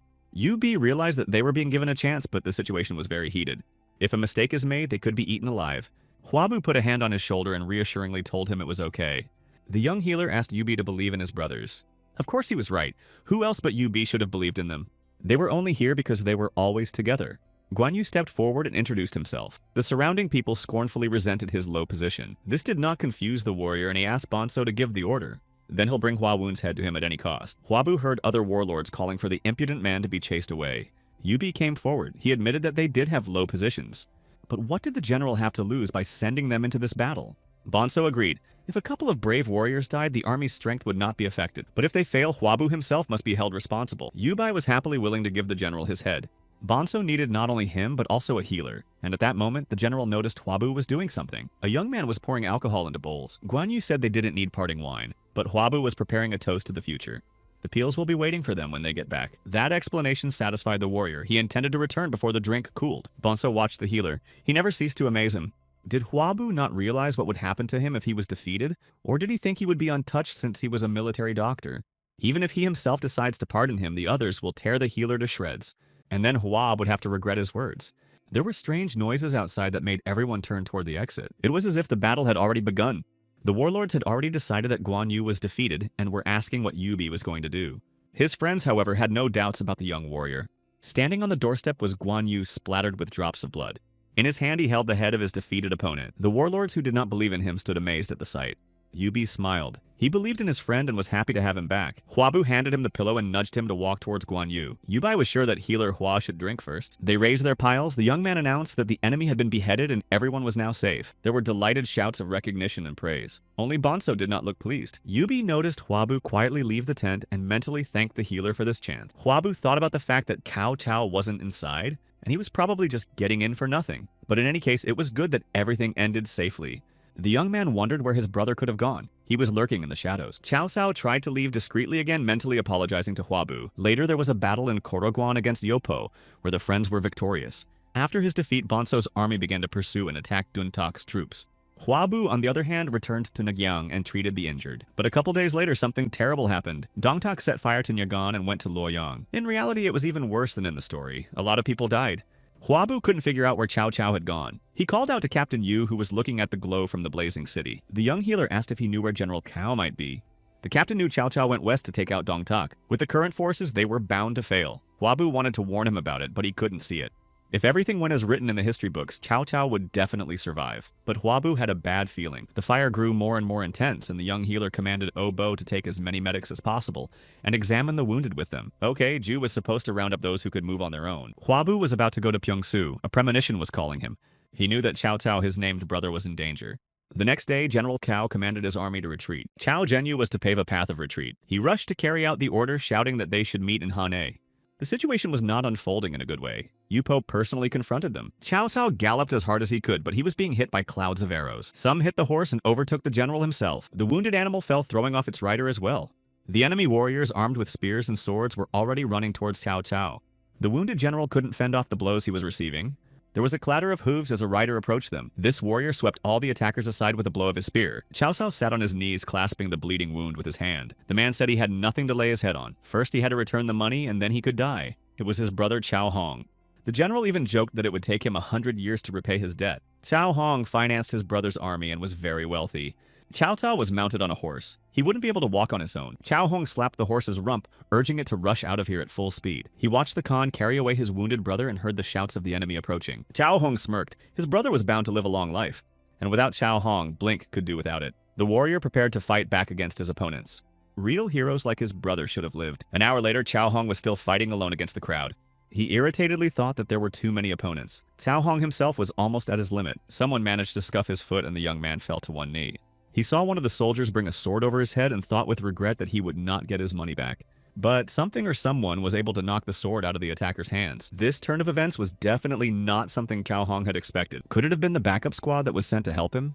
The opponents were opposed by the guards of the healer, Hua Okju and Zhang Gui. Cao Hong didn't know who they were, but now came his chance for salvation. If he's lucky, he'll be able to team up with Mandoc. He tried to get up and heard one of the warriors ask him to wait a bit. They were almost finished. These words brought a smile to the wounded warrior's face.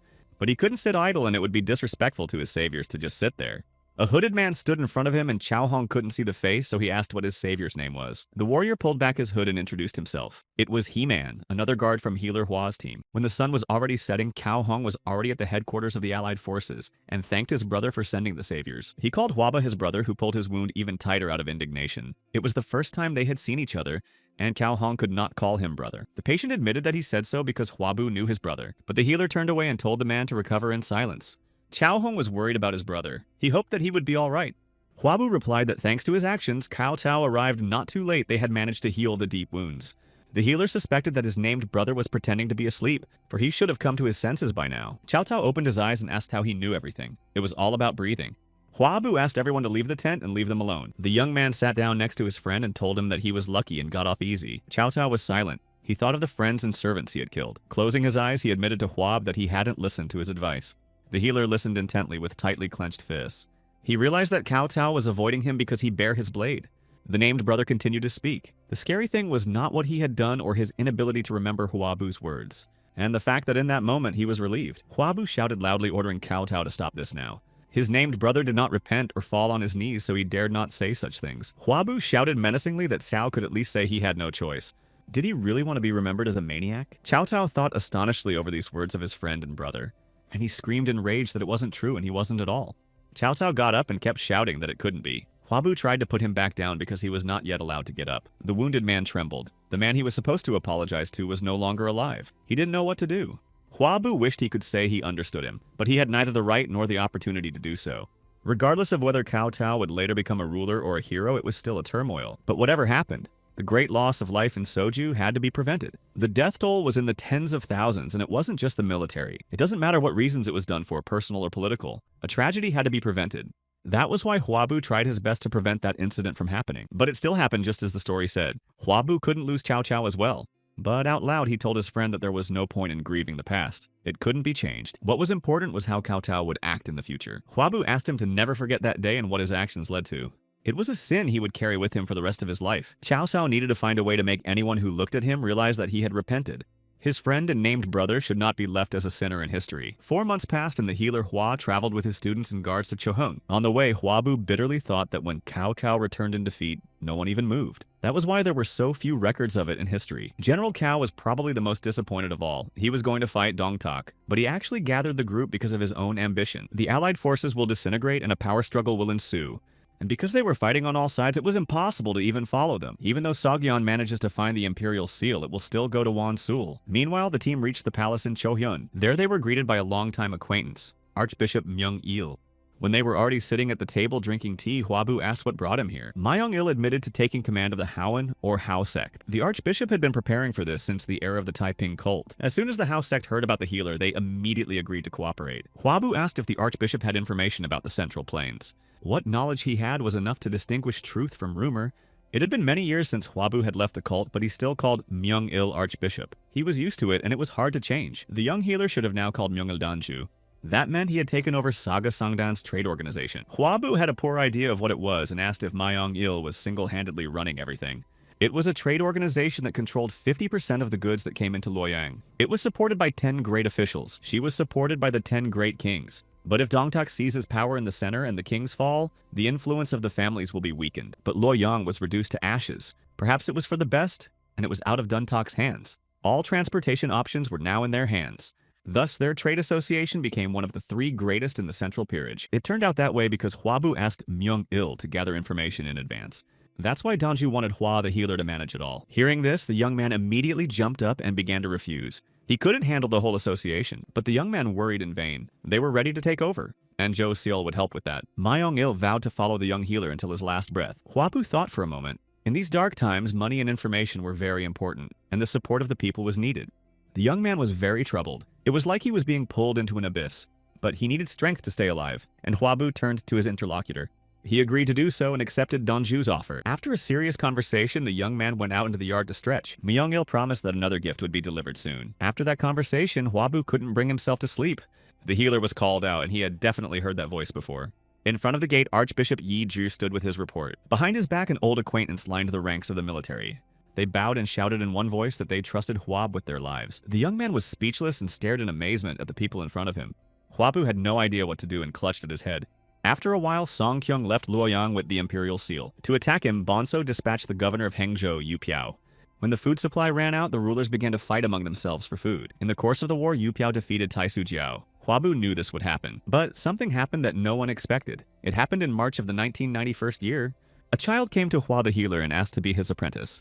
Crossing his arms over his chest, Hwabu asked the girl to introduce herself. It was Sarah, a junior member of Saga Songdan. Physician Hwa hadn't been able to contact Myung-il for a long time. This must have been his gift. The girl excitedly announced that she wanted to become a healer.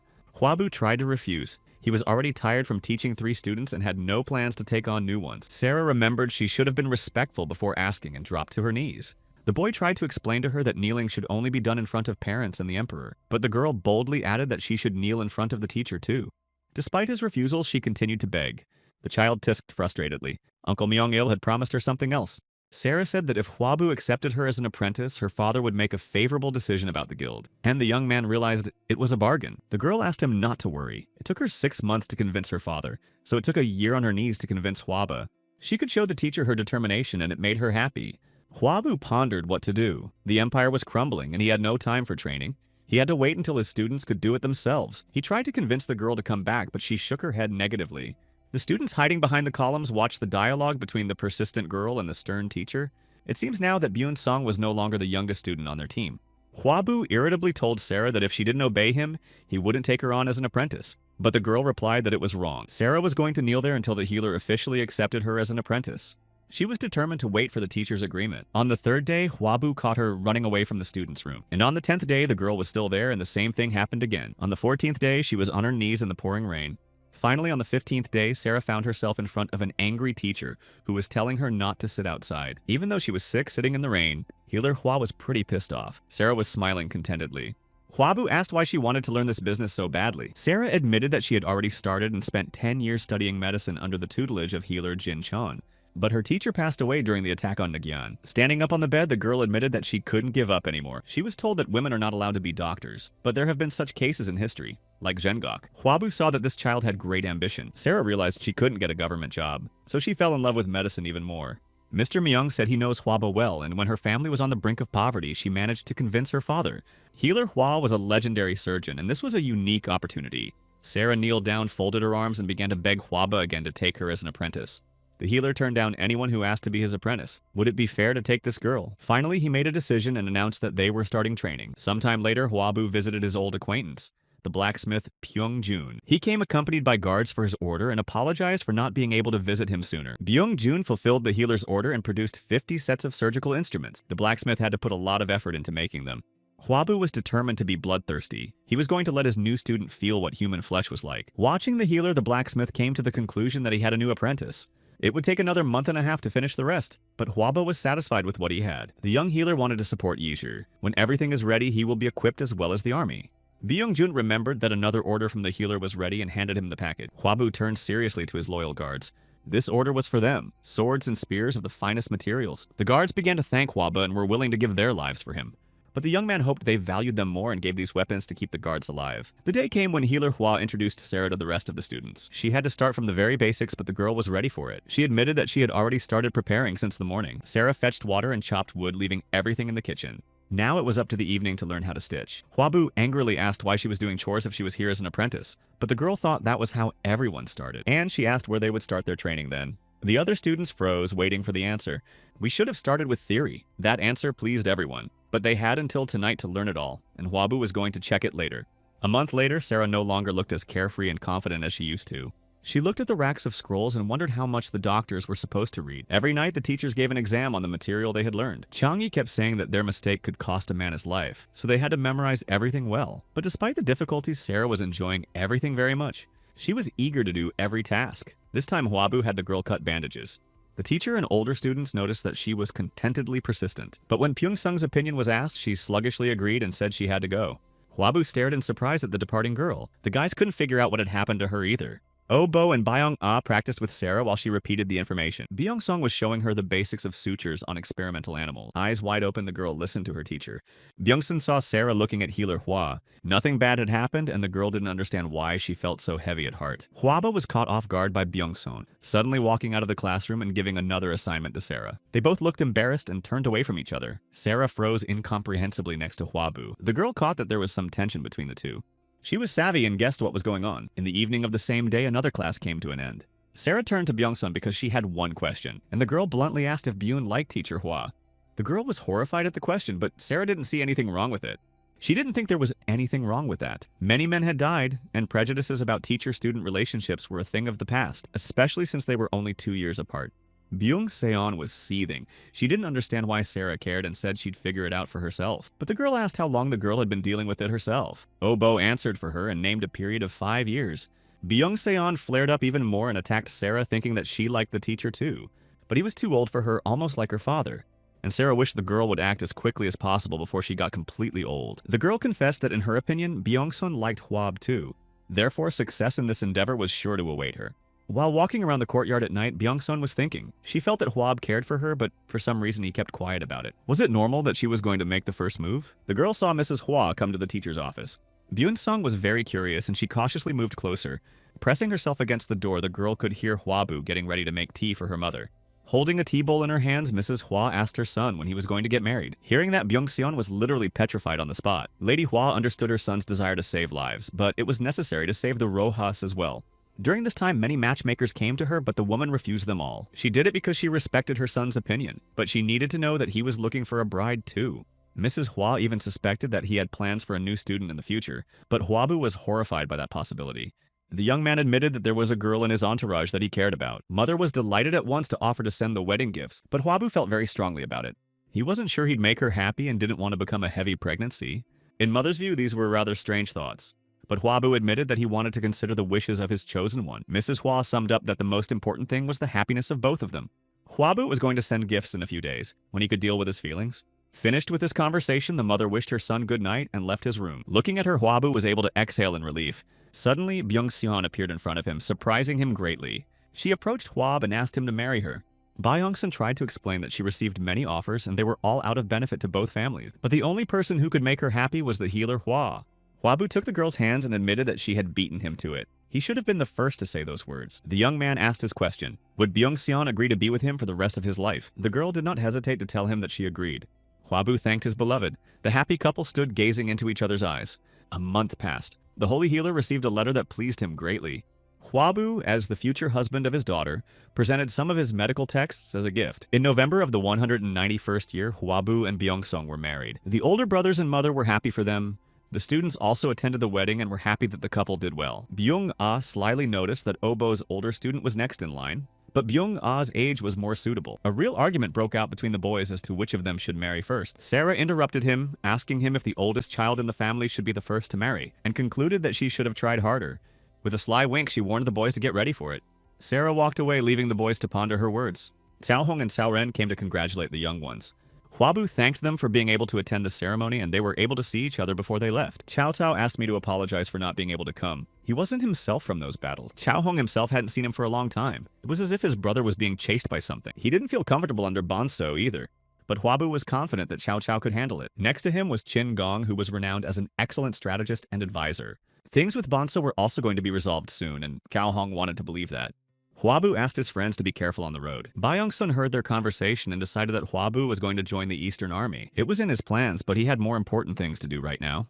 But something was troubling him, and Hwabu wanted to visit his father-in-law's house. And there was someone else that physician Hwa wanted to see. It was January of the 192nd year, and the action had moved to Suju province of Nanya Country, Yeondu County. 17-year-old Liang Jagal brought the news to his older brother Gun. His brother invited him inside to continue the conversation. Liang told Gun that Sung Kyung died in the battle. This was because there were no strategists around, and Wan Seol decided to use Sung Kyung. Sun Jin will most likely feud with Yu Piao now. This conversation was interrupted by a guest who entered the room unexpectedly. The brothers recognized the healer Hwa and were immensely pleased with him. He had brought 2 bags of presents, and now the table was laden with food and drinks. They hadn't seen each other in 10 years. Liang had grown a lot and was 180 centimeters tall. Huabu noticed how he had grown. Gyun thanked healer Hua for last time, albeit late. In the future, it would be Sun Quan's commander-in-chief and closest associate. When Huabu came to them, he said that Sun Jin would have to retreat. Now the brothers asked him to explain what he meant. The healer offered to sit down and explained that he lacked skills. Even Sung Gyeong relied on one seal, and Sun Jin was only 18 years old. Even if Sun Jin wanted to, there was nothing he could do. You could tell from his actions what he was planning. Juyak would probably immediately try to talk him out of it. Liang noted that there was logic in this reasoning. Juyu had a head on his shoulders and could control Sun Jin. Still, he was more concerned about Bonso's behavior. If Gongsun Zhang's ambition could be stopped by using trickery to oust Gongsun Zhang, now he was trying to seize as much territory as possible. And even confronting Duntaku was not that important to General Bonso. Only Cao Tao could stop this person. Liang thought so because only Cao Tao knew the general so well. Cao Tao remained a minister loyal to the state in any case, and Bonso would not allow him to take over the world. But did he really have no desire for power? Huabu realized that his knowledge came from the fact that he remembered history. But how did Liang understand the situation so well? Gun noticed that on Sun Jin's side was Ju Yu, and on Cao Cao's side was their healer. Huab needed to pull himself together and somehow stop the impending tragedy. He was going to do everything he could for it. The evening was drawing to a close and it was time for Huab to leave. He had to set out at dawn tomorrow to make it. Gyun asked if he was going to Mr. Song's funeral. Huabu was supposed to attend it. The young man asked permission to go with Hua the healer. Gon wanted to see everything with his own eyes. Huabu thought the young man wanted to evaluate everything and he would see a future position. They agreed to meet the next morning at 7 o'clock. When asked if Liang wanted to join them, he shook his head negatively and replied that he had no desire to do so. Gun realized that something was bothering his younger brother. The next day, Huabu and Gyun arrived at the Song family's estate. They were met by the general and strategist Sun Jin. The guests offered their sincere condolences to the young man. Huabu noticed that the young man had lost a lot of weight, but he was more concerned about his mother's condition. Now it's Gun Jiggle's turn to introduce himself. The young man joined in condolences for the death of Song Gyun, who is Sun Jin's father. Huabu said of Gyun that he was a true genius of this time, which interested Sunya. At this moment, a servant ran out of the manor. He called out loudly to his master. He reported that his mother had passed out again. Huabu decided to join in and examine the woman. On the way, he asked Sun Jin to tell him how things were going so he could be in the know. They came to the room of the sick woman. She had fainted from grief several times before and could not even eat. Physician Hua warned the woman that he was going to examine her. She was breathing a lot. The diagnosis could have been disappointing in the presence of other symptoms. If she had seizures, paralysis, and numbness in her arms and legs, it could be hyperventilation syndrome. But first, emergency measures had to be carried out, and Huabu asked the woman to breathe as he demonstrated. She had to take a slow breath and count to 7. Then she would exhale the same way. Sun Jin didn't know that one could heal with breathing without decoctions or acupuncture. Healer Hawa praised the woman that he was doing a great job, and they continued the breathing exercises. Huabu was satisfied his breathing was gradually recovering. When the woman felt better, she was even able to talk about it. She should have given up tea for a while and drank plain water. The lady became worried that such a man had come to visit them and she was dressed like that. But Huabu reassured her that everything was fine. The woman admitted that it could be because she was not at peace. Huabu realized that no words could comfort her, but those who were alive must continue to live. However, she couldn't help but worry when a living person sought to perish. Her son didn't understand what she was talking about. It was hard for her as a mother to see Sun Jin trying to follow in the footsteps of her dead father. He tried to argue that as a son he couldn't help but avenge his father. Sun Jin believed that there would definitely be those who would take advantage of the situation, and they should have built up their forces now. His mistress told him a proverb saying that one should not take revenge. One should sit on the shore and soon the body of the enemy will swim by. Huabu intervened in their conversation, adding that revenge is best served cold. If the young man wanted to restore justice, he should have curbed his emotions first. The most important thing was to stay calm and learn to assess the situation coolly. The palace courtyard was where the warriors of this family were training. At this time, Gyun watched admiringly. It seemed incredible that the training was held even though a funeral ceremony had been held. This family was strong and serious.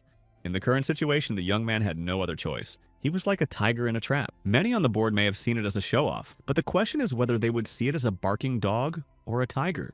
A young man approached Gyun and replied that it didn't matter. Those who had seen the dog before would continue to see it. It was 11-year-old Sung Gwon. The most important thing in his mind was that everyone realized they were still alive. Sung Gwon wondered how Gyun himself saw them. Of course, the young man replied that they reminded him of a tiger. Other guests also arrived for the funeral ceremony. While everyone was busy, Huabu was busy treating the mistress.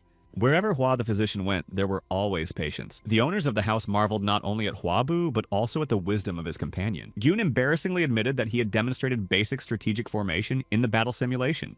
At this time, their communication was disturbed by Mistress and asked permission to join them. She wanted to properly greet her savior. The girl standing next to her was her sister and concubine and joined in the thanks. Both Huabu and the lady noticed that her speech was rather clumsy. The young healer had to examine her immediately. When they retired to a separate room, the young man asked how long ago it had been, since she had had a harder time expressing herself. It happened recently, but the girl didn't think she had any problems. In a phonetic disorder, the person didn't realize it. These were all the initial symptoms of a stroke that would suddenly strike the girl. It hasn't been that long since the onset, and there has been no facial paralysis. Hwabu started asking the girl general questions, like what date today was. She answered confidently. She had no problems with speech comprehension, only with construction means the area of impairment was localized. Hwabu used his powers to find him. A young man discovered the area. It turned out to be an ischemic stroke. The lesion was too deep, so surgery was impossible. In addition, they did not have the necessary thrombolytics. Fortunately, the clot was small and detected early. The intracranial pressure should now be monitored to make sure that no new blood clots appear. He sat the girl down on the bed, saying she'd better not get up for a while. And you had to try to move your head as little as possible. The young healer did not scare the girl with complicated names, and said that it was a disease with a slight dizziness. The next day, Hwab needed to talk to the lady and Sun Jin. The healer told them that the girl was most likely suffering from a mild stroke. They had heard about this disease and didn't know what to do now. It was good news that the abnormality was discovered in time, and the ailment wasn't as frightening. Plus, it was the new ginkgo season, and this plant was helping to dissolve blood clots. After a while, Hwabu was already preparing a decoction of the necessary ingredients. The dosage had to be carefully controlled as the seeds contained a toxin that did not disappear at high temperatures. When the potion was ready, it was brought to the girl. Afterward, Hwabu and Sunjin went to the river to get leeches. Healer Hwa explained in great detail the method of collecting leech saliva and preparing a solution from it. It was a month after that, and the girl asked how her condition was now. Hwabu cheered her up and said things had gotten much better. The diet was now to be followed and the decoction taken regularly. But if they had a family predisposition, they should have led a healthy lifestyle. And now it was time to say goodbye. Sunjin thanked the healer for saving his loved ones. He promised to serve Hwab faithfully for the rest of his life. Then the healer asked him to live a long life and watch his health so as not to give him any trouble. But for that, there had to be someone around to support and protect him. And it was very important to keep your sanity in emergency moments. Sunjin understood what the young healer meant and promised to temper his temper. Hwabu hadn't been to the capital for 2 months, and it was time to go back there. Gon was going to go along with the young healer. Sunjin did not know when they were destined to see each other again, knew that fate would surely bring them together. After words of farewell, Hwabu and Gyun moved out. The healer asked the young man how he felt when he saw everything with his own eyes. The one felt that there was a lot that needed to be fixed. That made Hwaba think it wouldn't be boring. But all in all, it was pretty good, pleasant weather and a good harvest. Gyun would like to return to this place someday again. When he returned home, the young man planned to continue farming, but it sounded like he wanted to become a hermit. But really, he was waiting for the right time, which is when everyone needs a strategist. He didn't think what was happening now could be called chaos. They had dealt with such difficulties before. Hwabu pointed out to the young man that if Dongtak died, the situation would change. Soon this man was going to lose power. Then many warlords will try to take over. Some will be defensive, but everyone will have their own ambitions. And was it possible to find a man with no ambition at all? It was the kind of time that could be called chaos. In January of the 192nd year, Cao Tao was appointed governor of Dong County. In February of the same year, a 1,000,000-man army under the yellow flag attacked Yanzhou province and captured Lincheng and Dongping counties. In March, Hwabu was finally able to return home to Chuxian County. News came of his older brother's illness. The young man had to leave immediately. I think he was in trouble for yellow armbands. The eldest son didn't even tell his mother what was wrong with him and asked Hwaba to check on him. The young man had no intention of taking his disciples with him. They were to stay with Changi and continue learning. Now were too turbulent in times, and it was dangerous to travel together. Byung-sun was worried about her husband. He had just arrived and had to leave again. Hwabu promised his young wife that he would surely return soon, and he assured me that if anything happened, he'd run right away. The young men gently said goodbye, and Hwabu was about to hit the road. Sarah watched this sweet conversation from afar. The girl was slowly starting to worry about the couple. The boys saw her face change and didn't understand what had happened to the younger student. A month later, Hwabu arrived at the residence of the ruler of Yanzhou. He proceeded at once to his sick brother's room and asked how he was feeling. Hwabak was shivering badly and couldn't get out of bed. Hwabu helped his older brother sit up and asked if it was really that bad. Hwabak had a boil on his back that wouldn't go away. Hwaba asked to be shown and saw a large pustule. It was about 6 centimeters in diameter, and it was a good thing it hadn't had time to get any bigger. In this era, a boil was a serious disease. It could even kill a high-ranking person. The lesion was too big to heal by hand. It looked like the inflammation had spread. Hwabu asked when it arose. It was about 2 weeks ago. Hwabak tried all the medications, but nothing worked. Hwabu asked his brother not to worry and was just going to open the pustule. If you do it without anesthesia, it's pretty painful. However, he had brought antibiotics and painkillers with him. Just in case, Hwabu decided to check his brother's pulse to make sure there were no other ailments. His pulse was too fast. Hwabak couldn't sleep properly. It was all because of the rebellion of the Yellow Armband Army. The county was in chaos. Food and weapons were in short supply. But someone entered the room and asked them to be patient a little longer. It was Cao Chao. Now everything possible was being done to rectify the situation. He came closer and looked at the medicine that helped with boils. This medicine was different from the one Cao Chao had seen. However, the one in front of him was an improved version. Cao Cao thought that in large quantities it would be effective and useful for the army. Huabu promised to take care of it. The named brother apologized to Huabok for not being able to take care of him as his subordinate. Cao Cao was going to move up and get a higher position, and Huabok was going to take the place of Tai Shu, because he couldn't stay that way forever. There was no better candidate in the Eastern District than Huabok. The young man started to refuse. He was worried that Cao was handing over the post out of personal interest. Then Cao Cao suggested that Huaba be placed in that position. The healer thought that on the other hand, the time for this was quite opportune. Cao Cao was indeed about to be promoted to a higher position soon. If Huaboku manages to become Taisu, then the picture will be almost perfect. Cao Cao, on the other hand, spoke quite seriously and asked to listen to his words. Huabok worried that it was quite a challenge. A friend explained that the greater the power, the greater the responsibility. You had to be able to direct and be responsible for your subordinates. There was even a saying that a position builds a man, but Huabu didn't think it was the position that built the man. The position only brought out the true nature of the man. Cao Cao added that someone who was nothing could not hold any position. But Huabu smiled. He wasn't so pessimistic after all. Cao Cao asked the named brother what could happen if he did gain power. Of course, Huabu knew that he would control the emperor like a puppet and try to unite the world. But he would fail, and Cao would die. Cao Cao had outstanding abilities, but apparently wasn't chosen by the heavens. But he said aloud that he couldn't know how someone's fate would turn out. But he hoped that his friend would not do something he would be ashamed of. And if Cao Cao falters, Huabu will do anything to get him back. Later, the young man got busy examining and treating his older brother. He carefully prepared the necessary decoction on the fire. It was May 182nd, and Huabok asked if there was any progress in the treatment. Huabu's hand gently probed the ripe boil. And he replied with a bloodthirsty look that he was perfectly ripe. He was going to open him up today. Waiting any longer could only make things worse. Suddenly, Cao Cao joined them. He had seen many people with the same ailment and wanted to observe how it was treated. Huabu agreed to let him attend the operation, but asked him to move back 3 meters. Now, Huabok was beginning to understand how his younger brother's patients felt. In the past, he has very often questioned his successes and aspiration, but Huabu slapped him pretty hard on the back and ordered him not to talk. An injection of medicine was injected into the boil by the young healer. It was anesthesia, and Huabok began to fall asleep quickly. However, Huabu wasn't about to waste anesthesia over such a simple operation, and gave 3 more injections. Then he opened the pustule with a scalpel. Now was as good a time as any. From the outside, the healer seemed to be enjoying the operation. Cao Cao even thought that his named brother was not himself today. Huabok, though he felt painful, was glad. It was as if a rotten tooth had been removed. All Huab had to do was suck out the contents of the pustule. Finally, the deed was done and all the pus was removed. Everything went well. I just had to put the stitches in, disinfect them, and wait for everything to heal. And since Cao Cao was also here, Huabu decided to inspect that one too, despite his refusals and attempt to sneak away. Huabu sat his friend on a stool and began to measure his pulse. The young man used his powers to make a diagnosis. There were no bad symptoms at first glance. Huabu asked Cao Cao if anything was bothering him. He admitted that sometimes he felt dizzy. It was infrequent, but it was still dizzying. According to the story, Cao Cao suffered from migraine attacks, but Huabu declared that the head was no joke at all, and at the slightest indisposition, one had to speak up. Cao Cao asked his friend what his disease was called.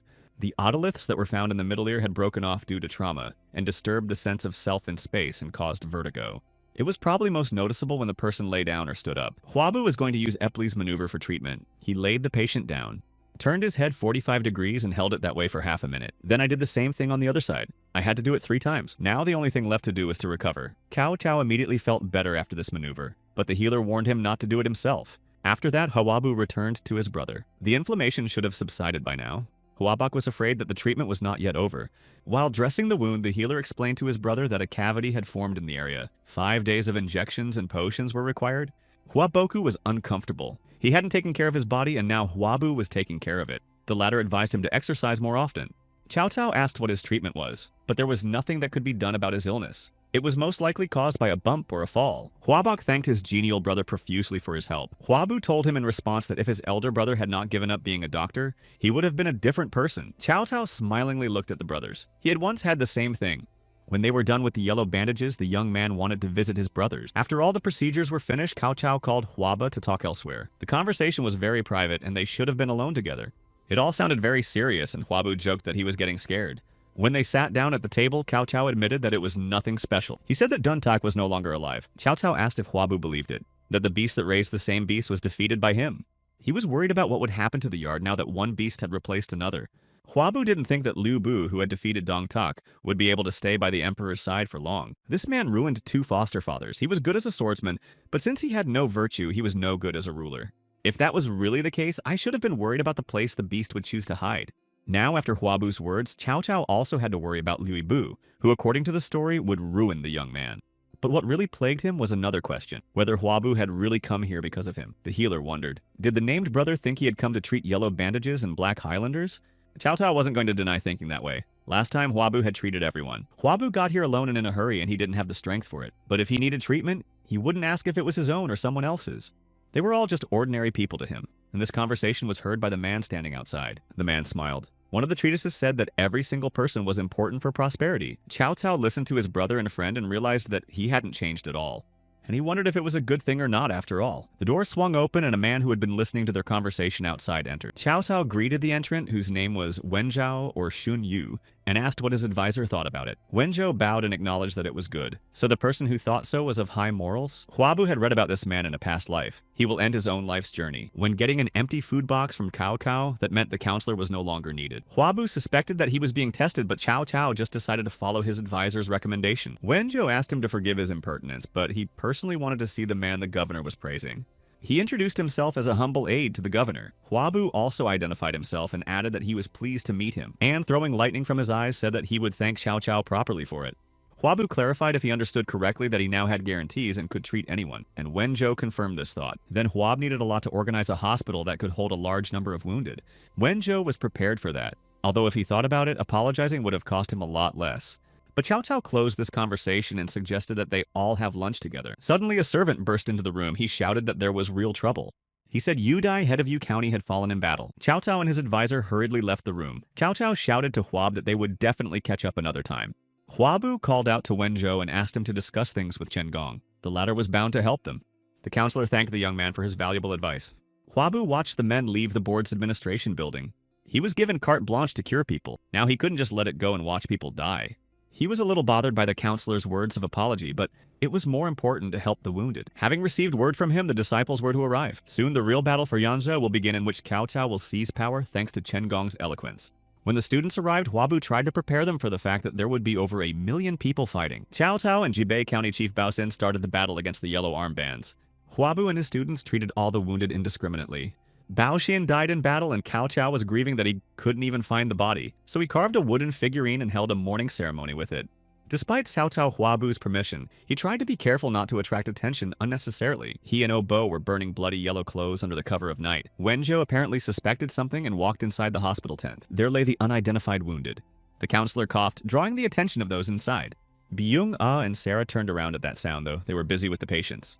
Wenzhou loudly asked everyone to listen to him very carefully. Huabu thought it was probably time to clarify the phrase about apologizing. The counselor admitted that they knew these men were yellow armband warriors, who dared to rebel against a functioning empire. By law, they were to be executed. The patients screamed in horror. They did not understand why they had to be treated and then executed. Council responded that there was a reason these people had to live. He said he understood them. The world had gone crazy and they were just trying to protect themselves. Wenzhou asked everyone to look around. There were no generals or strategists here. Only peasants who had lost their land and were looking for a better deal. He asked the wounded people who was making their country miserable, and he himself answered that it was definitely not hungry peasants. Mr. Cow was going to take care of them and allow them to sow grain on these lands and harvest the crops. Huabu listened to the counselor's speech. He asked if they now understood why they had been given life. Together with Obo, he stood in front of the tent but did not go inside. The student said what he thought. He thought it was too much. They were just people with nowhere to go, so they took up arms. But Huabu was already walking away. There were shouts of praise for Cao Cao from the tent. Huabu was not going to interfere if he was willing to accept these people. However, he felt like he was being used again and it was causing bouts of nausea. Finished with his speech, the governor's advisor left the tent. He hadn't expected to see a young healer here at all. Wenzhou asked fearfully if Huabu had heard him speak. He admitted that such a loud voice was hard not to hear. It was like he'd conspired in advance to come here. The counselor wasn't going to make excuses and simply apologized. Huabu, however, had only one thing to ask him. The words that were now spoken in the tent could become dangerous if they were heard by Bonso or the others. Wenzhou said them for Cao Cao. Why would a counselor want to risk his own life like that? The counselor confessed that it was all about one person, Chen Gong.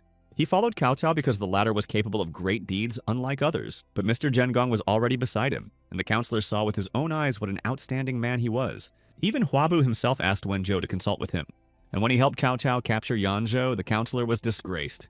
Huabu assumed that was why he decided to do something about it and prove himself. The counselor apologized for showing himself to be so petty, but Huabu thought he had a shred of humanity in him. The young healer explained that he understood perfectly well the motives behind his actions and asked him to end it there. Wenjo hoped that Huabu would follow his example, but the agitation was not the work of the healers. Huabu extended his hand to him and offered to communicate more easily since they were the same age. The suggestion confused the counselor, but he agreed. The healer ended the conversation and went about his business, leaving Wenjo puzzled. Suddenly, Huabu threw a filled sack in front of him and ordered the counselor himself to burn the remnants of the yellow bandage's garments. Later, Cao Cao adopted the yellow armband people as the Yanju people. Then he selected young warriors and created a 300,000-man army, which he called the Qingzhou Army. Bonzo appointed him governor of Yansu province.